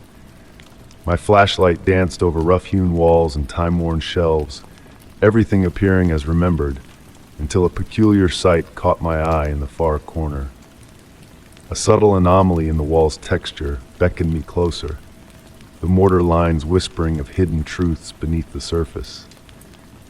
My fingertips traced the enigmatic pattern, detecting a faint recess. With a gentle push, the wall yielded soundlessly, revealing a staircase descending into darkness. The steps, fashioned from the same stone as the foundation, bore no marks of time's passage. A mysterious warmth and a delicate floral fragrance wafted upwards, summoning me into the unknown depths. Though my grandmother's journal hinted at the door's existence, its secrets remained veiled. The staircase extended an invitation, its flawless craftsmanship offering solace amidst uncertainty. The flashlight's beam plunged into the abyss below, the staircase curving out of sight, enticing with its enigmatic allure. Seated on the top step, I surrendered to the balmy currents rising from the depths. The rain's serenade faded, replaced by a subtle hum, akin to the whisper of wind through a seashell. Time meandered languidly in this subterranean haven, each moment elongated like molten honey dripping from a spoon. Descending, the ambient light morphed, the flashlight's glow diffusing into a golden haze reminiscent of late afternoon sunbeams. Iridescent patterns adorned the walls, their shifting motifs captivating my senses. The staircase spiraled onward, my journey feeling effortless, almost meditative. The floral fragrance intensified, mingling with ancient earthiness, as I occasionally paused to commune with the vibrating stone, pulsating with a latent vitality. Faint echoes of music, murmurs, and rustling leaves teased my ears, dissipating into the overarching resonance whenever I strained to decipher them. The staircase unveiled a modest landing, adorned with cryptic inscriptions in an unfamiliar script, their flowing characters evading comprehension, akin to ripples on a tranquil pond. Another staircase descended from the landing, yet an invisible force urged me to halt my descent for the day. Seated upon the landing, I surrendered to the warm currents and gentle vibrations, the space neither hostile nor inviting, but existing as an immutable truth. Retracing my steps, the hidden door sealed with a hushed click, returning me to my study bathed in the rain's eternal cadence. My grandmother's journal lay open, revealing a subtle message overlooked before. Beneath the entry on the mysterious door, barely discernible script whispered, Some enigmas offer solace in their ambiguity. Some thresholds exist not to be crossed, but to illuminate the realms beyond our comprehension. The staircase remained unexplored, yet on tranquil nights, when the house murmured its ancient secrets, I fancied a whiff of that warm floral breeze ascending from the depths, carrying elusive echoes. In those moments, I grasped my grandmother's wisdom. The journal now rests in my desk drawer, a relic of profound mysteries, reminding me that some enigmas reside in the liminal space between reality and reverie, comprehension and intuition. Perhaps therein lies their essence, in the twilight realm where questions dissolve and the unknown enfolds us like a tender embrace on a rainy autumn eve. Story 36. In the hushed embrace of an autumn evening, the gentle patter of rain kissed the weathered stones of my grandmother's Victorian abode. 2 weeks had passed since the property became mine, and every night the old house beckoned me with its quiet allure, revealing new enigmas hidden within its ancient walls. Sitting in the library, under the soft glow of a vintage brass lamp, my thoughts wandered to a peculiar sound emanating from beneath the floorboards. It wasn't the usual creaks of aged wood or the whispers of wind. This sound carried a different essence, akin to water flowing through ancient conduits, yet with a melodic cadence that stirred my curiosity. My grandmother had always whispered tales of the house's secrets, but none as captivating as the ancient cistern rumored to lie beneath its foundation. Constructed in a bygone era for rainwater collection, the subterranean chamber had long been sealed off, or so I had been told. Yet as I listened to the haunting harmony rising from below, a notion crept into my mind. Perhaps a part of it remained alive, veiled in the shadows beneath. With each passing moment, the enigmatic melody grew clearer, resonating not in volume, but in precision. It evoked the distant chimes of wind underwater, a paradoxical fusion of muffled tranquility and crystalline clarity. Outside, the rain intensified, and the mysterious resonance seemed to ebb and flow with the rhythm of the weather. Led by the ethereal sound, I roamed the ground floor's corridors, my steps silent on the aged hardwood, the house itself hushing its familiar creaks, as if enraptured by the unseen symphony. Shadows danced on the walls as I carried the brass lamp, casting an eerie life onto the floral wallpaper that breathed with a surreal pulse in my peripheral vision. Beneath a weathered rug in the kitchen, a hidden trapdoor awaited my discovery, unbeknownst even to me.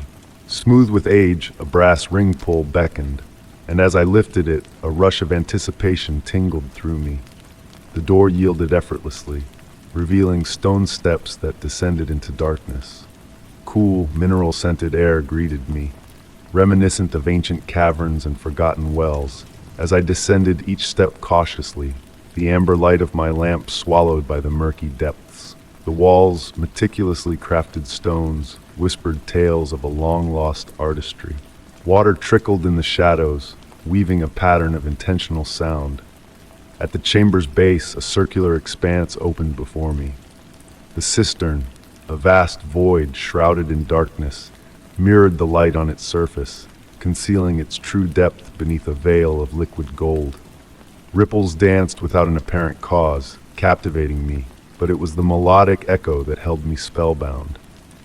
The chamber's acoustics transformed each droplet into a musical note, while the rain above, filtered through earth and stone, orchestrated a symphony of delicate impacts.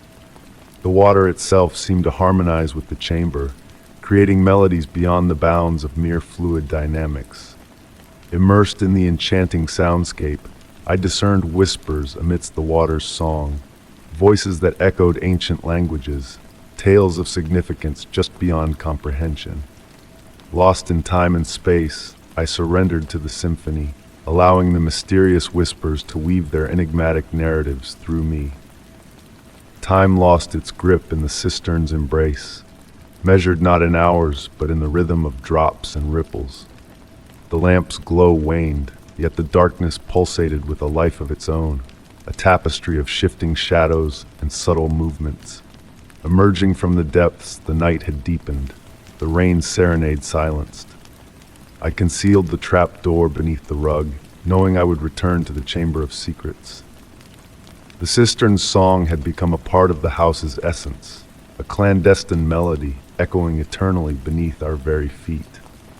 Each night, as I lay in bed, I strained to hear the ethereal music, sometimes clear as a bell, other times a faint whisper on the edge of perception. I've come to realize that some mysteries are not meant to be unraveled, but experienced, felt in the silent interludes between thoughts, in the spaces where raindrops linger. The cistern's eternal performance continues, a symphony for an audience of stone and shadows. In dreams that transcend reality, I decipher cryptic messages within the watery strains, ancient wisdom carried on the currents of time. Yet the true meaning, the forgotten stories they convey, remain elusive, slipping through my grasp like memories of rain, transient and ephemeral. Story 37. The autumn breeze whispered secrets through the rustling leaves as I followed the winding path to my grandmother's ancient Victorian home. The aged wooden steps groaned softly under my weight, a melody of nostalgia echoing from countless childhood visits. The porch lanterns, usually aglow with a warm radiance, sat ominously dark that night, reflecting only the ethereal moonlight. It had been 3 months since my grandmother's peaceful departure, leaving me the sole heir to this storied abode. A nightly ritual had formed, lighting the 12 antique lanterns at dusk, a tradition upheld by generations past. This routine served as a tether to her lingering presence in a place saturated with memories. But tonight, an unsettling shift hung in the air. The stillness was unusual, laden with the fragrance of rain-soaked earth and ancient timber. As my hand fumbled for the ring of keys, it brushed against the brass lighter nestled in my coat pocket, a relic of my grandmother, its surface polished by years of use. Stepping into the foyer, I was enveloped in a familiar blend of lavender and aged books, scents painstakingly crafted by my grandmother's hand. The hardwood floors whispered beneath my steps as I navigated the house, igniting the vintage wall sconces that bathed the Victorian wallpaper in a soft amber hue. Beginning my nightly ritual, I approached the first lantern by the entrance. The brass lighter clicked, yet the wick remained stubbornly unlit, defying my attempts to kindle the flame. Moving to the next lantern, I encountered the same resistance, a peculiar defiance of the flickering flame. A chill breeze stirred the climbing ivy on the porch, casting dancing shadows upon the wooden boards. The moon, a silent witness, painted intricate patterns through the foliage, their shifting shapes hinting at a hidden narrative. Each lantern I approached rejected the flame, shrouding the surroundings in darkness. The brass lighter, unwavering until now, obediently sparked to life when tested on a candle indoors. The ancient grandfather clock's rhythmic tick echoed through an open window, a reminder of time's ceaseless march. Yet this night seemed to exist outside the confines of time, as if the darkened lanterns had ensnared a pocket of stillness in the world. Recollections of my grandmother's tales about the lanterns flooded my mind, tales of their ancestral lineage and enigmatic behavior on significant nights. Settling onto the porch swing, its gentle creak a lullaby, I observed a peculiar sight. Thin, silvery threads, barely visible in the moon's glow, wove a delicate web connecting each darkened lantern. These ephemeral strands shimmered, catching the light like gossamer threads spun by unseen weavers. The clock struck midnight, its toll marking the emergence of the silver threads, now forming a complete circle binding all 12 lanterns. Within this luminous web, the air grew dense, pregnant with a palpable vitality. The scent of lavender, my grandmother's signature perfume, infused the night air, a spectral presence. The swing swayed faintly, devoid of wind, as if a phantom had taken a seat beside me. Entranced, I beheld the pulsing silver threads, akin to a gentle heartbeat, revealing shadowy figures that danced between the lanterns. Though insubstantial, these forms bore a familiarity beyond words, a connection that transcended time. As the night wore on, shrouded in the symphony of nocturnal whispers and elusive shadows, the silvery threads gradually dimmed with the approaching dawn until vanishing entirely with the morning light's first blush. Rising from the swing, the brass lighter nestled warmly in my pocket. Testing the first lantern once more, it sparked to life effortlessly, casting a steady glow. One by one, the lanterns ignited, their flames now imbued with more than mere light. They held echoes of bygone souls who tended them through ages past. These lights bore witness to a tapestry of tales, etched in shadow and luminescence, unveiled only when darkness enveloped them. This night remained a private reverie, shared with none, yet I attuned myself to the lantern's silent language. Their refusal to illuminate heralded significant moments, anniversaries of family members' departures, nights of veiled importance waiting to unfold their secrets. The circle of dimmed lanterns became my legacy, a clandestine pact with the past, a testament that some truths are unveiled only in the absence of light.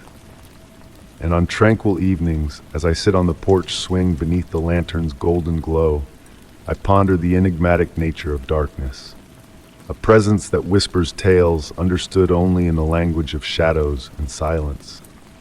Story 38. The soft murmur of autumn leaves glided over the aged wooden fence, a tranquil serenade accompanying my twilight stroll. I had recently taken up residence in the historic Victorian dwelling at the end of Maple Row. Lured by its faded charm and the allure of solitude, it whispered. The grand wraparound porch and intricate gingerbread detailing spoke of yesteryears, but it was the expansive backyard that truly ensnared my imagination.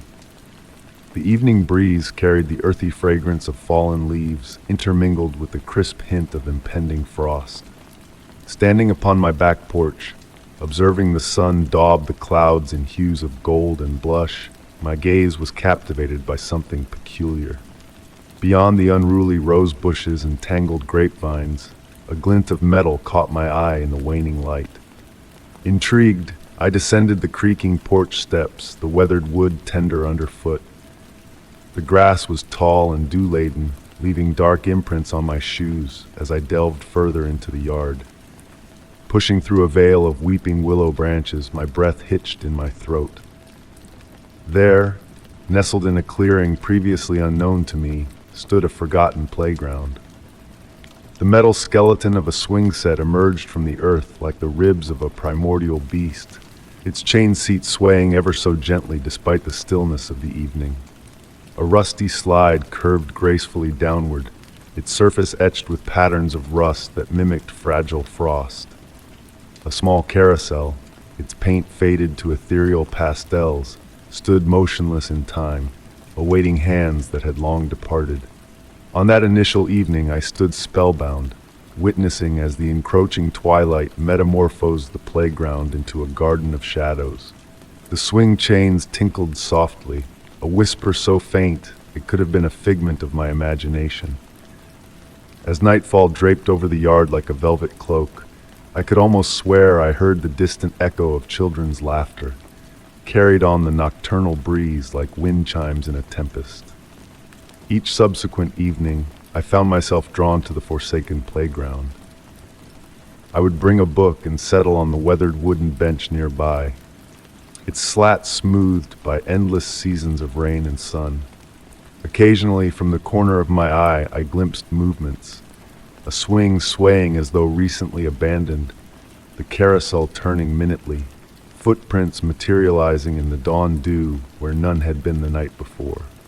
One exceptionally tranquil evening, as the moon ascended full and luminous above the trees, I heard it, the unmistakable creak of the swing set's frame.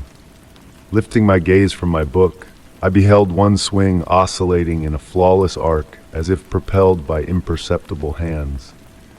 The chain links glistened in the moon's glow, and the atmosphere thickened with an unexplainable warmth despite the chill of autumn. That night, I began to notice other occurrences. Small toys would materialize on the playground, a faded red rubber ball, a jump rope neatly coiled at the slide's base, chalk sketches that surfaced on the swing set's concrete foundation, only to vanish with the morning dew. Each item seemed to belong to a different epoch, as if the playground existed in multiple temporal realms simultaneously. The locals, when consulted, proffered conflicting tales regarding the playground's past. Some asserted it had been constructed in the 1950s for a community that never materialized. Others contended it was more recent, possibly from the 1970s, yet couldn't elucidate why it appeared so antiquated. A senior woman, her gaze distant with recollection, reminisced about playing there as a child, though the dates she cited didn't quite align. As autumn waned into winter, the enigmas of the playground deepened. On snowy mornings, fresh footprints, diminutive like those of children, would traverse the yard, always concluding at the playground but never leading away. The swing would occasionally emit warmth, even after the frostiest nights, and on particularly hushed evenings, the melodies of children's songs would waft through the air, just at the threshold of audibility. I commenced chronicling the playground's peculiarities, documenting each inexplicable event. The way the metal harmonized with the wind, producing melodies that seemed almost familiar. The curious rust patterns that materialized and dissipated, forming what resembled messages in an unreadable script. The persistent sensation that the playground thrived more vibrantly at night than during the day, as though it existed in a realm betwixt wakefulness and reverie. Some nights, I would awaken to the sound of the carousel spinning, its gentle squeak filtering through my bedroom window. Peering out, I would witness it revolving slowly in the moonlight, vacant yet somehow not forlorn. The playground exuded a presence, not menacing but observant, as if it were the caretaker of memories too precious to fade utterly. As winter yielded to spring, I discovered myself spending more time in the playground. I would sway on the swings, feeling the gentle rock, and at times, in moments of perfect tranquility, I could nearly discern whispered dialogues carried on the breeze. Children's voices exchanging secrets and dreams, devising games that would never cease. The playground seemed to inhabit a perpetual twilight realm, where the boundaries between past and present, tangible and imagined, blurred increasingly. Occasionally, passing the slide, I would catch a reflection in its metallic sheen that wasn't quite my own. A child's visage, perchance, or several children, their features indistinct, yet their smiles vivid and gleaming. Never did I sense fear in the playground, even during the darkest nights. Instead, there was a feeling of being embraced by something ancient and ongoing, a game that had unfolded for decades, where the rules were comprehended solely by those who had long matured and departed. The playground held their laughter, their tears, their grazed knees, and triumphant victories, preserving them like specimens in amber. Presently, as I transcribe this by lamplight, observing the shadows dance across my journal's pages, I can discern the familiar creak of the swing set. The sound is clearer tonight, accompanied by the gentle scrape of shoes on well-trodden soil. I know that should I glance out my window, I might witness something that defies rationale. Children frolicking in the moonlight, their forms translucent as morning mist, or perhaps merely the solitary playground, standing sentry in the obscurity, awaiting the subsequent generation of dreamers to unearth its enchantment. But I refrain. Instead, I listen to the soothing symphony of metal and memory, and I ponder the myriad tales this playground harbors, all the instances of merriment and exploration it has observed.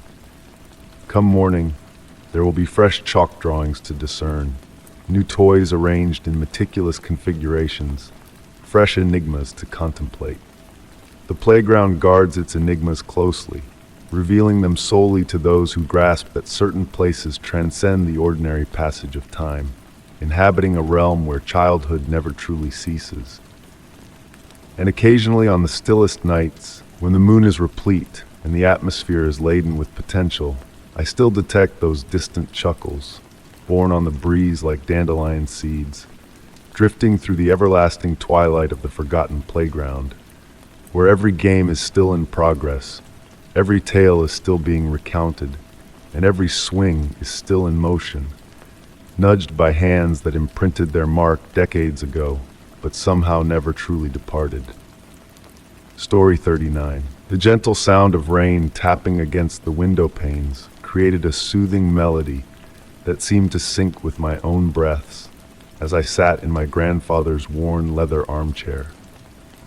Nighttime always brought a unique aura to the house, but on this particular night, there was an unmistakable sense of intrigue lingering in the air, causing the familiar shadows to dance with an unfamiliar grace across the aged wallpaper. Inheriting this Victorian house from my grandfather 3 months ago had unveiled subtle peculiarities that captured my attention.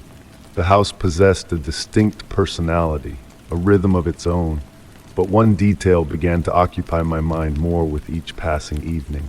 The library door refused to stay closed.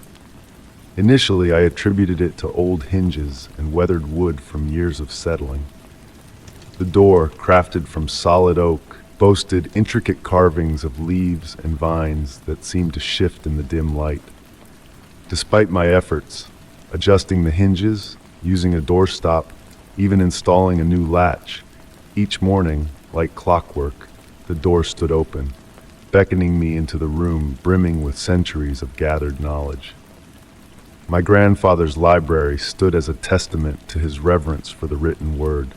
Floor-to-ceiling shelves adorned every wall, their dark wood gleaming with a polish that had been meticulously applied for decades.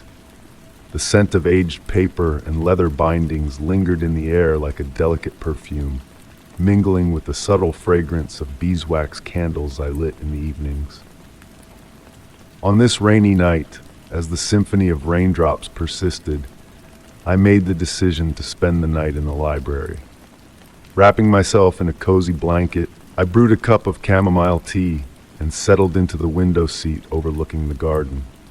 The moon played hide and seek behind heavy clouds, casting ever-changing patterns through the beveled glass windows onto the oriental rug below. When the grandfather clock in the hallway tolled midnight, its deep chime resonating through the house, I closed the library door with care.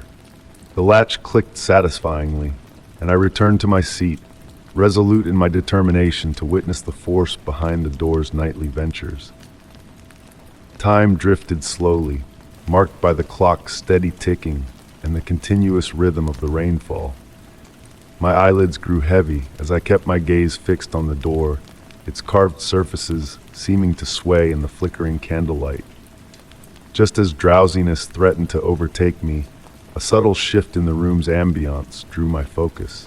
The air thickened, heavy like honey pouring from a jar. The candle flame stood motionless, frozen in time, as if the world had paused. Gradually, the temperature began to drop, my breath forming delicate clouds in the air. Yet rather than fear, a sense of profound anticipation enveloped me. The sound of pages rustling diverted my attention to the far corner of the room. There on my grandfather's desk, a book lay open, its pages fluttering as if caught in a gentle breeze, though the air remained still. Mesmerized, I watched as the motion spread to other books, creating a soft symphony of whispering pages. Amidst the gentle chaos, I discerned patterns in the way the books opened and closed, as if engaged in a silent dialogue, sharing the wisdom of centuries in a cryptic language beyond my grasp. The intricately carved door appeared to listen as well, its patterns intensifying in the peculiar light. Slowly, almost imperceptibly, the door began to move, not with the abrupt swing of human touch, but with the deliberate grace of a leaf unfurling in spring. Silently it opened, revealing the darkness of the hallway beyond.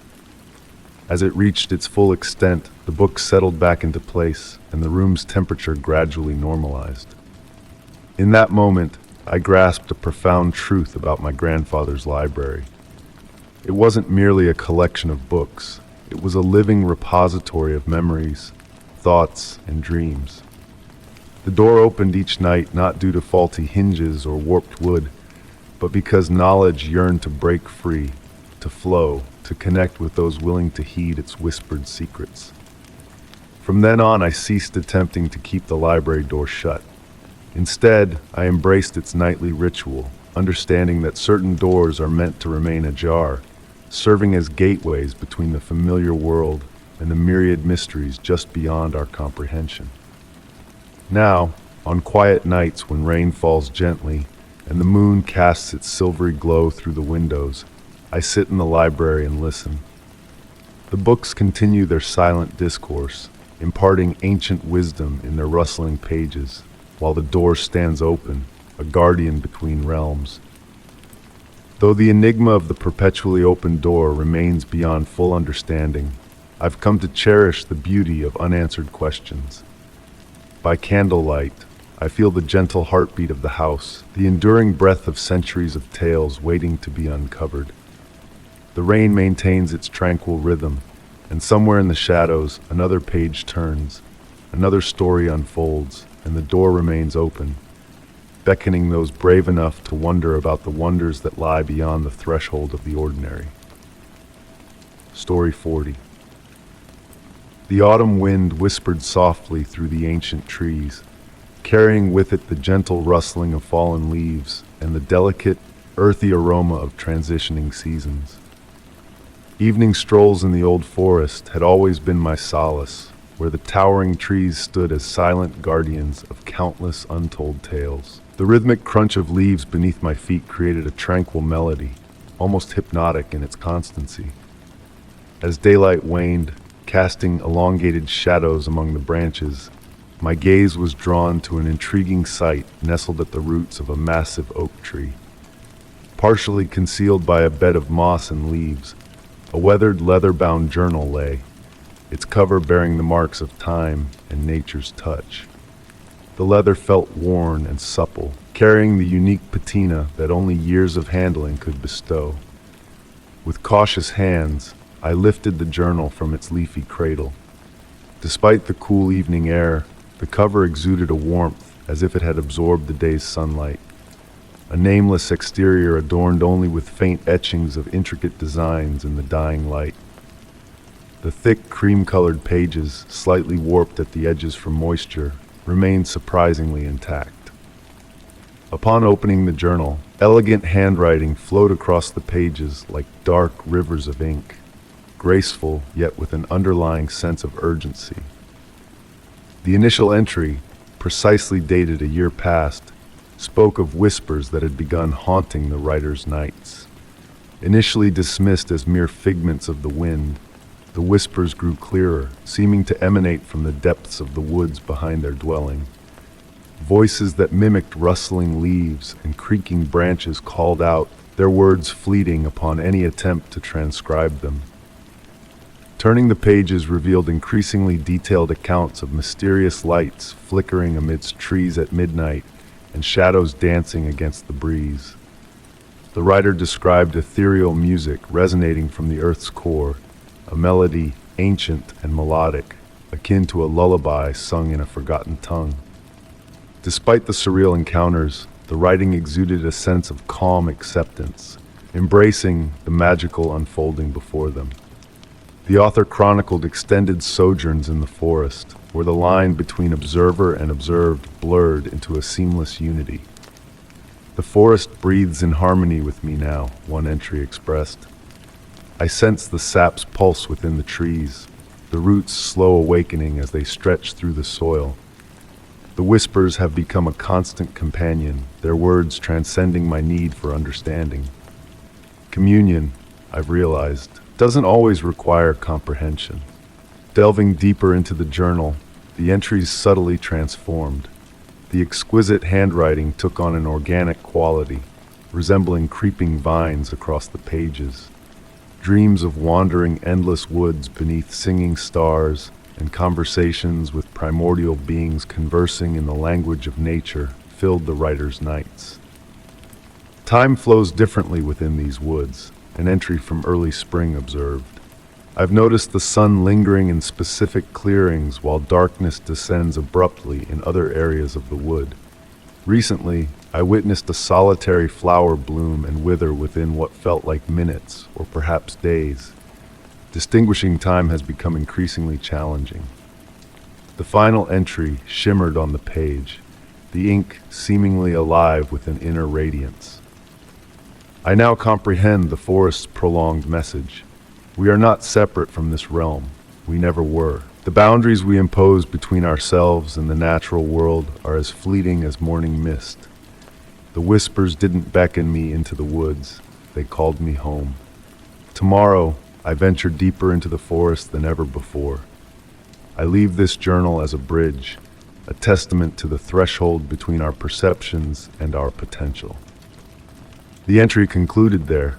As the wind gently stirred the leaves around me, a sweet, unfamiliar fragrance wafted through the air, and faint echoes of music or whispers drifted from the darkening woods. Amidst the encroaching dusk, I noticed a significant drop in temperature, yet felt no chill. The journal still radiated its enigmatic warmth in my hands.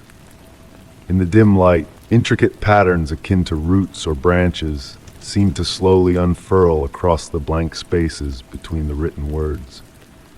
Carefully, I returned the journal to its original resting place among the roots, sensing an intuitive need for the next discoverer to choose its placement. Turning to depart, the wind whispered through the leaves once more, this time with a hint of discernible words in its gentle susurrations. That night, as I lay in bed, the journal's warmth lingered on my fingertips. In the pre-dawn stillness, thoughts of the author and their quest in the forest lingered in my mind. Perhaps it wasn't me who found the journal, but the journal that found me. Each twilight walk through the woods now revealed unseen wonders, trees leaning as if in intimate conversation, sunlight forming cryptic messages through the foliage, and the air thickening with anticipation around ancient stumps and hollow logs. Although the journal eluded me thereafter, my eyes often searched for its return.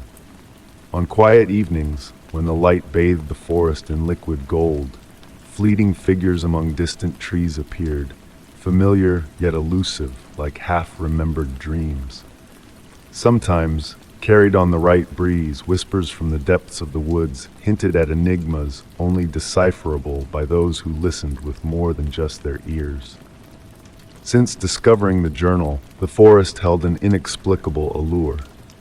Perhaps it was I who changed, awakened to the hidden wonders that had always surrounded me, awaiting patient discovery. Each step through the woods now carried a deeper reverence, each breath drawn with profound gratitude for the mysteries enfolding us. Occasionally, as the evening light danced through the canopy, merging with the forest's ancient rhythm, I sensed a unity with nature's pulse. I pondered how many others had traversed these paths before me, leaving their stories inscribed not in journals, but in the clandestine language of rustling leaves and murmuring winds. Story 41. The soft murmur of raindrops tapping against my window had become a familiar lullaby on this autumn night, coaxing me into a tranquil state of reflection. A warm, inviting glow spilled from my reading lamp, casting dancing shadows across the pages of my cherished leather-bound journal. With each stroke of my fountain pen against the paper, a harmonious melody joined nature's symphony outside.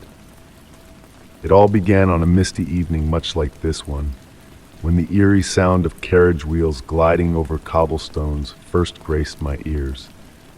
In our historic neighborhood, echoes of the past often lingered in the air, but this sound possessed an otherworldly quality. The rhythmic clip-clop of hooves and the steady revolution of wheels maintained an unyielding cadence, never faltering, never wavering. Intrigued, I set aside my teacup and approached the window, drawn by the hypnotic allure of the sound. Through the sheer veil of curtains, I glimpsed the silhouette of a majestic carriage, its dark figure barely discernible amidst the ethereal mist blanketing the street. With a mechanical precision, it traversed the cobblestones, wheels turning in perfect synchrony, hooves striking the ground with unwavering regularity. No driver graced the carriage's perch, yet it navigated its path with a determined purpose. Its windows shrouded in darkness, the entire vehicle cloaked in a mysterious, light-absorbing material. That inaugural night, I observed the carriage making its rounds past my dwelling 3 times, each circuit precisely 47 minutes apart. Intrigued by this enigmatic visitor, I found myself timing the intervals with a fascination bordering on obsession. The carriage maintained its steady pace, an enigmatic presence in the nocturnal hours.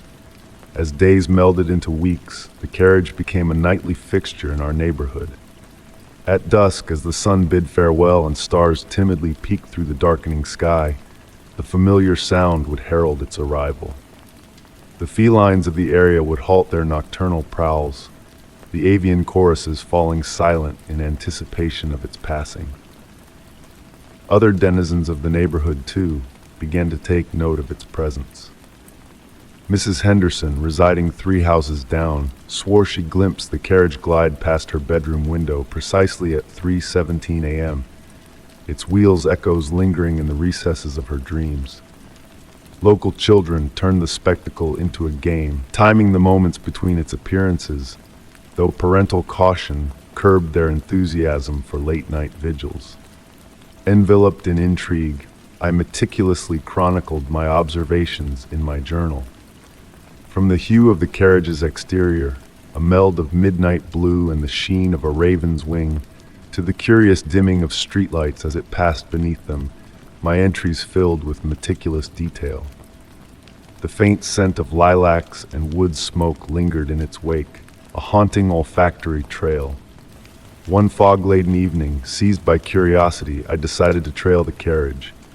Clad in a snug coat, I ventured onto the slick cobblestones, my footfalls muted by the rain-soaked ground. The carriage maintained its unrelenting pace, seemingly oblivious to my presence as I shadowed its path through winding lanes and slumbering abodes. The mist thickened around us, veiling the surroundings in an ethereal haze. Time itself seemed to warp, stretching and contracting like a spectral dance. Lost in the hypnotic rhythm of hooves and wheels, I journeyed into unfamiliar territory. The architecture shifted, the ambient glow bathed the streets in an iridescent hue, and an otherworldly ambiance enveloped us. A subtle metamorphosis occurred in the carriage's melodic wheels, a haunting tune woven into its rhythmic cadence. Faint echoes of an ancient, mournful melody lingered on the breeze, a half-remembered lullaby from the depths of time. The fragrance of lilacs intensified, mingling with exotic scents reminiscent of dried blooms nestled within musty tomes and the sweet decay of memories forgotten. Lost in reverie, I stumbled upon an uneven cobblestone, momentarily breaking the spell. When my gaze returned to the path ahead, the carriage had vanished, the mist dissipating to reveal the familiar surroundings of my street. The nearby church tolled midnight, its somber chimes resonating in the stillness. Returning to my journal, I noticed a solitary lilac blossom atop my desk, its petals a surreal shade of purple-black, shimmering in the lamplight. Unfading and untouched by time, it exuded a quiet, eerie presence, as if harboring secrets of its own. Night after night, the enigmatic carriage continued its silent procession. I found solace in its unchanging routine, a sense of comfort in its perpetual journey. Sometimes on sleepless nights I'd sit by the window, watching its passage, pondering its mysteries. Theories swirled in my mind. Was it a relic of a bygone era, trapped in an eternal loop? Or did it serve a cosmic purpose beyond mortal comprehension, sustaining a delicate equilibrium in the tapestry of existence? Perhaps it awaited a fateful reunion, a rendezvous lost to time. The lilac blossom, a silent sentinel on my desk, remained immutable, its enigmatic hum a spectral echo of the carriage's haunting melody. Tonight, as rain whispered against my window, I awaited the familiar sound of wheels on cobblestones, a harbinger of the carriage's nightly sojourn. A part of me yearned to follow its path once more, to surrender to its hypnotic rhythm and unravel the enigma veiled in mist. But for now, I embrace the gentle call of slumber. The carriage's eternal journey weaving through the mist-shrouded streets of a realm betwixt reality and dreams. Story 42. The gentle wind whispered through the autumn leaves, carrying a fragrance of rain-soaked earth and aging flowers. Wrapped in a cozy wool blanket on my grandmother's old rocking chair, I gazed out into the misty evening that veiled my backyard, turning familiar shapes into enigmatic silhouettes. The rhythmic creaking of the chair on the wooden porch boards synchronized with my breath, lulling me into a peaceful state. My gaze wandered to the ancient hedge that stood sentinel at the edge of my property, a towering wall of thorny branches, shrouded in dense foliage, concealing the secrets beyond. Grandmother's tales painted it as ancient as time itself, safeguarding something precious on the other side. In my youth, I embraced these stories as whimsical fancies, much like her tales of moonlit fairies and whispering shadows. The mist carried a subtle hint of roses, an oddity in a garden devoid of such blooms. As darkness descended, the sweet aroma intensified, reminiscent of the dried petals nestled in grandmother's jewelry box. My eyelids grew heavy as I listened to the melodic drip of rainwater from the leaves, each droplet creating ripples in the growing puddles below. A soft, warm light beckoned my gaze, emanating from beyond the hedge. Unlike the harsh glare of security lights or the chill of modern LEDs, this light was akin to golden honey basking in the sun, pulsing gently as if alive, dancing among the thorny branches. Mesmerized, I rose from the chair, letting the blanket slip to the porch floor, and ventured barefoot across the damp grass. Each step sunk into the earth, guiding me closer to the hedge, revealing intricate details in the darkness. Water droplets adorned the thorns like crystalline gems, capturing and reflecting the mysterious golden light. Midnight blue roses, hidden among the thorns, greeted my sight, their petals an ethereal hue. Standing before the hedge, a newfound discovery arrested my attention. A slender gap between the branches, forming a natural archway just wide enough for passage. The thorns seemed to part, inviting me into this enclave. Through the opening, glimpses of another garden unfolded. Unlike my pragmatic backyard with orderly rows of vegetables and herbs, this space defied nature's logic. Blooms that should have withered thrived with vitality. Vines with stained glass leaves twined around ancient stone pillars, incongruous with the residential setting. A medley of scents wafted through the gap.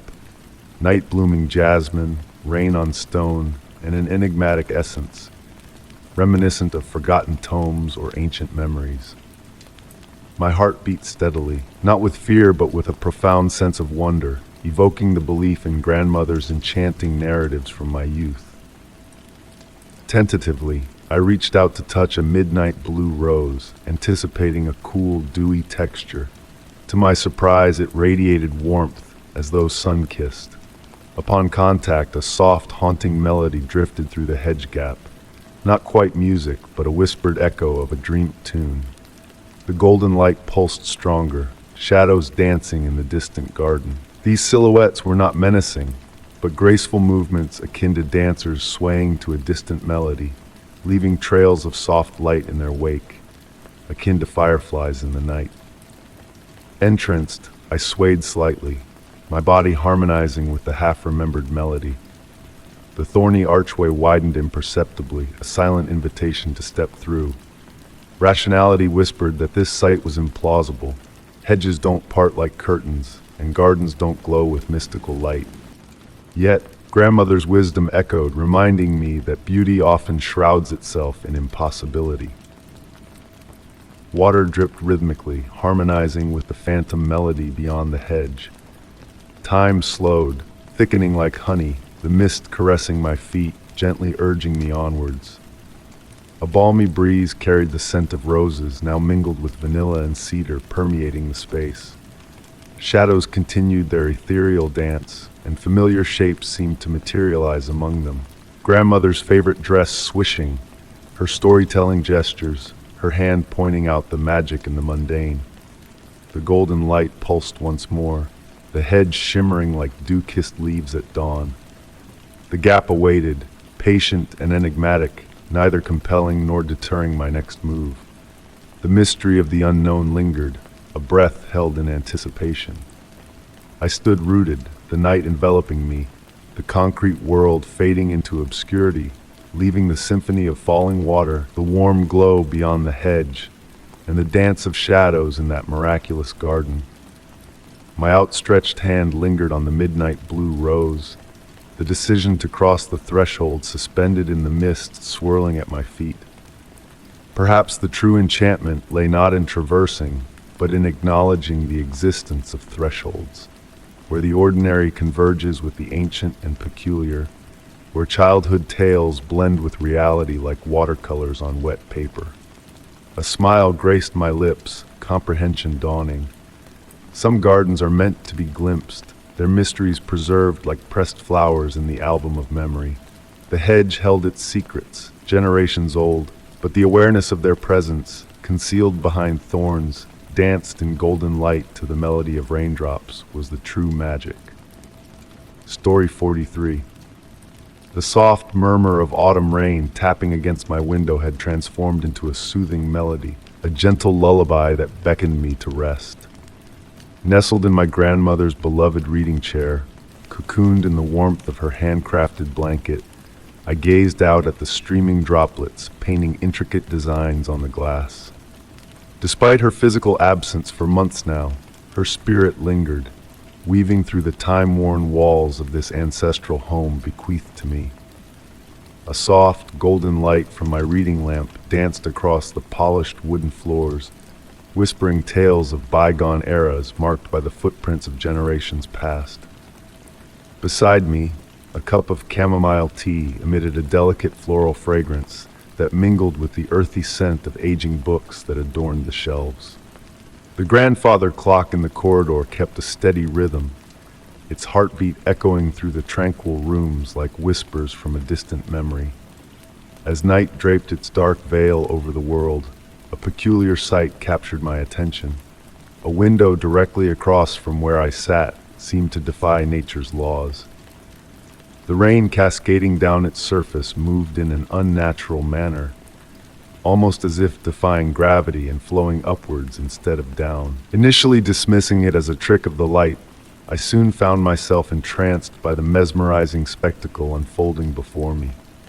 The glass itself appeared to ripple like the surface of a tranquil pond, disturbed by a gentle breeze. The longer I fixed my gaze, the more the scene beyond the window shifted and transformed. The modern dwellings across the street dissolved gradually, giving way to rolling meadows bathed in an ethereal glow, as if illuminated by a secret from a forgotten past. Without a sound, the rain ceased its descent, yet its melodic presence lingered, a comforting backdrop to the unfolding mystery. The view now portrayed a different reality, a nostalgic summer evening from a time long gone. Intrigued by this enigmatic occurrence, I rose from the chair, drawn by an invisible thread to the mystical window that beckoned me. Each step I took reverberated softly through the time-worn floorboards, grounding me in the present while the whispers of yesteryears tugged at my soul. As I neared the window, a gentle warmth emanated from its surface, defying the chill of the autumn night. The air hummed with a subtle vibration, akin to the fading echo of a distant chime. Through the transformed window, silhouettes moved in the distance, figures clothed in attire of a bygone era, their forms blending like watercolor paintings brought to life. A jubilant celebration seemed to unfold, with dancing and laughter accompanied by music that only hinted at its existence. Among the revelers, a young woman stood out, her features mirroring those captured in my grandmother's antique photographs of her youth. The scene ebbed and flowed like memories drifting to the forefront of a dream, with the figures occasionally drawing near the window, their features momentarily sharpening before dissolving into the hazy veil of time. Subtle details bridged the chasm between past and present. A familiar tree that still stood in the yard, the contours of the distant hills, and the play of light on the ancient stone wall that framed the property. Amidst this surreal spectacle, a faint aroma of lilacs enveloped me, reminiscent of my grandmother's cherished blooms that graced the garden each spring.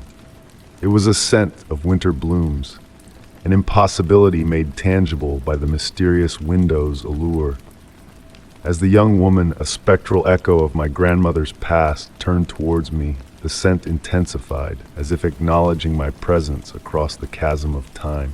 With a hesitant hand, I reached out, pressing my palm against the glass that felt alive and fluid, a barrier pulsating with untold possibilities.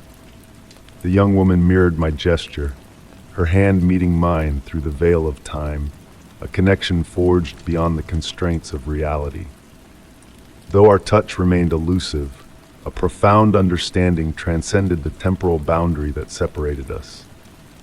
The grandfather clock told the midnight hour, its resonant chimes piercing the stillness with an unusual clarity.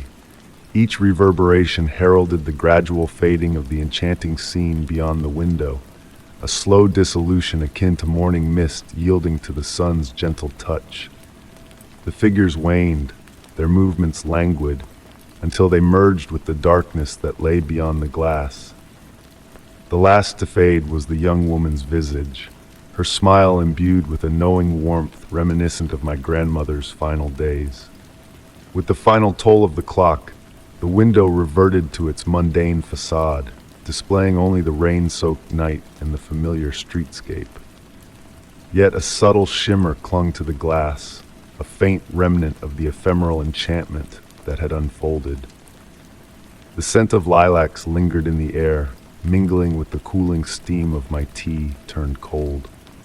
Returning to the embrace of my grandmother's blanket, I sank back into the chair, the rain's gentle symphony now carrying whispers of a distant melody, a haunting echo of that bygone summer evening. As sleep beckoned, I pondered the hidden tales that perhaps lay dormant within the ancient panes of this house, awaiting the right beholder to unveil them. On quiet, rainy nights like this, I still find myself ensconced in that chair, watching the window with hopeful anticipation, yearning for the glass to once again ripple and reveal a new narrative. Though the enchantment has yet to repeat itself in the same manner, occasional glimmers of alternate times flicker when the light strikes the glass just so. A fleeting glimpse of scenes and faces from eras long past, akin to memories surfacing in an ancient mirror's reflection. I've ceased striving to rationalize that inexplicable night, opting instead to embrace the delicate magic that weaves through the silent interstices of time, between heartbeats, raindrops, and elusive reflections that unveil more than the naked eye perceives. Story 44. The gentle patter of rain against the window panes embraced the attic, creating a lulling melody as I delved into the trove of family treasures passed down through the ages. The weathered floorboards murmured beneath me with each step, bearing the weight of countless memories and whispers of bygone footsteps. Dust particles pirouetted in the soft light of my vintage lamp, painting ephemeral patterns in the air, dancing with grace and intent. For hours, I lost myself in the tranquil task of organizing, finding solace in the meticulous examination of each artifact, every reminiscence, every fragment of history ensconced in this secluded nook of the house. The rain's rhythmic cadence became a soothing backdrop to my endeavors, occasionally punctuated by distant thunder rolling across the heavens like a gentle tide. As I drew back a heavy velvet curtain that had faded to a somber burgundy hue, the lamp's glow revealed a hidden gem, a weathered wooden chest nestled in the farthest corner of the attic.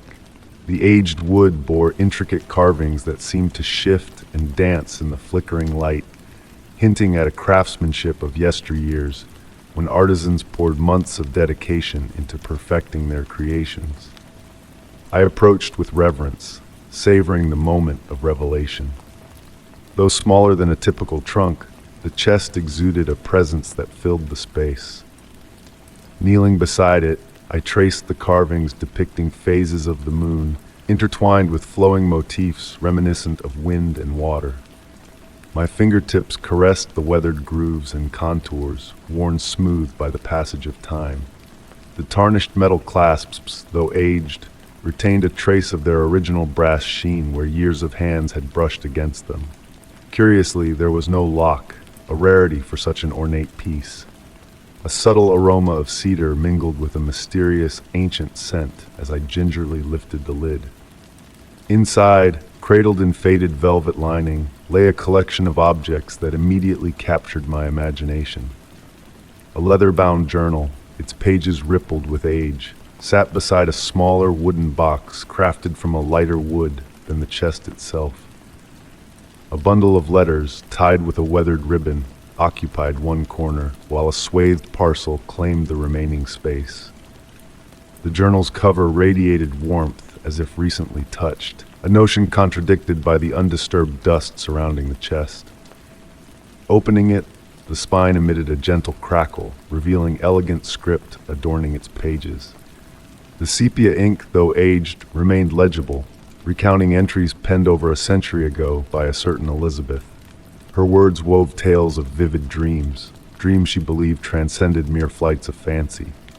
She spoke of traversing invisible threshold doors, pursuing phantom melodies unheard by others.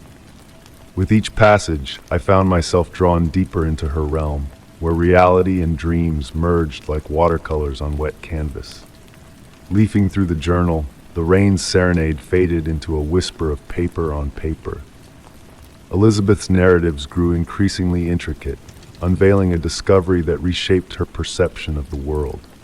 She unraveled patterns in everyday life that, once deciphered, unveiled gateways to what she termed the spaces between moments. The smaller wooden box mentioned in later entries piqued my curiosity. Gently setting the journal aside, I lifted the box from its resting place. Surprisingly lightweight, it emitted no sound when shaken. Its lid fit so seamlessly that the joint was nearly imperceptible.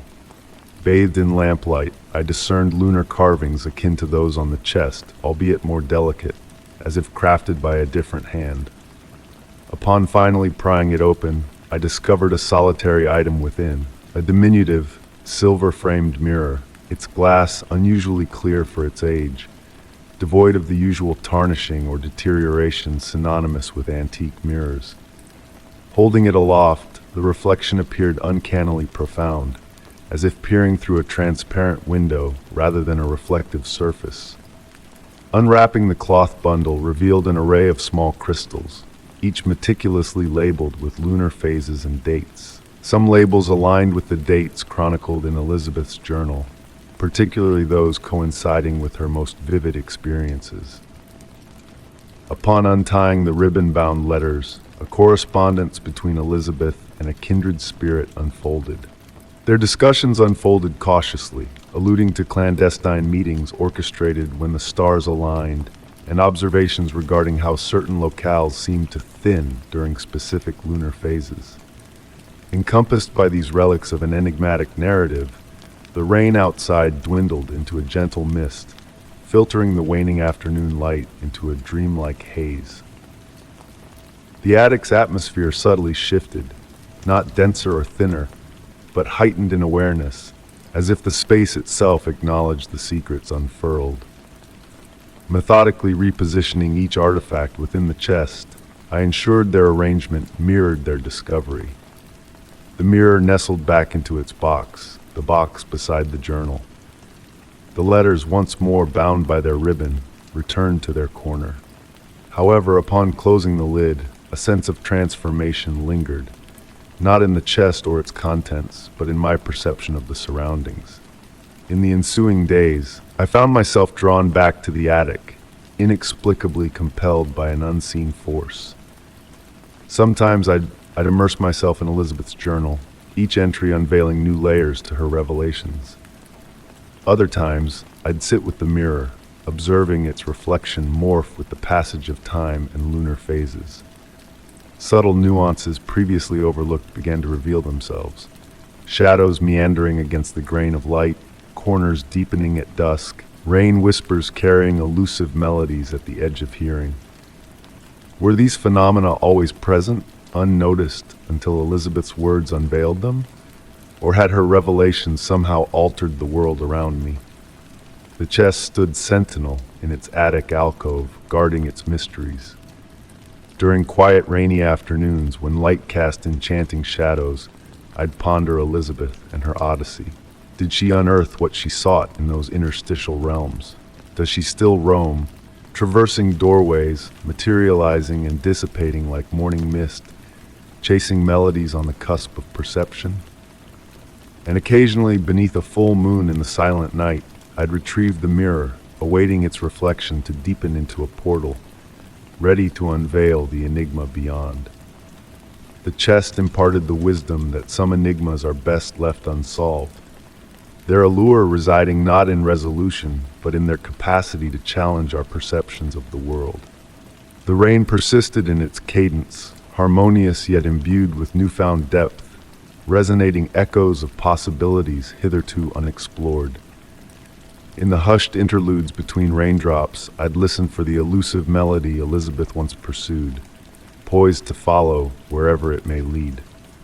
Story 45. The wooden steps whispered beneath me as I made my way up the ancient lighthouse keeper's dwelling, each creak a gentle reminder of the countless souls who had tread this path before. The autumn breeze hummed a soft melody against the weathered walls, carrying with it the essence of bygone days and untold stories. Guided by my grandmother's cryptic letter, I found myself in a realm where time waltzed at its own pace, blurring the line between reality and dreams. A symphony of scents enveloped me. The musty aroma of aged books, the tang of sea salt, and the earthy perfume of rain-kissed wood. Tracing the intricate carvings on the banister with my fingertips, I felt a connection to the generations who had sought solace in the tower's embrace. The evening light filtered through arched windows, casting ethereal shadows that danced across the faded wallpaper like silent specters in a timeless ballet. Gently unfolding my grandmother's final missive, its well-worn pages held a promise of secrets veiled in whispers, not shouts. The tower holds secrets, her graceful script beckoned, whispers that invite rather than frighten. Follow the path of the leaning shadow when the time is right. It will reveal forgotten truths. Reaching the zenith of the spiral staircase, I entered a circular chamber bathed in perpetual twilight. Dust motes pirouetted in the amber sunlight, illuminating the room's contents. A regal reading chair, a brass lamp casting a warm glow, and walls adorned with enigmatic instruments shrouded in mystery. But it was the tower's slant, visible through the window, that captured my gaze, defying logic against the darkening sky. Sinking into the embrace of the reading chair, its leather contours molded to mine as if anticipating my presence. The soft light from the brass lamp barely grazed the room's edges, leaving swathes of comforting darkness.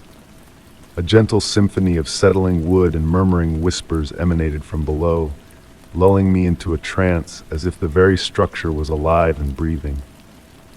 For 4 decades, my grandmother had presided over this sanctuary, a keeper of secrets veiled in light. Locals spoke in hushed tones of her mystical aura, of unexplainable lights flickering in the tower, of melodies wafting from unseen sources, of visitors departing with serene smiles and sealed lips, their hearts brimming with revelations unspoken. As the sun dipped below the horizon, a mesmerizing phenomenon unfolded. The tower's shadow, cast by the waning light, moved in a mesmerizing dance across the floor, defying conventional laws of physics. Its meandering path seemed to caress specific objects, a silver box, an ancient compass, until it settled on an unassuming section of paneling. Heeding my grandmother's cryptic words, I waited until the shadow aligned with a subtle seam in the wood. With a gentle push, the panel yielded, unveiling a narrow passageway spiraling upward into the tower. A waft of warmth and lavender, my grandmother's favored scent, beckoned me forward as I ascended, guided by stones aglow with a soft luminescence. The walls bore inscriptions that shimmered and shifted, defying my attempts to decipher their enigmatic script. The tower's lean grew more pronounced with each step, yet I maintained an otherworldly equilibrium, as if the skewed angle was nature's true design. Emerging into the tower's zenith, I beheld a chamber that defied spatial logic, windows framing vistas of divergent realms, tranquil seas at sunset, star-strewn skies, and alien landscapes beyond recognition.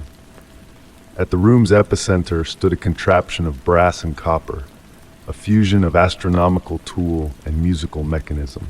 Its intricate components moved with a grace untouched by human hands, a silent symphony conducted by unseen forces.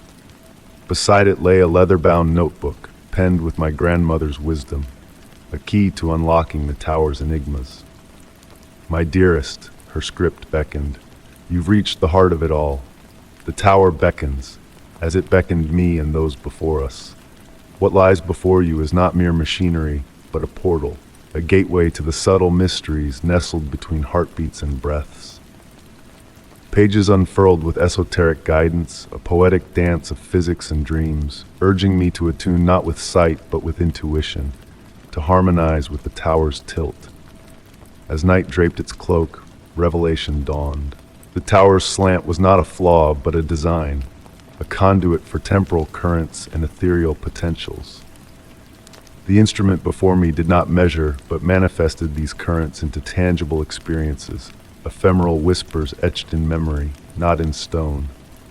Hours melted into moments as I communed with the instrument, embracing its cadence, glimpsing fleeting visions in the windows, a spectral kinship, a bygone garden, vessels sailing under unborn constellations. Peace descended with the night, a tranquil understanding that some mysteries transcend comprehension, that magic thrives in the uncharted realms of the heart. With the first light of dawn, I descended the spiral passage, re-emerging into the circular chamber bathed in the blush of morning. The tower's shadow now stretched westward, heralding a new day's dawn, promising the return of its enigmatic dance at twilight. Nestled once more in the reading chair, I embraced the night's revelations like a cherished cloak. The brass lamp's glow intertwined with the dawn's hues, the cries of seabirds carried on zephyrs that caressed the tower's ancient stones. My grandmother's letter, now a relic of initiation, whispered of a legacy awaiting discovery. The tower stood sentinel, leaning toward the heavens, cradling tales like stardust, sharing its secrets with receptive souls. As daylight burgeoned, I lingered in the chair, attuned to the tower's rhythmic breath, feeling time meander through its tilted corridors. More mysteries awaited, more truths to unravel, yet for now, basking in the sanctuary where reality and wonder converged was solace enough. For in this place where secrets murmured instead of roared, the tower upheld its eternal vigil, leaning toward the sky, inviting kindred spirits to heed its gentle lullaby of enigmas. Story 46. The ancient dwelling held a secret allure under the cloak of night. Nestled in my grandfather's worn leather armchair, I witnessed the fading embers of daylight surrender to the oncoming darkness. Shadows pirouetted across the aged wooden floors, their movements a silent dance. Raindrops tapped a serene melody against the window panes, harmonizing with the soft crackle of the fireplace's flames. Inheriting this abode 3 moons past, its antiquated charm provided solace by day, yet the night unveiled a mysterious essence that eluded explanation. The air thickened as if burdened by obscurity, while the fragrance of old tomes and cedar wood mingled with the petrichor of rain-soaked earth seeping through the time-worn window frames. My gaze drifted to the corner where the grandfather clock stood, its rhythmic ticking a steadfast companion. The brass pendulum swung hypnotically, casting shimmering reflections on the dim wallpaper. As wariness crept over me, a peculiar detail caught my eye across the room, an anomaly unnoticed in prior nights. The raindrops on the window created a peculiar pattern seeming to cascade sideways rather than downward. I blinked, questioning the tricks my drowsy mind might play. The fire's warm glow rendered the glass almost fluid, exhibiting ripples unnatural to ordinary panes. Rising from the armchair, I approached the window with cautious steps, my silent, sock-clad feet barely disturbing the aged floorboards. Closer scrutiny revealed subtle discrepancies. The frame, once assumed to be of dark wood, possessed an iridescent sheen akin to moonlit mother of pearl. The glass felt peculiar to the touch, neither warm nor cold, but a curious amalgamation of both. Peering outside, the expected garden with rose bushes and stone paths was replaced by a pulsating fog emitting an ethereal glow. Shapes within the mist moved fluidly, neither solid nor insubstantial, their dance evoking half-remembered dreams. The grandfather clock chimed 9, its resonant toll permeating the room. Each note rippled through the enigmatic fog beyond the window, momentarily halting the spectral dance within.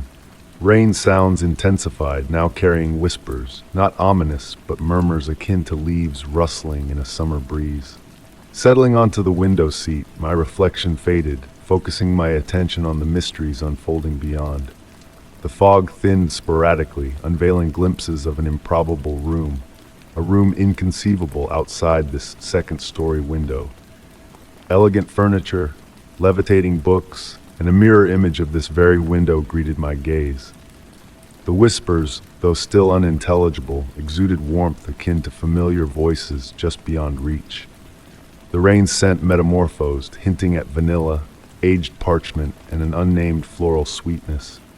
The air hummed with a subtle energy, akin to the aftermath of a resonating bell. Time flowed differently as I sat there, the clocks ticking, elongating like honey from a spoon. The mist's shapes weaved narratives of past nights, previous observers, and unseen realms. People, serene and inquisitive, appeared fleetingly, their hands outstretched towards the glass as mine were. The dwindling fire cast new shadows that inscribed cryptic writings on the window's surface, words in unfamiliar tongues conveying tales of thresholds and hidden spaces between realities. Heavy-lidded, I fought sleep, apprehensive of missing the next enigmatic revelation. The fog's dance continued, occasionally parting to disclose tantalizing glimpses of the impossible room beyond. Shadows hinted at movement, flutters of curtains, shifting silhouettes, perhaps even a seated figure reminiscent of my grandfather's chair.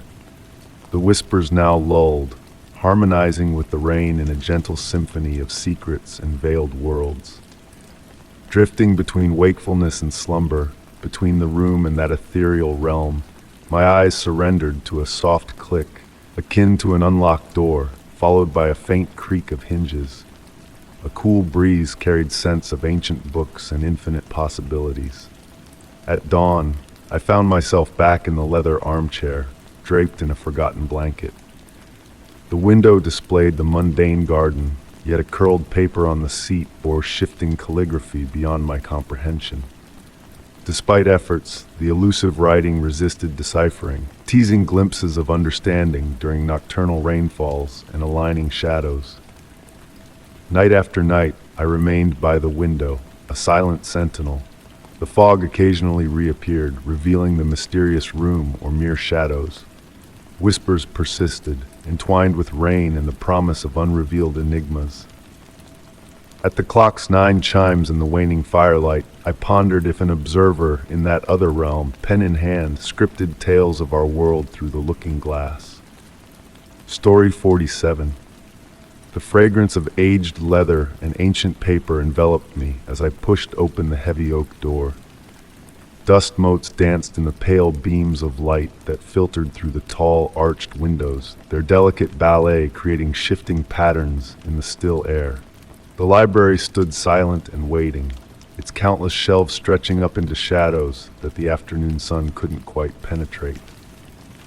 I had inherited this place from my great-aunt, a reclusive scholar who had spent her life collecting rare and unusual books. The key had arrived in a velvet-lined box, accompanied by a letter written in her elegant, spidery hand. She wrote of the library's special nature, of how certain books seemed to whisper in the night, and how others would rearrange themselves when no one was watching. The wooden floorboards creaked softly beneath my feet as I ventured deeper into the vast room.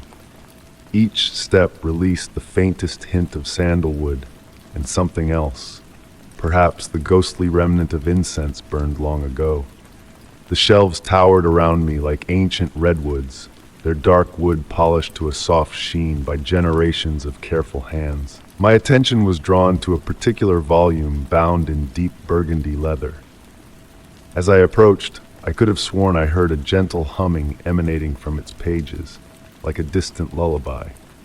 The book's spine bore no title, only an intricate pattern of intertwined vines worked in faded gold leaf.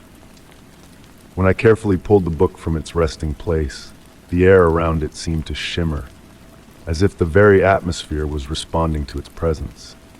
The cover was warm to the touch, despite the library's cool air. Its pages appeared to be made of some material thinner than paper, almost translucent, yet impossibly strong.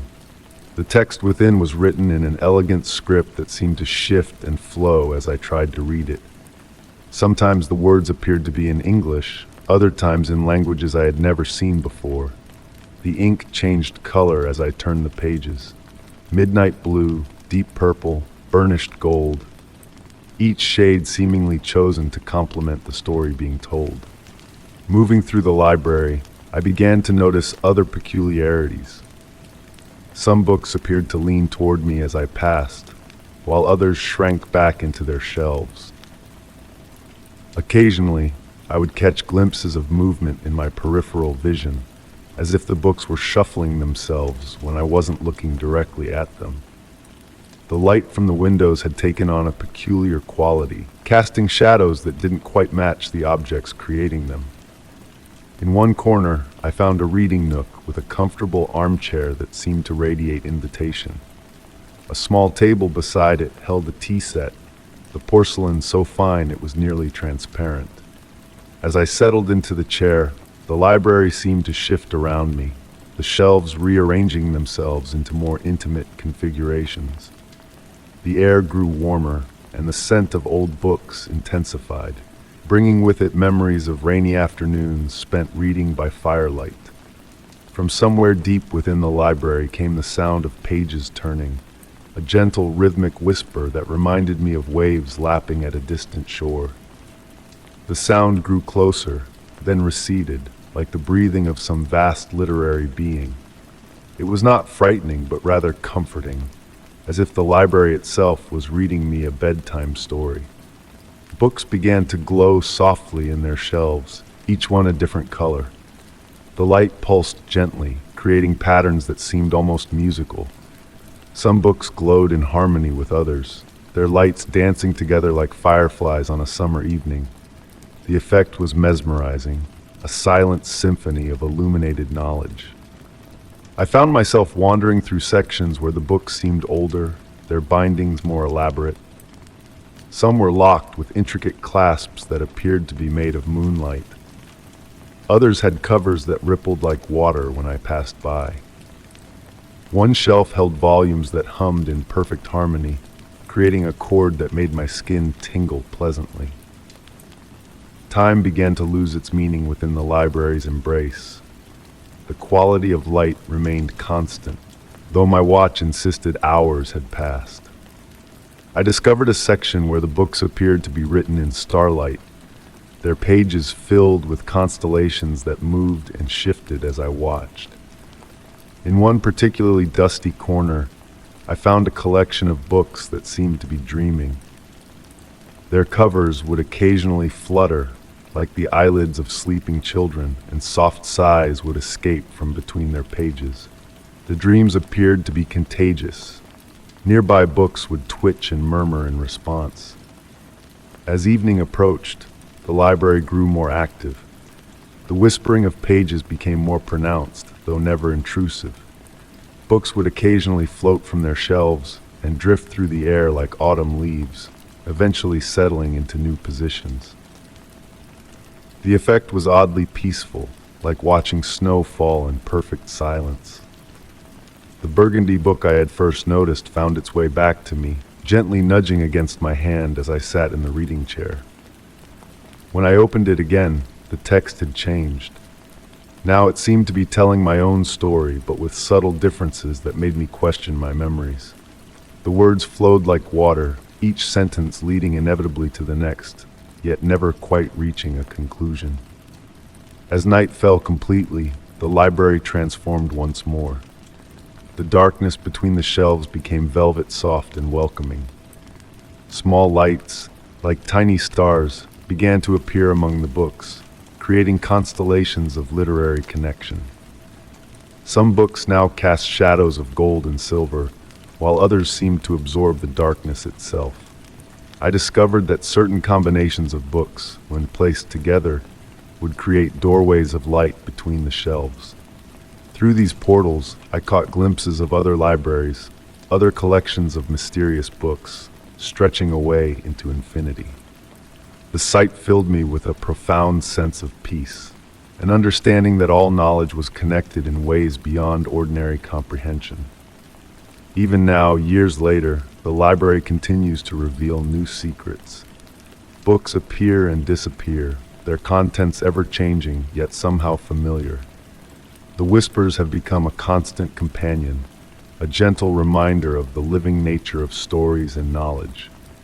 Some nights, when the moon is full, I can hear the books singing to each other in languages that exist only in dreams.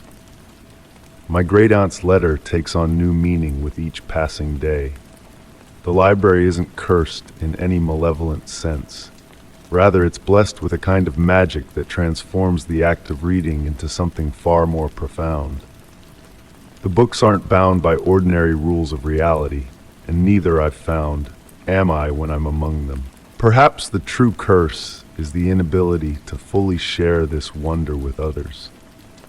The library appears different to each visitor, showing only what they're ready to see. But for those of us who have glimpsed its deeper mysteries, who have heard the midnight conversations of ancient tomes and seen the dance of literary starlight, the curse becomes a blessing, a secret garden of infinite stories, where reality and imagination intertwine like the golden vines on that first burgundy book's spine. Story 48. In the hushed embrace of a forest adorned with the gentle patter of rain, I wandered along a path carpeted with pine needles, each step a whisper in the symphony of nature. The late afternoon sun filtered through the canopy, painting the world in a dreamy, ethereal light. The air was thick with the earthy fragrance of damp soil and moss, mingling with the sweet perfume of wild mushrooms that peeked from the forest floor. Solitude had always been my companion on these walks, but today held a different allure. The familiar path seemed to twist and turn in unfamiliar ways, while the ancient trees, guardians of time, leaned in closer, their branches swaying in a breeze I couldn't quite feel at ground level, engaging in secret conversations high above. Venturing deeper, a mist began to rise, delicate tendrils curling around the tree trunks like ghostly fingers. The temperature dropped imperceptibly, sending a shiver down my spine and raising goosebumps on my skin. The rain's melody shifted, beckoning me forward with a subtle insistence. Through the swirling fog, I glimpsed something extraordinary. Weathered stone walls cloaked in emerald moss, emerging from the forest like forgotten relics. These walls, no taller than my chest, bore intricate patterns that seemed to dance and shift with each passing moment. They formed the entrance to a labyrinth unknown to me, a mystery unveiled in the heart of these woods I thought I knew so well. The stones exuded an unusual warmth, and as my hand grazed their surface, a gentle vibration resonated like an ancient lullaby hummed by the earth itself. The moss beneath my fingertips was velvety soft, emitting a faint glow that grew more luminous as daylight waned. Without conscious intent, I found myself following the walls as they curved and intertwined, revealing new patterns, new hues of green, silver, and midnight blue painted by moss and lichen. Enigmatic flowers bloomed in the crevices, their iridescent petals shimmering like moonlight incarnate. Deeper into the labyrinth I ventured, the outside world fading into obscurity. The rain's rhythm changed once more, falling in sync with my heartbeat. The mist enveloped my feet in patterns mirroring the intricate designs on the walls, while in the distance what seemed like wind chimes echoed softly, though no breeze stirred the air. Time lost its grip, eluding my grasp. Had minutes passed, or hours? The light remained constant, a soft glow that seemed to emanate from every direction and none. The walls wove tales of ancient trees dancing in forgotten forests, of enigmatic beings existing beyond human comprehension. Turning a corner, I stumbled upon a circular clearing at the labyrinth's heart. In its center lay a pool of water so tranquil it mirrored the heavens, disturbed only by the occasional ripple that defied the falling rain. Stone benches encircled the pool, each etched with the same shifting patterns that adorned the walls. I sat upon one, the warmth of the stone seeping through my clothes, and watched as raindrops created ephemeral patterns on the pool's surface, each carrying a dance of light that captivated my gaze. Beneath the surface, shadows stirred, hinting at memories or dreams, their nature elusive. The distant chiming drew nearer, blending with the rain's melody and the trees' whispered secrets into a harmony that resonated within my soul. The mist pirouetted around the clearing, assuming shapes that almost resembled figures before dissolving into ethereal vapor. Images began to materialize in the pool's depths, a library where books turned their pages unaided, a garden where flowers bloomed and withered in an instant, a staircase ascending into infinite darkness. Were these visions real, reflections of distant realms, or simply figments of my imagination, fueled by the labyrinth's enchantment? As I lingered, I felt myself melding with the labyrinth's enigmatic song. Boundaries blurred, self-melding with surroundings, until I could no longer discern where I ended and the mist began. Raindrops on my skin sang an ancient melody, while the patterns on the walls flowed through my mind like a stream of consciousness. Time seemed to warp, its passing imperceptible. Eventually, I noticed a change in the path I had taken into the clearing. Where one entrance had stood, now three beckoned, identical in appearance, leading into the mist-shrouded unknown. The walls pulsed with an inner light, casting dancing shadows that seemed alive. Though dusk approached, the question of which path to choose felt inconsequential. Each, I knew, would guide me where I needed to be, even if it wasn't where I had started. Choosing a passage at random, the chimes crescendoed momentarily before fading, replaced by a soft, wordless melody resonating from the stones themselves. The mist parted before me, unveiling the path one step at a time. Fear eluded me, replaced by a profound tranquility, as though I had unearthed something ancient and ineffably beautiful, patiently awaiting discovery. Rain continued its gentle descent, the mist its ethereal waltz, and above, stars twinkled through an invisible canopy, their reality a mystery. That day, I did not return to the familiar forest path. Instead, I emerged from the labyrinth into my own garden, the stone walls transforming into blossoming bushes, the mystical patterns fading into ordinary shadows. Rain had ceased, yet droplets glistened on leaves and petals, capturing the waning light like miniature prisms. Occasionally, glimpses of shifting patterns flickered in my periphery, or faint chimes echoed on the edge of sleep. The labyrinth's melody lingered in my dreams, beckoning me back to its mysterious corridors. On rainy days when mist rose and light diffused, I found myself searching for stone walls among the trees, pondering if the labyrinth awaited, ready to reveal its magic to another wanderer in need. Perhaps it existed solely in that liminal space between wakefulness and slumber, where reality melds with dreams. Or perhaps it lingers, concealed yet omnipresent, unveiled only to those prepared to perceive its wonders.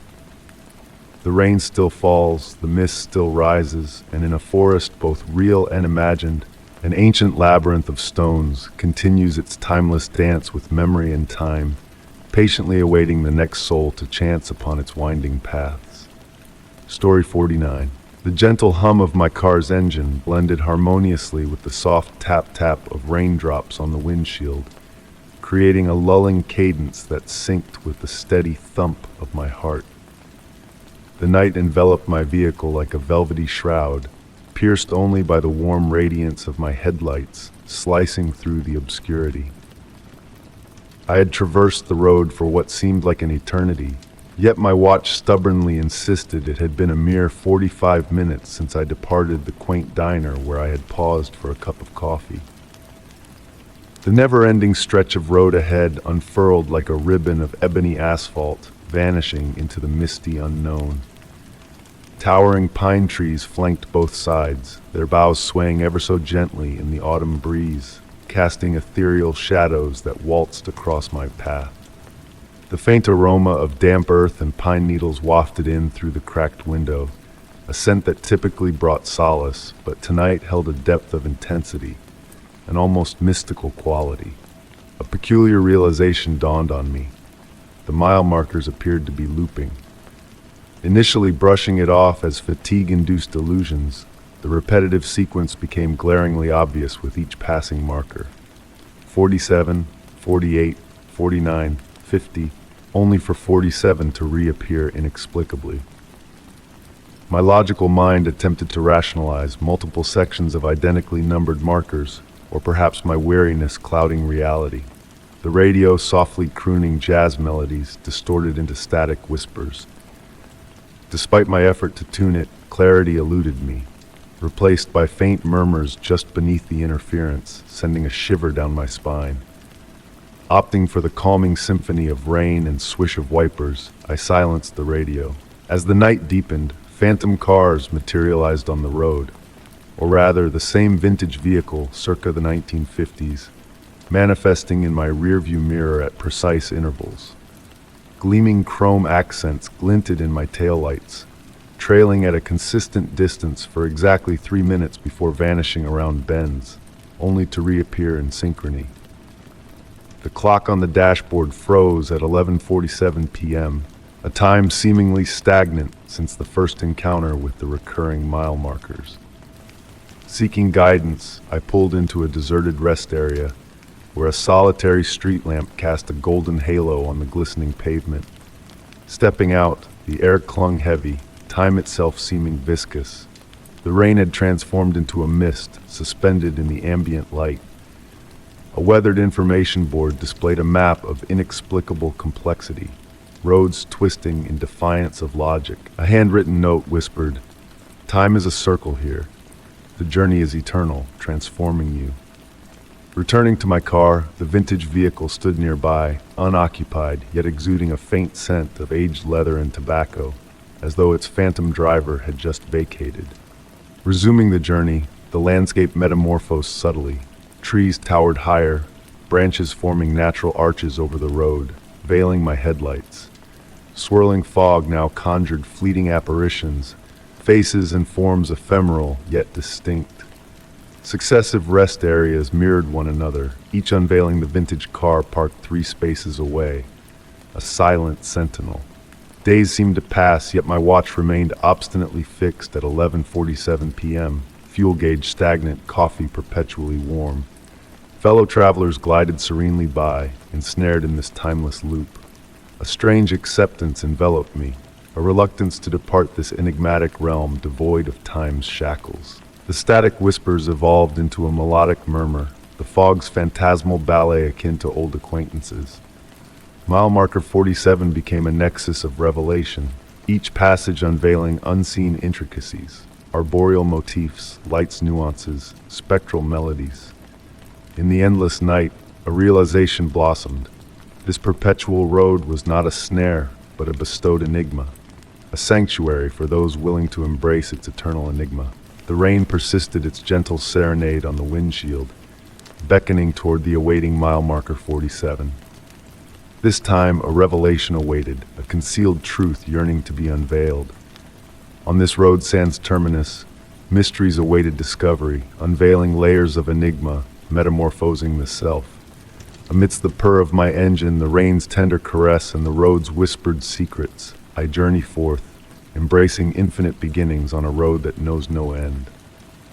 Story 50. The gentle rhythm of raindrops tapping against my bedroom window has transformed into a familiar melody over the past few weeks. Each night, as the early darkness of autumn settles in, I find myself drawn to that same window, captivated by the peculiar glow that now resides in the abandoned house across the garden. This light is unlike any other, not harsh or cold, but possessing a soft, almost breathing radiance that pulses with its own quiet heartbeat. As the rain falls tonight in a mesmerizing pattern, creating intricate designs on the glass, the air carries the rich fragrance of wet earth and fallen leaves, while distant thunder whispers secrets across the sky. My room feels especially cozy, bathed in the warm glow of my reading lamp and the comforting embrace of well-loved quilts. Yet the light from the abandoned house continues its silent vigil. It first caught my attention 3 weeks ago on a rainy evening, much like this one. The house, empty for nearly 2 years, had been a dark and hollow shell, its garden reclaiming its wild nature. But then the light emerged, not from a specific window, but seemingly radiating from within the very walls of the house, as if it had developed its own inner luminescence. The longer I observe it, the more intriguing details unfold. The light dances and sways like curtains of the aurora borealis, occasionally revealing hints of color, a touch of violet here, a whisper of azure there. Most fascinating is its interaction with the rain. Droplets passing through the glow appear to slow down, suspended in midair for moments that defy reality before continuing their gentle descent. I shared my observations with Mrs. Sullivan, a neighbor of many years with a kind demeanor. She listened attentively, her eyes distant yet knowing. "Some lights," she mused while stirring her tea, "aren't meant to be comprehended, dear. They are meant to be witnessed." Her explanation was cryptic, but her gaze lingered on the old house when she thought no one was watching. As weeks passed, subtle changes unfolded. The wild roses in the neglected garden, expected to wither in the advancing autumn, continued to bloom. Their petals captured the mysterious light, creating intricate starry patterns in the overgrown yard. Moths congregated in unusual numbers, their wings shimmering like fragments of moonlight. On quiet nights, when the world held its breath, I almost caught a hint of sound emanating from the light. Not a tangible noise, but a memory of music hovering on the edge of perception, reminiscent of half-forgotten lullabies and the distant echo of wind chimes. I began documenting my observations in a journal, noting how the light's behavior seemed to respond to the weather, the time of night, and even my own emotions. During moments of tranquility, the glow took on a honeyed warmth, reminiscent of sunlight caught in amber. In times of melancholy, it shifted to deeper blues and greens, as if mirroring my inner state. The house itself seemed to undergo subtle transformations, almost imperceptible, making me question if my mind was playing tricks. One memorable evening, as I sipped chamomile tea by the window, I discerned a pattern in the light's movements. It seemed to be attempting to inscribe something in the air, leaving fleeting after images that almost formed letters before dissolving back into radiant formlessness. I watched transfixed for hours, my tea forgotten as the message teased but never fully revealed itself. Over breakfast one morning, Mrs. Sullivan shared a curious detail with me. Her grandmother had once lived in that very house when it was new. She recounted family stories of nights when the walls hummed with song and dreams bled into reality. "There are places," she said, spreading butter on her toast with deliberate care, "where the boundary between the known and unknown grows thin. In those moments, light finds its way through the gaps." As autumn gave way to winter, more people began to notice the light. Children paused their games to gaze in wonder, while elderly residents lingered on their porches, watching with knowing smiles. Even the neighborhood cats gravitated to the garden, drawn by the inexplicable glow. The light never waned or faded. Instead, it deepened in complexity, like a symphony gaining richness and depth with each performance. Some nights I awoke from dreams of drifting in that gentle radiance, feeling more refreshed than I had in ages. I never felt compelled to enter the house itself. It seemed unnecessary, almost disrespectful. The light was not an invitation to investigate or a puzzle to solve. It was a gift to be cherished, a reminder that not everything needs to be understood to be beautiful. Now, as I sit by the window, watching the rain weave ribbons of light in the dark, I reflect on Mrs. Sullivan's wisdom. Perhaps some lights are meant solely to be observed. In a world that craves explanations for everything, there is solace in letting mystery linger, in allowing wonder to exist unexplored. The rain's gentle cadence persists against the glass, while across the garden, the house emanates its enigmatic radiance. In the liminal space between sleep and wakefulness, I sense that almost music once more, carrying the fragrance of improbable roses blooming in winter's grip.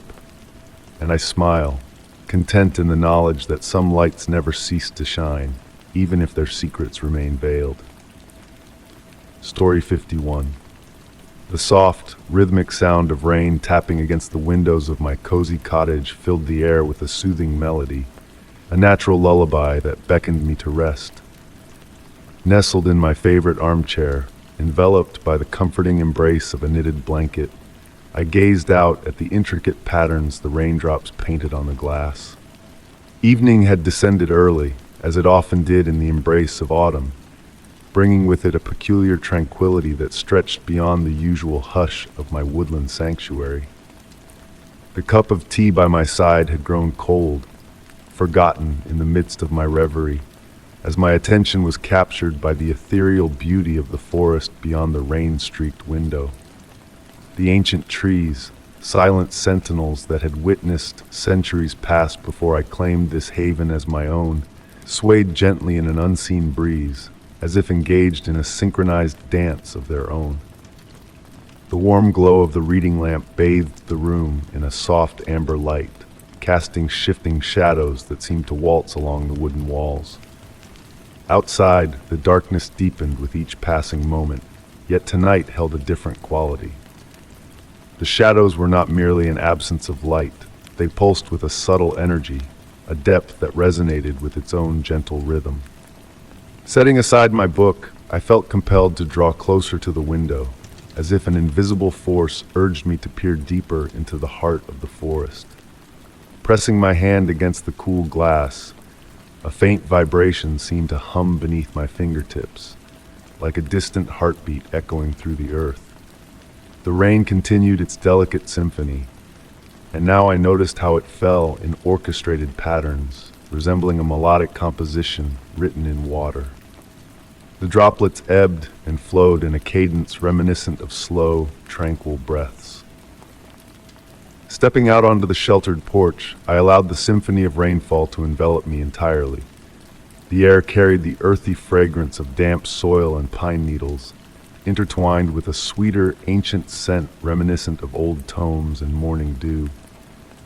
Each inhalation felt profound, as though the simple act of breathing connected me to a larger, unseen tapestry that had always been present, yet unnoticed until this moment. In the deepening twilight, the silhouettes of the nearby trees came into sharper focus. Their branches swayed with a graceful elegance, casting intricate patterns against the overcast sky, resembling ripples on a tranquil pond. Observing closely, I discerned a fluidity in their movements, as if a silent communication flowed from one tree to the next, weaving a harmonious tapestry across the forest. The wind chimes hanging from the porch remained motionless, despite the graceful dance of the trees. This anomaly piqued my curiosity, presenting a gentle enigma to ponder rather than a cause for alarm. As I stood in quiet contemplation, enveloped by the cool night air, a faint, elusive sound brushed against my senses. It whispered like the turning of ancient pages or the delicate rustle of silk, emanating from all directions and none simultaneously, rising and falling in tandem with the forest's tranquil breath. Beneath my bare feet, the wooden planks of the porch seemed to resonate with that same subtle pulse, transmitting a sensation that ascended through my being, causing me to sway in unconscious harmony with the forest's rhythm. Time lost its grip as I stood there, immersed in the evolving darkness that seemed to possess a tangible texture and depth. Shapes flitted within the shadows, indistinct yet imbued with a serene presence that evoked no fear but rather a sense of tranquil mystery. Intermittently, soft lights flickered between the trees, not the harsh glare of artificial illumination, but a natural radiance akin to starlight filtering through verdant foliage or the gentle glow of ancient wood. These ephemeral beacons appeared and vanished in sync with the forest's breath, subtle reminders that I was not alone in my nocturnal contemplation. Gradually, I became attuned to my own breathing, aligning effortlessly with the forest's rhythm. Each inhalation unveiled new layers of sensation: the mineral tang of rain-soaked stone, the earthy perfume of hidden mushrooms, the sweet decay of fallen leaves merging with the nurturing soil. While the rain tapered off, the soft percussive rhythm of droplets persisted, underscoring the ambient sounds of wood creaking, leaves whispering, and that ever-present, barely perceptible pulse that might have been my heartbeat, the forest's pulse, or both intertwined. A gentle breeze stirred the wind chimes, eliciting a melodic response that harmonized with the forest's symphony. The metallic tubes resonated with a warmth that carried echoes of untold tales, stories of roots delving deep into the earth, of seasons cyclical in their eternal dance, of myriad creatures inhabiting the shadows between the trees, leading their quiet, unseen lives. As the night deepened, I found myself content to exist in that fleeting moment, where the boundary between observer and observed blurred, melding into the forest's timeless breath. The trees continued their elegant sway, and I perceived the interconnectedness of their movement with the world around me. The rain's rhythm, the earth's pulse, the sap flowing beneath bark, and the steady beat of my own heart. Upon returning indoors, I left the curtains open, allowing the nocturnal symphony to serenade me as I settled back into my armchair. The cup of cold tea had been replaced by rainwater, its taste a medley of minerals from the earth's depths, the sweetness of decaying leaves, and an indefinable essence reminiscent of moonlight on damp bark. The forest's rhythm lingered as I drifted towards slumber, my breath synchronizing with its ancient cadence. In that liminal space between wakefulness and dreams, I grasped a profound realization. The forest had always been alive, yet now I perceived it in a way that transcended mere knowing. I had felt its breath, heard its heartbeat, and become a part of its vast, unhurried dance. Even as I transcribed these words by lamplight, the forest's presence endures.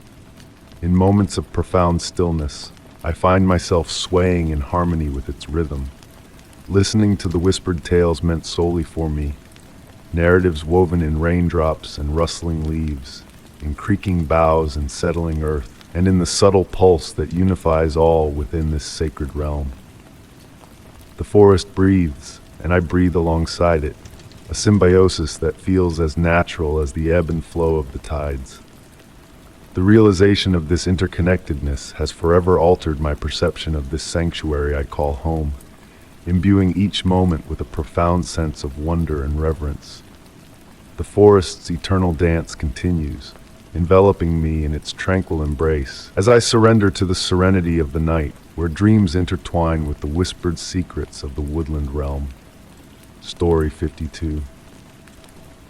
The autumn breeze whispered through the naked branches above, carrying with it the bittersweet fragrance of decay and reminiscences.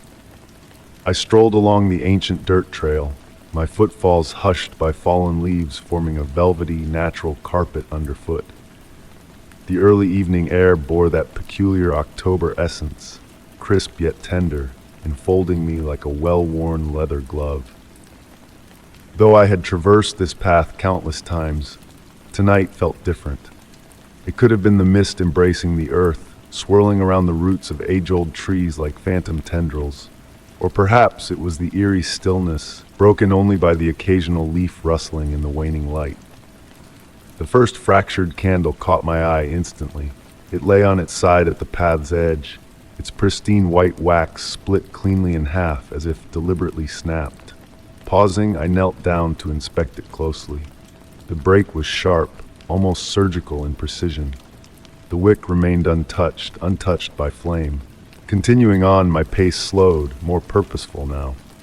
Another candle, identical to the first, lay shattered in the same manner about 20 paces ahead. Then another, and another. These broken guardians formed a path, each carefully positioned along the trail's edge. The light faded swiftly, the forest darkening with each passing moment. The mist thickened, morphing from wisps into a dense, rolling fog that veiled everything beyond a few steps. The chill intensified, and I drew my jacket tighter around me. Following the trail of broken candles, a subtle shift in the atmosphere became apparent. The air grew weighty, charged with an inexplicable energy. Silence deepened until even my own breath sounded distant and muffled. Each shattered candle I passed seemed to emit a faint glow, though I knew it had to be a trick of the light, or perhaps my mind weaving illusions in the encroaching gloom. The path twisted more pronouncedly now, winding through the older, denser parts of the forest where tree limbs intertwined overhead, creating natural arches. The broken candles continued their silent watch, guiding me deeper into the woods. I had never ventured this far before, a small voice hinting at retreat. Yet an unseen force impelled me forward, like a moth drawn to flame. I observed a change in the candle fractures, no longer clean and precise, but jagged and violent. Some appeared twisted before breaking, others crushed by immense force.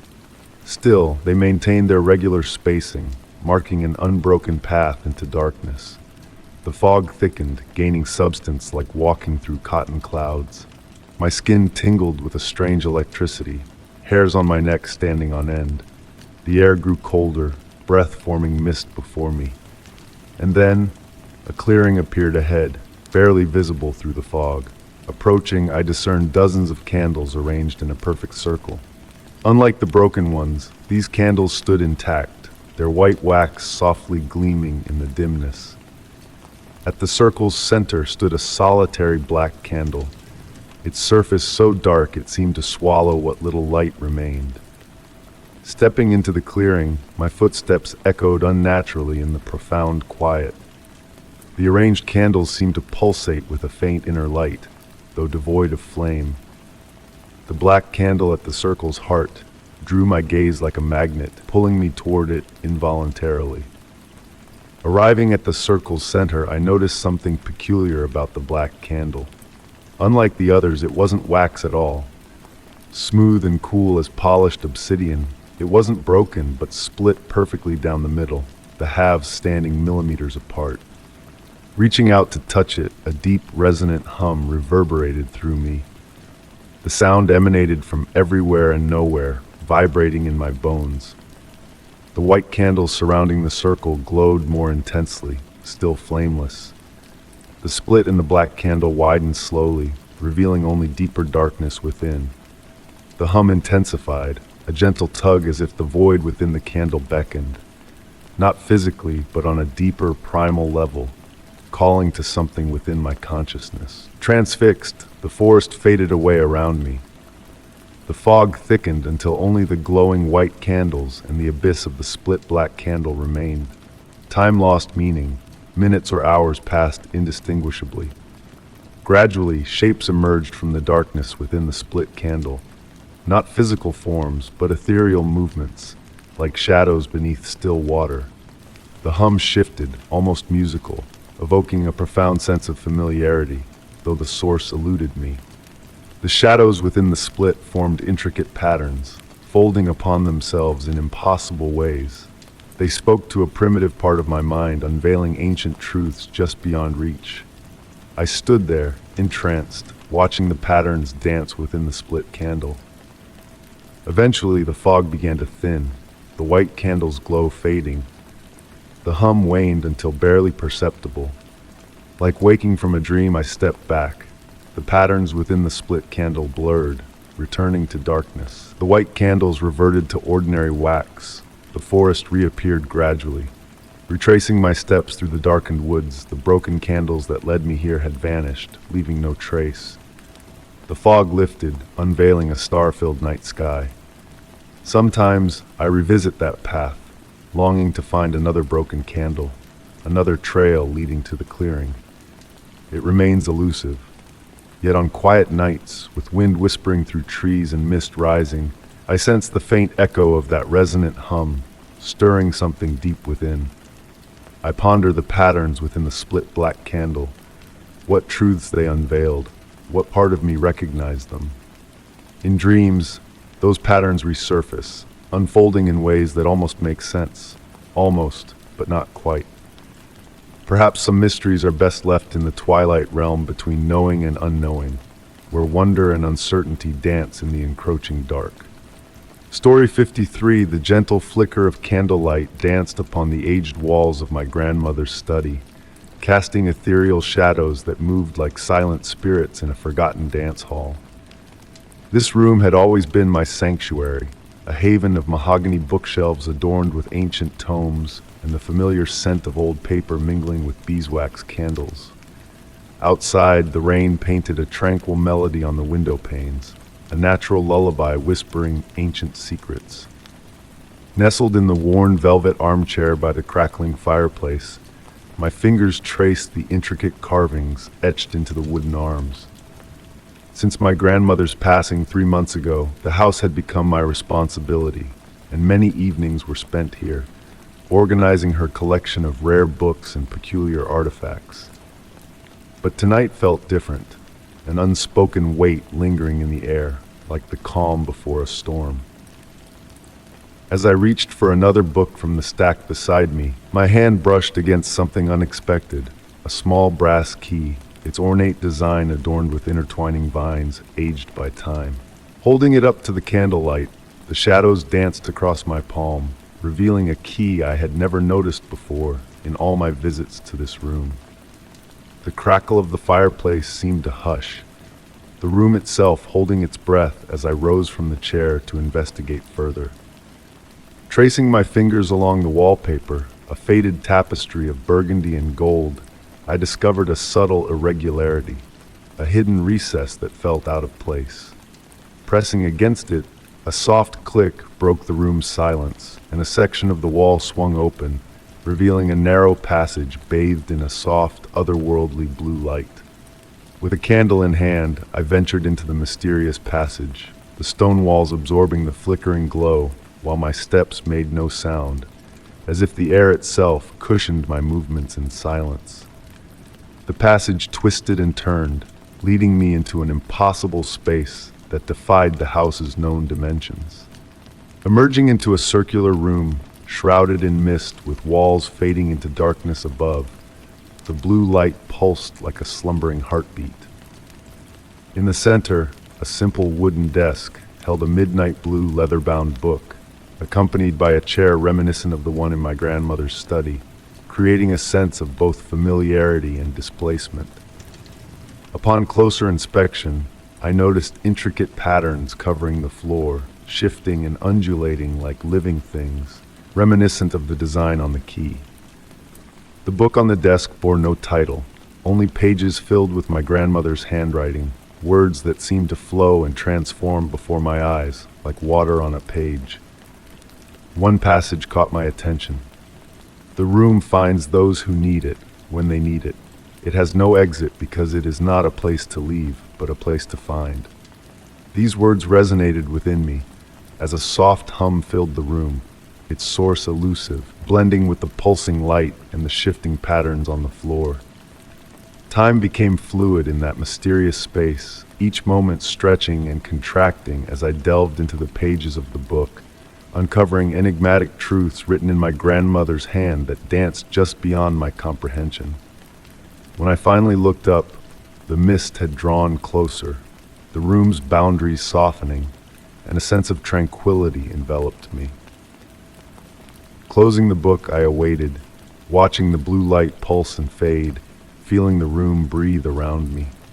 And before I knew it, I found myself back in the study, the brass key now warm in my hand.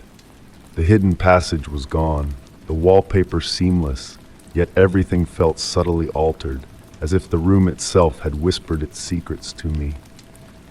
On quiet evenings, as rain tapped gently against the windows and candlelight painted shadows on the walls, I catch fleeting glimpses of that blue luminescence in the corner of my eye. The key rests on my desk, an invitation waiting to be discovered once more. Some doors are best left to find us, and some mysteries are meant to be savored in their own time. A reminder that not all questions need answers, and not all journeys require destinations. Story 54. The gentle glow of streetlights seeped through a misty autumn evening, creating elongated shadows that swayed with a mesmerizing grace. The cobblestones underfoot shimmered with dew, each step echoing softly in the serene alleyway. Ancient brick buildings stood tall on either side, their weathered facades bearing the marks of countless seasons. Despite having traversed this path countless times, tonight held an inexplicable sense of difference. The air hung strangely still, as though the very world paused in anticipation. The familiar scents of autumn, fallen leaves, distant wood smoke, and cool stone wafted through the air with deliberate clarity. My pace slowed, captivated by the lingering shadows that seemed to defy the natural order, stretching and swirling in defiance of the streetlight's reach. The tap of my footsteps became the sole sound in a world that had hushed itself in reverence. To my right, an antique shop displayed its array of oddities in the window: brass candlesticks, aged photographs in tarnished frames, delicate porcelain figures. Yet tonight, these objects appeared subtly shifted, as if nudged by unseen hands. A particular photograph caught my eye, depicting a misty alley uncannily similar to the one I stood in. The mist thickened, not forebodingly, but like a gentle veil settling over the night. It carried a faint metallic tang, reminiscent of rain-washed pennies and autumn leaves. The streetlight's amber glow transformed into soft halos that pulsed rhythmically, as if the very night breathed around me. Continuing my journey, I discerned more subtle alterations. The shadows cast by the shop's wares no longer matched their sources, moving with a fluid elegance to form shapes hinting at unknown figures and entities. Yet their dance held no menace. It was an entrancing, almost tranquil performance. The brick walls now absorbed my footfalls, cocooning me in a silence akin to a comforting embrace. The air grew heavy with the scent of ancient books and tea leaves, though no nearby shop vended such items. Specks of light drifted lazily through the mist, resembling drowsy fireflies on a summer eve. My steps slowed as I was drawn into the hypnotic ambience. The shadows continued their silent ballet, seemingly responding to my presence like shy specters peeking from concealment. They reached out tentatively towards me, then gracefully retreated when I sought to meet their gaze directly. The antique shop's window now reflected more than mere objects. Within its glass, I glimpsed layers of time overlapping, ethereal images of past wanderers in this alley, their forms transparent and serene. They moved soundlessly, enacting their eternal routines, unaware of my existence or the present moment. The mist wove intricate patterns in the air, almost resembling meaningful symbols formed by smoke.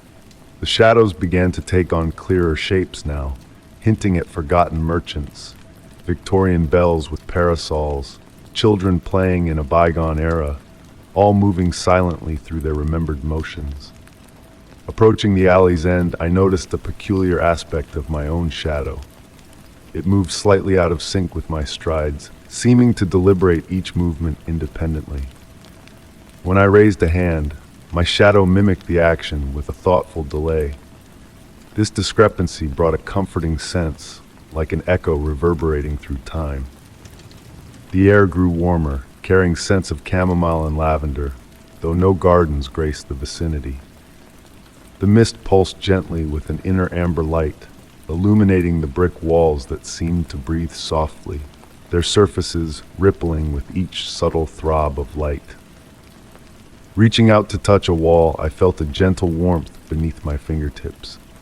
The bricks held memories, releasing them in waves of subtle sensation.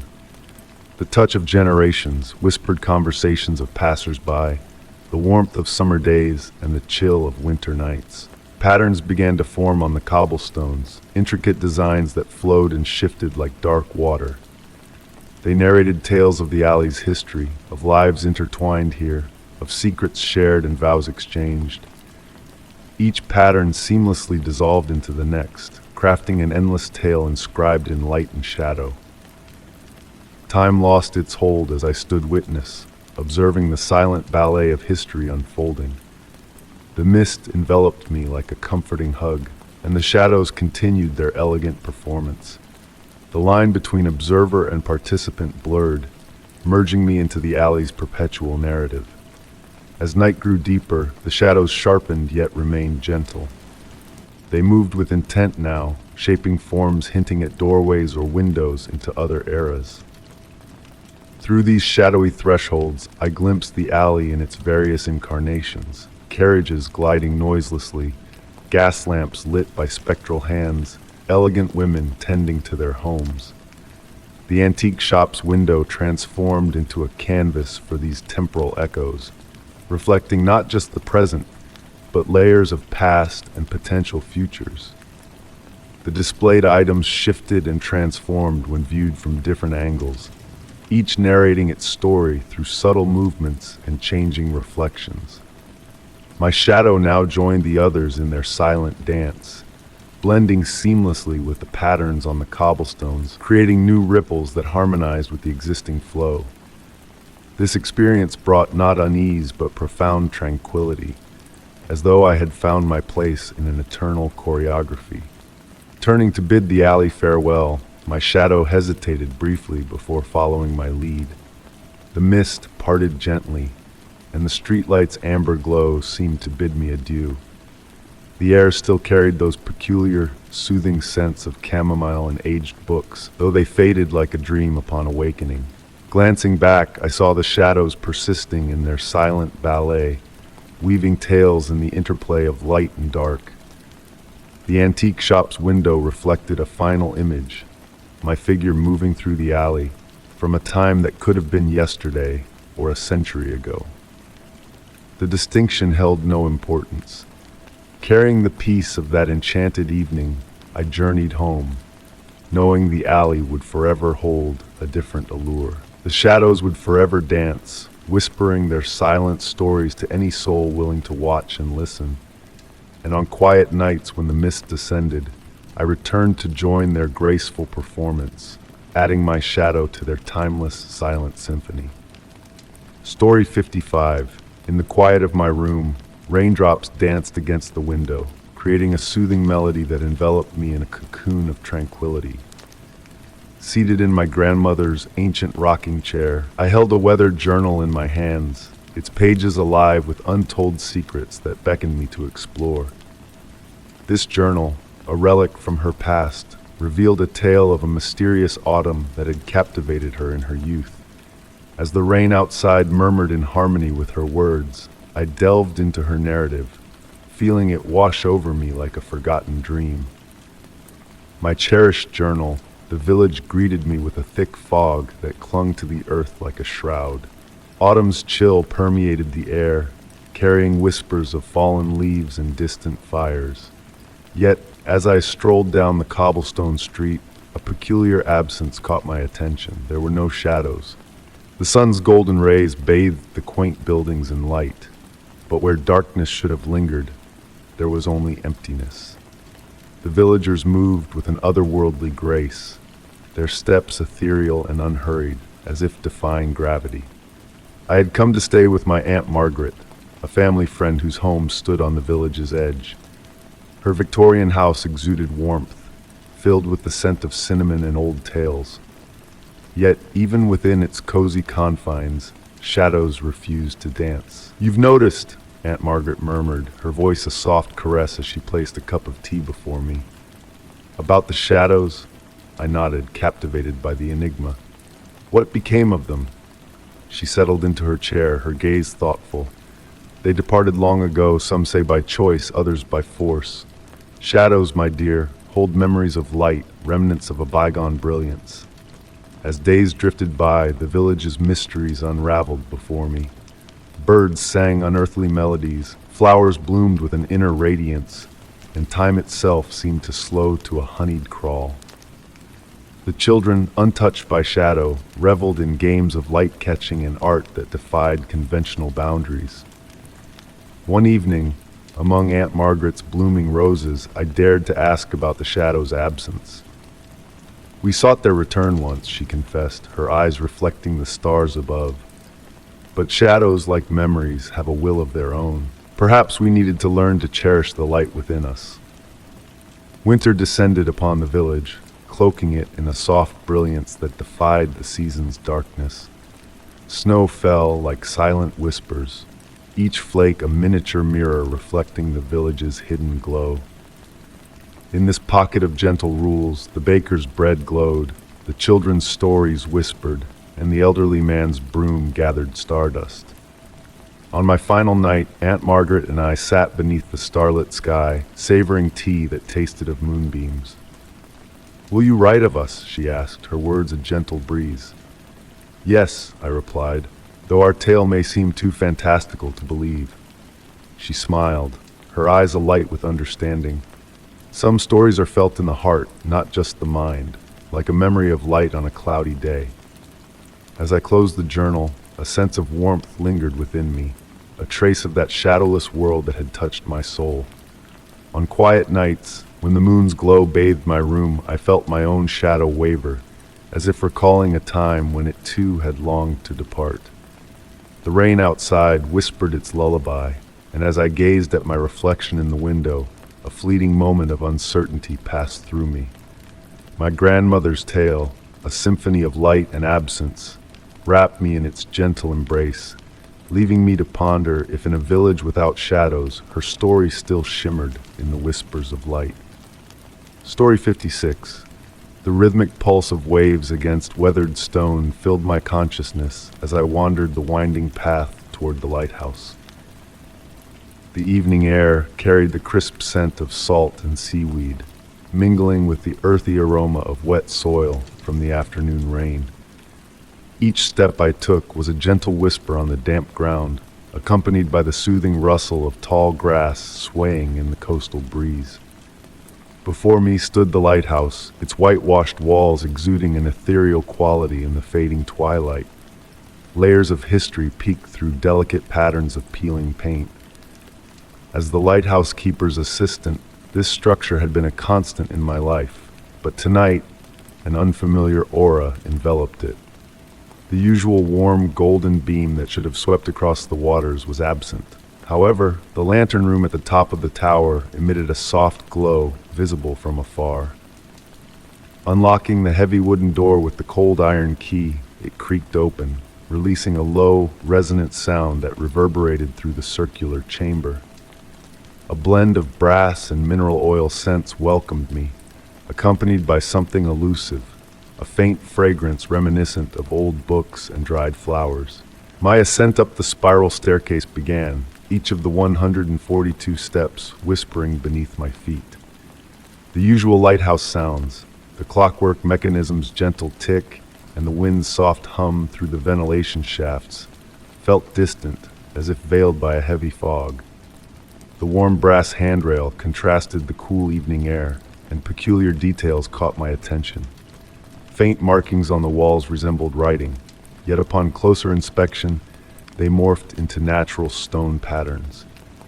In the watchroom below the lantern room, the open logbook lay on the desk, pages fluttering without a breeze. The last entry in my handwriting described an enigmatic occurrence. Light shines forth but illuminates nothing. The beam passes through the fog as if it doesn't exist. As I neared the lantern room, the temperature dropped and the Fresnel lens sparkled, refracting light from the lamp's crystalline prisms.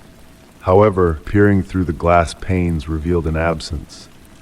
The light vanished mere feet from its source, disappearing into the encroaching darkness.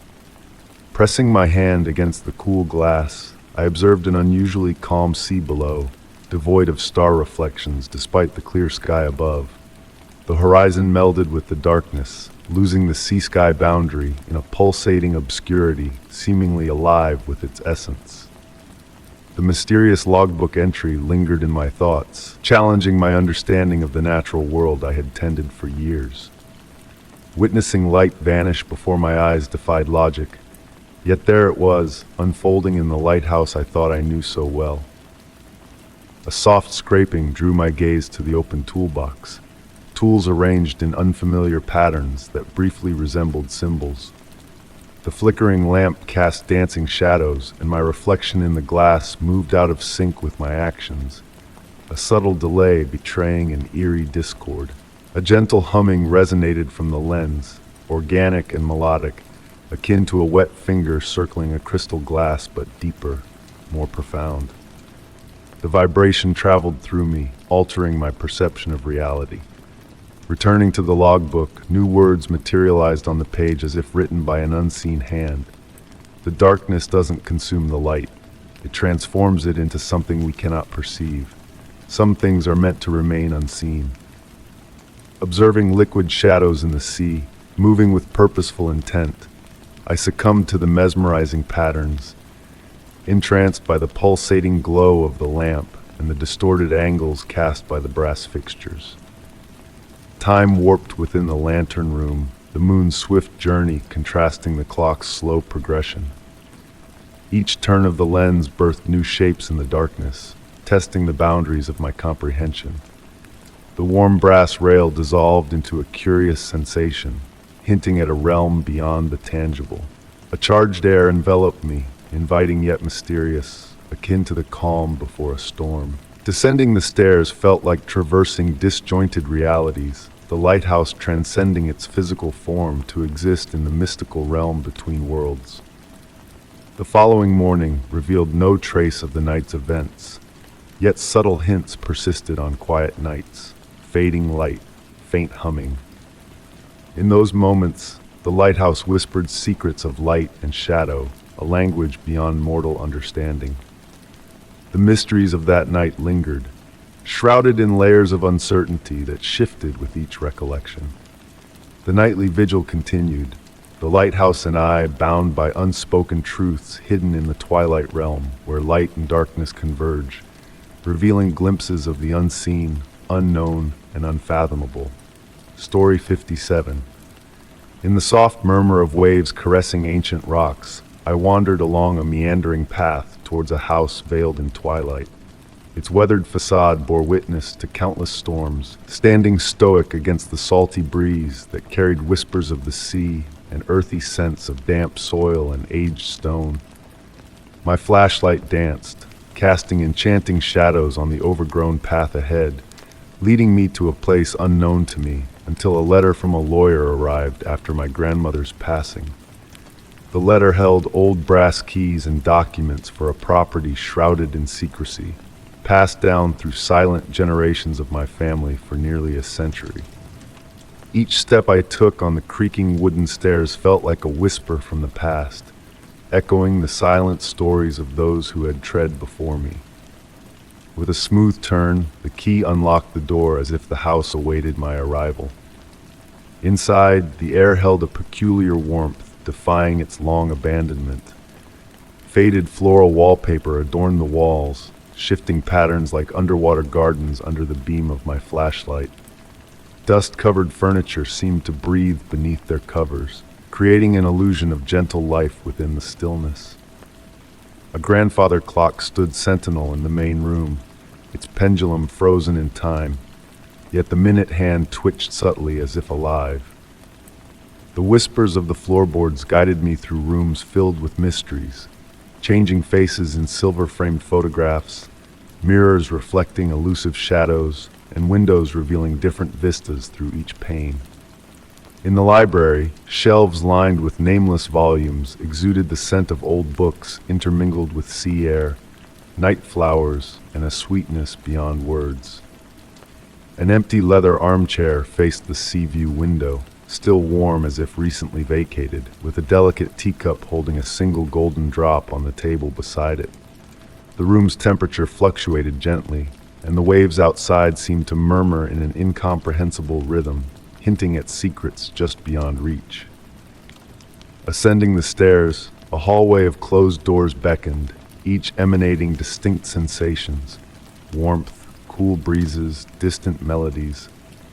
The slightly ajar door at the end revealed a bedroom bathed in a pearlescent glow, where curtains danced without a breeze, and sheets of elegant handwriting faded into blank pages scented with ink. The mirror's reflection held subtle differences, revealing a world parallel yet slightly askew. Moonlight painted mismatched patterns on the bedroom floor, casting an otherworldly aura over the silent space. The house, now hushed, seemed to breathe with a held sigh rather than emptiness, every surface pulsating with a gentle warmth. The grandfather clock's deep chimes pierced the stillness, counting to 13 before dissolving into a lingering whisper. Descending to the main room, moonlight transformed the space, rearranging dust covers in ghostly configurations and setting the clock's hands into a mesmerizing dance of time. Drawn to the kitchen by a familiar warmth, I found a steaming teacup mirroring the one in the library, exuding an unnameable scent and golden hue. The sea view outside shifted subtly, playing tricks on perception, mirroring the mysteries within the house. As I stood mesmerized by the moonlit waters, a realization dawned. Some places exist between moments, in the pause between breaths, where time defies explanation. Embraced by the house's gentle warmth and the taste of the enigmatic tea, memories of childhood dreams and forgotten melodies flooded back. The whispered conversation of the waves felt like a familiar lullaby, beckoning me to stay, to unravel the house's timeless secrets. Settling into the leather armchair, reflections in the window danced like elusive memories, blurring the lines between past, present, and future. The grandfather clock continued its enigmatic rhythm, guiding me through a realm where time flowed like water, leaving ephemeral imprints of its passage. In this house of shifting shadows and whispered secrets, past and future intertwined like tea swirling in delicate china, inviting me to embrace the mysteries that transcended mere understanding. Story 58. The autumn air clung thick and heavy to my wooden cabin, carrying the earthy fragrance of fallen leaves. Outside, the ancient forest stood motionless, frozen in a timeless embrace. Not a single leaf rustled, not a branch quivered. This peculiar stillness had lingered for 3 days now, defying the natural rhythm of life. Nestled in my cherished armchair, cocooned in a cozy woolen blanket, I listened to the crackling symphony of the fireplace. The flames painted flickering shadows on the rugged walls, their gentle glow contrasting the dull twilight seeping through the windows. My cup of chamomile tea sat neglected, its warmth long lost as I pondered the unsettling quiet enveloping my sanctuary.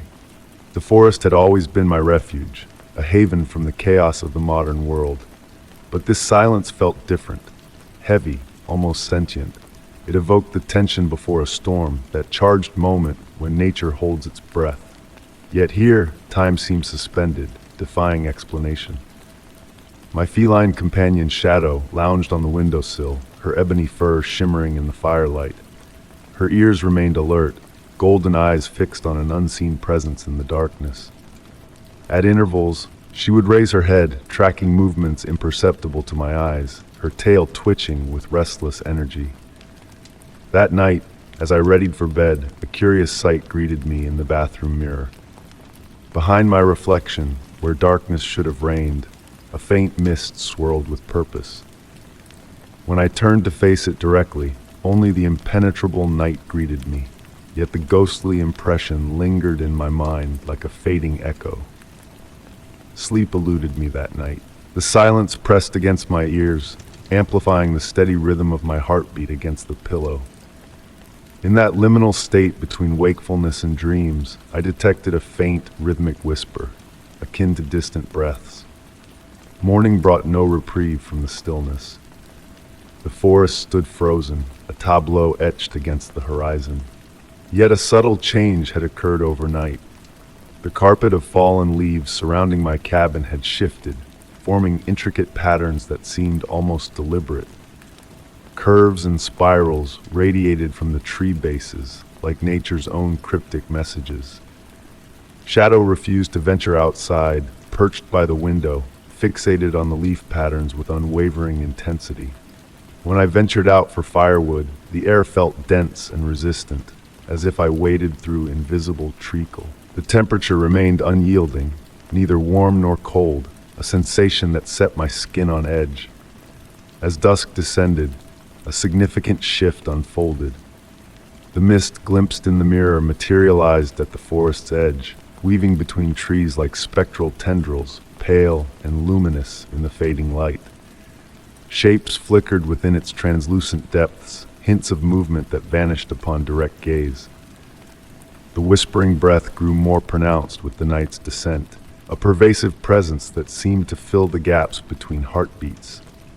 Shadow pressed against me, hackles raised, as we observed the mist's gradual advance towards the cabin, bearing scents of antiquity and earth. That night, my dreams were woven with roots piercing through floorboards, leaves murmuring my name, and trees bending to peer through windows, eyes concealed within bark. The whisper evolved into a voice, speaking in a language both familiar and incomprehensible.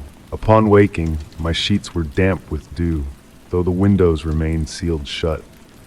The leaf patterns had evolved, intricate designs spiraling outward from the cabin like cosmic fingerprints. Even in daylight, the mist lingered, clinging to the ground like ghostly fingers reaching for my footsteps.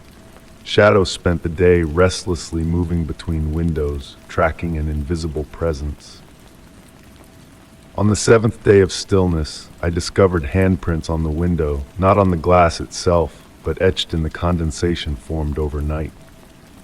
They bore an otherworldly quality, too large, with digits that branched and curved like ethereal vines. The rhythmic breathing had become an ever-present backdrop, ebbing and flowing like distant waves. That evening, as I sat before the fire, I noticed the shadows no longer danced in sync with the flames. They swayed to a different cadence, mirroring the forest's breath. The leaf patterns had transcended the exterior, manifesting in the dust on shelves, the grain of wood, the very fabric of my blankets. Shadow leaped from her perch, rushing to the door, ear pressed against the wood. The breathing crescendoed, resonating within my chest as if my heartbeat synchronized with an ancient pulse. The mist seeped through cracks, carrying scents of moss and decay, enveloping me. Instead of fear, I felt a profound recognition, as if awakening to a long-forgotten truth. The patterns around me formed a language, written in leaves, shadows, and breath. Today the forest remains still, yet vibrant. The mist has become my constant companion, swirling around my feet as I move through my home. Shadow no longer watches the windows, at peace with our enigmatic reality. The breathing, a familiar presence, now noticed only in its rare absences. In the nocturnal hours, I sense the forest's message unfurling, the patterns coalescing into cryptic words and images just beyond grasp.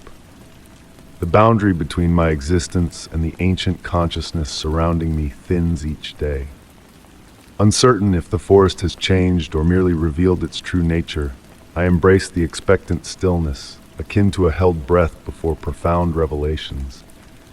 The leaves pirouette, the mist spins tails, and amidst heartbeats the forest exhales. I breathe in unison, immersed in a mystery devoid of resolution. Some questions, ethereal and unanswered, linger like morning mist, beckoning us to listen and wonder. Story 59. In the hush of a misty autumn evening, I wandered deep into the heart of an ancient forest, where time seemed to slow and nature whispered secrets only the attentive could hear.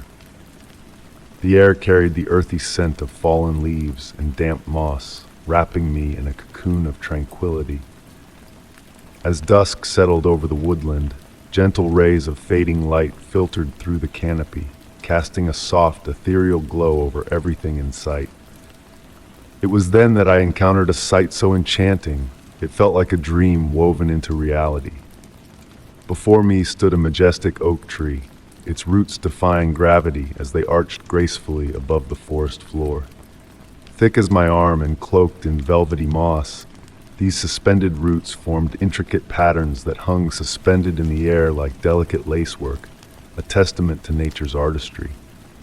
Drawn by curiosity, I approached the roots, each step muffled by the carpet of fallen foliage beneath my feet. The closer I came, the cooler the air grew, carrying with it the musky perfume of mushrooms and earth.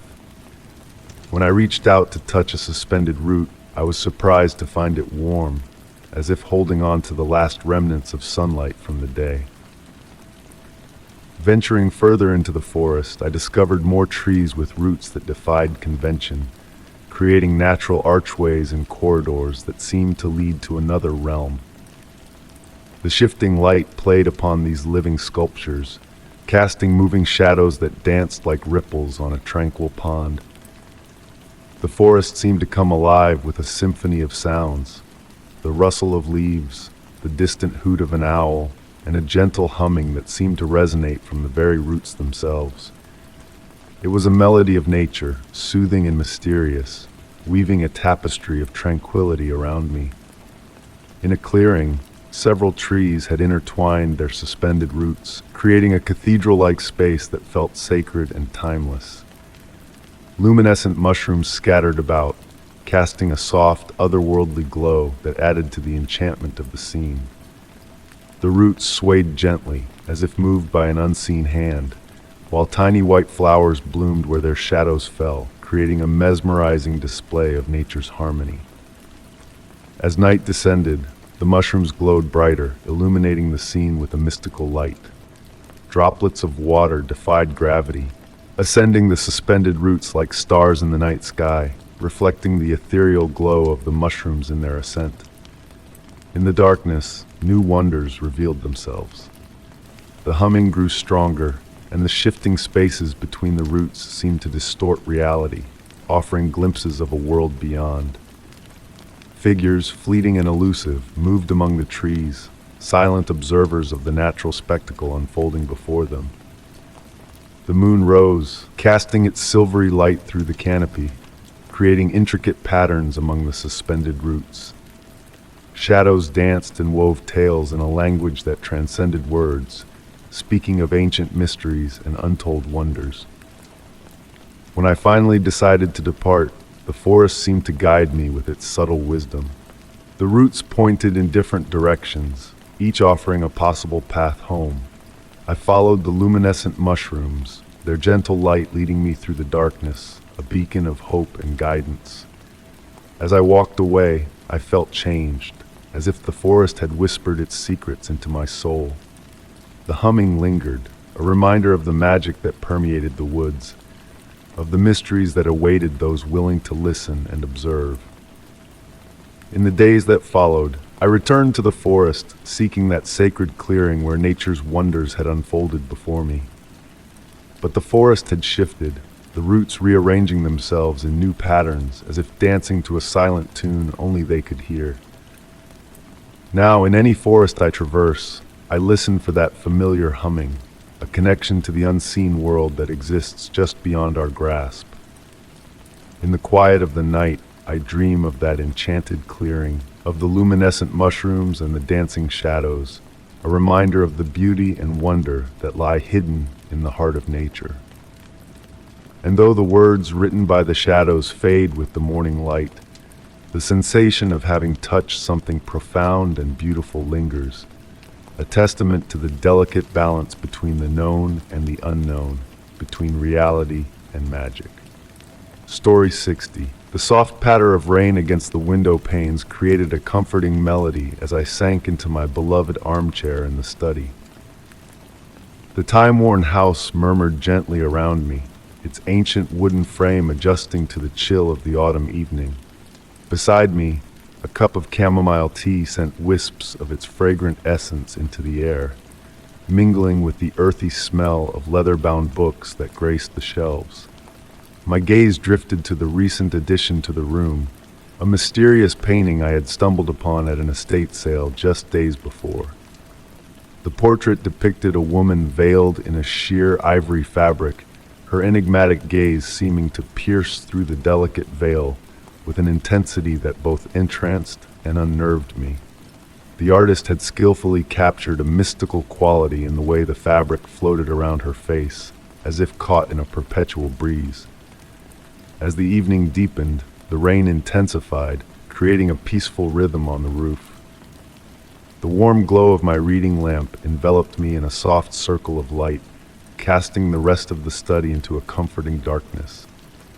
My focus was drawn deeper into the painting, my eyes tracing the intricate folds of the veil repeatedly. In the hushed twilight, the portrait began to shift, revealing hidden dimensions. The veil seemed to flutter ever so slightly, as if moved by an unseen breath. The woman's cryptic eyes held untold secrets, tantalizingly close to revelation. A sudden gust of wind caused the lamp to flicker, and in that fleeting moment, a new detail caught my eye. Within the painted garden scene reflected in the window behind the woman, another figure stood veiled, observing from afar. This discovery sent a ripple of intrigue down my spine, stirring my curiosity. As I delved deeper into the painting, more enigmatic elements emerged. The pearl necklace formed patterns that hinted at cryptic symbols, while the garden scene in the reflection seemed to exist in a separate time and place. The rain's serene melody continued, lulling the house into deeper slumber. A faint scent of old roses permeated the air, reminiscent of the garden in the painting. I pondered whether the artist had captured not only the visual essence of the subject, but a deeper, ethereal essence as well. Lost in contemplation, I wove tales about the mysterious woman's identity, a forgotten duchess, a reclusive artist. Each possibility floated through my mind like autumn leaves on a gentle breeze, equally plausible. The lamp's light dimmed subtly, casting a gentle glow on the woman's eyes, as if emanating from within the painting itself. As wariness crept over me, I noticed a final detail. A small key hanging from a delicate chain, concealed within the folds of her gown. It bore a design that mirrored the pattern of her pearl necklace, crafted from tarnished silver or perhaps platinum. Drifting towards sleep, I sensed the whisper of silk against canvas and caught a glimpse of a faint smile beneath the painted veil. A thought fluttered through my mind. Perhaps the woman was not veiled at all, but unveiling her secrets one stroke at a time to those patient enough to perceive. The next morning, I awoke in the armchair, greeted by the gentle embrace of sunlight. The painting hung above the fireplace, seemingly unchanged, yet with each passing evening, new mysteries unfurled from its depths. In the tranquil space between wakefulness and dreams, I pondered if the painting was not a portrayal of a veiled woman, but a veil itself, thinning with each night, bridging our world with another. Story 61. The gentle patter of rain against ancient stone walls created a soothing rhythm that echoed through the empty halls of the grand castle. I sat in my temporary quarters, watching as water droplets traced lazy patterns down the leaded glass windows, their paths illuminated by occasional flashes of distant lightning. The soft glow of candlelight danced across the walls, casting warm shadows that seemed to breathe with the flutter of the flames. As the newly appointed caretaker of this magnificent structure, I had arrived just days before the autumn storms began. The previous caretaker had left abruptly, leaving behind only a leather-bound journal filled with cryptic notes and peculiar observations.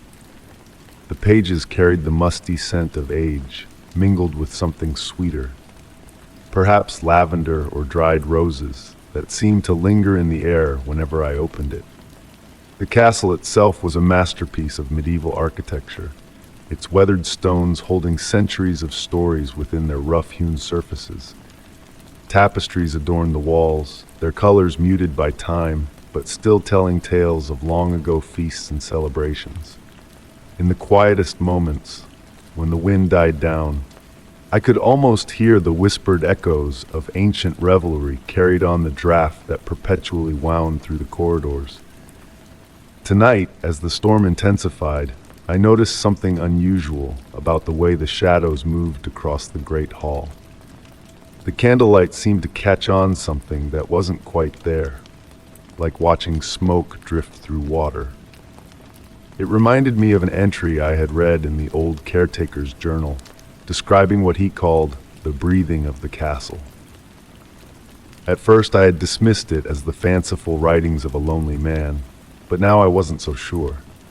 I made my way down the spiral staircase, my footsteps muffled by the thick carpet runner that protected the worn stone steps.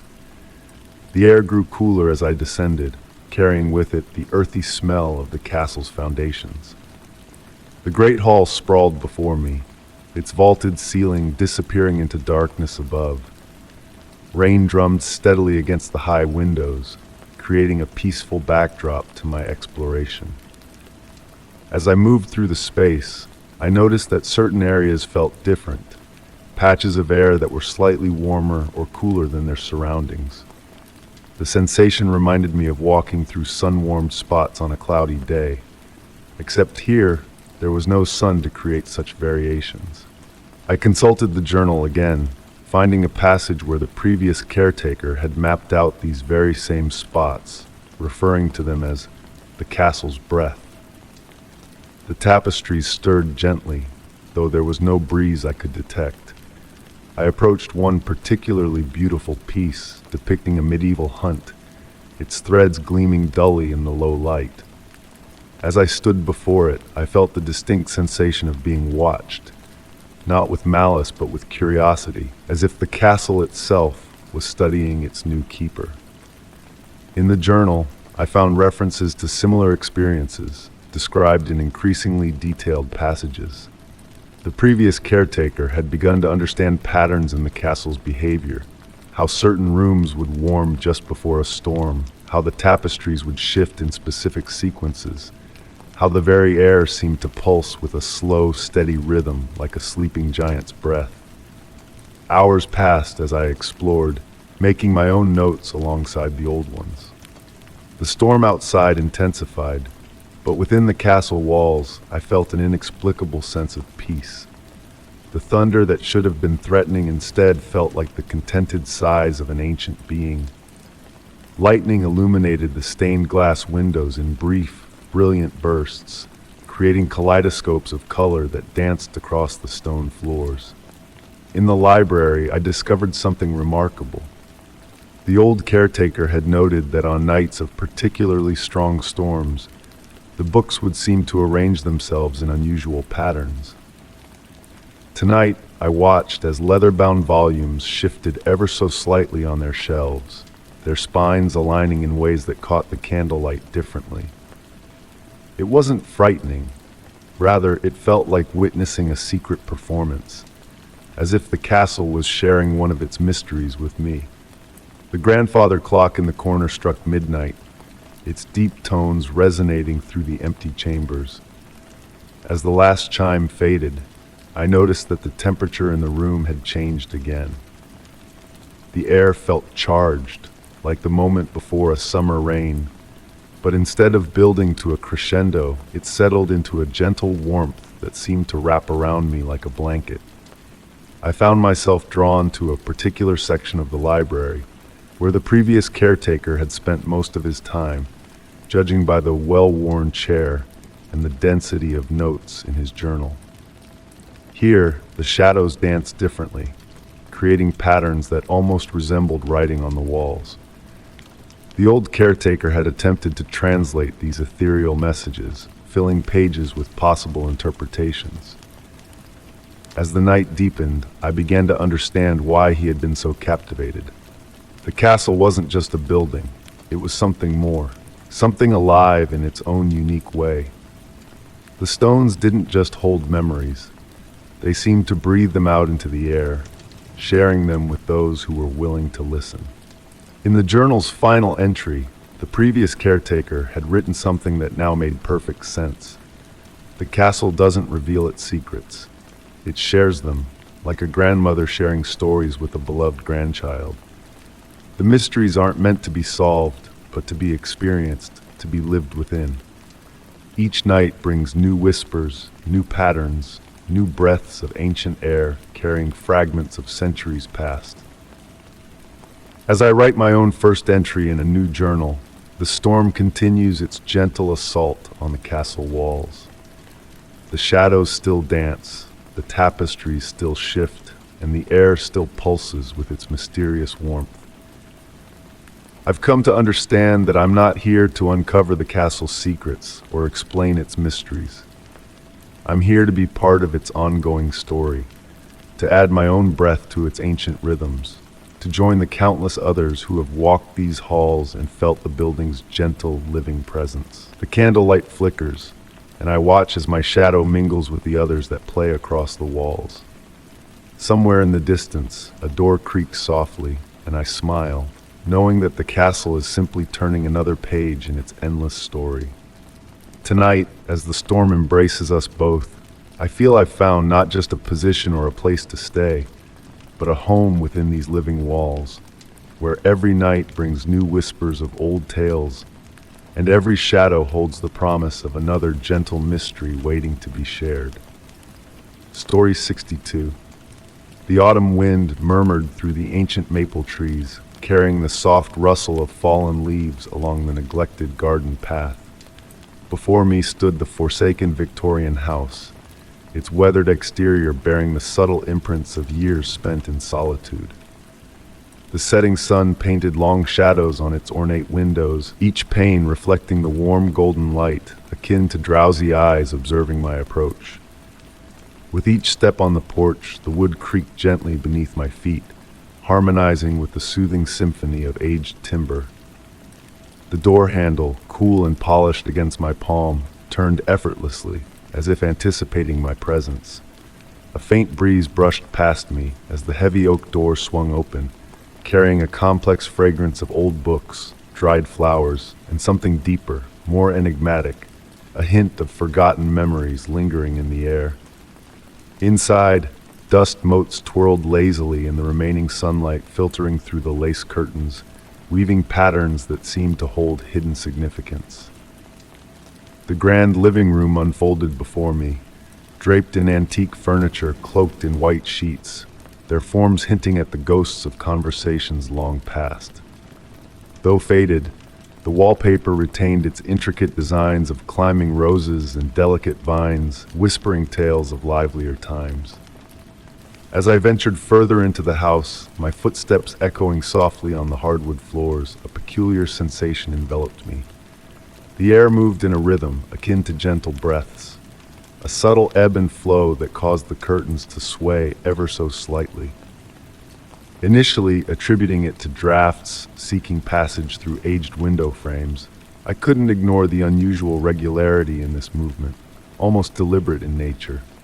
The dwindling afternoon light cast a soft, muted hue as I explored the ground floor. In the dining room, a magnificent chandelier hung still and silent, its crystals coated in dust yet managing to refract the remaining light. The table below was set for a meal, as if awaiting guests who never arrived. Each plate positioned meticulously, though veiled in a shroud of gray dust settled over the fine china. Ascending the grand staircase, my hand trailing along the smooth mahogany banister, the house's breath seemed to intensify. The air moved in gentle, peaceful waves, akin to the slumbering rise and fall of a giant's chest. The second floor unveiled a lengthy hallway flanked by closed doors, each concealing a mystery waiting to be unraveled. Family portraits adorned the walls between the doors, their subjects' gazes following my progress down the corridor with benign curiosity. In a bedroom, a child's rocking horse stood, its worn wood beginning to sway ever so slightly, mirroring the house's breath. The motion, so subtle and serene, felt more comforting than unsettling. Adjacent, a music box perched on a dusty dresser, its mechanism still functional, playing a soft lullaby that seemed to sync with the house's rhythm. The master bedroom housed a four-poster bed, draped in elegant curtains that swayed in the tranquil rhythm. A vanity mirror reflected the room behind me, briefly capturing the impression of someone seated at the bed's edge. Not a menacing specter, but rather the lingering warmth of a recently vacated seat. Upon turning to inspect, only the indentation on the dusty bedspread remained, as though someone had just departed. In the attic, accessed by a winding staircase ascending like a ribbon, the house's breath was most palpable. Here, the air flowed through the room like serene waves on a placid sea. Boxes and trunks filled the attic, each holding remnants of lives once lived. Aged letters bound with faded ribbons, photographs in silver frames, garments preserving the shape of their former wearers. A rocking chair beside a round window moved in harmony with the house's rhythm, creaking softly like a lullaby. As evening approached, the house's breath grew more pronounced. The soft sounds of settling wood and gentle creaks intermingled, weaving a soothing melody that beckoned rest and contemplation. An urge to linger emerged, to sink into one of the weathered armchairs and become part of this tranquil cadence. No longer did the house feel deserted. It pulsated with life, not in a menacing manner, but akin to a slumbering sentinel, safeguarding the memories within. As I prepared to depart, I noticed a peculiar synchronicity between my breath and the house's rhythm, a deeply calming sensation akin to being cradled to sleep. Glancing back at the front door, in the encroaching darkness, I could have sworn I glimpsed flickering lights in some upstairs windows. Not glaring or harsh, but gentle and warm, akin to candles glimpsed through gossamer. Standing once more on the porch, I listened to the house's breath merge with the evening breeze. The windows no longer resembled drowsy eyes, but appeared attentive, watching over the property with gentle vigilance. Walking away, the sound of my steps on the gravel path blended with the whisper of wind through the trees and the distant call of a night bird. Since then, I've explored many abandoned homes, yet none breathed quite like that one. During tranquil nights, I find myself aligning my breathing with the remembered rhythm of that house, filled with a profound peace. I often ponder if the house still stands, still breathes, still safeguards its trove of memories and forgotten instances. Perhaps one day I shall return, though a part of me understands that houses like that one exist in a realm between reality and dreams, emerging only when they wish to be discovered. The enigma of the breathing house lingers within me, not as a specter, but as a gentle prompt that certain places transcend mere structures. They are custodians of time, sentinels of memories, and perhaps, in their own way, they are alive. In my quietest moments, I can still sense that serene rhythm, akin to a lullaby carried on the twilight breeze, beckoning me back to that realm where the boundary between the ordinary and the extraordinary fades like mist in the morning light. Story 63. The gentle autumn breeze whispered secrets as it weaved through the ancient stone archways, creating a haunting melody that resonated with echoes of bygone eras. Drawn irresistibly to abandoned places, this monastery held a mysterious allure that defied explanation. The weathered stones, worn smooth by the passage of time, exuded a comforting warmth under the touch of my fingertips, despite the cool evening air that enveloped the surroundings. As the sun dipped below the horizon, painting the sky in soft purples and deep oranges, long shadows danced across the overgrown courtyard, embellished by the wild roses and ivy that had claimed the walls, their tendrils creating a natural tapestry within the cracks of the ancient masonry. The fragrance of late-blooming flowers mingled with the earthy scent of aged stone and damp moss, enveloping me in a sense of tranquility. Strolling through the ruins with my camera in hand, I observed how the shifting light transformed the ordinary into the extraordinary. A broken column stood sentinel in silence, while a partially collapsed wall framed the twilight sky like a masterpiece painted by an unseen artist. The soft crunch of fallen leaves beneath my feet provided a gentle rhythm to accompany the ethereal song carried by the wind. It was then, amidst this serene setting, that I first heard it, a melodic humming that seemed to blend seamlessly with the natural symphony around me. Initially attributing it to the wind finding its way through the monastery's remnants, I soon recognized a musical quality in its cadence, reminiscent of ancient Gregorian chants but softer, more otherworldly. Venturing deeper into the ruins, I found myself drawn to a narrow doorway leading to what once must have been the monastery's chapel. The stone floor, still mostly intact, was being slowly reclaimed by nature, with patches of moss nestled between the worn flagstones.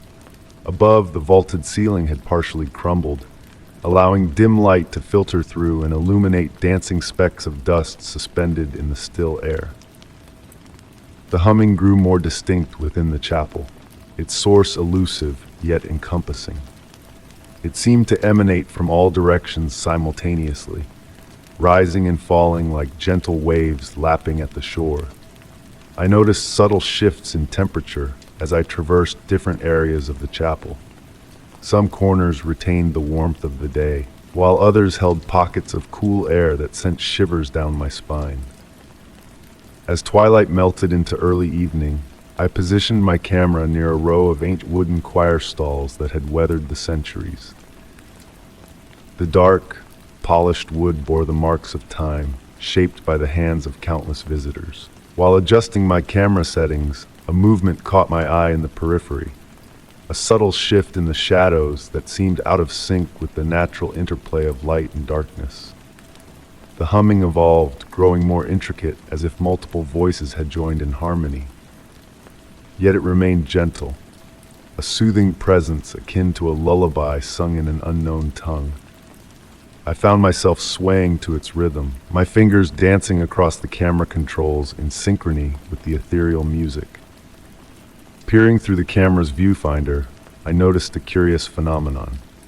In the deepening twilight, faint shapes seemed to materialize among the shadows, elusive and transient, akin to heat waves distorting the air above sun-warmed pavement. These shapes ebbed and flowed with the music, morphing like wisps of smoke carried by the wind. Capturing several long-exposure photographs in a bid to immortalize the play of light, I discovered each image held something both captivating and inexplicable. Some revealed shadows with depth and substance, hinting at robed figures frozen in motion. Others showcased trails of light that danced through the frame like tangible musical notes.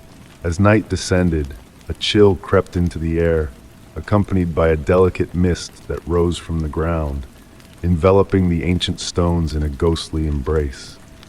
The humming persisted, now accompanied by distant chimes that seemed to resonate from unseen origins. Together, these sounds wove a mesmerizing symphony that reverberated through the very core of the monastery. Lost in the moment, I meandered through the ruins, capturing the interplay of mist, moonlight, and shadow with my lens. The enigmatic shapes in my photographs grew more defined as the night deepened, yet they eluded clear identification, remaining as enigmatic hints, akin to half-remembered dreams. At some juncture, I found myself seated in one of the ancient choir stalls, my camera forgotten in my lap. The weathered wood cradled me as if molded by centuries of use to fit the contours of the human form perfectly. The humming enveloped me, while intricate patterns of mist unfurled on the chapel floor, swirling and flowing like a gentle stream. Perhaps I drifted into a light slumber, for when awareness returned, the moon cast its silvery light through the broken ceiling, illuminating the ancient stones with pools of radiance. The humming, softer now, carried elusive words just beyond comprehension, a whispered conversation in a language almost understood.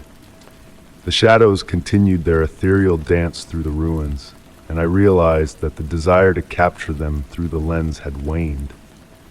Certain experiences, I realized, were meant to be felt rather than documented. The monastery had imparted something ineffable, transcending the confines of mere imagery and language. With the first light of dawn heralding a new day, the humming gradually faded into the background, melding seamlessly with the sounds of the awakening world. The mist dissipated like a fleeting dream, leaving behind only the lingering essence of ancient stone and wood.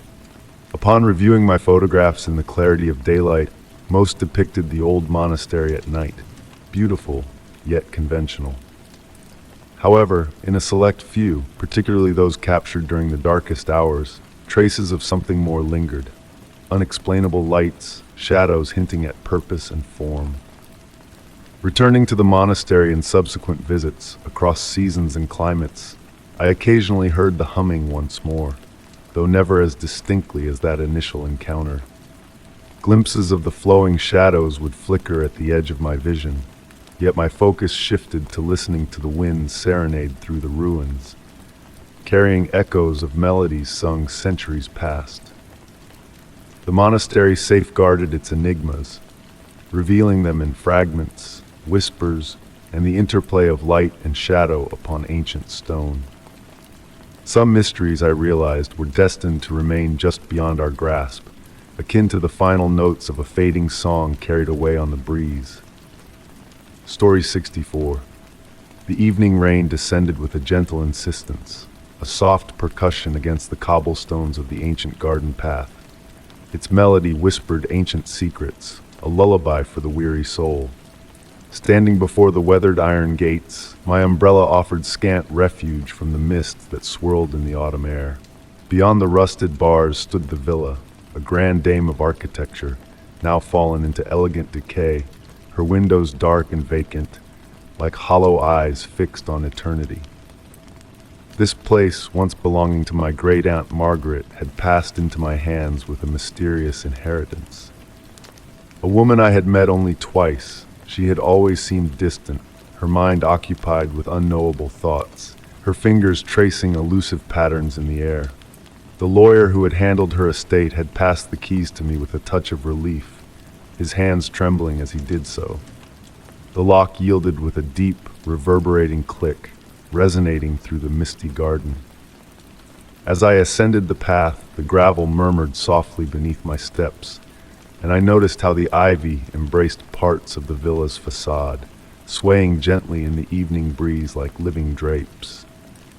The windows, exactly 23 in view from where I stood, remained stoically dark, yet each seemed to possess a distinct quality of emptiness. The heavy wooden door opened almost expectantly, as if the house had anticipated my arrival. The foyer welcomed me with the scent of aged wood and something more. A delicate, elusive fragrance that stirred memories of my great-aunt's perfume, mingled with the essence of autumn leaves and distant rain. My footfalls echoed on the parquet floor, creating whispers that melted into the shadows lurking in the corners. The first floor housed the usual rooms one would expect in such a villa, a grand sitting room cloaked in white sheets, a dining room set for guests who would never come, and a library filled with meticulously arranged leather-bound volumes. Yet it was the windows that drew my gaze incessantly. Each framed a slightly altered version of the twilight outside. The sitting room's windows bathed the world in amber hues, while the library's panes seemed to hold moments of time rather than mere light. Moving through the spaces, I discerned subtle shifts in the atmosphere. Warmth ebbed and flowed in some rooms, coolness settled in others, but never in a manner that hinted at modern climate control. It was as though each room possessed its own microclimate, its own way of breathing. The windows reacted to these changes, condensation forming intricate patterns at times, while remaining crystal clear despite the humidity outside at others. In the library, I uncovered my great-aunt's journal, filled with her elegant, spidery script. Many entries spoke of the windows as more than mere openings. They were described as gateways of sorts.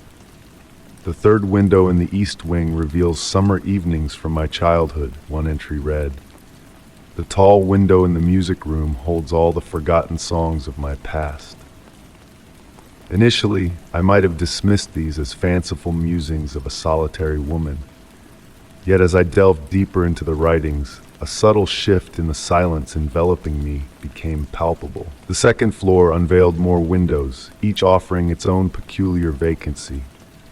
In a bedroom, the window seemed to peer out onto a garden that defied the present moment, its layout belonging to another era, its light reminiscent of aged photographs. Another window presented a view of the same garden, but from an impossible angle, as though observed from a great height, despite its normal placement. As night enveloped the villa, the rain persisted in its gentle serenade on the roof and windows. Expecting the darkness to lend a sinister air, I found instead a sense of calm settling over the house, akin to a cat settling for slumber. The windows emitted a faint luminescence, insufficient to illuminate, yet enough to outline their forms in the dark. Each exuded a unique hue, creating a soft constellation of light throughout the dwelling. In the master bedroom, Margaret's later journals awaited me. They chronicled her revelation that the windows did not merely showcase different views, they harbored memories, moments, and lost time. The house, she penned, does not confine space within its walls alone. It encapsulates fragments of all lives that have traversed it. The windows serve as eyes through which it witnesses these accumulated fragments. That inaugural night, I retired to a modest bedroom on the second floor, chosen for its unassuming window displaying rain falling in the night. Yet, as I lay watching the water etch patterns on the glass, I discerned droplets defying gravity, some ascending instead of descending, while others hung suspended, capturing light from an unknown source. Morning unveiled an unusual light that seemed to seep through the windows rather than emanate from them.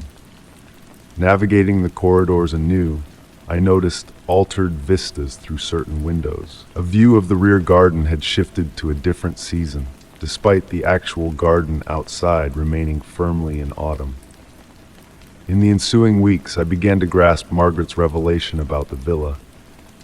The windows were not mere voids. They awaited to be imbued with substance. Each gathered varied moments. Some ensnared joy, others cradled conversations whispered decades prior, and a few seemed to encapsulate the essence of light from days yet to come.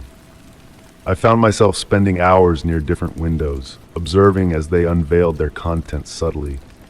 Sometimes it was a mere shift in the way light caressed the floor, or a transient reflection from an unseen source. At times, I fancied I heard whispers carried on the breeze, soft dialogues, distant laughter, echoes of footsteps from bygone eras. The windows of the villa became my almanac, my clock, and my repository of memories. The tall window in the music room occasionally hummed with echoes of long-gone concerts. The petite window in the breakfast nook apparently captured morning light from all seasons simultaneously, casting impossible rainbows on the time-worn tablecloth below. I comprehended why my great-aunt had become transfixed by this abode. The villa was not haunted conventionally. It was akin to a living archive, its windows serving as lenses into diverse strata of time. The perceived emptiness within them was not void, but a plenitude so profound it appeared as emptiness to the casual observer. As autumn transitioned into winter, I commenced my own journal, chronicling the windows and their metamorphoses. On certain days, all 23 windows displayed the same scene from varied moments in time, creating a flickering effect in the light permeating the rooms. On others, each window seemed to harbor its distinct weather, its unique play of light and shadow. Whether the windows were truly enchanting, or if the villa possessed a knack for distorting perception until the ordinary seemed extraordinary, remained a mystery. Perhaps the truth resided in the space between reality and imagination, where rain blurred on antiquated glass. What I did discern was that the emptiness of those windows was the fullest void I had ever encountered. Presently, as I inscribed these words in the library, gazing through winter light that may reveal tomorrow's snow or last century's spring, I comprehend why my great-aunt chose to spend her twilight within these walls. The villa of vacant windows is anything but empty. It awaits those who can discern rightly, who grasp that profound meanings often reside in the intervals between moments, in the silent interstices between heartbeats, in the apparent void of 23 windows that are never truly unoccupied. Story 65. The soft rustling of dry leaves brushing against my window pane interrupted my evening read one autumn night. Their whispered symphony held a peculiar harmony, unlike the haphazard whispers of wind-blown debris. Setting my book aside, I tuned in to the gentle scratching sounds, letting them envelop my senses. The aging house groaned contentedly around me as I settled into my cherished armchair, a weathered leather heirloom from my grandfather. The amber glow of my reading lamp cast a warm embrace, carving out a sanctuary of light amidst encroaching darkness, casting elongated shadows over the polished wooden floors. Beyond the window, the sun had dipped below the horizon, leaving behind a deep violet twilight that seeped through the glass like watercolor on paper. It was then that I noticed a pattern emerging in the leafy dance. Their movements against the glass held a rhythmic cadence akin to Morse code or the deliberate speech of mankind. The sound ebbed and flowed, rising to a soft crescendo before fading, only to begin anew moments later. Its soothing nature resembled the lull of waves caressing a distant shore. Intrigued, I abandoned my book completely, drawn to the window by an inexplicable pull. The evening air carried the crisp scent of autumn, decaying leaves, distant chimney smoke, and a sweet essence that accompanied the season's onset of chill. Approaching the window, the leafy serenade grew more defined. Drawing closer, I discerned their details. Brown and golden leaves twirling in the dimming light, edges catching the last glimmers of day. They pirouetted with a deliberate grace, as if each leaf was a dancer in a natural ballet. The longer I observed, the more convinced I became that this was no mere whimsy of the evening breeze. Leaning in, my breath fogged the window as I peered closely. In the gathering dusk, shapes materialized within the swirling leaves, not quite distinct enough to name, but organized beyond randomness. They briefly coalesced into recognizable forms before dissolving, akin to faces fleeting in clouds. A subtle chill pervaded the room, despite the old radiator's steady hum. A shiver traced my spine, not solely from the cold. The leafy melody shifted, adopting a mournful timbre, evoking a half-remembered childhood memory, a forgotten lullaby, a folk tune my grandmother hummed in her garden. I found myself humming along, the origin of the melody eluding me. Ancient and primal, it resonated with a proverbial era. In response, the leaves' dance grew intricate, purposeful. Spirals formed, rotating clockwise and counterclockwise, a kaleidoscope of autumn hues. My hand gravitated to the window latch, compelled to open it and immerse in the leafy song, free from the barrier of glass. The metal felt cool beneath my touch, hesitatingly considering. Rationality urged caution, to step back, illuminate the room, dispel the enchantment. Yet the melody beckoned, promising revelations to unasked questions. Fingers tightened on the latch. Beyond, the leaves pressed closer, urgency infusing their dance. Night had descended, yet they glowed faintly like embers stirred by a breath of wind. A sudden creak snapped me from the reverie, realizing the passage of time spent gazing into darkness. The room had chilled, the abandoned book forgotten in lamplight. Reluctantly, I withdrew my hand from the latch. The leafy melody sighed, tinged with disappointment. I retreated to my chair, the intricate patterns dissolving, leaves drifting back to the autumn night's chaos. Yet the haunting melody lingered, intermingling with the house's sounds, the ticking clock, shifting floorboards, flutter of pages turning. At twilight of sleep, whispers of ancient words in a nearly understood language surfaced in the leafy chorus. That night, the window remained shut, pondering what might have transpired if opened. Would the leaves merely scatter across the floor, or usher in something ancient, waiting since the house's inception? Each evening, autumn winds beckoned the leaves to dance against my window, their melody brimming with enigma. Windows stayed sealed, content to let mysteries linger unexplored. In the depths of night, the strange melody hummed within, leaves rustling in response, as if acknowledging a shared memory. Story 66. In the solace of the night, the raindrops tapped gently against the window of my bedroom, weaving a tranquil melody into the fabric of my evening routine. Each droplet played its part in the symphony of the night, harmonizing with the whispers of wind that caressed the ancient oak trees standing sentinel around my Victorian abode.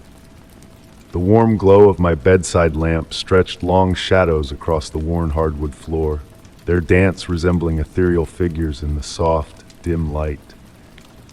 A light sleeper by nature, I was attuned to the subtle nocturnal sounds that often went unnoticed by most. The creak of wooden beams settling in the cool evening air, the distant call of an owl, and the rustle of leaves in the garden below formed the familiar lullaby that lulled me to sleep. But on this particular night, there was a new presence in the nocturnal chorus, a sound so delicate and elusive that it seemed to drift from the very essence of the night itself. At first, I tried to dismiss it as a figment of my imagination, a trick of the mind in the quiet of an old house at night. The sound, rhythmic like a breath, yet otherworldly, seemed to emanate from all directions at once, a gentle inhale and exhale that defied logical explanation. Amidst the steady drumming of the rain, this mysterious breath wove its way into the tapestry of the night. Wrapped in the warmth of my grandmother's quilt, I lay in bed, captivated by the enigmatic presence. The breath carried a hint of lavender, a scent so vivid that it stirred my senses. How could a sound possess a fragrance? Yet there it was, growing stronger with each passing moment, evoking memories of my grandmother's lavender sachets. As the temperature in the room subtly shifted, mirroring the mysterious breath, the shadows on the wall seemed to pulsate gently, casting intricate shapes that danced on the edge of recognition. Not menacing, but rather curious forms reminiscent of bygone eras, like faded photographs brought to life. The breathing sound gained clarity, accompanied by a subtle aroma of old books and tea, mingling with the lavender in an oddly familiar manner. The rain's rhythm altered, softening to a more deliberate tempo, as if nature itself paused to listen to this unseen presence. Amid the ticking of my bedside clock, the mysterious breath took on a melodic quality, akin to a whispered hum infused with comfort and nostalgia. I found myself synchronizing my own breath with its gentle cadence, unlocking a flood of memories not my own, yet hauntingly familiar. Visions of summer garden parties, of elegantly dressed figures sipping tea beneath oak trees, of children frolicking in rooms that bore a resemblance to my own, albeit adorned differently, floated through my consciousness like fragile bubbles, shimmering and delicate. The scent of lavender intensified, accompanied by the faint strains of piano music, distant yet unmistakable. Chopin's Nocturne in E-flat major drifted through the room, a melody that resonated with a part of me I had not known existed. Memories intertwined with whispers carried on the mysterious breath, weaving a tapestry of forgotten conversations and distant echoes of laughter. As the night deepened, shadows cavorted on the walls, joined by ephemeral patterns of light that seemed to emanate from the very essence of the night. Figures, ethereal and purposeful, moved through the room with a grace that transcended time, indifferent to my presence as they reenacted scenes long past. The rain softened to a gentle mist, the breathing sound dispersing throughout the house, blending with fragrances of beeswax, fresh bread, and roses, each scent triggering a cascade of memories belonging to the house itself, memories etched in the very walls that surrounded me. With the approach of dawn, a subtle lightening of the sky hinted at the impending sunrise. The mysterious breath began to fade, a gradual retreat like the ebbing tide, leaving behind a sense of parting, or perhaps just a pause in an eternal conversation. As morning broke, casting a golden hue upon the world outside, I found a single sprig of fresh lavender on my bedside table, a silent testament to the night's enigma. The rain had ceased, leaving a cleansed world in its wake.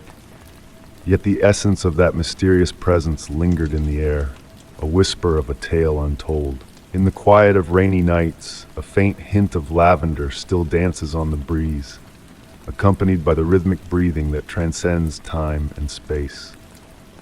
I have learned not to question, but to embrace these mysteries, to let them envelop me like the gentle rain. For some truths are meant to be felt rather than understood, residing in the spaces between breaths, in the shadows between moments, in the ethereal memories that belong not to us, but to the very essence of existence. Story 67. The soft murmur of autumn leaves waltzing along the wooden porch intertwined with my nightly tradition of tea before slumber. Wisps of steam lazily ascended from my delicate cup, carrying the tranquil essence of chamomile and honey. The aged house murmured a gentle lullaby, its familiar creaks a solace in the deepening shadows of the late eve. And it was then, in that hushed moment, that I detected a peculiar shift in the moon's demeanor. Low and luminous in the night sky, as is customary during this season, yet there was an enigmatic quality to its radiance. The silvery glow pulsed ever so faintly, akin to the distant thrum of a heart's beat. I found myself entranced by its rhythm, my breath unconsciously falling into sync with its gentle pulse. The air stilled, unnaturally so. The rustling leaves fell silent, the evening chorus of crickets hushed. In that profound silence I discerned a sound that defied logic, a whisper so subtle it flirted with my imagination, yet so distinct it could not be ignored. It was a melody without notes, a song without sound, resonating from the very core of the moon. My tea grew cold, abandoned, as I sat transfixed by this ethereal display. The moonlight thickened, almost tangible, resembling strands of silver silk cascading from the heavens. They swayed in an unseen breeze, weaving patterns reminiscent of ancient scripts, messages almost within grasp. Within the house, shadows stirred, not the typical play of darkness cast by drifting clouds, but deliberate, graceful movements that echoed the silent cadence. The shadows elongated and twirled upon the walls, shaping forms almost human, yet not quite. They moved with a fluid elegance surpassing earthly dancers. I found myself upright, though the act of rising eluded my memory. The wooden floor hummed beneath me, a subtle vibration coursing through my being. The temperature dipped slightly, enough to raise goosebumps, yet fear did not touch me, only a profound sense of wonder and tranquility. The moonlight continued its pulsing rhythm, each wave shifting the world around me subtly. Colors deepened, yet softened. The wood grain seemed to flow like water, and the very air shimmered with minuscule specks of silver light. Time lost its hold. Minutes blurred with hours, hours condensed into fleeting moments. Somewhere within the dwelling, a clock told midnight, its chime distorted and prolonged, as if emanating from beneath water. With each toll, the moon's silent melody intensified, growing more insistent. The shadows danced faster now, their movements intricate, their shapes defined. Faces almost materialized within their shifting forms, expressions of joy and serenity mirroring my inexplicable calm. A gentle breeze stirred, redolent of night-blooming blooms foreign to my garden. It enveloped me, lifting my hair and attire in a tender caress. The moonlight seemed to respond, weaving its silver strands through the air in intricate patterns eluding my gaze. Enveloped in the impossible light, a realization began to dawn, or perhaps a memory long forgotten resurfaced. The moon's silent song divulged ancient enigmas, of realms existing between heartbeats, of dimensions brushing against our own like silk against skin. It murmured of nights when the boundary between reality and possibility thinned to a touchable veil. The shadows continued their dance, now beckoning me to join. My feet moved of their own accord, following steps to a dance unlearned yet etched in my soul. The moonlight draped around me like a cloak, and for a fleeting, breathtaking moment, weightlessness embraced me, as if I could stride off the porch and tread upon the silver light itself. Slowly, almost reluctantly, the intensity waned. The shadows returned to their still forms. The moonlight reverted to its familiar luminescence. The silent song receded, leaving behind an echoing resonance in my bones. Seated once more in my chair, my tea now ice cold, the night had resumed its normalcy. Crickets chirped, leaves rustled, and the old house crooned its usual lullaby. Yet something fundamental had shifted, something irreversible. The moon, I knew, would forever hold a different allure, a mystery lingering between dream and reality. And now, on quiet, moonlit nights, I linger on the porch, waiting. Sometimes, if I am still and patient, a whisper of that silent melody, a glimmer of silver strands in the air, caresses my senses. And the shadows, oh, the shadows, they recall the dance, though they no longer perform. They reach out with a knowing grace, as if suggesting that some mysteries are destined to elude us, dwelling in the exquisite space between comprehension and reverie. Perhaps therein lies their place, in that gentle twilight realm where the moon chants its silent hymn and shadows sway to melodies only the heart perceives. For in that space, in that moment of enchantment and potential, we discover a serenity transcending logic, a magic that transcends language. I still savor my evening tea on the porch, observing the moon ascend above the horizon. And sometimes, just sometimes, when the night is hushed and my mind tranquil, I sense the faint pulse of silver light, akin to a distant heartbeat beckoning me to a dance I may never fully fathom, yet shall always remember. Story 68. The gentle patter of autumn rain against ancient stone wove a soothing melody, nature's own lullaby, as twilight embraced the world. Standing before the weathered church, its spire reaching towards the mist-shrouded clouds, I found myself amidst a dance of fallen leaves swirling gracefully around my feet. The air carried the earthy scent of damp soil and aged wood, mingled with an elusive essence, hinting at forgotten prayers and silent whispers of bells. This place, this sacred sanctuary, was not a destination I had intended to discover. My evening stroll took an unexpected turn as the rain began, leading me down a winding path to this tranquil haven that seemed suspended in its own timeless realm. The church's weathered facade bore the gentle marks of countless seasons, adorned with a soft veil of moss that glowed faintly in the deepening dusk. The heavy wooden door yielded effortlessly to my touch, releasing a musical sigh that reverberated through the empty nave. The rain's melody transformed into a distant lullaby, enhancing the profound silence within. Stained glass windows cast muted hues of amber and violet across the worn stone floors, painting the interior with a soft glow. As I ventured further into the church, my footsteps whispered against ancient flagstones, echoing through the crystalline stillness that enveloped the air. Rows of polished wooden pews stood as testament to generations of devotion, each bearing silent witness to the prayers of the past. The scent of old wood and stone mingled with the ghostly remnants of extinguished candles, creating an atmosphere that transcended time.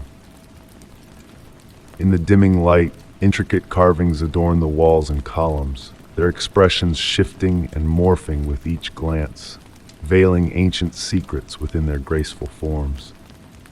Near the altar, a solitary candle flickered in a brass holder, its flame casting dancing shadows that seemed to move with purpose across the ancient stones, guiding my gaze to a small wooden door nestled discreetly in the wall. Though easily overlooked, the door beckoned to me with a gentle insistence, prompting me to explore its mysteries. Beyond it, a spiral staircase ascended into darkness, worn steps bearing the imprints of countless souls who had tread this path before me. As I climbed, the sound of rain grew stronger, now a rhythmic symphony that harmonized with the night air, carrying hints of a sweet, ancient fragrance that lingered tantalizingly just out of reach. The staircase led me to a small chamber within the bell tower, where moonlight filtered through narrow windows, casting ethereal silver beams across the floor.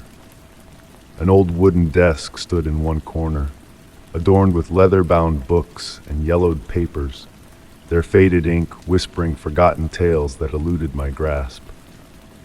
The delicate chime of silver bells filled the chamber, their ethereal melody weaving through the air, resonating with a profound sense of peace.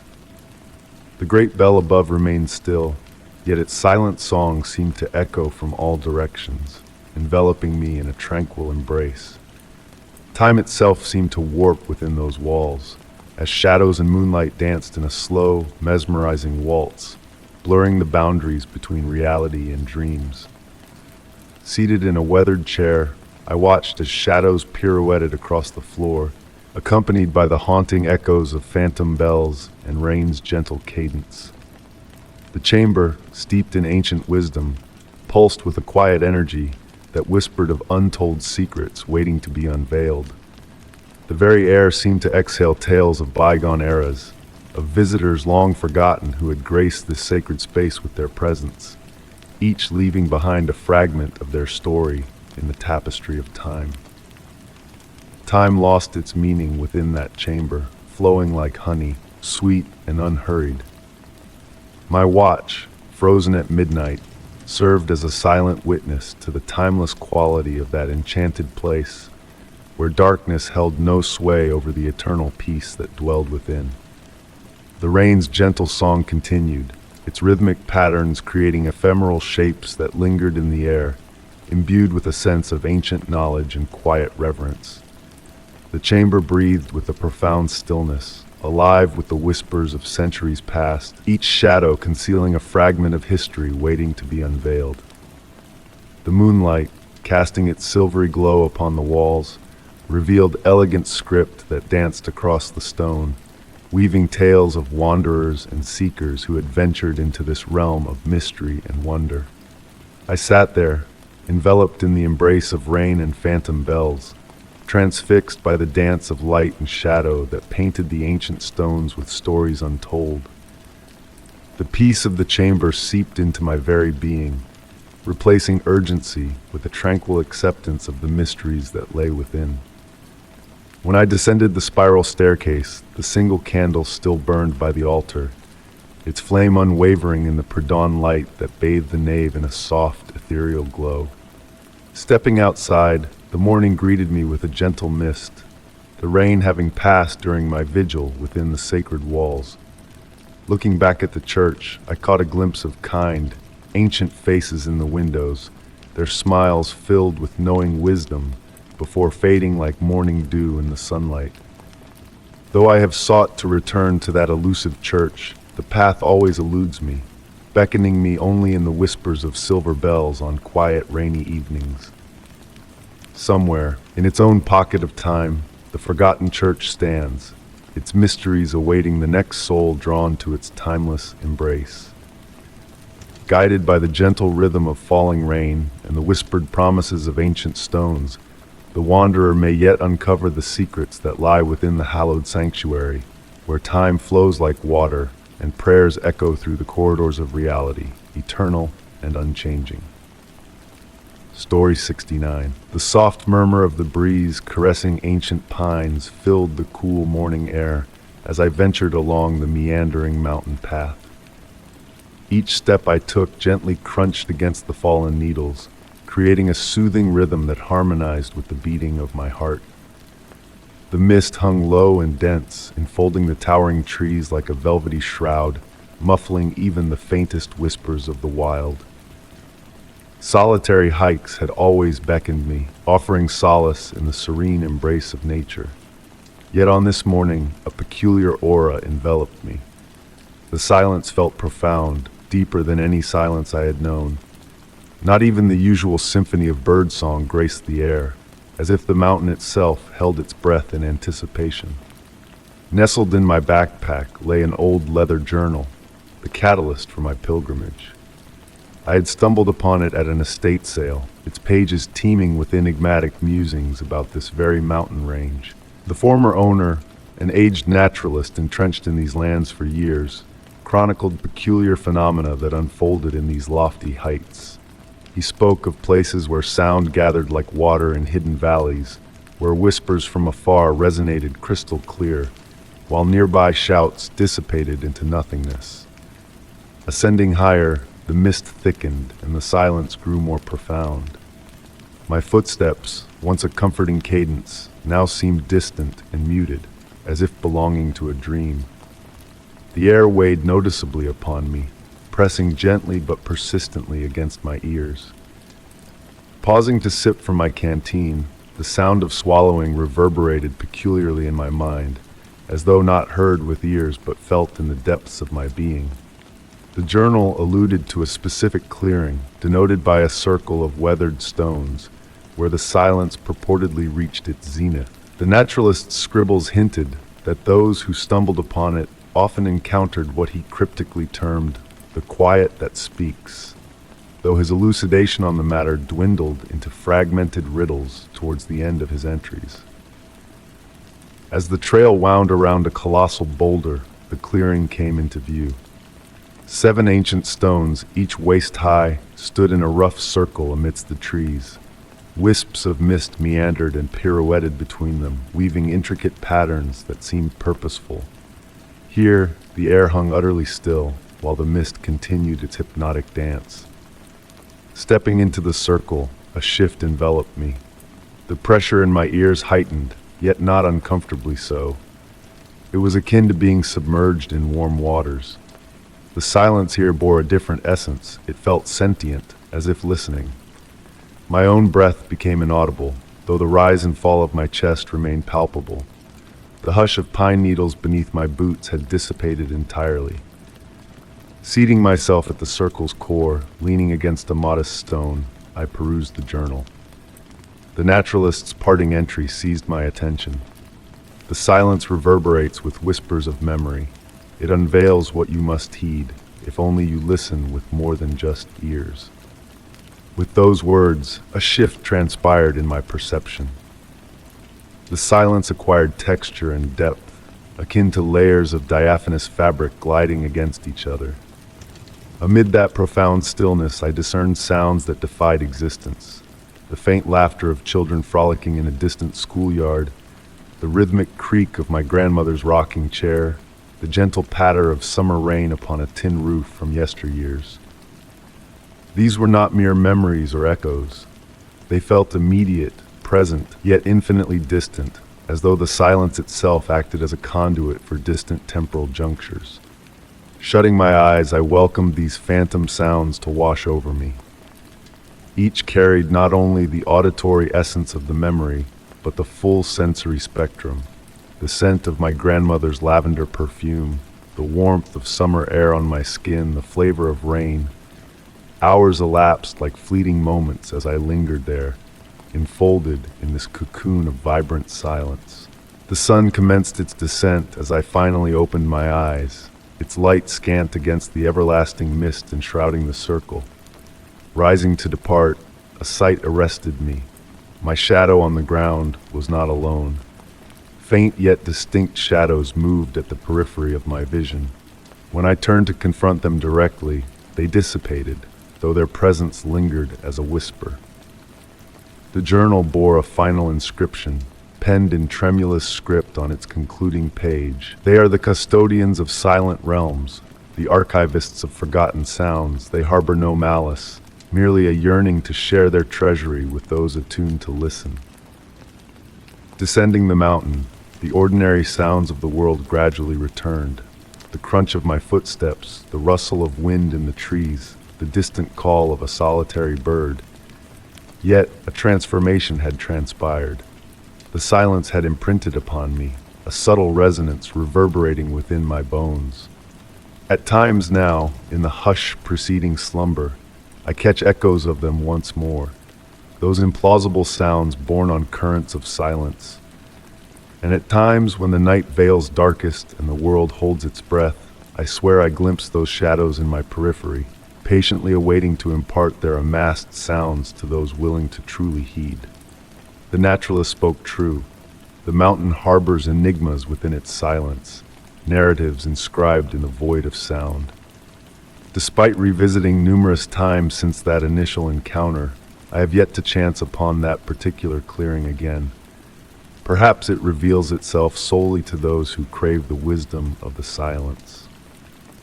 Or perhaps, akin to the shadows and their sonorous treasury, it exists in a realm betwixt moments, where silence deepens to articulate.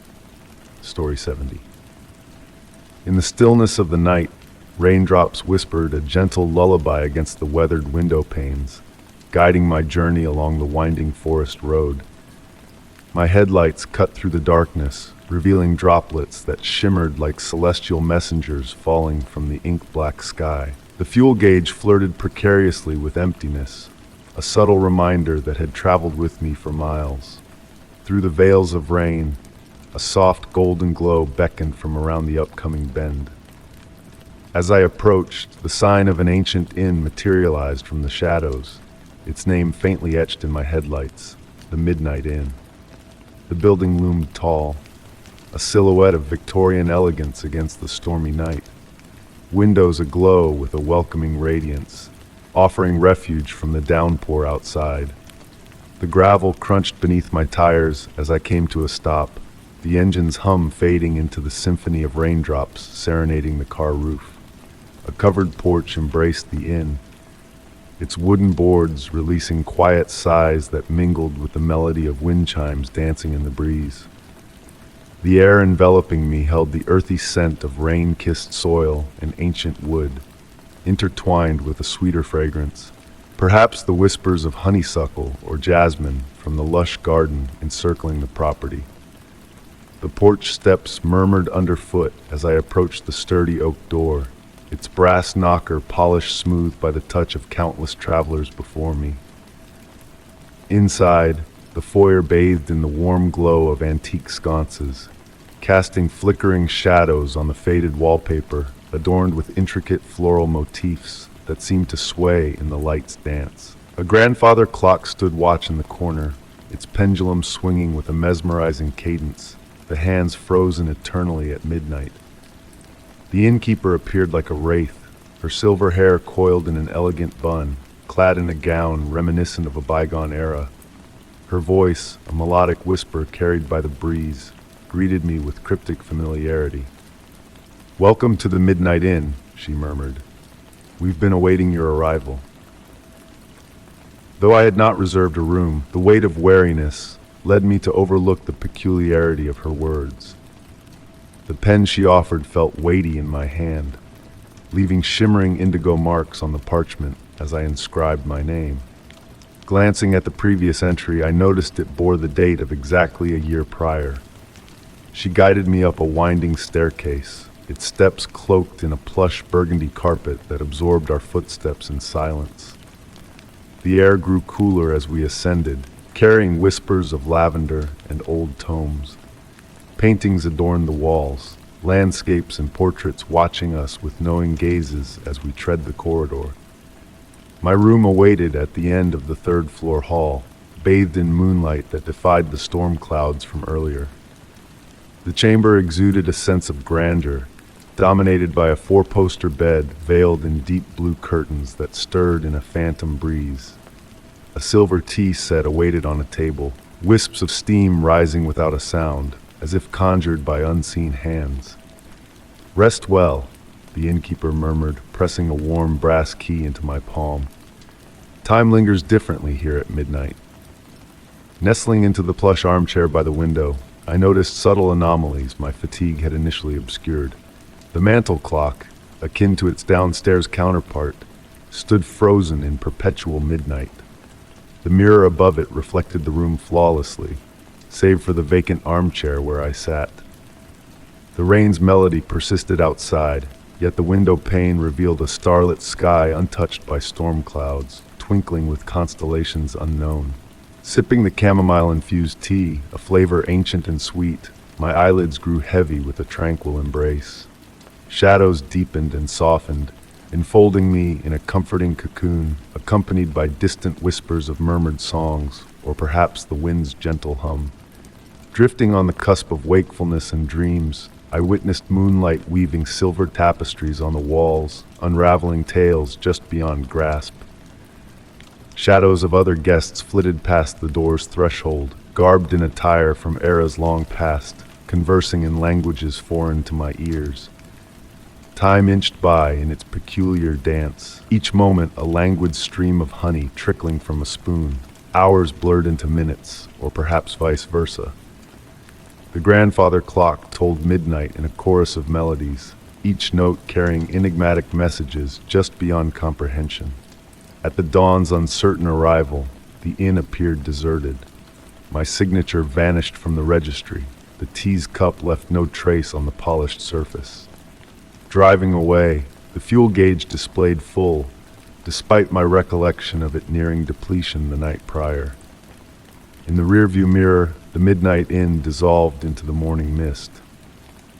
Yet on rainy nights, navigating unfamiliar paths, I find myself yearning for that beckoning golden light amidst the trees. A fragment of me wishes to rediscover its allure, while another hesitates, pondering if I truly desire to unravel the mysteries of a place where time languishes eternally at midnight. The innkeeper's cryptic words linger in my thoughts, leaving me to question the duration of my stay in a realm where the clocks stand frozen, and whether I departed at all.